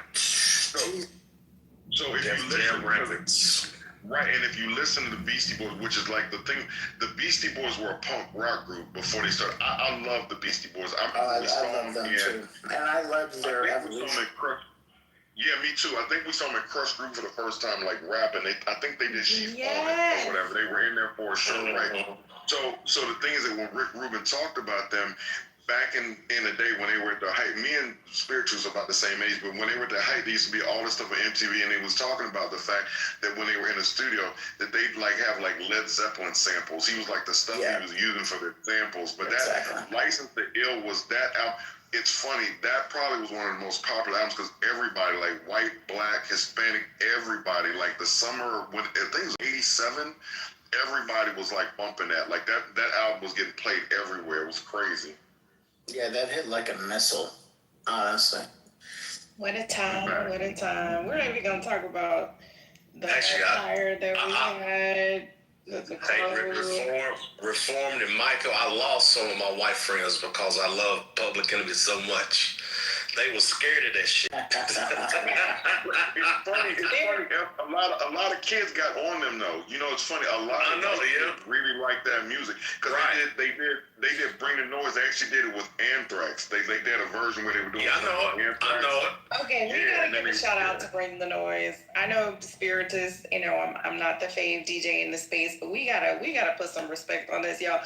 I literally, imagine me, this little country girl going to corporate America, trying to hide myself and my feelings. I listen to this shit every freaking morning, y'all. I had to get it out. Like, this shit. Bring the Noise is probably in my top 10. Like, Noise is like, everybody. Fight the Power was mine. Fight the Power. Okay, this was literally... I'm sorry, this was my shit. Too black. Too strong. Too black, too strong, motherfucker. That's why y'all mad. Hey! We always knew this. Yeah, boy. Face in your face. Once again, back here's the incredible, Rhyme Animal, the uncannibal, the number one, 5 whole sets, and I got none. Can I tell them that I really never had a gun? But it's a right to determine that expert. All right, Michael. I really know he said like my heart or whatever. Like I might have been. All right, just a little bit. I mean, the first like hip hop track that I remember, like growing up, where I still know a lot of the lyrics, which is kind of crazy. This is like after Africa Bambaataa and like that emergence, was fucking Grandmaster Flash, New York, New York. Yeah, big city dreams, but everything in New York ain't all good as things. You might get food if you come from out of town, but I'm down by law and I know my way around too much. Too many people, too much. So let me tell you a quick story about Public Enemy. I've told this before, like, I don't know, 2-3 years ago. But I did a study abroad in Cairo, Egypt. One of those years back then, I won't say which one. But I did a study abroad, and I got a call like 5 o'clock on Saturday morning. And it was one of the guys who was in the music industry, working on projects in Egypt or other parts of the world. He's like, man, you want to meet PE? I'm like, what are you talking about? He says, yeah, PE is coming. They're flying into Cairo. Then they're going to like Kenya, South Africa. You want to meet them? Where? He says, jump in a cab as soon as you can. Meet me at the airport. I get dressed, catch a cab, 30-minute ride to the Cairo airport, meet him. Sure enough, Public Enemy is landing in Cairo. We're at the gate. It was like a crew of like 20 people. Chuck D, S1Ws, Terminator X, Flavor Flav comes out the plane carrying 2 garbage bags. He had his clothes in garbage bags. And then we pretty much walked them, through the terminal. We ride with them to the Movenpick Hotel, hang out with them, talk, shoot the shit for a while. It was pretty darn cool to hang out with Public Enemy in freaking Cairo, Egypt. I can't even imagine. That's amazing. That is. What you remember what year it was, Al? I'll tell you, it was December of '92. Yeah, that's what's up. That's like still the heyday, cause they was still Fear of a Black Planet was probably still getting played. Cause I don't think they come out with the album with Can't Trust It on that. I think Fear of a Black Planet was probably still bumping in '92. Yeah, you're right. That album was called The Enemy Strikes Black. Right. Apocalypse '91. The Enemy Strikes Black. Also, it did come out. It was '91. It came out in '91. Yeah, because I was playing football or whatever, and I remember because I used to listen to them before games or whatever. Like that's what. But it didn't have, it didn't have the same impact as A Nation of Millions or Fear of a Black Planet. Right. So you're right. So the albums got as they went along. So Yo Bum Rush the Show, they weren't really known, but that album is great. Like Sucks to the Side. I Know You Hate My Name. See, it's definitely a generational thing because I would have thought there would have been a big sort of what sort of look like a rebound, interest, a revival of their music because it's even probably more relative today. The things Chuck was saying 30 years ago, but the younger generation is just not into their music like at all. They've tried to rebrand Fight the Power. They've done like remakes of it with new artists. It just never really caught on. I thought it would. So here's the thing, and they put out new music. I think Spiritus had talked about this one night, maybe in the music or stuff.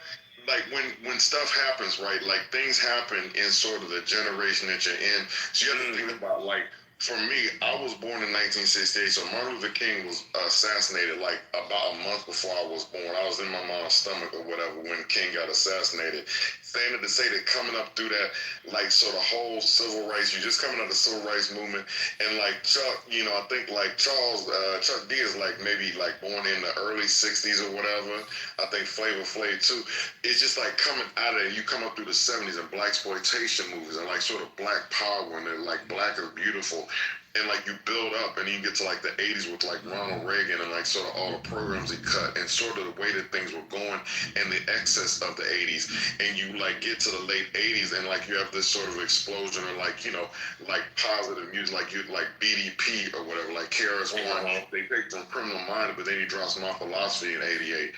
A Nation of Million, I think, comes out in like '87, '88. But it's like, it was just, it was like a sign of the times, right? So it's like you just, fast forward, we had a black president for 8 years. So it's just we're at a different phase now. So brothers aren't really or black people aren't seen it the same. We never thought we'd have a black president. When I was, younger, that's something we never even envisioned we would have. So we're coming from a different place. The struggle was different. I think that these kids now, the Obama era has like taken this in a different direction. I think that's sort of my I see what you're saying, but what I'm saying is if we look at Chuck, whether it be Chuck D lyrics, you mentioned KRS-One lyrics, and we sort of compare those to what's your boy from LA?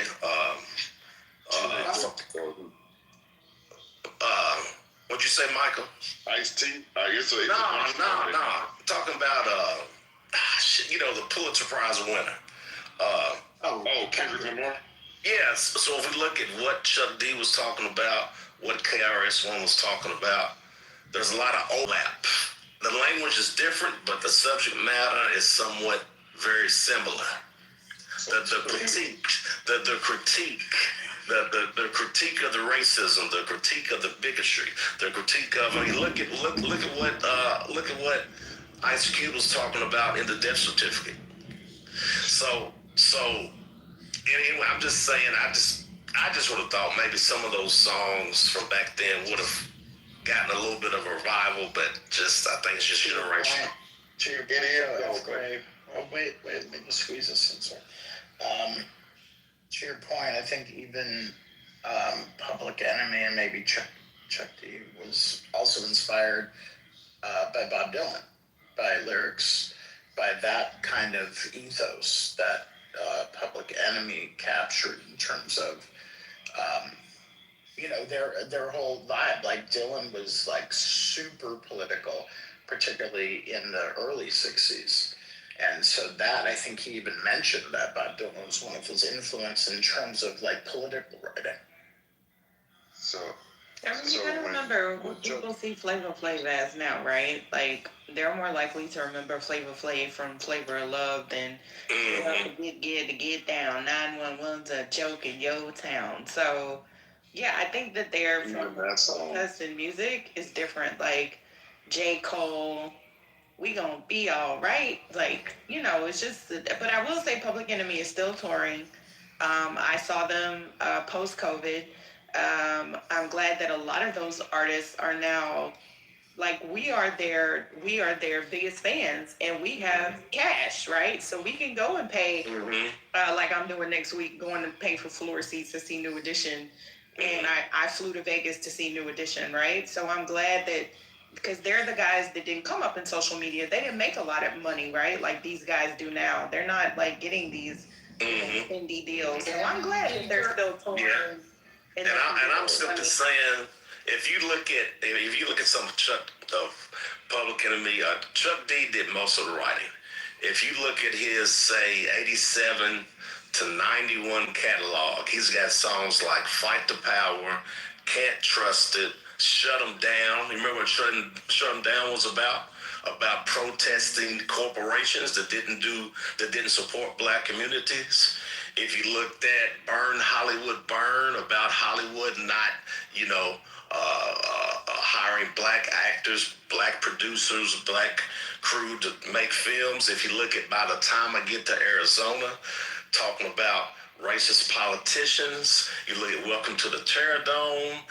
You look at all these songs and what Chuck D was talking about, it was pretty much a lot of the same conversations, similar to what we're having now. With regard to the Trump administration. You see what I'm saying? You look at who stole the soul, Night Train. I'm just running down. I know I'm trying to, but before you get too far down the road, because you said some songs, I want to touch on what you said. By the time I get to Arizona, that was like the King holiday, and Arizona was the last state to hold out on it. Even like 911 was a joke. They were protest songs for an era. I was gonna go back to like Peter, Paul, and Mary, and like Scotty mentioned like Bob Dylan. Some of these songs don't transfer forward because of what was going on at that time or whatever. And that's why Public Enemy was so poignant. And it's hard bringing that forward because some of the stuff they were rapping about, even though it's similar, it's like they were literally rapping about things that were going on in the late 80s and early 90s. And I want to add to that because because Dylan, I'm a huge Dylan fan. When you look back on the lyrics, like Masters of War is 100% what's happening right now. Check out the lyrics of that. Check out the lyrics of Only a Pawn in Their Game. It's literally exactly what's happening. Oxford Town is another one. Like Bob Dylan was about that life in the early 60s when it wasn't like the thing. It was like him and Pete Seeger. And like that was basically it.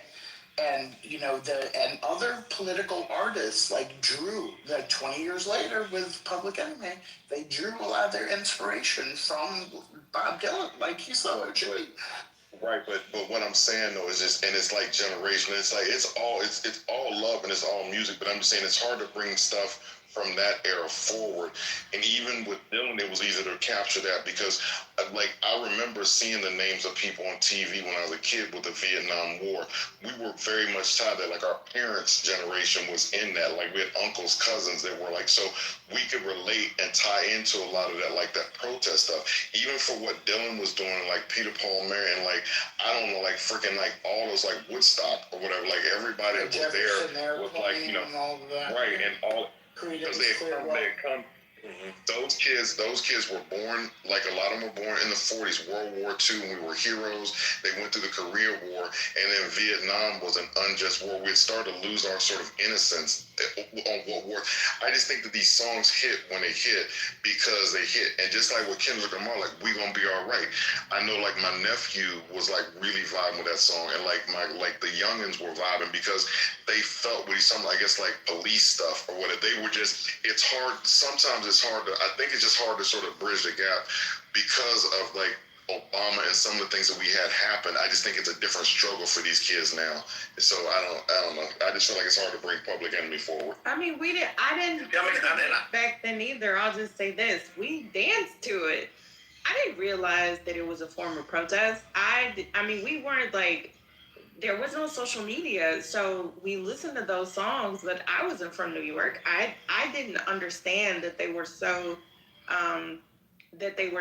awakening. That's what I'm saying. So you have to think about who was listening to Public Enemy. Our parents were telling us to cut that rap shit off, number one. They weren't listening to it. Like, what was the age demographic? I certainly, I'm a little bit older than you. So did you saw Do the Right Thing? I didn't see Do the Right Thing when it first came out. Like I said, have you seen it though? Yeah, I've seen it. Okay, you know what? To be honest, I still haven't seen the entire movie. No, that's okay. That's okay. So Spike Lee tasked Public Enemy to make like an anthem, and that's where you get like Fight the Power. I was again, I was 20 in 1988, so like it dropped in 87. I was 19. It's like the time for us that were in college at that time, and even like as young adults, we definitely felt the song. Even what he talked about, and wanted to say he talked about J. Edgar Hoover, that's Thinking Sucker. He had King and X set up. Also the party with Newton, Cleaver, and Seal. He ended. So get up. Time to get them back. Get back on the track. Word to the Honorable Elijah Muhammad. Know who you are to be black, boy. Yeah. Party for your right to fight. All them, we knew exactly what he was educating. KRS did a lot of that stuff too. Those songs were definitely, and I knew you could dance to them, but for us, I'm a little bit older than you, so we were definitely feeling the impact of what he was talking about. But aren't you also on the East Coast? Beg your pardon? Aren't you also on the East Coast? That's what I'm saying. Like, I don't think it, depending on like the age demographic, because I graduated in 92. So I was like 17. I was 17 when I graduated. And Do the Right Thing came out in 1989. But I remember that they used to play Public Enemy on the radio because that was the only way we really heard about it. If you weren't in that, like New York artists have always had local support. That's why I'm like, DJ Jimmy in like New Orleans. I didn't really expect anybody else to know who DJ Jimmy, where they at ho, because they ain't played on the radio. So if you didn't, you know what I'm saying? So I know what you're saying, like, y'all were in college, but I don't know if the majority of the people that were listening to it at the time were really understanding. Like, I didn't listen to that song and have the same feelings and emotions that I do as an adult listening to it then. Oh, Stephanie, give me what you got for a pork chop. Stephanie, girl. But anyway, that's the point that I was going to... No, yeah, so F Braves in Kentucky. Spirit is. Did y'all catch the vibe in Kentucky? F Braves, as far as what Public Enemy, what they were talking about, as far as like did you know it was like sort of militant music?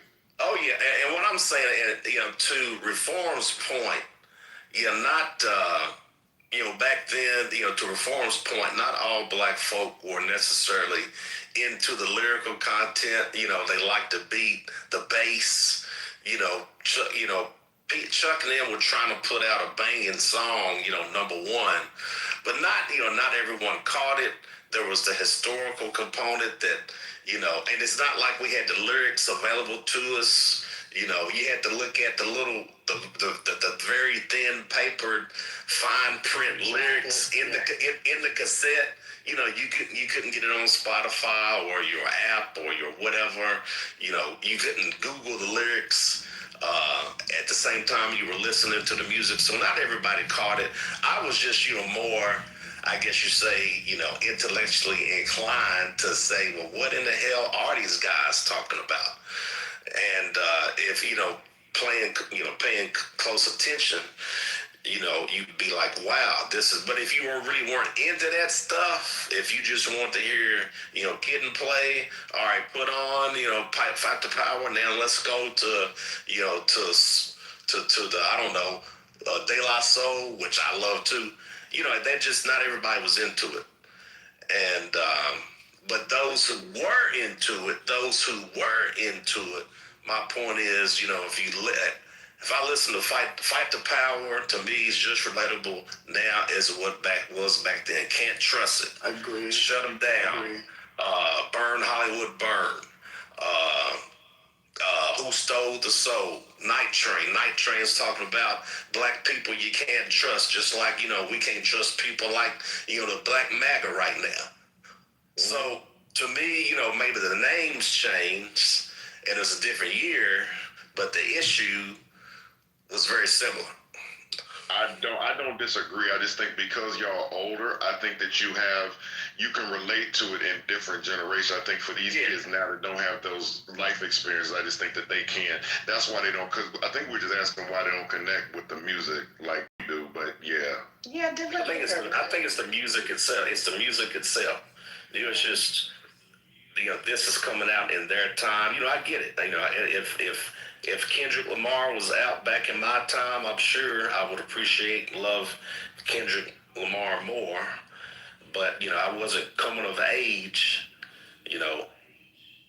when he came out. So, I mean, we've always used music as that form of protest, I'll say, in the black community. Because if you think about, like, Motown in itself was a form of protest, right? Like, I remember he wanted to be very apolitical, very Gordy. And that came into the Marvin Gaye issue. And Marvin went from,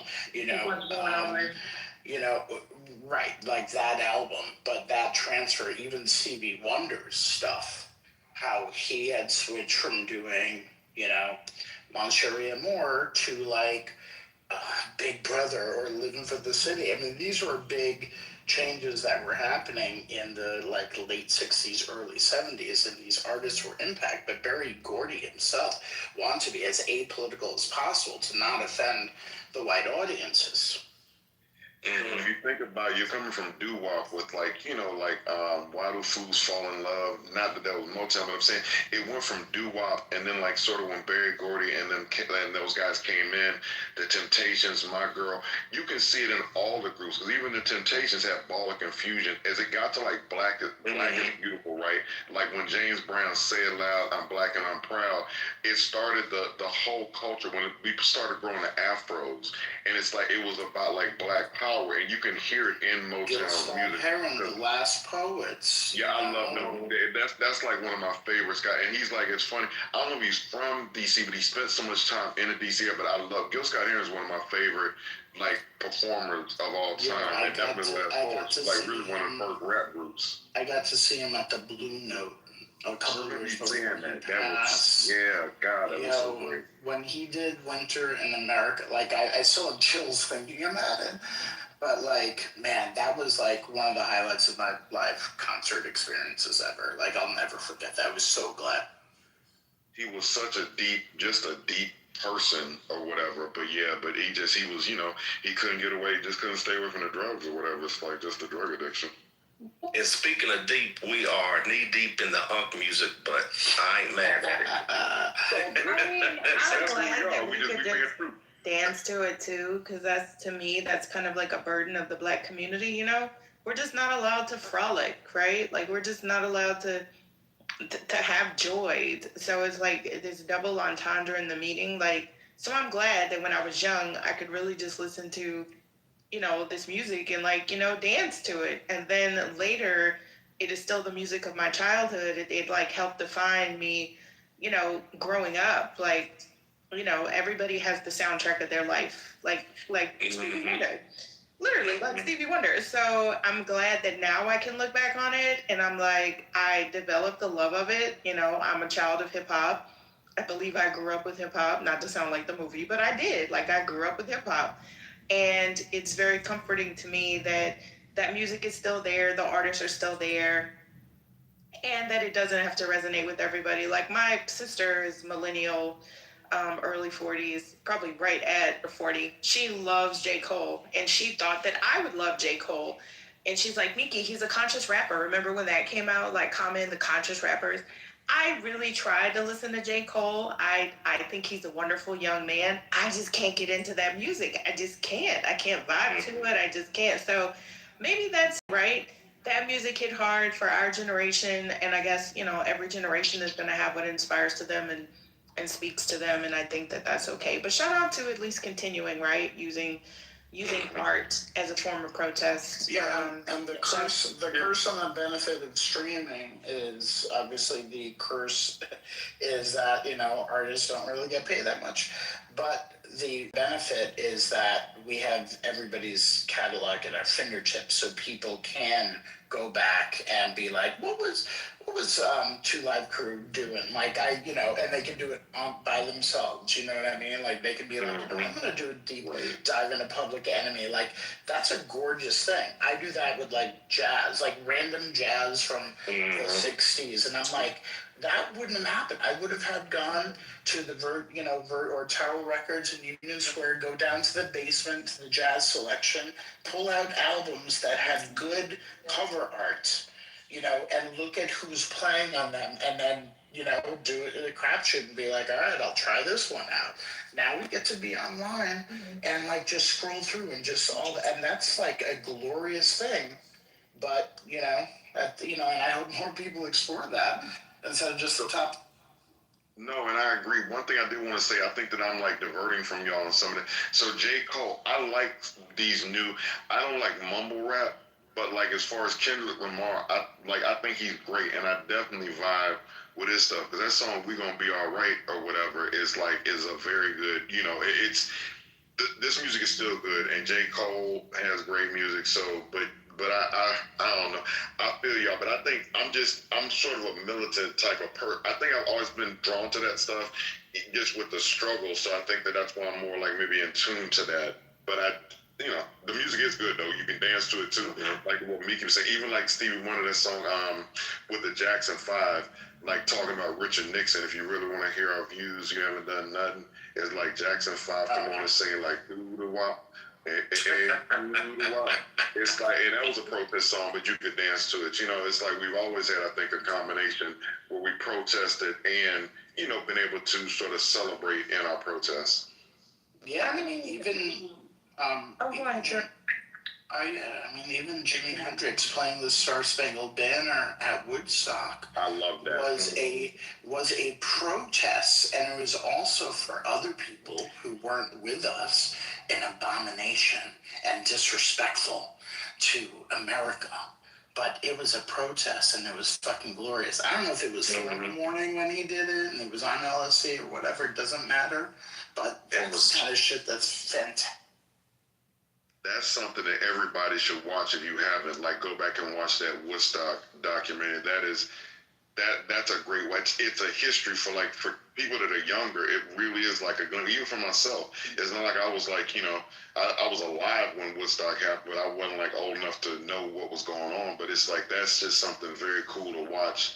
Just all those like amazing, the famous acts. It's like it's a piece of history. Right. Oh, let me try to add to that, because the same summer, of course, we have the documentary Summer of Soul, which was happening in Mount Morris Park, now Marcus Garvey Park in Harlem, where they had weekend after weekend. I think it was 6 weekends in a row of some of the best acts out there.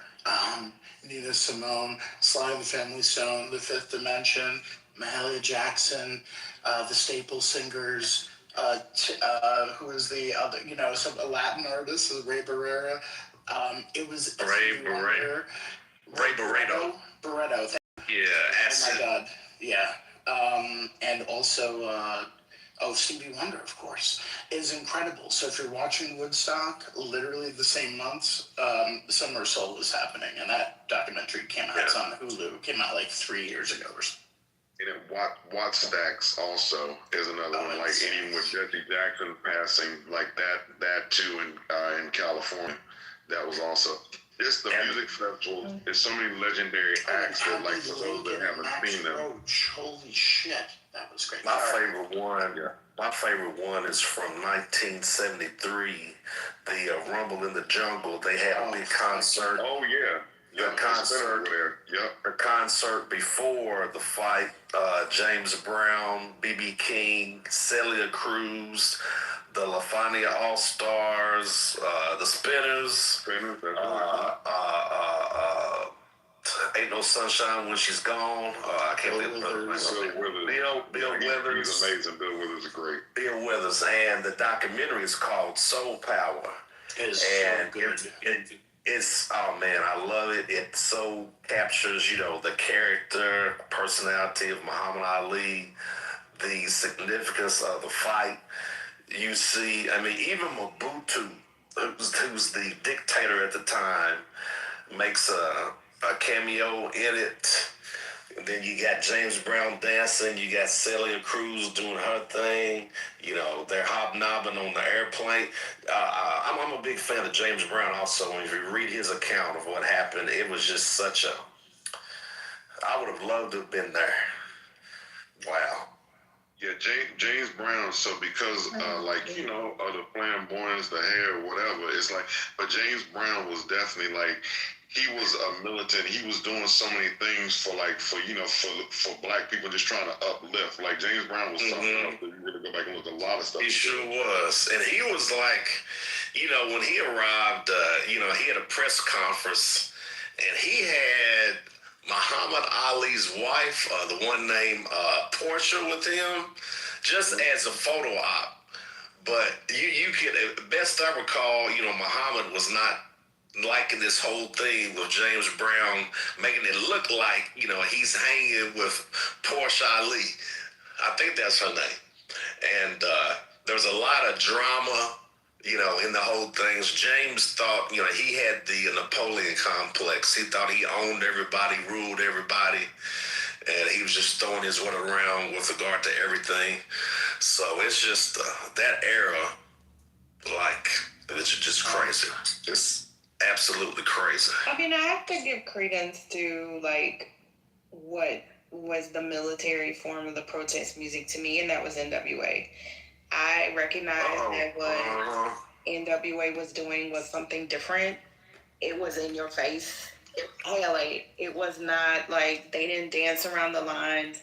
They really went there. They really talked about what they went through. They talked about fuck the police, even 187 on the underside, that, it was that to me was so, straight out of Compton. That was in your face. But I'm saying, that whole Compton, the struggle, even, Strawberry, the neighborhood hoe. That was Ice Cube. That was the greatness of Ice Cube. It was once said about a man who couldn't cut it.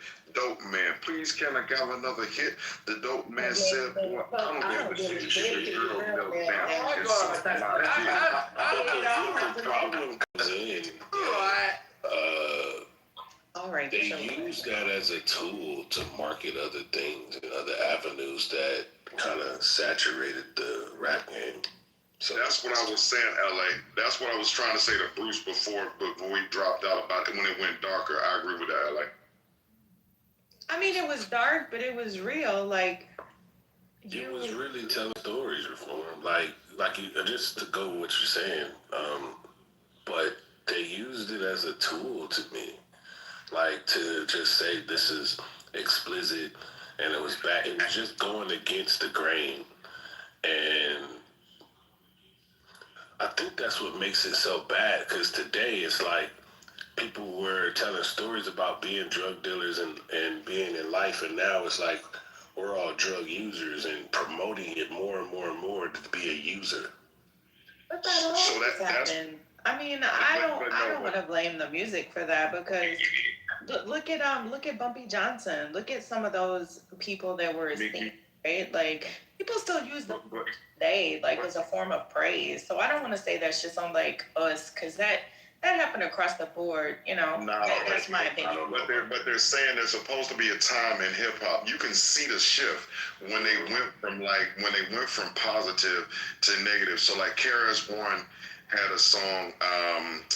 Man, what was it called? It was basically talked about like it was what can you get for 63 cents? But he was saying like a guy named Jack is selling crack. The community doesn't want him. Love's gonna get you. He you. sells at work. He sells in schools. He's not stupid. The cops are the fools because everyone else seems to go to jail. But when it comes to Jack, the cops just fail. They can't arrest him. They cannot stop him because even in jail, the bail unlocks him.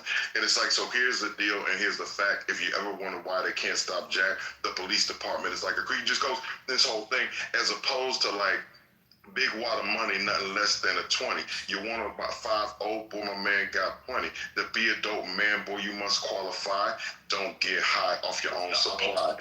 And it's like, and I'm saying it definitely shifts from like the way that we talked about the drug deals, because it's always been a part of the black community, but the rap game is shifted to the point that LA was making about like now how like we've gone down a road that's just different, and the music did have a lot to do with that. I don't know. I mean, I guess I can't really relate to it. It was just a song for me. I didn't know it was Strawberry. I never heard Strawberry. Dope Man. I think you know the song, right? Before. Oh, go ahead, Arthur, because we've been. Oh yeah, no, that is my music. Okay, Like, okay. yeah, So little... if you know that song, what was they really saying about a strawberry? What they're saying is that, Strawberry was the hope. But I am not someone that believes that we should shy away from stories just because they're not beneficial or enlightening. Like, but they were stories. But that does exist though. That was somebody's life. That was somebody's, you know what I'm saying? I understand. Just like. What is that PTR with me in hell? What are you talking about? Why you got that crazy ass PTR left? Get that shit out of here, boy. Which one is it? Get your goofy left. What? I'm sorry, y'all. NWA they pivoted the whole rap industry. Like, it was going at a certain pace, a certain direction, and NWA switched everything. Like, and it was like, I mean, take it like she swallowed it. Like, they changed it. That came later. After that, and I with you, that came later. The first album, Straight Outta Compton, was more Ice Cube was writing about literally what was going on and what they were dealing with, right? Like fuck the police and a lot of that stuff. But I'm with you. Like she swallowed 100 Miles of Running. They were on some different time. But in the rap game, it even changed by the time you get to after Ice Cube left, and you get to like 100 Miles of Running. And I agree with Arthur. On the one hand, yeah, when they came on the scene, I mean, it was huge. It was significant. But my viewpoint is that just the music overall became more diverse. You had digital underground coming out. You had De La Soul coming out with their shit. You had PE with their shit. You had all kinds. The game was going from coming from so many different directions, subgenres. So to me, it wasn't all about NWA. They were big, they were significant, but to me, they were one group that was changing, just doing their own thing as opposed to it all sort of being, in one type of vibe. So, I'll ask the whole room, do y'all think that rap had different brackets, like different genres of rap? Of course it did. It did. Yeah. So they put it all under one umbrella. Because it's rap, but it's just like saying that R&B. Even with R&B, you have. So is rap and hip hop the same? No. Hip hop. Like hip hop is more like the culture, right? Or what it's like as far as with the 5 tenets of hip hop or whatever it is, like break dance and graffiti. What is it? What's the other? I know it's like rap or whatever, but it's like where hip hop is more like the umbrella of what the culture is about or whatever, as opposed. But I was gonna say to the point about what y'all was saying, it was different stuff. Like Kid and Play was different than Public Enemy, but they existed in the same time or whatever. and then like get like when Tribe Called Quest dropped with like Bonita Applebum and like all of that stuff, or when I Left My Wallet in El Segundo, that was a different kind of vibe. It's just, but they were all making music at the same time, just at the different genres. Then you had Ghetto Boys. Yeah, right. And I love Ghetto Boys. That album, man, like that. I'm an Assassin or whatever. Like that when they first, that album was Naughty by Nature. And you had Paris, and you had Razkaz or Razkaz, I don't know which one to say. And you had the gospel gangsters. And you had all these, you had King's Son, you had X-Clan. You just had all these, all kinds of, to me it was just beautiful. All these groups made their impact. All these groups, changed the game one way or another. And it just created more opportunities for, But I don't think they tell stories. Yeah, but you just mentioned Ghetto Boys. That literal album cover, he actually did get shot. Like, that is not a story. That is his real life. Like, Ghetto Boys told stories. Really happened. They told stories, though. It really did happen. The thing is, they told stories about real life. Yeah, and I agree. My mom's playing tricks on me is one of the best storytelling songs ever made. I tossed and turned, getting sticks in the night, being Do you think every time somebody thinks about could it be falling in love, that they were being honest, like that was a real lot? Like, we never would have had Billie Jean if it wasn't if they weren't telling stories. Like, that's still inspiration. Those people felt it though. That it comes from the soul. They all told stories. You look at they did. NWA told stories, De La Soul. We go to Molly Percocet, and we all know if you take both of those at the same time, you might cry. Yeah, but I don't like when he goes. That's what I'm saying. The kids. Now we sound like the old people screaming, "Get off my lawn!" My mother hated the fact that I listened to that music. She did not like it. She didn't see any appreciation in it. All she heard was curse words, though. She didn't hear the music. Even in the 80s, even when I used to sing Roxanne, my mama did not like it. My grandmother did not like it. So that's what I'm saying, LA. Like, what are you talking about? They didn't like any of it. Your great grandma didn't like James Brown or the Temptations. Exactly. So that's what I'm saying. That's just the way it is. Every generation hates on the younger generation's music. Everybody does that. And the variety in the storytelling seemed to run parallel to what happened with blues. What do you mean? I'm not a blues fan. So what would you say happened with blues? I think that there were different lineages of blues, and also it's very regional, right? And that became the different expressions of blues, and those histories from those geographic locations fed into the music, which then coalesced into the different labels that were, like with what we saw with Stax. And that's not blues, but I don't know what the blues labels were then. But what we saw in New York was electric, right? And then we saw the other side, Jerry Heller stuff here on the West Coast. Yeah, I agree with you. If you look at the rap labels, whether it's Jive, whether it's Def Jam, whether it's Death Row Records, they all had their own brand of storytelling. Agreed. Because, I love those things. Now, maybe you weren't down with it. Maybe you didn't like it. You might like one, not like the other, but they all had some kind of storytelling component to the music. Not every song, but some songs. Like, Prince started rapping in his songs, and I hated it. And I knew he was just being trendy. But remember that album? He liked the shit. He said he liked the shit. Horrible, but he was horrible at rapping. I was like, well, somebody probably likes it. I was like, really, Prince? You gotta rap, Prince. You don't have to rap. But he was You're Prince. So yeah, I do think there's a distinction between rap and hip hop. I think rap is just the act of it, and hip hop, as Michael said, is the culture. Hip hop is, shooting the dozens to me. Hip hop is, bopping with your friends and just doing a beat and then doing a little dance. And I remember when I used to be like, I didn't know what the fuck I was doing, but shit, I was doing it. Like, that to me, hip hop to me is Jordans and gold chains and Timbs and baggy jeans and, fine ass dudes and like Carl Can I Swear. Hey, that's what hip hop is to me, right? Like, that's what hip hop is to me. Rap is like Doja raps. I love her as an artist, but to me, she's not hip hop. Doechii, I love Doechii. Doechii raps, but to me, she's not hip hop, right? Like, I think more. You talking about Doja Cat? Doja and Doechii, both of them. Okay.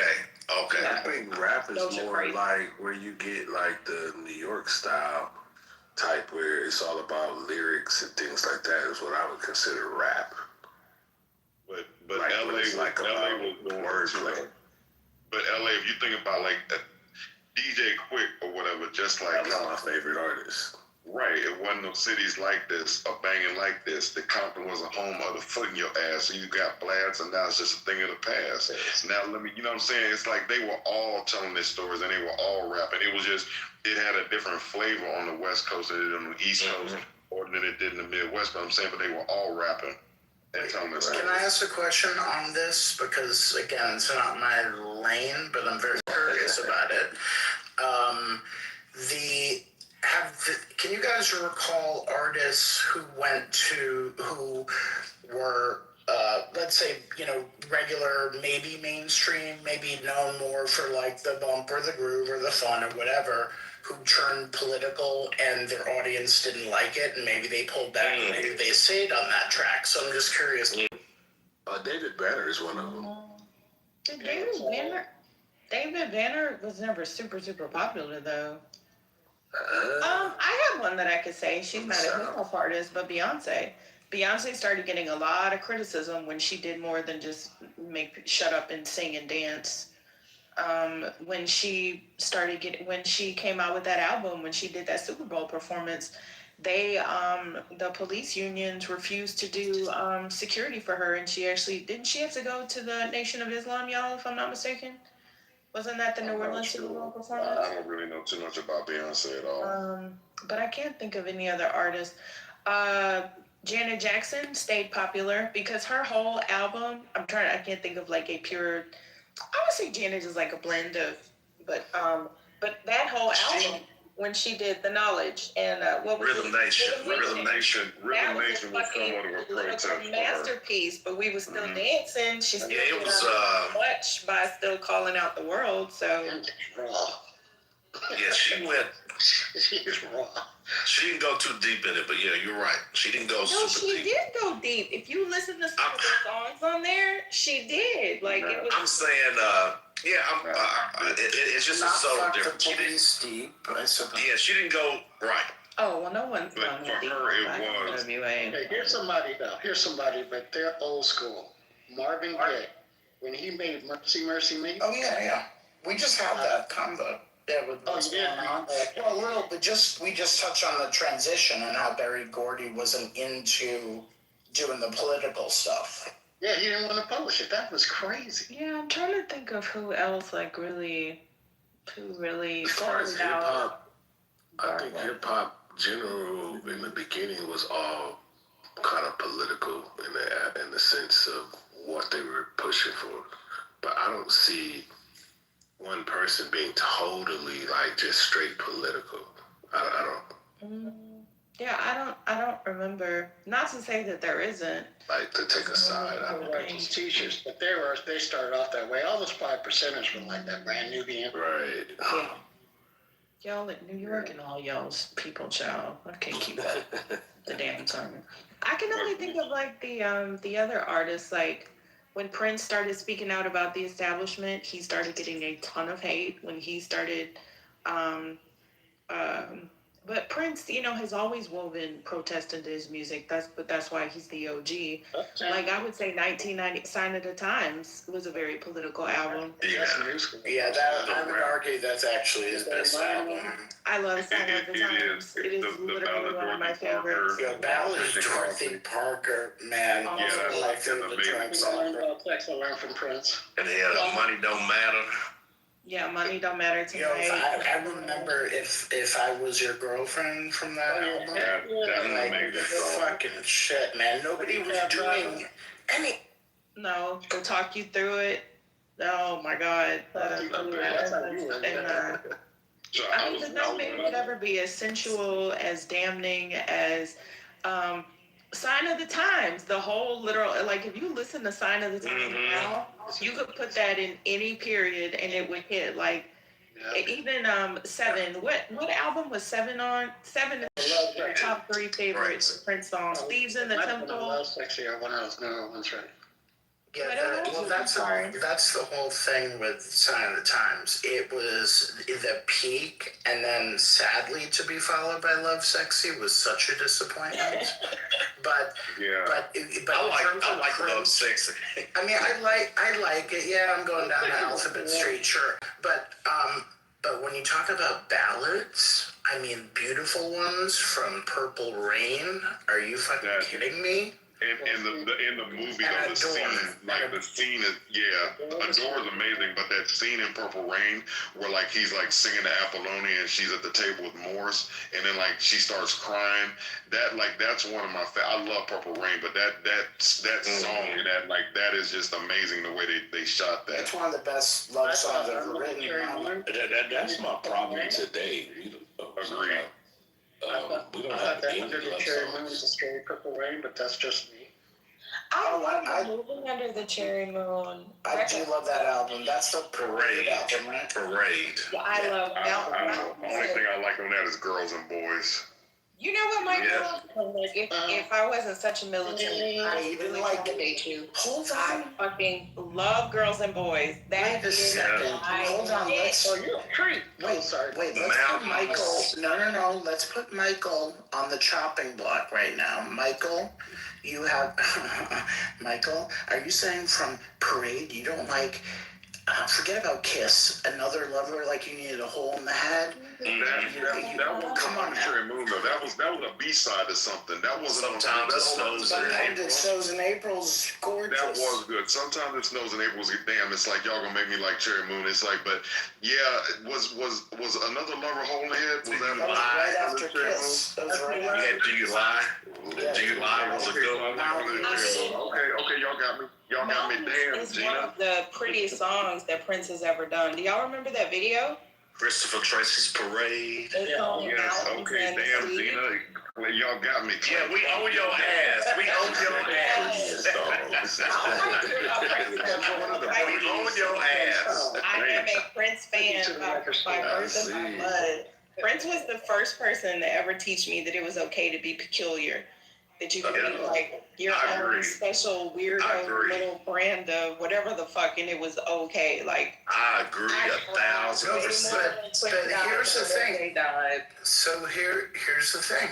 This is why, in my mind, the 70s was the greatest, and I'm just saying in general, because you could have the glam rock, and Prince comes out of that ethos, the fact that you could be a David Bowie, or you could be whatever, and if you want to wear makeup, if you want to hear your hair weird, if you want to wear mesh, whatever, nobody gives a fuck because it's about the fucking music, and Prince comes from that stock, essentially, and carried that through the 80s. He transcended all of that fucking bullshit. Yeah, and it comes down to this androgynous, people like the song, is he black, is he white, is he straight, is he gay? He was just all of it. he was also very. And everybody loved him. Well, everybody loved him or hated him, put it that way. Yeah, I never thought he was androgynous. He was just pure. Prince to me, from a woman's perspective. I'm not saying for me. I'm saying for some people he was undefinable is what I'm trying to say. So from a woman's perspective, he was what? Prince was probably arguably the most masculine. Feminine. No, he was not feminine. Showing your ass cheeks on stage is not feminine. Prince is the most overtly masculine, sensual, sexy creature ever to exist in the history of the world. You know what though? I want to be your lover though. You know what? I heard I want to be your lover. Talk you out your drawers. The amount of, if you look at videos with Prince and those, let me walk out with my ass out right now. olive green, it's not for everybody. Like the way that he was unapologetically in his masculinity. It should be accepted more now than then. He is accepted. He's no, I'm saying now, like it should be. Like if I walk around with my ass cheeks out, nobody should question it. though. You can't sing in that octave. You can't play all the instruments. You gotta be well-rounded. Exactly. You love Prince Ashley. So like, you I left get her because I want to be your lover. That's what I was going to talk about. Please get her. He wasn't singing to no man. I bet you that. Was there any confusion that he was singing? Like Frank Ocean. To child. No, I'm saying like. Listen. No, we all listened to "I Want to Be Your Lover," and we did not know there was a man singing that song. Yeah, that's just At first, yeah. Put one in the chat if y'all are buying what the men are saying. They just don't. Who sings that song?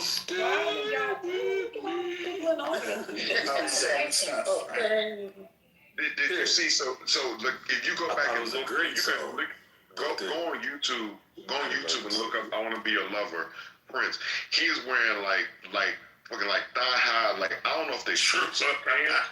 He has on like zebra panties and like a zebra top that like ties in the middle, and his hair got like a blowout. He got like aqua perm in his hair or something like that. And I love Prince's music, but he definitely like Spiritual said, it was that glam rock thing or whatever. So like Mickey, he definitely wasn't showing masculinity.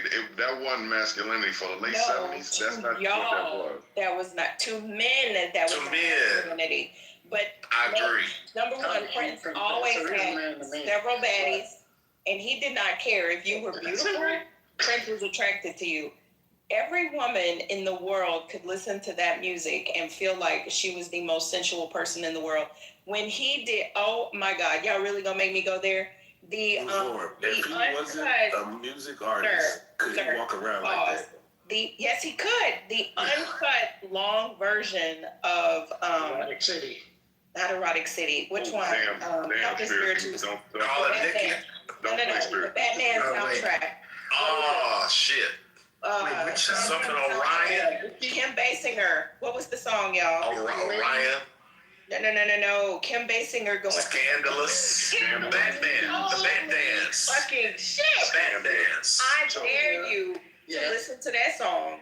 The uncut version with Kim Basinger doing her little. That man recorded Kim Basinger, and Lord knows what he did to her to get her to make that noise because she was not a good actress. Okay. Extraordinary. So Prince worked every time. So I've used Prince on some International Lover. I've used Adore. His music works every time. You can use it for Use for what? Used and abused. Let me tell you something, Michael. I hope you played Pink Cashmere and you put that on as well. No, it's funny. My ex-wife because like that shit right there. My ex-wife loved that song. I didn't really like Pink Cashmere like that. Everybody has a Prince song that is like their go-to, that is your get you in the mood, whether you are a man, a woman. Everybody talks about it. But Prince, for people like guys can play it. Women can play it, and it was totally cool. Just like, and this is not comparing the artists, because there's a small lane where both men and women, and a man can put it, and that's Maxwell. That was in the 90s. Yeah, so I do too. But I want to go back for. Okay, right from Maxwell, Ascension. Well, yeah, totally. I'm just saying, like, in that lane of where guys are comfortable listening to it themselves, but also with a woman, and women vice versa. But here's the thing, Reformed. Women have a history of actually not really caring what the kind of overt look of and acting of the artist is. So Prince, as an example, Liberace. You know how many women were fawning over Liberace? That man is as queer as a $3 bill. Are you serious about Liberace? Oh my God. The women, I'm not talking about the young women, I'm just talking about like regular, middle America women. Yeah. absolutely loved Liberace. Didn't matter how he looked, how he presented, whatever. So there's also other artists that were probably androgynous or feminine that women would go crazy over. And I think that is because they care less about the optics as much as the person, what's in them and what they're delivering in terms of song or art or whatever it is. But I could be wrong. Maybe I don't understand women, which is Steven Tyler. You'll go You're crazy if you absolutely try. Steven Tyler, Aerosmith with that long flowy hair. Cause what Bon Jovi with the long hair and flopping the hair all over the place. Like, do you know how many people were in love with John Bon Jovi, including myself? Seriously? But he wasn't Prince. He didn't act like Prince before him. I'm saying like Steven Tyler is a closer approximation because they do look like a lady. Steven Tyler used to play with it a lot. Eyeliner. Okay, wait, Michael, I got one for you. You're really gonna tell me, because I'm an 80s baby, right? You're really gonna tell me that Van Halen did not try to look and kiss with all that damn makeup on? Van Halen definitely did. Van Halen and Kiss, they definitely were masculine. No, they were definitely. Let me ask you this then. I'm trying to tell you, What about Luther? David Lee Roth like wore like wild outfits, but he was guy. Nobody wanted to have sex with Luther. We just liked his music. No, Mark Bolan, absolutely. You're gonna have sex with Luther after Superstar. Nobody wanted to have sex with Luther. That's crazy. Remember that? So to spiritual's point. Yeah, like Mark Bolan. Look at that. You can even see his print in a picture that I looked up. Yeah, but y'all know who I'm talking about with Van Halen. Van Halen literally wore eyeliner and everybody knew it. But it was glam. It was glam rock. They weren't nobody. At least for us, we never saw David Lee Roth was like a hoe. We never saw him as David Lee Roth. Yeah. Yeah, we never saw him as being like Prince. We just didn't know what was happening. But I used to fight for him. My dad used to talk about it. But I was like, one time I got we didn't know what was happening. My father was like talking about like Prince because you know he's wearing heels but I was like, man, you out your mind. I said Prince is not gay. I said like Vanity. I was like Apollonia, Sheena Easton. I said, man, as many women he get. I was literally arguing for Prince. Okay, so I'm saying but I agree with you. I fought for Prince, but I didn't care what sexuality he was. The music was just so incredible. Right, exactly. Here's another example. This is a little bit of a deep cut, but if you know, you know. The original writer of Hello, It's Me, which the Isley covered, Todd Rundgren, was very glam, androgynous. If you look at his stuff, he's exactly in that kind of David Bowie, Mark Bolan lane. Well, the sort of early 70s, like that glam rock. Very much gave that little, I need you tonight. Now, his ass seemed bisexual, but he was still sexy. Are you talking about NXS? Michael, you talking about NXS? Yes. Yeah, so go back and look like Spandau Ballet. Like a lot of those groups, like Human League, they were literally Human League. The dudes had on like rouge or whatever it is, like your cheek stuff or whatever. The 80s were different or whatever. Like late 70s and the 80s were glammed off. Yeah. That was Human League. Was their hit I'm Only Human? Yes. Yes. Yeah, don't you want me, baby? I think that was them too, and then they had that in Human.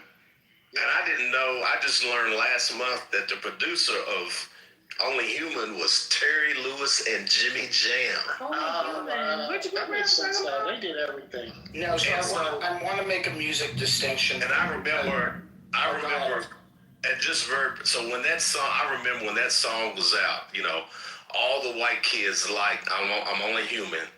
The black kids liked that song, Hey Girl, I wanna Love You Down. I think Jimmy Jam and Terry Lewis were involved with that song too. I know. So it's ironic, you know, you had two hit songs by the same producer, but the black kids coalesced around one, the white kids coalesced around another. They knew exactly what they were doing. Two black geniuses made both songs. I want to make a very important distinction. Because the What were you gonna say? What were you gonna say? Spirituals? Yeah, I want to make one important distinction. Okay, there's glam rock on one side, Okay, and then as we carry over into the 80s, it's the new wave, which is a different, slightly different look, but I want to be clear about the distinction, because new wave was just the style in general. Straight, gay, whatever. It was the hairstyle, it was the clothes, it was Spandau Ballet, it was George Michael, it was Human League, it was NXS, it was all that kind of stuff that stemmed from that. The glam rock thing started in the early 70s with David Bowie and the other people we met. Right. Yeah. And maybe I don't know if I'm right about this, but it's just my opinion that Prince created his own space, his own chamber where no other artists existed. To me, you can't put him in those other categories. He created his own category. He was just, I mean, the door. Spirituals gonna maybe get you, but I got you after spirituals and reform. No, I'm fine. Go ahead. Well, I was going to say, I think he built on Sly. I think Prince built on Sly Stone and Rick James. Well, and I think you're right. Prince did develop his own thing, but I think he definitely stood on the shoulders of Sly and of Rick James. Yes, so let me make a distinction here, because that, I think F. Gray was talking about not just the music lane, because the music lane is kind of different, because you don't have Prince if you don't have Sly, in my opinion. But in terms of Prince's outward facing, the product and the music was a totally different lane. That's all. I don't disagree with that. I definitely don't disagree. He's definitely something on his own, but I do think, even Rick James, they talked about how he used to tour with Rick James, and I just think, I think he developed his own thing, but you know what I'm saying, everybody has an inception somewhere, you know what I'm saying? I just think that he definitely took. Mike, can you? I think everybody has a. Hold on. Everybody. You said that Prince toured with Rick James? Yeah, when they first started, he opened for Rick James. Yeah, years and years before. Like in Denver. Yeah. In Denver, Rick James had a show in Denver or Dallas or somewhere, and Prince opened for him. That's exactly right. Soft and Wet Prince. Early Prince. I just remember that. I just remember that trivia that Prince opened for Rick James. That's a trip, because I always thought they were, contemporaries. Like Prince even had. Well, I mean, I think they are contemporaries, but it was Rick James was that funk, right? Because you did have funk during that time, and I think that was the genius of Prince, because he could dance around it. Prince, I do believe he was in a category by himself, but I will say that idea of presentation as theater is what I'll put in a nice way, because Parliament was wearing draws on stage with big ass, thick ass boots, afros, wigs, jewelry on. You know what I'm saying? You look at psychedelic. Look at Cameo. He wore them big red draws, and I saw him at a concert a couple of years ago. He's still wearing them draws on, which bless his heart, Larry Blackman. They just had him sitting on stage. This was 5 years ago. He was just sitting on stage. He could barely move, but you got to get that money. I get it. But he still had them red draws on, whatever. What do y'all even call that? Cameo had a red color. Cameo iterations, right? So Cameo is when I sparkle in your eye and hanging downtown. Cameos, two different cameos. Larry Blackman was a drummer for Cameo on some of the old cuts, and then they went when Scotty said that new way, they hit that 80s, that whole 80s kind of new way or whatever. But Cameo, when they came up with Strange, they weren't doing that. When they had Strange, it was Strange was around 82 when the Gap Band, either the Gap Band 3 or 4 dropped. And then when they came out with Word Up and Candy, that's when they went to that where Larry Blackman had the high top and the cup. Go back and watch Strange. There was a 70s Cameo, there was an early 80s, and then it was what they became in 86 or 85 whenever Word Up dropped. I'm gonna make this my PTR. My mom has this album. Do y'all know which one I'm talking about? The one where he's in the spaceship with his legs spread open. I'm not even gonna PTR. Which one is that? Nothing about this looks massive. You talking about, Prince? What are you talking about? No, George Clinton crazy ass. Oh, yeah. Hey, does anybody know, is George, what is George Clinton's sexuality? I don't even know. Is George Clinton the straight guy? I don't know what George is. See, look at my PTR. That to me was the precursor of Prince. But I did go to some of their parties.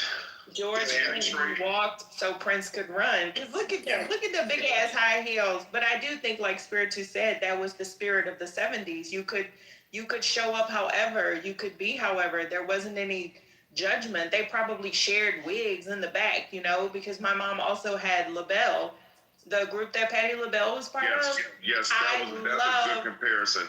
I love those album covers because they were Nona Hendrix, and I can't think of the other girl's name, but Nona Hendrix and Patti LaBelle, they were like Lady Marmalade when they did it. Go back and watch like the high boots, like they were looking like Parliament or whatever. That was a good. That was the '70s for it too. I think that was a good point to make. Like, what a time, because you could show up as, you know, it's like, what did we say? It was just like the theater. The shackles of conformity from the '60s were off. Yep.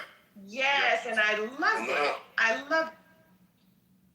You can see that funny to what Spiritus just said. So, like, look at the Roaring '20s. So they come out like the Victorian age or whatever, and sort of like that Gilded Age, and then like they get like the Roaring '20s, like with the flapper haircuts and just like the girls in the short. So they just start. They come every time there's repression, like the '50s and the hoop skirts and the pool skirts and all that. And you get the '60s. It just, you can always, repression comes out into something else musically. It's interesting what it does. And I want to go back to Prince again for a minute. So y'all were talking about Batman, and the best I recall, you know, Warner Brothers, they're already in a fight about, you know, his position as an artist. He's wanting to make an album every year, maybe 2 albums a year. They're like, nah, you got to do it every other year. So then Batman, you know, the movie, Kim Basinger, Reform, we were just talking about, and what's the guy? Keaton? Was he did he play Batman? Yeah, he was Batman. Joker. At first, Prince is like, I want to be Batman. Warner Brothers is like, hell no. We want you to make some music for this soundtrack. And they were trying to tell him how to do the songs. He says, no, I'm going to make my own songs. You fit them to the motherfucking Batman movie script. And that's exactly what he did. And the album made so much motherfucking money. I hate to curse, but I got to. That album, you know, they thought it was, the executives thought it was terrible. They didn't think the fan base would like it. That Bat Dance song made so much. I think it may have made not as much as the movie. I can't recall the numbers, but it was so successful. It just showed, you know, his influence, his power. You know, the fact he could play all those musics, all those instruments is one of the reasons I think it takes him to a different level, because he has a whole different level of freedom to create compared to other people who maybe they can sing, but they can't play. Maybe they can play a few instruments, they can't play them all. He had, you know, whether it's songwriting, whether it's the instrumentation, whether it's the orchestration, whether it's whatever it is, he had so much creativity. He was like an unstoppable force. And that's why I say, you know, he's in a whole category to himself. His volume of music, you know, people talk about the vault. When he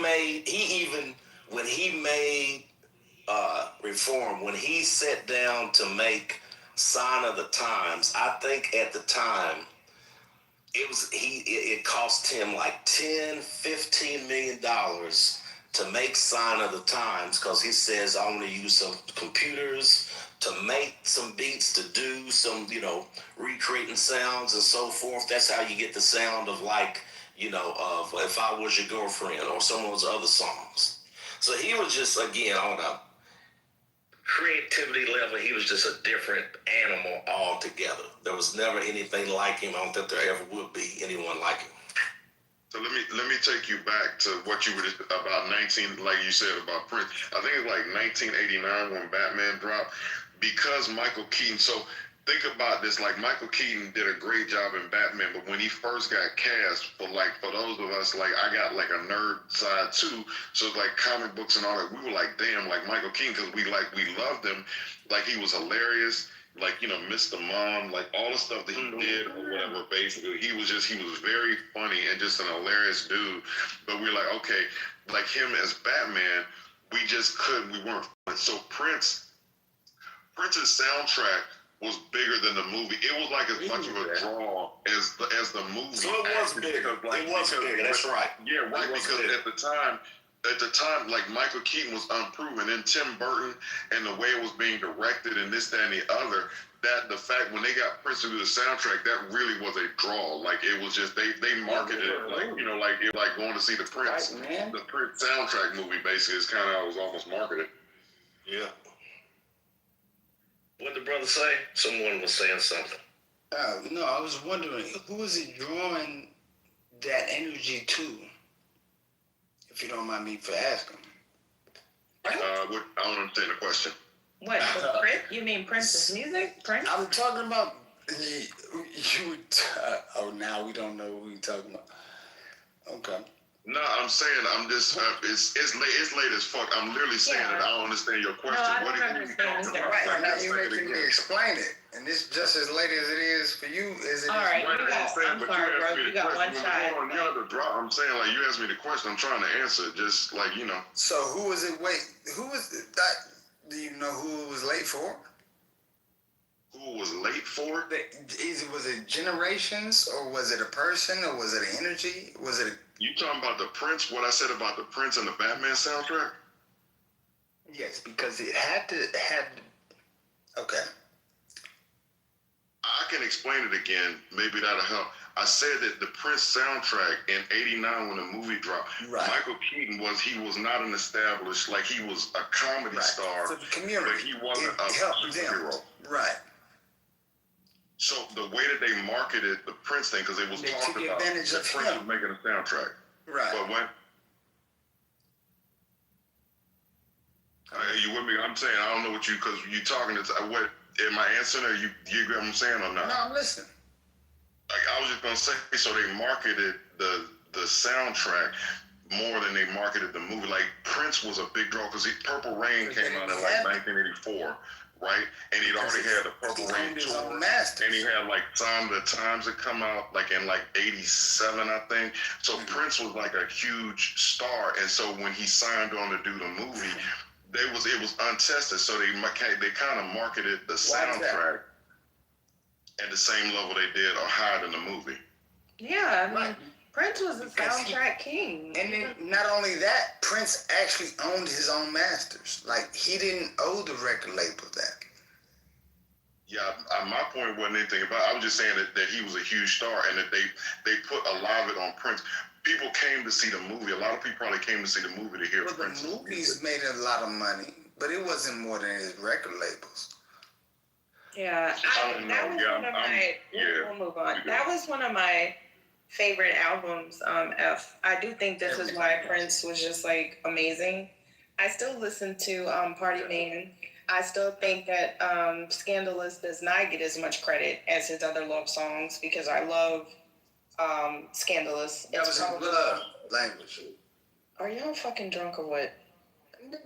Listen, please don't interrupt me. Please don't interrupt me. Died about this. I'll fight about this. Well, fight your ass in the goo. How about that? Anyway, yes, I think that's one of his best albums, and I don't think it gets enough credit. And Jack Nicklaus was the best Joker. Argue with your mom. And I think I did a quick Reform did a quick Google, and Batman, that movie grossed $400 million worldwide. The Batman soundtrack sold 11 million copies. If you take that, $10 each, if not more, that's more than $110 million. So That's pretty good. So 11 was million. that And Prince. Do you And think that was- Diamonds and Pearls was his last good album? Let's be honest about Prince. Let's be honest, for real. You know what? Let me look up the albums because Prince is so prolific. I do love Diamonds and Pearls. You know, one of my favorite songs on Diamonds and Pearls is Blue Light. So I think it's just so cute. It's just like a different vibe. Let's see. He went all the way from 1979. I would.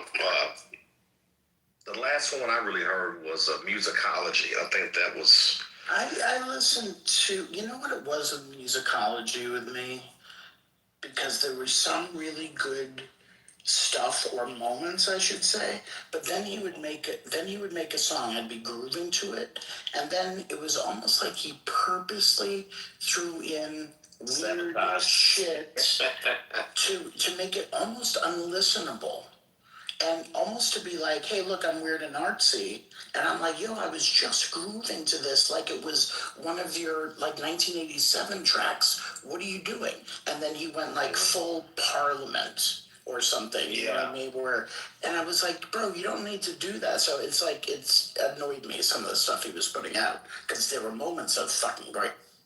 Yeah, I think that was correct. When was Diamonds and Pearls? 1991. The only reason I'll say, let's see, what were his later ones after 1991? I think Musicology was okay, but I will say, you didn't like Raven to the Joy Fantastic. I did like some there. That was 1999. I don't think I ever heard it. I never heard it. Let me see. What are some of the songs there? And then the Black Album. I had a friend who Prince. He loved the shit out of Prince. He had that Black Album like early on. Yeah. Remember Bob George? Bob, ain't that a bitch? I just remember the Cindy Crawford song. Cindy C. When Two Are in Love. I love the Black. Yeah, you knew who let's see, what was Bob George. Bob George. Was in Raven to the Joy Fantastic. I don't think he had as many, so maybe so. But I think that one had some okay. I think Emancipation was okay too. Yeah, I can't remember how I got a hold of the Black Album. Somehow I did. Like, even, it was supposedly supposed to come out. It didn't. It was a bootleg, and I somehow got a copy of it. I think he really. I respect where he was coming from, the industry and changing the name and all that. Like, I respect the intention, but I also think he shot himself in the foot in many ways for that. But I agree with him overall about the music business. But I feel like a lot of the stuff, even including the stuff where he was really like would deploy attorneys if people were trying to use shit online, like stuff like that, where your stuff's not getting out there because you're so restrictive on rights. Not to say that people shouldn't be able to, copy your whole fucking thing and put it out there and make money off it, but in terms of, like, he was so restrictive, people couldn't get, some legitimate access or fair use of music to make it go more, viral. People catch on to it, and I think a lot of people are just getting frustrated with that. I don't know. Yeah, I want to say it's not a pro-industry take, by the way. It's like a listener take, which is not like I understand the problems inherent with things like Napster and stuff, but I just think his animosity towards the music industry, which is founded, also created a distance from the listeners who couldn't get access to his stuff, or is harder, or is always policed, or whatever. So he did an interview. I don't know if you remember it, because, after a certain time, we didn't have access to Prince like we did in the past, right? And I find that with a lot of artists, like, some people love or hate Beyonce, but I think the more popular they get, they realize that the media is not their friend. So, we just don't hear interviews. But someone asked him, kind of like a joke, what do you think is the best album you ever made? I'm paraphrasing. And he said, the one that I just did is always the best. I think that he had reached a level, honestly, and I think that he deserved that from my perspective as a forever fan, that he just didn't want the restraints anymore. One thing I will say that Prince loved to do, which is kind of the opposite of MJ, who I think those two are just going to be in a, parallel universe forever, is that he loved to experiment. He loved to try out the trends. He loved to experiment. He didn't really he made music for the masses, but there was always something esoteric about Prince, and I think that he was just like, F it. You know how he changed out the bands a lot? Because how many bands did he have? Prince had a bunch of bands, didn't he? And it's like, I never knew when he changed them out or why. It's just like Prince and the New Power Generation, Prince and the Revolution, Prince and, I know he had a couple of others. Those are the only ones that come to mind that were named. But I do agree with you. I think he was just like, I'm going to prove to you that, I don't have to prove shit kind of thing, which makes me love him even more, by the way, because that was so Prince. I agree. Yeah, shout out to him. Yeah, it felt like, MJ was always trying to do bigger than what he previously did. Whereas, like you say, Prince was more, I want to do something totally different. I want to create, I want to go in a different direction than what I did 2 years ago. Yeah, I think he wasn't afraid to not be a commercial success. And I get it for a lot of artists, right? Because it's a job. At the end of the day, I always thinking about that, right? Like, this is, I listen to thousands of artists and this is their bread and butter. They are doing it to get paid. It's not a noble endeavor. It's noble to me, but this has to pay their bills. And I mean, I don't think that every artist can elevate themselves to that strata, basically. And I think that he had finally reached that point where, just like The Vault, I know my ADHD brain is jumping around, but did y'all hear about all the unreleased music that he had that he never even put into albums? Oh, of course. Yeah, the problem is sometimes is that the vault is trash. Meaning, sure, there's a lot of stuff that may be out there. I'm not saying his vault is trash totally. I'm just saying what record companies will do is that they will just release stuff because it's from the vault, and a lot of it will be fucking garbage. And he may have not intended to, like, hey, I want to release this. It could be just whatever, his, experiments and things like that he may not have wanted out there. I don't know.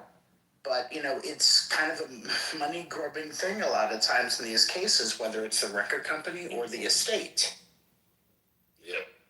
And, one thing we didn't say, I think he was the first artist to have the #1 movie, the #1 album, and the #1 single all at the same time. Of course, that's Purple Rain. Purple Rain. Oh, that's a good fun fact. That is a great fact. That movie was incredible. That whole time was something else. I would say Prince is like the closest thing that we have to like Beethoven or Mozart. He literally was like a musical genius. So the fact that he wrote, he's probably always right. He just had so much in his head that he was trying to get out. Like, so I'm sure he has like a ton of music, but he literally is he's just a musical genius. So, and I'm going to throw this in here too, because an artist because this is, I agree with that in terms of genius level.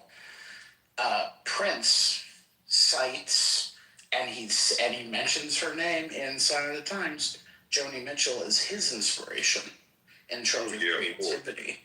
And she is also one of a kind in terms of, doing her own thing, not being put in a box, going from folk to some kind of West Coast, like a little bit of jazz inspired to literal jazz, playing with fucking Pat Metheny, Jaco Pastorius. Wayne Shorter played on 14 of her albums, I think. I mean, it's kind of insane, her reinterpretation of things and her evolution and being like, fuck it, I'm not gonna, be the pop star and release a single and get any accolades. I'm just gonna do whatever the fuck I want. And Prince cites her album from '75 as possibly his favorite album of all time, which was Hissing of Summer Lawns, which is a remarkable album, but it's a very deep cut. So I'd say she's up there. I would say he's up there. And I think there's only Michael Jackson, maybe Quincy Jones and what he produced, and what even he put out as an artist, and what he arranged, from Quincy Jones is definitely a musical genius. Yeah, I think he's even in Meet Me in St. Louis when he was a kid or whatever. He is somebody that has had a prolific career and stuff. Yeah, literally the stuff he's done to Bossa Nova. Yeah, I mean, it's insane. So there's genius level that we got to experience in some sense. And those four that I mentioned, and maybe throw in one or two more. I would say in terms of lyricists, Bob Dylan certainly is up there. But there's only a couple in our lifetime that ascend to that kind of level. Yeah, no, agree. I remember listening to The Dude because my Aunt Pat had that album. Great. Yeah, I love that album. Back in the day. I wish we still had albums. I mean, I get it, but there's nothing that compares to that little crinkle crackle song, whatever it was, before it would start playing and the sound was so much better. Vinyl. They started reselling vinyl and they sell record players, so you can definitely go get them. I don't know if they print everything, all albums, but definitely they have records and record players. They started sort of bringing those back out. Remember how they would have those console record player things with the little glass that you would press and you could store your album? I'm 57 years old, so yeah, literally, I was when I was a kid, I was pulling myself up on one, learn how to walk using I grew up with those in the house. Shout out to those stereos. Anybody? I mean, I know y'all remember because it's the old heavy as fuck. Some of those speakers, some of those TVs, forget about it. You couldn't get those TVs out of our living rooms. But and the way we suffered with 25-inch was the biggest you could ever get. Can you even imagine us having to have that now? The entry right now for people on their walls is probably 47 or something. I don't even know. You can get a 60-inch for $300 at Walmart. It's crazy. Yeah, but separate from that, I bought a few years ago a combination record player, CD player, Bluetooth speaker, and cassette player. All in one. Remarkable. I have old cassettes I can listen to. I don't have any cassettes. I do have CDs. I still have all my CDs that I used to get. Somehow I've lost the cassettes, but I do have CDs. The first CD that I ever bought entirely by myself, I felt so proud of myself. I was in College Station. I was at Texas A&M, and it was John B. Cool, and I still listen to that CD in its entirety. Yeah, I'm pretty old, but... No, that's it. There's nothing wrong with it. But I was going to say the album experience, though, classic album covers, but the whole experience about pulling the jacket out, and then if they had lyrics on it, and you could look on the back to see who were special contributors to the album. That album experience, the tactile feel of getting an album, taking the plastic off of it, it was really... That is something that I feel sort of unfortunate people don't get a chance to experience that whole thing about taking it, putting it, like you said, reform, putting the needle on and starting it up, and when it plays out to the end, you get that scratch, and it's a whole experience, listening to music in that way. I mean, when you think about how lucky we were, some of us, to be present and liking music when Prince came out, when 1999 came out, right? And you're oh shit, the other stuff we had heard, some of it, yeah, it was great, I Want to Be Your Lover, all that. Then 1999 came out, and Little Red Corvette, and then the the song, right? And the song Dance Music Sex Romance, DMSR, which was featured in the Risky Business soundtrack with Tom Cruise, if you remember that movie. I love that movie. That's one of my favorite movies. So that, and it also had Phil Collins in the air tonight as well. But side note, but like, so that's coming out, and they were like, oh, Prince is released 2 years later. Prince is releasing another album, and it's a movie, Purple Rain. Fucking blown the fuck away. How many times are we gonna watch this? And then every year, oh, there's a new album coming out, and the run to the store to get the album, to come home, have listening parties with your friends, fucking going crazy, looking at the liner notes and all that, and then year after year for that little period, holy fucking shit. Like, it was incredible, and it's a thing that nobody, like, they don't have anymore. I mean, yeah, I guess we can click a button on Spotify. Well, I remember going to record stores and like they'd be like playing like a new album or whatever in there, and like I'm trying to think, like, we had listening booths or whatever too, but you had to go, like, all record stores had those where you could actually go and like you could like sample an album basically, take the album in and like listen to it. It was the times with the like Sam Goody, like just all like the record stores. It was I do hate it for kids, for all these kids. Like, you know, I got a child or whatever in her 20s. Just like the fact they didn't get the experiences that we got. We definitely came up in an interesting time. Yeah. Well, I was go ahead. I was really fortunate because living in Minneapolis, my boyfriend well, he was a gaffer at Prince's studio, so we used to hang out there all the time. And we'd be there at like 1, 2, 3 in the morning. He would just sit down at the piano and just play. And it was so cool. I mean, we were just so lucky to have him. But, you know, I'm thinking back, I mean, I'm old enough that, you know, I remember the day I came home from like probably 5th or 6th grade, and on my bed was a copy of the little 33 of I Want to Hold Your Hand that my mom had from the Beatles. I love the Beatles. I love the Beatles. I'm a big Beatles fan. I love the Beatles.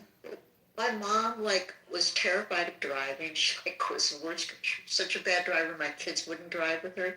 But she had, like, gotten in the car while I was at school, and she knew it mattered to me, and she drove down to Musicland, and there on my bed was a copy of that, and I was so moved by that. But I mean, you know, those of us who really remember the very beginning of the Beatles, like, you know, who can even describe those kinds of memories? Well, that's the other part too, and I know we're talking about Prince, but just in terms of like year after year output, I talked about Prince like in the 80s and how we're waiting for the next one.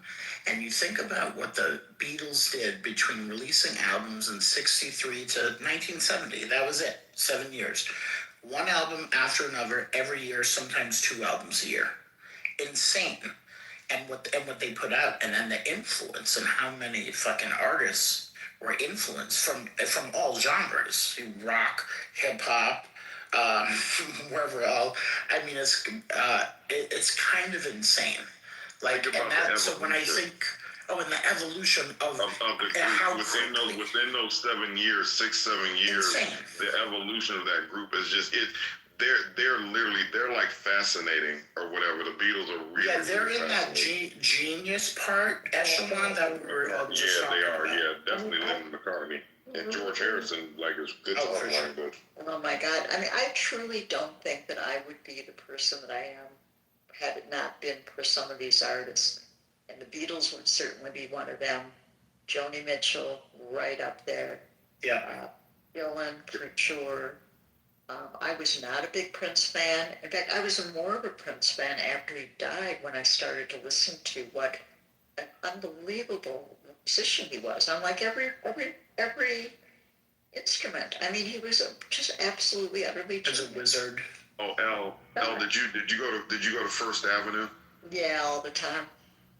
Yeah, like that is because it's funny because I was 16 when Purple Rain came out, so I was too young to actually be on that scene, but I was like, I always wanted to go to literally I want to go to, if I still go to Minneapolis now, I'm going to try to go to the club or what. I always want to go to First Avenue after seeing the movie. I'll go to First Avenue with you. Yeah, that was where we all hung out. That is so cool. Man. Oh, and can I get some Carole King Tapestry love, please? I know Joni Mitchell I like more, but yeah, Carole King, I love that album. That's a great album. We listened to Play on the Piano was Tapestry, very first song. Yeah, and that's the crazy story about Carole King, as a lot of you guys know, is that she didn't even do Tapestry. She was already in the business 10 years writing at the Brill Building in New York with her husband and writing like Up on the Roof by the Drifters. I think Under the Boardwalk, I think that was hers. I mean, a lot of those classic songs from the early 60s. And then I'll have to get a list because it's kind of incredible. But then, of course, in Tapestry, You Make Me Feel Like a Natural Woman. Aretha covers that, like, beautifully. And then, there's so many other great tracks. I mean, it was like, that album sold, I don't even know how much. It was just, it went right to the moon, just like Bitcoin. Well, and you and I talk about Laura Nero last goddamn. Laura Nero, right. Laura Nero, incredible, because we were just talking about LaBelle, and LaBelle was the backup singers for Laura Nero. And Laura Nero, wrote so many fucking great songs for artists, too, and for Fifth Dimension, I think a couple other artists as well. She was incredible, but having LaBelle as the backup singers is insane. Oh, and can we get some love for the Fifth Dimension as far as just the harmonies and just them and like Friends of Distinction? Some of those groups, like those late 60s groups with the Fifth Dimension, when you listen to their music, it's the way they harmonize it's just crazy the way they can sing. They really work out. Did you see Pop is California Dreaming? I mean, yes. For sure. But you saw the Summer Soul documentary, Michael? I didn't see the doc. I think I've seen scenes from it, but I haven't seen the whole documentary. Let me explain something very important, as important as it can be at 1 a.m. So in the Summer Soul documentary, it's not a spoiler, but they bring back Marilyn McCoo, who's in the Fifth Dimension, and the other lead singer, who I believe they're still married. Billy Davis. They are. They never had kids, but they are still married. Okay, so one of the coolest things about the documentary is that because they're in the performance of Summer of Soul, and a couple of things that they say, they're like, a lot of the black community thought we were a white group because they were more in the kind of psychedelic pop side of things, and not the funk, Motown, whatever. It's just different. They were different. Think the Age of Aquarius and right. All Confusion or I Wish It Would Rain. Like I'm saying, like Temptations versus them. I remember I was literally a kid. You remember too. Like I remember hearing Age of Aquarius, Up and Away, My Beautiful Balloon. They definitely were on something different. They were more like on the white side if you had to make a delineation. On the white, right, if you will. So for them, when they went out onto the stage in Harlem for the festival, and it was all black, pretty much, and how warmly they were treated, they felt like they were home. Like it was the first time that they felt like they were appreciated by their own people. Paraphrasing. That was a powerful thing. But the other powerful thing is that because of the Summer of Soul, nobody ever saw these clips for 50 years. It was buried. Questlove put them down in front of the clips of their performance. And the way that they were teary-eyed, glassy-eyed, looking at performance was such a gorgeous thing to witness. Imagine doing a show 50 years ago and now seeing it for the first time with your husband. It's incredible. So that was such a moving moment. I have to watch it. It's funny. Their music is so, because even even, and I don't know if they were married at the time, but you know the song, like, I Want to Marry You, Bill, like, she was literally singing a song Yeah, I to think the man that either would become her husband or was her And I husband. think that was Laura Nero wrote that, and also stole a Stone Soul Picnic as well. So there's all these connections; they're all intertwined, man. You know that the actress Maya Randolph was Minnie Riperton's Yeah, exactly. Incredible. Yeah, but the one less bell to answer. The mention is like they really had amazing music, but they definitely, and again, like growing up in that time, it was just, you know, with like my parents, my family, it just, when they would come on the radio or listen, they definitely were just, it was literally like a white artist or whatever. It was just like they were like another Different, thing. and they almost had like a Broadway feel to it. And to that point, because they do point this out in the documentary, I don't care if it's a spoiler, just go watch it. It's not really about that. He said it was a great story of somehow he got invited to. He met somebody in a random situation. That person was, I think, producing the musical Hair on Broadway. They saw the musical, and they were so floored, and they were like, we have to do, I think it was Let the Sunshine In. I think that was the song that was in Hair. They're like, we have to do this. And so they coupled Let the Sunshine In with Age of Aquarius. I'm not sure if I'm getting them reversed. I think I've heard that melody. I've seen them actually do that before, like either a video it's kind of like a medley or mashup. But which was in Hair, I forget, but it didn't matter, because they were like, they heard it, they're like, we have to get this into our other song and make it for our, make it in the studio, make it for our album, and it became, I think, their biggest hit. And it's the dawning of the age of Aquarius, right? Used it. Our 8th grade class went on a class trip to Chicago to see Hair. That movie, it's funny, but I love that movie. Like, it's just the early 70s, late 60s, some of the stuff that was out, I still need to see Putney Swope or whatever. Also, I never saw that, but Hair is like, it's just the movies are so trippy from that time. Like a lot of those like early 70s, late 60s. The music was good, but this is the type of music, I don't really like musicals so much. But I tell you, a couple of them around that era, Godspell, Hair, I like that shit. And it wasn't until The Wiz where I'm like, okay, I think I can like musicals. But like all the other shit, my parents took me to see what? Wait, what?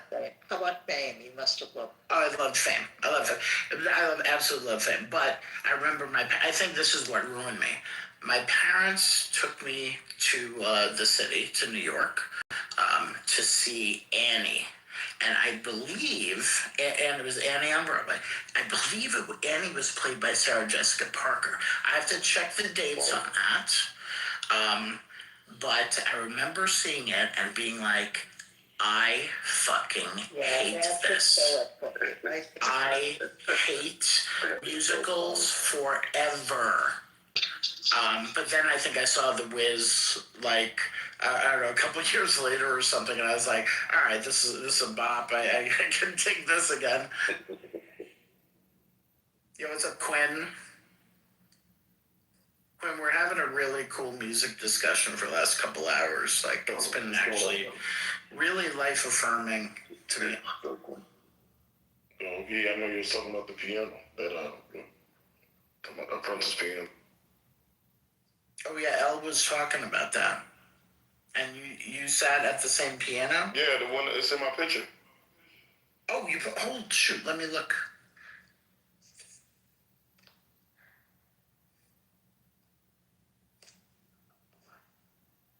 Oh, wow. That's in his, they actually do a tour through here now, but that was in his B room. Is that basic? Yes. Wait, but you don't get to play that, right? I did, yeah. Oh, you did? Yeah. Oh. They left it just like it was in the what's her name too. But I've been in that house when there wasn't a tour though. Right. Yeah, and it sounds like Al was there to hang out as well. I don't know what they do in terms of tour now, but like, yeah, it's I don't know how they let you in there, but there's a lot of shit in there that That's so cool. It's All right, not so the same thing. Quinn, so you're up on stage now, and you have permission to speak freely. And I don't know how much of the conversation you heard, but what was your favorite Prince album? Oh man, that's hard as hell. I don't think I could just name one. I like so many of them like this. Sorry, you know, it would be damn near Purple Rain if I had to just say one, but I mean. Right. And what was his last good album? Because that was a harder question because we were all basically, well, I was saying, all right, we got to be honest about his the stuff that I do. Yeah, musicology was dope to me. Yeah, I had some problems with it, but there was some moments that were great. But then, I'll be nice. There's a lot I like. There was stuff I really liked on it, but then there was other stuff that got a little too purposely weird in the kind of George Clinton or better yet, Parliament weird. I thought NPO was dope. The New Power Generation album was dope. The Gold Experience was dope too. I like the New Power Generation. I'm fine to go back and re-explore because my brain is different now. But I don't mind doing that. Yeah, I'm trying to be open. New Power Generation, I think that came out before the Gold, because the Gold Experience was 95. That was an album with the most beautiful girl in the world on it. That was a good one. Yeah, and then there was, the New Power Generation record was the Get Off record with what else was on that? Wasn't that Get Off them sexy motherfucker? Yeah, that was dope. Those were Prince albums, bro. Boy, that was crazy. But that's also when he tried to rap. So I do have my favorites on that album. Get Off is probably one of my favorite freaky Prince songs, right up there with Erotic City. Because I love Erotic City. It's probably my top 5 Prince. Yeah, Erotic City, that's a great track. If we cannot make babies, maybe we can make some time.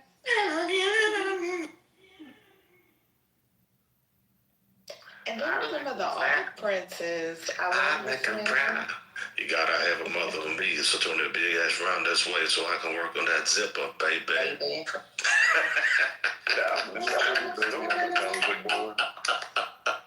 It's always gonna be. That album was dope. Whatever the symbol, that record was dope too.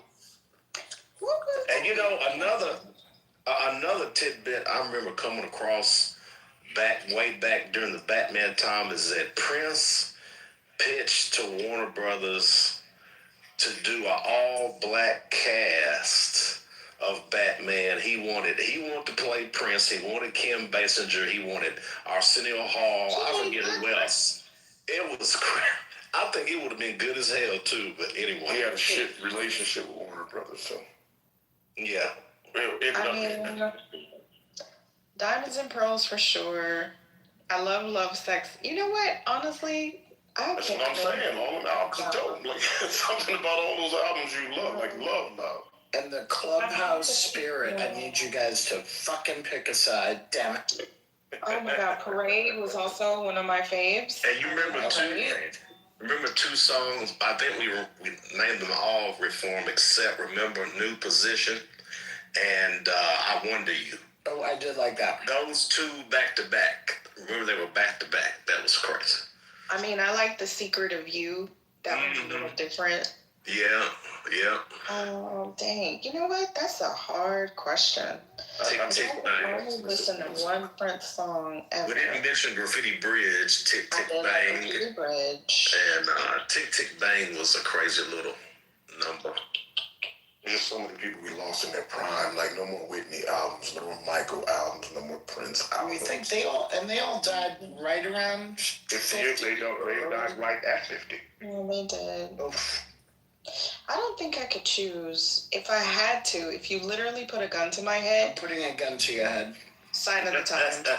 Sign of the Times for me. That's a good It would album. be Sign of the Times. That's a great album. That would probably be. When I think about the tracks inside of the Times that are completely different, you have Pink Cashmere. You have Adores on there, right? Yes. Adore. So. Pink Cashmere's not on Sign of the Times, but Adore, Starfish and Coffee. Wait, hold on. Parker. Is Adore? What's Adore on? Adore's on Sign of the Times. Adore, it's Ballad Dorothy Parker, Sign of the Times, Starfish and Coffee. Wait, Pink Cashmere is not, or is it on like a greatest hits or something? It's not on Sign of the Times. Oh, is it on like a greatest hits? Say, I'm trying to. Was your girlfriend? If I was your girlfriend. Let me read because we forgot. So it's a 16-track double album. Got to look, yeah. Damn. It had Sign of the Times, Play the Sunshade, Housequake. Already. Damn. The Ballad of Dorothy Parker. That was my favorite. That was my fucking favorite. Starfish and Coffee. Slow Love, Hot Thing, Forever in My Life. Crazy, dog. Yeah, that was 87. If I Was Your Girlfriend, Strange Relationship, I Could Never Take the Place of Your Man. The Cross is Gonna Be a Beautiful Night, and of course, Adore. So. Oh, wait, yeah, that wasn't that album. Says ham. That was a badass album. That's why I was saying it. And again, I just want to give a shout out. I just want to give a shout out to because it was like Code 45. So I got invited. I graduated 86. I got invited to prom the year after I left me and one of my boys. And I say this thing, Adore worked for me. Adore worked, man. Every time Adore was like Code 45, brother. That's all I got to say. She showed you to the door. Yeah, Adore, yeah. Hey, you put that Adore on in the car and just thought it's Adore every time Adore was. What did she say? Get out the door. Your ass was being sneaky. Yeah, but also the Cross. I forgot about the Cross. Was a great fucking song. That was a great ad. That's why I said there were so many bangers that we forget all the bangers because I forgot I Could Never Take the Place of Your Man. I'm gonna listen to that. I haven't listened to that song in years, but I used to love that song. Man, Starfish and Coffee was so good too, though. Don't sleep on Starfish and Coffee. Didn't he do that on the Muppets or something? Or he did. I'm trying to think. Yeah, I think that's the one. Now, my second album after You Took the Gun Away, if I had another bullet, would be Purple Rain. They would have to be Purple Rain. I mean, that's very fair. That's very fair. Purple Rain. It's not a bad track on a lot of this song, but Purple Rain, from start to finish, man. That's. And then the movie tied into it. There's so many memories associated with that album. Even Computer Blue was great. Yeah, I was like, oh, this is totally Around the World in a Day was a dope album. I love Around the World in a Day. Yeah, Raspberry Beret. Was that the ladder on that album? Well, I think, Raspberry Beret. And then Another Level Hole in Here. Was that on? Was that? That was Parade. That was That's correct. Parade. Yes. Okay. Yeah. Let's see what was on Around the World in a Day. Around the World in a Day, Paisley Park. America. Condition of the Heart. The song Ray. Tambourine. Tambourine was You just can't Google the damn song. Okay, wait a minute. No, but what the song was Life. Now that was a good one. Pop Life was man. What's the matter with them life? I love Pop Life. Yo, but the ladder was one of his great fucking ballads. So yeah, Temptation. You're right. I don't think that. Oh, look, it says Prince and John L. Nelson. Is that his brother? The dad? Who's John L. Nelson? Since that's who wrote it. Now I gotta Google. John is his. I believe it's his pop. I didn't know his dad. His sister, no brother. Oh, well, that's cool. He's listed as a writer. I do remember Tambourine and Around the. Oh, okay. So his dad helped write Around the World in One Day too. I didn't know that. What album is this again? Around the World in One Day. That was a summer album right there. That thing was like, that was, like I said, I can literally, like, memories of being, like, in a car, like, playing, like, Pop Life and stuff. I like what Wikipedia says. Departing somewhat from the commercial sound of his previous release, the massively successful Purple Rain, the album instead saw Prince experimenting with psychedelic styles and more opulent textures. Did you write this, Spiritus? This doesn't sound like your typical Wikipedia. No, I wasn't that good. Opulent. I wasn't that What was good. the last phrase? It was Opulent. Oh, wow. The Raven Joy album was not that great to me. I think it was cool, but it wasn't great. Yeah, Spiritus asked like what was his last good album, and I think toward the end he was just doing shit. But I do think that Raven to the Joy Fantastic was, it was okay. Like I'd listen. I would have paid just to listen to that man just diddle around on his, diddle around all day doing nothing, playing, a tambourine. To be perfectly honest, but I remember buying the Come album. That was like Yes, 96. sir, buddy. I remember that. I like that album. A record store somewhere in New Jersey. At the time, my girlfriend was from Jersey. And I remember buying Come. You can do that thing no more when you cry. Remember that? It had like maybe 9 songs on it. It was kind of short. let me see what album was that. He got so many. I even like Do Me Baby. Of course, that's early Prince. Yeah, that's Controversy album. Like, That's Controversy. Why is that Controversy has Controversy? some bangers too. Let me see. no, Do Me Baby's not Controversy. That's I was like elementary school. We've been talking about Prince for what, an hour and a half? Controversy, you're right. 1981. Private Joy is also, isn't that a pretty song that we don't talk about a lot? You know what? Now y'all gonna make me listen to Prince all day tomorrow. But his earliest, I prefer his super early stuff than I do the stuff in the 90s. I was just thinking about Head. Like, I was just literally just thinking about Head. It says most controversial songs. That was in Dirty Mind, 1980. So yeah, I was 6 years old, but Darling Nikki, I remember because we were in elementary school. Yeah. You talk about a bunch of kids that didn't know shit about shit, screeching, darling. I knew a girl. My bestie was named Nikki, and Lord, she got teased to no end. Met her in a hotel lobby. Masturbate, and then we would giggle. Then we would say masturbate. No, And I could not resist when I saw little Nikki grind. Yep. Didn't even know what grind was, child, but we were singing that. But that was his most complete album. You're doing the Texas Roadhouse version. Everybody grind. I know y'all used to do it. Come on now. Nikki was crying and hollering. Anyway. I know y'all used to do that Prince sound. Come on. I had to tell Nikki to shut up. But in the movie though, like when Bobby Z stood up at the end and like hit the drums, just the movie really, that movie and that album, that's one of the best, like, I guess, like sort of visual albums I think I've ever, like, for me, I vibe with that so much because everything for me is connected to 1984 and just like that album, man. So that's my first concert actually. First concert I got to go to was like the Prince Purple Rain tour. Oh wow. Come back, Nikki. Come back. You know that man had, by 1994 or 95, he had 15 studio albums. Damn. I can believe that. He was I'm sorry, like 78. Yeah. Yeah, he was so prolific. Literally almost an album every year. Yeah. That's pretty much, I mean, I can only see that with like Dylan. That's it in terms of the amount of output because and they all wrote their own fucking shit too. That's the thing. It's like they were writing music. Wait, and we're forgetting Prince's catalog that he did with other people because The Glamorous Life, literally one of my top Or 20 songs. really the most underrated is The Family.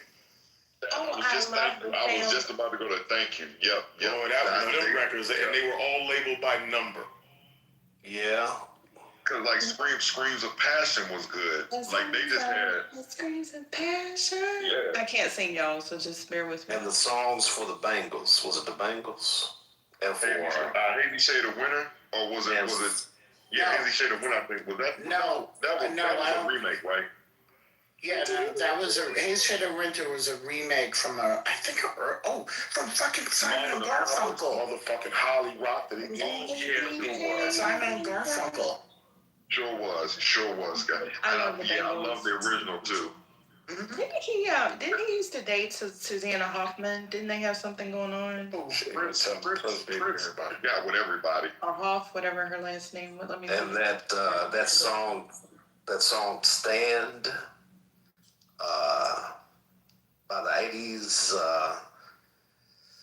Oh, he wrote Manic Monday, of course. Duh. There you go. Thank you.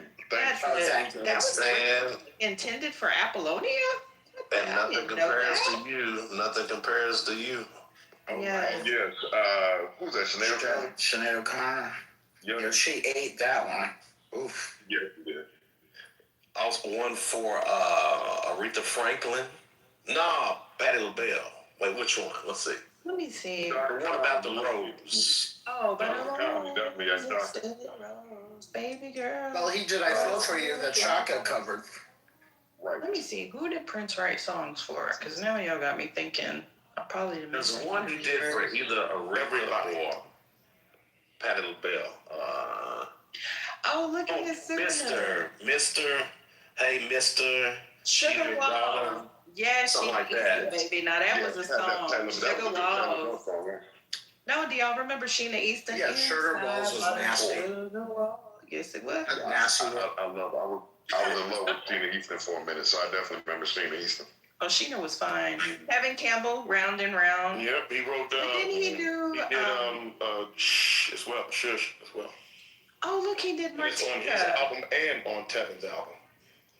I love Martika. Toy Shoulders. Okay, he did Martika, Kenny Rogers, Celine Dion, Alicia Keys, Madonna, Stevie Nicks. I didn't know that. That's the one records he did for the time. Trouble Love.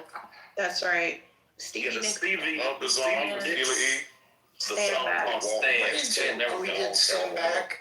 Yep. Stand Back. That's the one I was trying to remember. Nothing Compares to You by Sinead O'Connor. Shit, I think other thing. Well.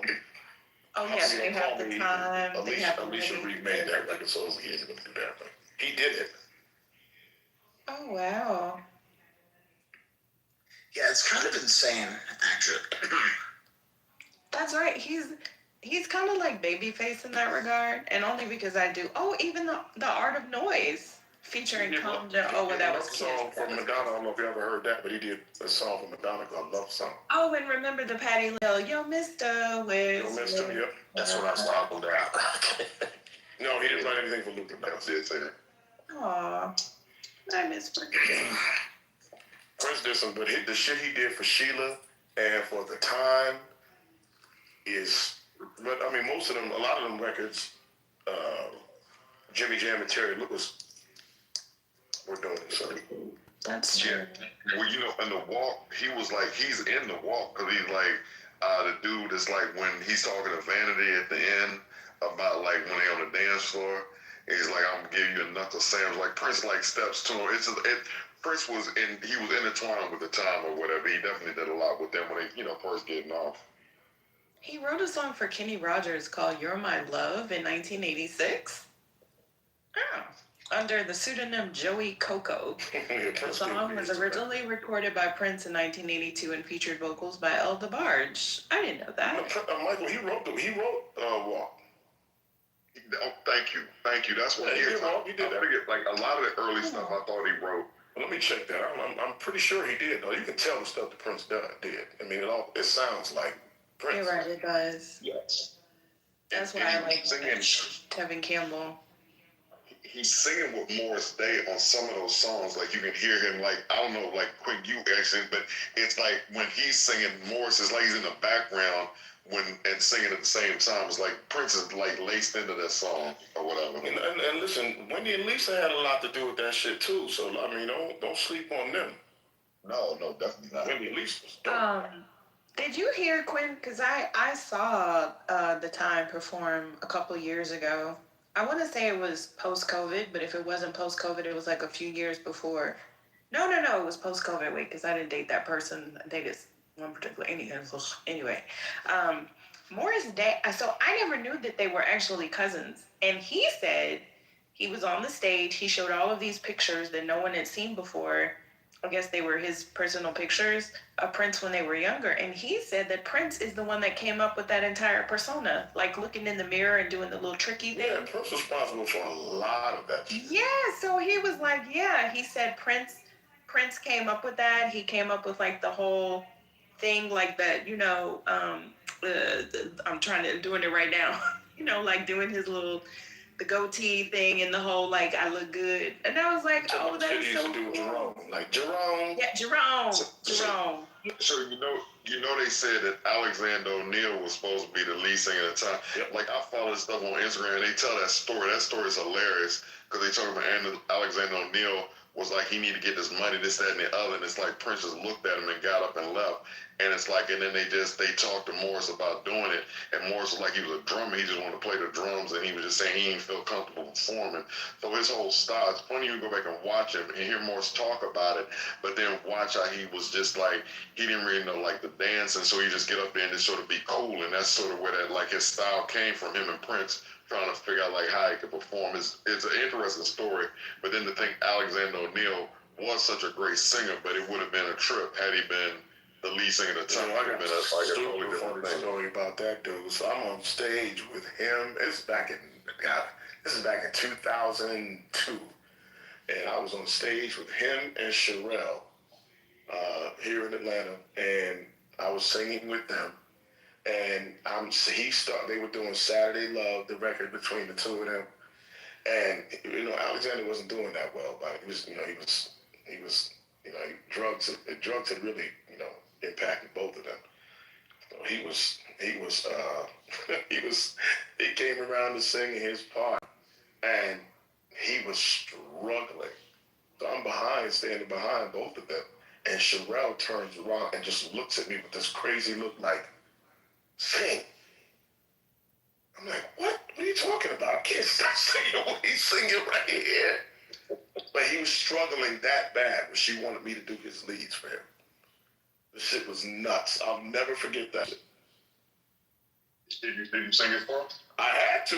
He couldn't do it. So I'm just curious, Quinn, when in that like environment or that era, when they're on drugs, what are the drugs that they're on that they can't do this? It's not alcohol, right? He was doing, bro. Like, I mean, I was shit at that time. I was, I don't know what he was doing. I mean, I know that, coke was pretty popular. Yeah, that's what I wonder. That's what I wonder if it was like benzos or combos of alcohol and other shit. Like, yeah, I just don't know. I'm just curious. Yeah, I have no idea, brother. I just know that when I was on stage, I didn't listen. Even during that time, I know in the sound check, people don't necessarily always sound their best in sound check, but stage show is always, a little bit different. I've had that myself, but like my man came in, and I was like, yo, this does not sound good at all. And she turned around, and she was like, yo. I was like, yo, I can't say that. Like, imagine being in that position on stage with the two of them with this big ass audience in front of you. And I had to do that in front of and like for him in that show. I'll never forget that. Yeah, it wasn't comfortable though. Because this the lead singer. Yeah, I'm in the back singing. Jesus. And I knew her, like I didn't know him. So I know her, so I was doing the thing with her, and he came up on her show. It was crazy. It was nuts. I hope he's gotten better, but I do love. I've seen him since then. I still listen to Sunshine That's one of my faves, along with Sherelle. And then I was gonna say for another, did Prince have anything to do with the Jesse? Y'all know who I'm talking about? The other group. Hey Madison. Jesse Johnson. What's up, Madison? Jesse Johnson. Hey, Madison. Didn't he also have something to do with that Jesse Johnson group? The Jesse Johnson Review? Yes. I don't know if he did that or not. I thought, well, maybe that was just that look at the time. Yeah, that was the androgynous shit. Yeah, we were talking about that earlier when you missed it. We had a good time. They tried to say that Prince wasn't masculine, and I was like, yes, the hell he was. Oh, yeah, I don't know about that. I definitely know that's not true. I know Prince for that. So Quinn, so Quinn, was the irony of that moment singing Jermaine O'Neal's song is that you had to sing "You're a Fake"? No, I didn't have to sing that. I was just trying to make a joke. Oh, you said you're a fake. That's hilarious. So yeah. Oh, y'all talking about Alexander? Alexander, yeah. Yeah, not Jermaine. Alexander, my bad. Yeah, I wonder how he's doing. His house caught on fire a few months ago. You know, Alexander's up there now. Alexander's got to be in his early 70s. See that old? You know what? I just listened to those songs. I still remember Sherelle and Pebbles. Our high school band did Always, y'all. That's how old I am. We did it, and I was a flag girl. Yep, we performed that song. Always. For a halftime. Always is the jam. Who's record? Always by who? Do you know that song, Sturgis? By Pebbles? Pebbles and Sherelle. Yeah. What's the one that? Always that one? Hey, don't leave me, don't ever be there. Star Spirit is, I think you're saying. Oh, am I thinking Atlantic Star? Yeah, exactly. Oh, you're thinking thank you. Atlantic Star. Yep, there's Always is actually a very pretty song. Oh, it's very that beautiful. This day That was back in the day right there. That was on the, what album was that on for Atlantic Star?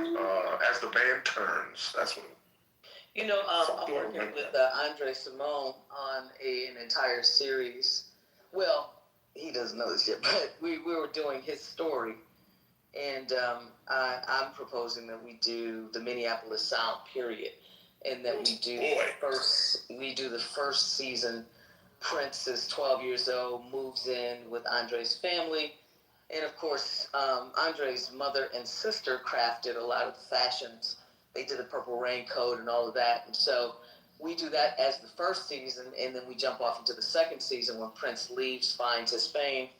Andre gets with Jodie Watley, starts managing her career. That's season 2. Then after that is The Time, because Andre actually brought Morris to Prince.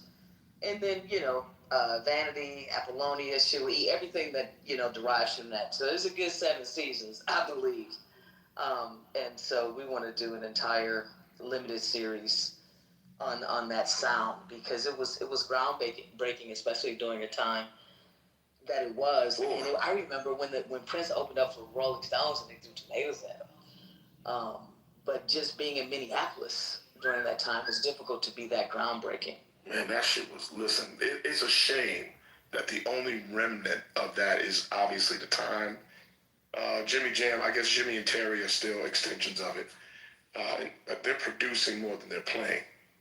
But, I mean, the only remnants of that, playing out is really Mint Condition. And man, Stokely, that's a band's band, as you Exactly. You listen, I know. That's my brother. He put me on with some of the greatest advice ever. Like, it saved vocally, almost saved my life. That's my guy. I've always loved them. One of my favorite bands in history, because that's when bands were actually bands, when everybody played an instrument. Tony. Yes, indeed. Raphael. Tony. Blue Note. The youngins didn't know who Tony was. I got to see them play at the Fox like 3 years ago when Dwayne was still alive. And they've got that in the can, and Raphael has not released it. I don't know why he won't. Because they recorded that. They wouldn't let you bring your phones in, so they recorded that whole tour. I don't know why they haven't put that out. Maybe saving it for something. He must be. But I mean, shit, I can't think of nothing. Raphael's got to be pushing 60. Ironically, for the cell phones, I just read Jill Scott is coming to Houston. I've seen her perform, and I've seen her assault and deep throat that microphone a few times. Shout out to Jill. I'm not gonna go this time, but she just has a no phone policy. So they're telling people, FYI, FYI, before you buy them tickets, they have the little lockers you put your phone in. So yep, I see it. I like that. I like that. To get back to the experience too of just like when you do have a phone in the concert, I just feel like you need to be doing that. We need to get rid phones in a lot of these places.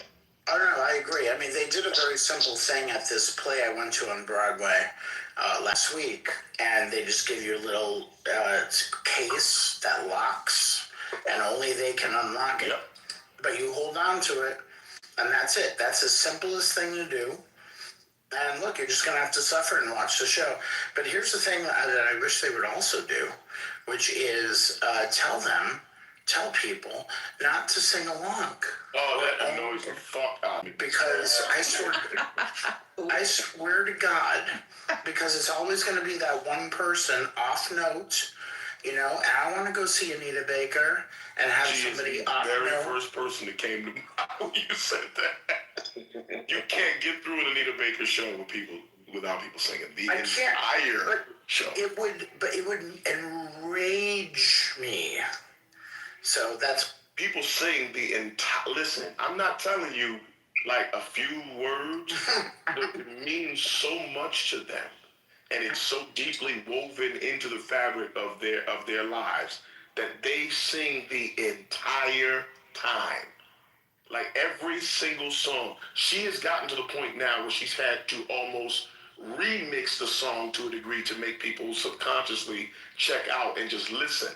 But they still do it. Like she can't take the elements out. People will do it anyway, and they don't care if it's in the wrong section, the wrong key. It doesn't matter. It's like their show. It makes me infuriated when people do that, which is why I tend to just like going to jazz shows, because you just kind of shut the fuck up. And let them listen. I feel a little triggered just because Because you're that girl with the New Edition singing. Yeah. Candy girl. Yeah, my world. New Edition's another one too, yeah. But everybody sings. I'm sorry. But here's the thing with New Edition. New Edition will play. Well, it doesn't really matter. New Edition will play medleys of the records because they have so many. They can't do all of them in full. Yeah, they do. Especially when all of them are there. And it looks like finally, I think a couple of times Bobby wasn't there. Bless Bobby's heart. And I get it, but I'm so proud of him. In the crowd is like, go Bobby, because it's been a minute since Bobby could hang with them the whole time, and so yeah, that's the other thing I hate. I will keep that in mind if my little falsetto gets a little falsely high. When you go back, okay, so this is a personal thing. I absolutely hate medleys. Really? I don't care if you don't have the time. Yes, because I like the songs as they exist in their form. So when I saw, I was watching, I forget who was, Maceo Parker was playing at, I forget, it's like the Beacon Theater with the JBs or something like that.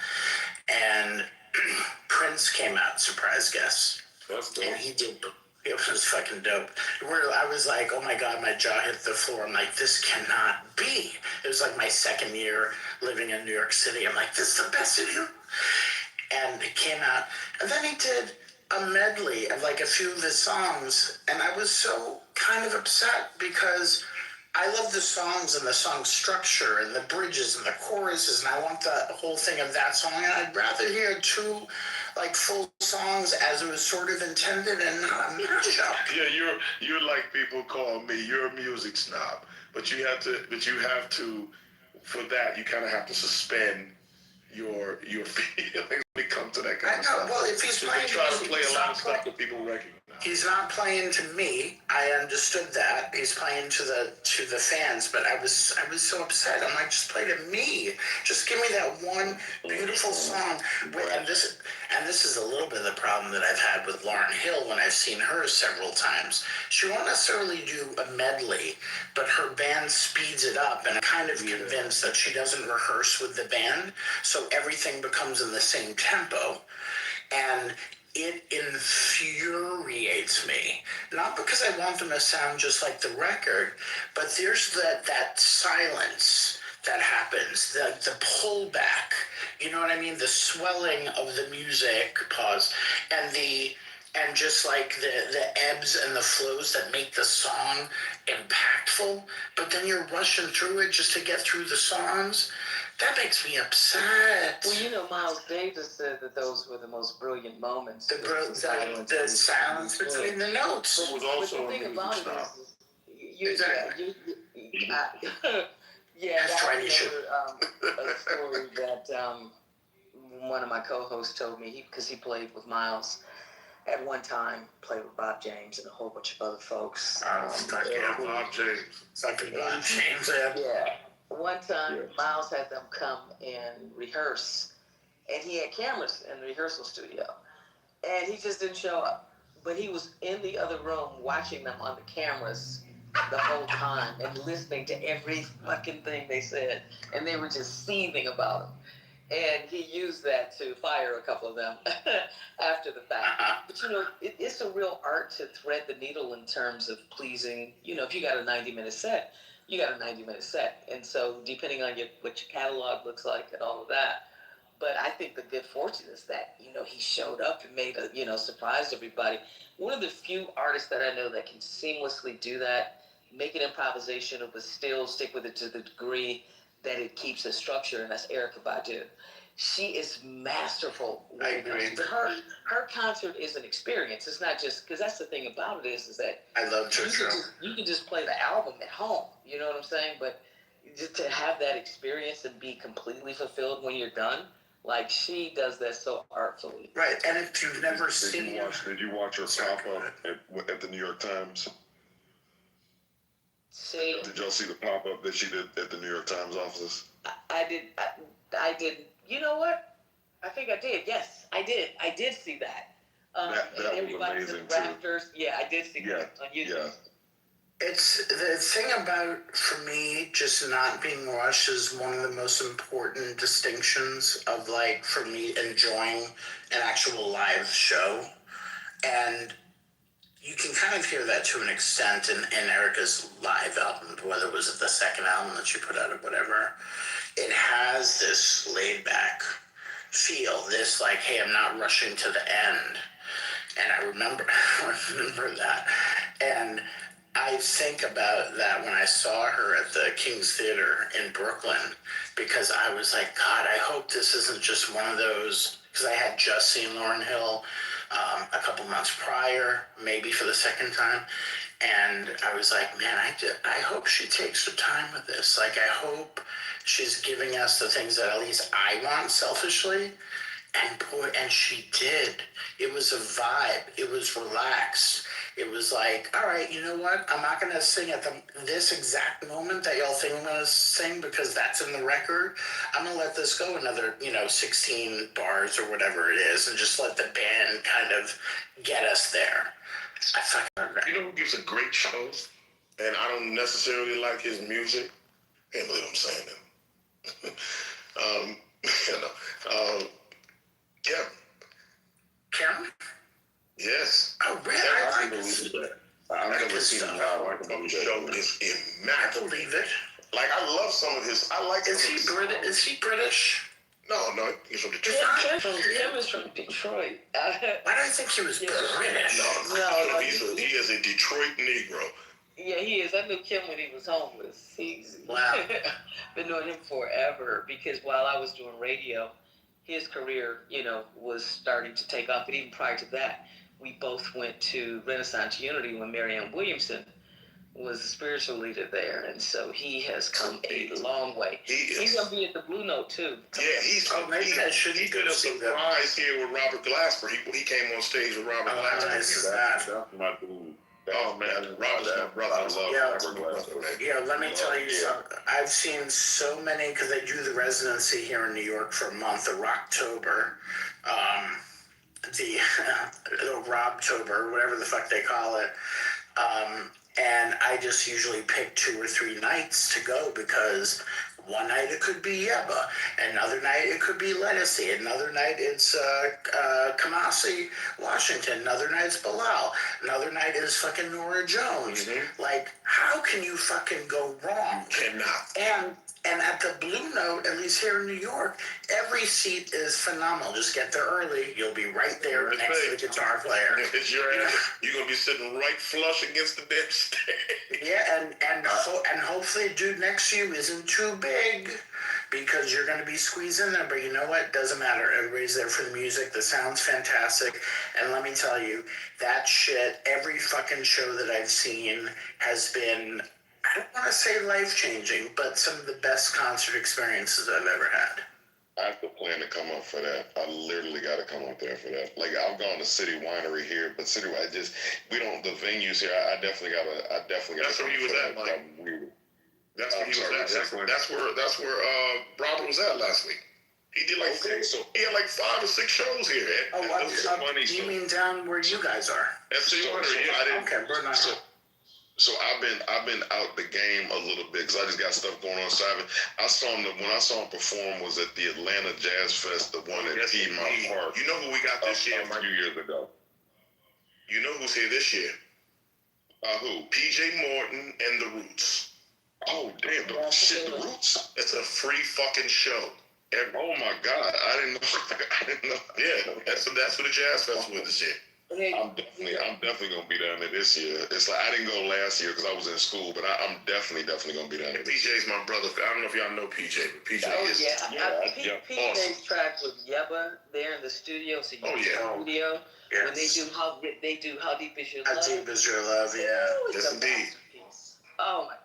It's so good. Yeah, and I forgot to add to that. Layla Hathaway was one of the nights I went to. Just fucking man. It wasn't. No, it was with the Glassers band. Yeah, it was Snarky. It was with Glassers band. But honestly, and also Glasper, I think one of his guitarists, like Isaiah Sharkey, I believe, who's just fucking phenomenal. And the drum, like every musician that he's with is like fucking top notch. You know what, y'all are killing me right now. You know what? I did over 20 years in smooth jazz radio, as a on-air personality, music director, program director. Definitely have the voice for it. Thank you. So yeah, all of these artists, most of them I've interviewed, spent time with, introduced over the years, and it's just taking me back. I'm a filmmaker now, but I'm gonna shoot my shot now, Quinn, because I went in your inbox because we are redoing. I don't check that. I gotta send you my number. You know what you do, because I work with the. I fucking hate that. You said that like once before, and I'm like, I forgot to send you my number when I got on. We're gonna re-release A Dream, Bunny, because I work with Bunny. We're gonna re-release it. We wanted to do a mashup with you guys and a rapper like Kendrick Lamar or possibly Big Sean, because he's from Detroit too. And so that's what I was hitting you up about. So I'm on the stage. We talking about music. So I gotta tell you. So yeah, send me a number. Okay, since we're doing that kind of thing, and we're in a small room anyway, and I don't think anybody cares. And this is only for Quinn, because I don't know if anybody else knows him. For 3 years, I worked for Mervyn Warren. Oh, that's Take Six. Guy right there. For 3 years in the 90s, I worked right at his office, right-hand guy. Not, just on the office side. But, so, I know him extremely well. So I joined him when he was doing The Preacher's Wife. Yes. And then he did the whole sound. Yeah. He did all that stuff with Whitney. And Georgia Gospel Mass Choir, whatever it is, and all that. And then we worked with, I got to be in the studio with fucking Chicago, with Burt Bacharach, with Barbara Streisand, with, I mean, I was like geeking out. I was young. I'm like, wait a minute, I'm not supposed to be here or something. I don't fucking know what is going on. I had to move Burt Bacharach's car because he wouldn't get a ticket. I'm like, Burt Bacharach, I have to move his car. I'm like afraid, because I'm going outside. It's Hollywood Hills. I'm going outside. I'm like, oh man, it's gonna be like some fucking, Rolls Royce or Bentley. No, it's like a beat up old Oldsmobile. Yeah, like that's it. Don't give a fuck about that shit. Yeah, that's it, bro. And then he's like sending me on trips over to Quincy's house to drop off tapes and get other stuff from him. It's like, holy shit, what a time to be alive. I was a nobody, but man, it was great to be part of that whole experience. That is so Queen Latifah was another one. I used to play kickball with a couple members of Take Six, Dave and Layla Hathaway. And I always thought a wonderful pairing would have been Take Six and the women from Paris. I don't know if you all remember Paris. They were Baker's backup vocals, and they worked with Pat Metheny for a time. They did a big hit. Oh my God, the big hit was about homeless people, No Place to Go. But they did tracks. Lori Perry did tracks from the Do the Right Thing soundtrack, and they have a bakery here in L.A. And I really wanted to see them soar as a group, but they had some internal things going on. But their voices are so pure, and if they got together with Take Six, that would have been crazy. Yeah, like one of my favorite combos was with Layla and oh my God, why am I drawing blanks here? And Joe Sample. Oh yes. That album. That album is it's amazing. Oh, Joe Sample, everything Joe Sample does is. Brother, have you heard that album with him and Layla Hathaway? I might have. There's no mic. Top of my head, Quinn. If you heard it, you'd know. It's memorable. Like there's no way you can forget it. Just go get it. You can still get it. You can check it out on iTunes. Yeah, I'm typing it up right now. Oh boy, that album! Like there's a record. There's a couple. They did a remake of Street Life on that record. Oh shit! Yeah, there's a record on there called When Your Life Is Low. Oh, that's my Crusaders. Right. Crusaders cover Street Life. Oh yeah, Jazz Crusaders, absolutely. Jazz Crusaders, yes. On the lead vocal. Randy Crawford. But you know what? Yeah, Randy Crawford. If you're talking about a duet, check out Al Jarreau and the opera singer Kathleen Battle. They have an entire album together, and it is incredible. Yeah. There's so much music that I Man, I could talk about this all night. Y'all done woke me up for real. That album, Michael, is crazy. I'm gonna check that Al Jarreau album. And then one of my favorite ones is you're talking about combo albums, John Coltrane and Johnny Hartman. That is one of my favorite albums. Oh, period. That's my dad's favorite. Like I played that album like it's brand new, for real. Yo, his voice is from another planet, and then juxtaposed. I don't know how he fucking does it, but juxtaposed with Coltrane's sweet sound is just like, I don't know, it hits you in some place that shit can't hit you. Like, nobody can do that. It's insane. You know what, Spiritus? You talked about the silences in between the music and the crescendos. So important. If you want to hear, listen to Kurt Elling's My Foolish Heart. Oh, I love it. I was one of the first people that helped to discover Kurt Elling, as a matter of fact. Okay. I was opening up for Kenny Garrett at the Detroit Mac Center. And I walked in the building and I was like, what voice am I hearing right now? Him and Brian Culbertson, really instrumental at the beginning of their careers. And so if you listen to My Foolish Heart by Kurt Elling, the live version at the Green Mill in Chicago, it will blow you away. A question for y'all. What's his name again? Kurt Elling. It's Kurt, K-U-R-T, Kurt Elling, E-L-L-I-N-G. I put that on my list. Thank you. Yeah, he does a duet. He does Take Five with Al Jarreau. There's a YouTube video on that. Oh, he does take the Brubeck piece? Yes, Oh. absolutely. Yo, You know, This is in what, like 3-5 time or something? it's in 5-4. It's in 5-4. It's insane. There's a live video I've been watching of Brubeck, the Brubeck Quartet doing, anyway, it's live from Germany in like Paris in 1964. And Joe Morello, that drummer on that track, is like, first of all, they all look like accountants. Yeah, You know, it's 1964. I've seen that clip. Yeah, you know what I'm saying? Like, they look like you, F. Gray, okay? Like, in your picture right now. They're literally like that. It's like, oh, this is my dad's accountant playing the drums. Like, almost impossible to understand what they're doing, but it is flawless. And honestly, for me, just watching jazz live, like, I love jazz, period, listening to it, whatever, but then watching it live where there's a video, or like seeing it in person especially, and when you see how they communicate with each other and how they kind of glance over, you know what I mean? That's some of the specialist moments, man, that you can experience in live music, honestly. It's incredible. They call it the most identifiable song. What was that? The most identifiable jazz song, they say, is like is Take 5.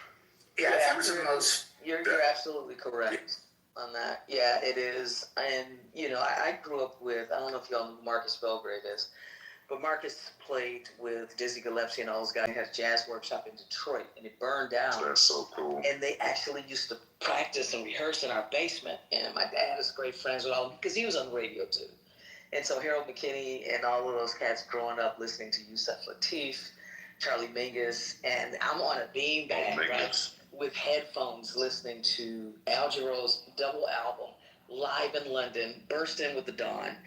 And it's just an insane album. And we got by, man, you'll never be the same when you hear it. That is crazy work. Hey, can I ask you a question? I want to just say this a little bit. Has anybody heard Mesa's retake of Love Is a Battlefield? Absolutely, yes. Mesa. Yeah, that song. Like when I play it, Quinn, you gotta check it out. But when I play it like back to back. I might play it like 3 times when I play it once. It's like it's just the Love Is a Battlefield was supposed to be a ballad, and I think when you hear Pat Benatar talk about it, and the way they arrange it, they sped it up. But Mesa's she does it. She does it as a ballad. It's very well done. Have you heard her remake of Keep Your Head to the Sky, Earth, Wind, and Fire? Yes, yeah, I've heard that. So I love Mesa. She did that. So in 2006, I did. I did a tour with Mike Phillips. We did the pop jazz tour. Oh yeah, I've seen him in concert a couple times. Yeah, that's my brother. So we did, and she was in DC. She came out and did that with us. That had to be pretty incredible. Oh man, I love Mesa. Her show, now she's been incorporating too, because she toured a lot with one of my partners, Alexander Zajic, flute player, and now her tour is like the second part. She does all of her stuff, all of her classics, and then she goes in and starts doing like disco and old school music from Sky and Anita Ward, Ring My Bell, and all of that. It's crazy. That would be dope. It just becomes one big party. I was getting ready to say, like, that with her, that definitely turns into something crazy. So I was an incognito like junkie or whatever. So like Bluey, and that's when like I first like got on Mesa, like with Deep Water and all that stuff or whatever. Great album. I want to ask you a question before I go to bed. I gotta go to bed. But did any of you all like? I know this is kind of off the beaten path, maybe perhaps, but Greg Tate and Burnt Sugar. I think my father might have played that, but I haven't. Well, it was Greg Tate. He was a guy, he wrote for the Village Voice back in the 90s. He's great. And then he formed this collection of various musicians. They would do like a combination of what they told us, they were just, someone starts playing. Greg Tate was like the conductor. And you'd have 15 musicians and you would just start playing music, playing notes. It's not like, it's not that it was completely random, but the name Burnt Sugar, it was never, there was rarely a song that was done the same way. Wasn't it kind of like avant-garde? I'm not versed enough to really explain it.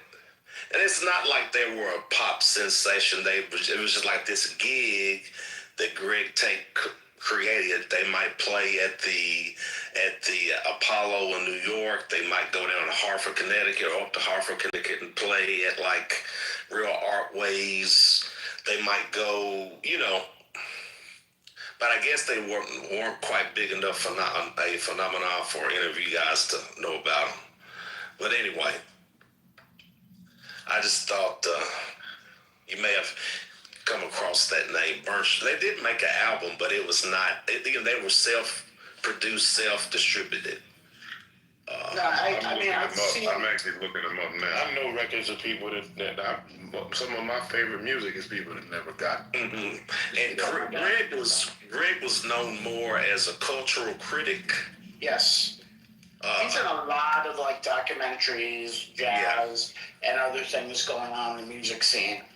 And I got to know him, his daughter. His mother was like a field secretary for the Black Panthers back in the day. And he passed away, I think 2022. I think he had a brain aneurysm or something like that. I'm not sure, but just a great guy. Just if you read his essays that he wrote about music or whatever, it was just one of the most fascinating reads that you would ever read. It was almost like he composed his prose and his critiques like it was music. Yeah, there was another one who I was trying to think of in that same neighborhood for the Village Voice. As a black guy, and I'm trying to remember. Oh, it was Stanley Crouch. That's who it is. Yeah. I was singing with Kim, and then I was also thinking of Nat Hentoff, who was a huge writer a little earlier in the Village Voice, cultural critic, music especially, exceptional. Like, this is why it also makes me sad when I think about those guys. I think of like the papers and people going to their columns and reading them with, waiting for their next column or yeah. Gonna say. I mean, that's a whole thing. I don't know if we lost her or not. I guess it still happens, but doesn't feel like a thing. I just hope there's a younger generation out there that is doing a version of that, Yeah, me being the outlier in Kentucky, when I was in undergrad, I lived to read the new copy of Village Voice because I knew there'd be something interesting to read about whether it's music, culture, politics, Greg Tate, Scott, I can't remember his full name. There was just a lot of good black writers who were in there. Mm-hmm. It's funny, F grade, I just looked it up like Burnt Sugar and listened to one of their performances or part of.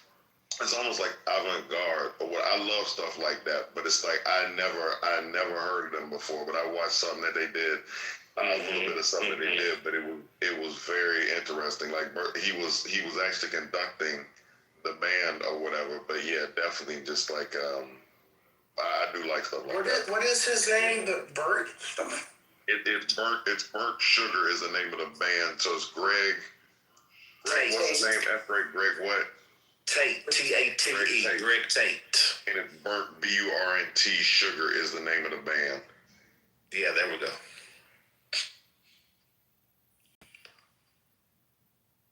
Man, this makes me feel like we need to be doing some music rooms. I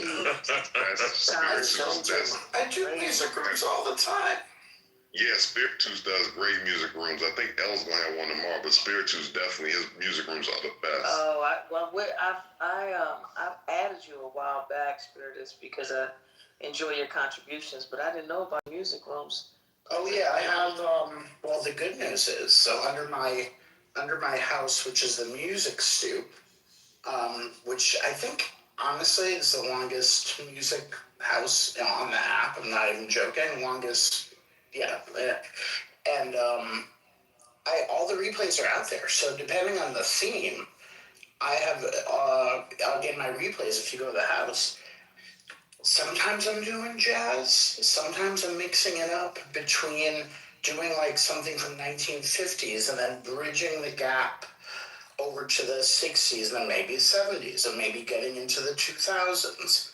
But all different types.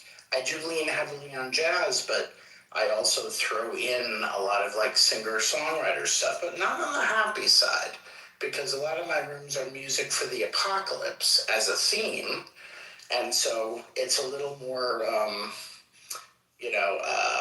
not not dark, but maybe like more mellow or moody. I got you. In that sense. Yeah, You know, so and I like all kinds of music. I mean, I grew up listening to AC/DC, Van Halen, Black Sabbath, Right. Ozzy was with them, Iron Maiden, all those groups. And it's just too, like, I'm not big on classical is okay, country is okay, and gospel is okay, but every other genre I really love, except I'm not big on pop. Yeah, me too. And in this case, like, I could literally in the same, it's usually like a 1.5 to 2 hour set, but I'll also intersperse, because if I'm doing a music for the apocalypse, I throw in old 1950s nuclear PSA commercials from the government. So I'll slide that in, or an old cigarette commercial or something to get the mood into the 50s. And then all of a sudden we'll hear like Moon Glow by Billie Holiday. And then before you know it, we're going into eventually, but not right away, eventually getting to like Gil Scott-Heron, Winter in America, something like that. And then we may go into like something else, but nothing too lovey-dovey. We're going into the like kind of more political, atmospheric. Maybe it ends up towards Pink Floyd, but maybe it ends up towards, Nancy Wilson. See, I love that. Or Abby Lincoln. Yeah, oh my God, yeah. We had a DJ in Detroit, his name was, they called him the Electrifying Mojo. His name is Charles Johnson. And he had some of the biggest ratings in music history. This dude had like a 47, which was unheard of. Still is unheard of today. But he played a lot of artists like the ones you just mentioned. He would play everything from Parliament, Funkadelic, to Gil Scott-Heron, to the B-52s, to Devo, to Kraftwerk, right? And then there was another pioneering jazz station, WJZZ, actually put artists on the map like Michael Franks, Bob James, Jan Ackerman, Stanley Jordan, when nobody in the country was playing them. Ahmed Jamal, Ron Carter, all those cats. And boy, I love me some Bob James, boy. Bob James. Bob James was my very first friend on MySpace.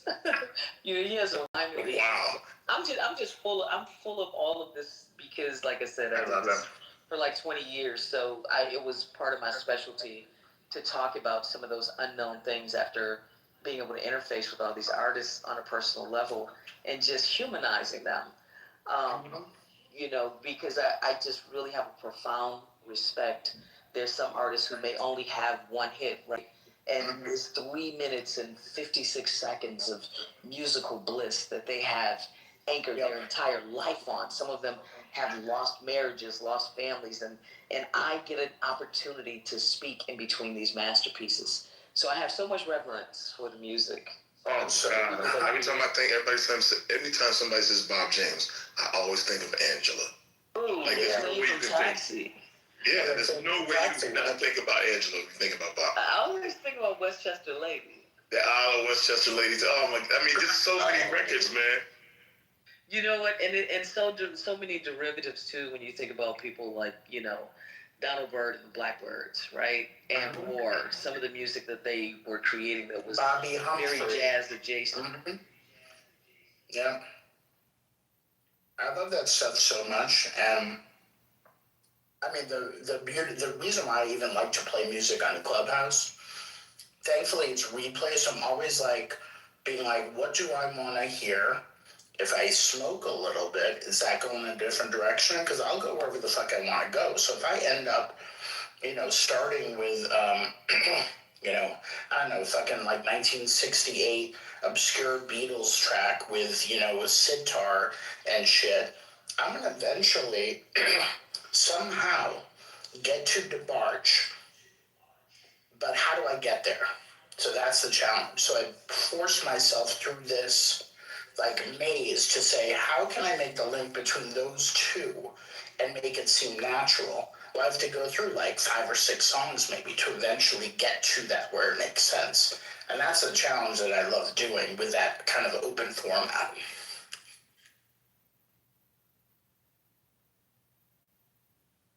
Y'all made me start going listening to Angela.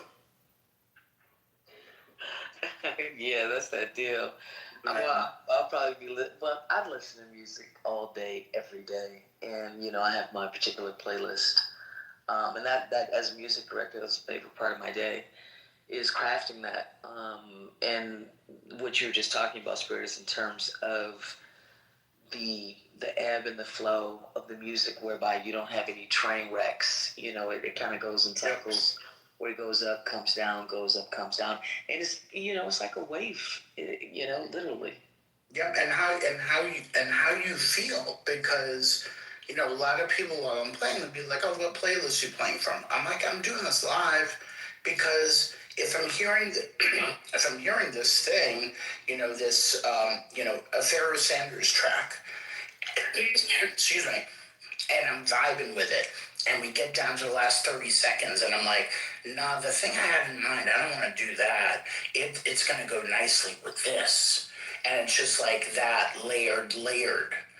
And then it just feels so right for me. I'm so happy to do it. It gives me that little creative outlet that I need. And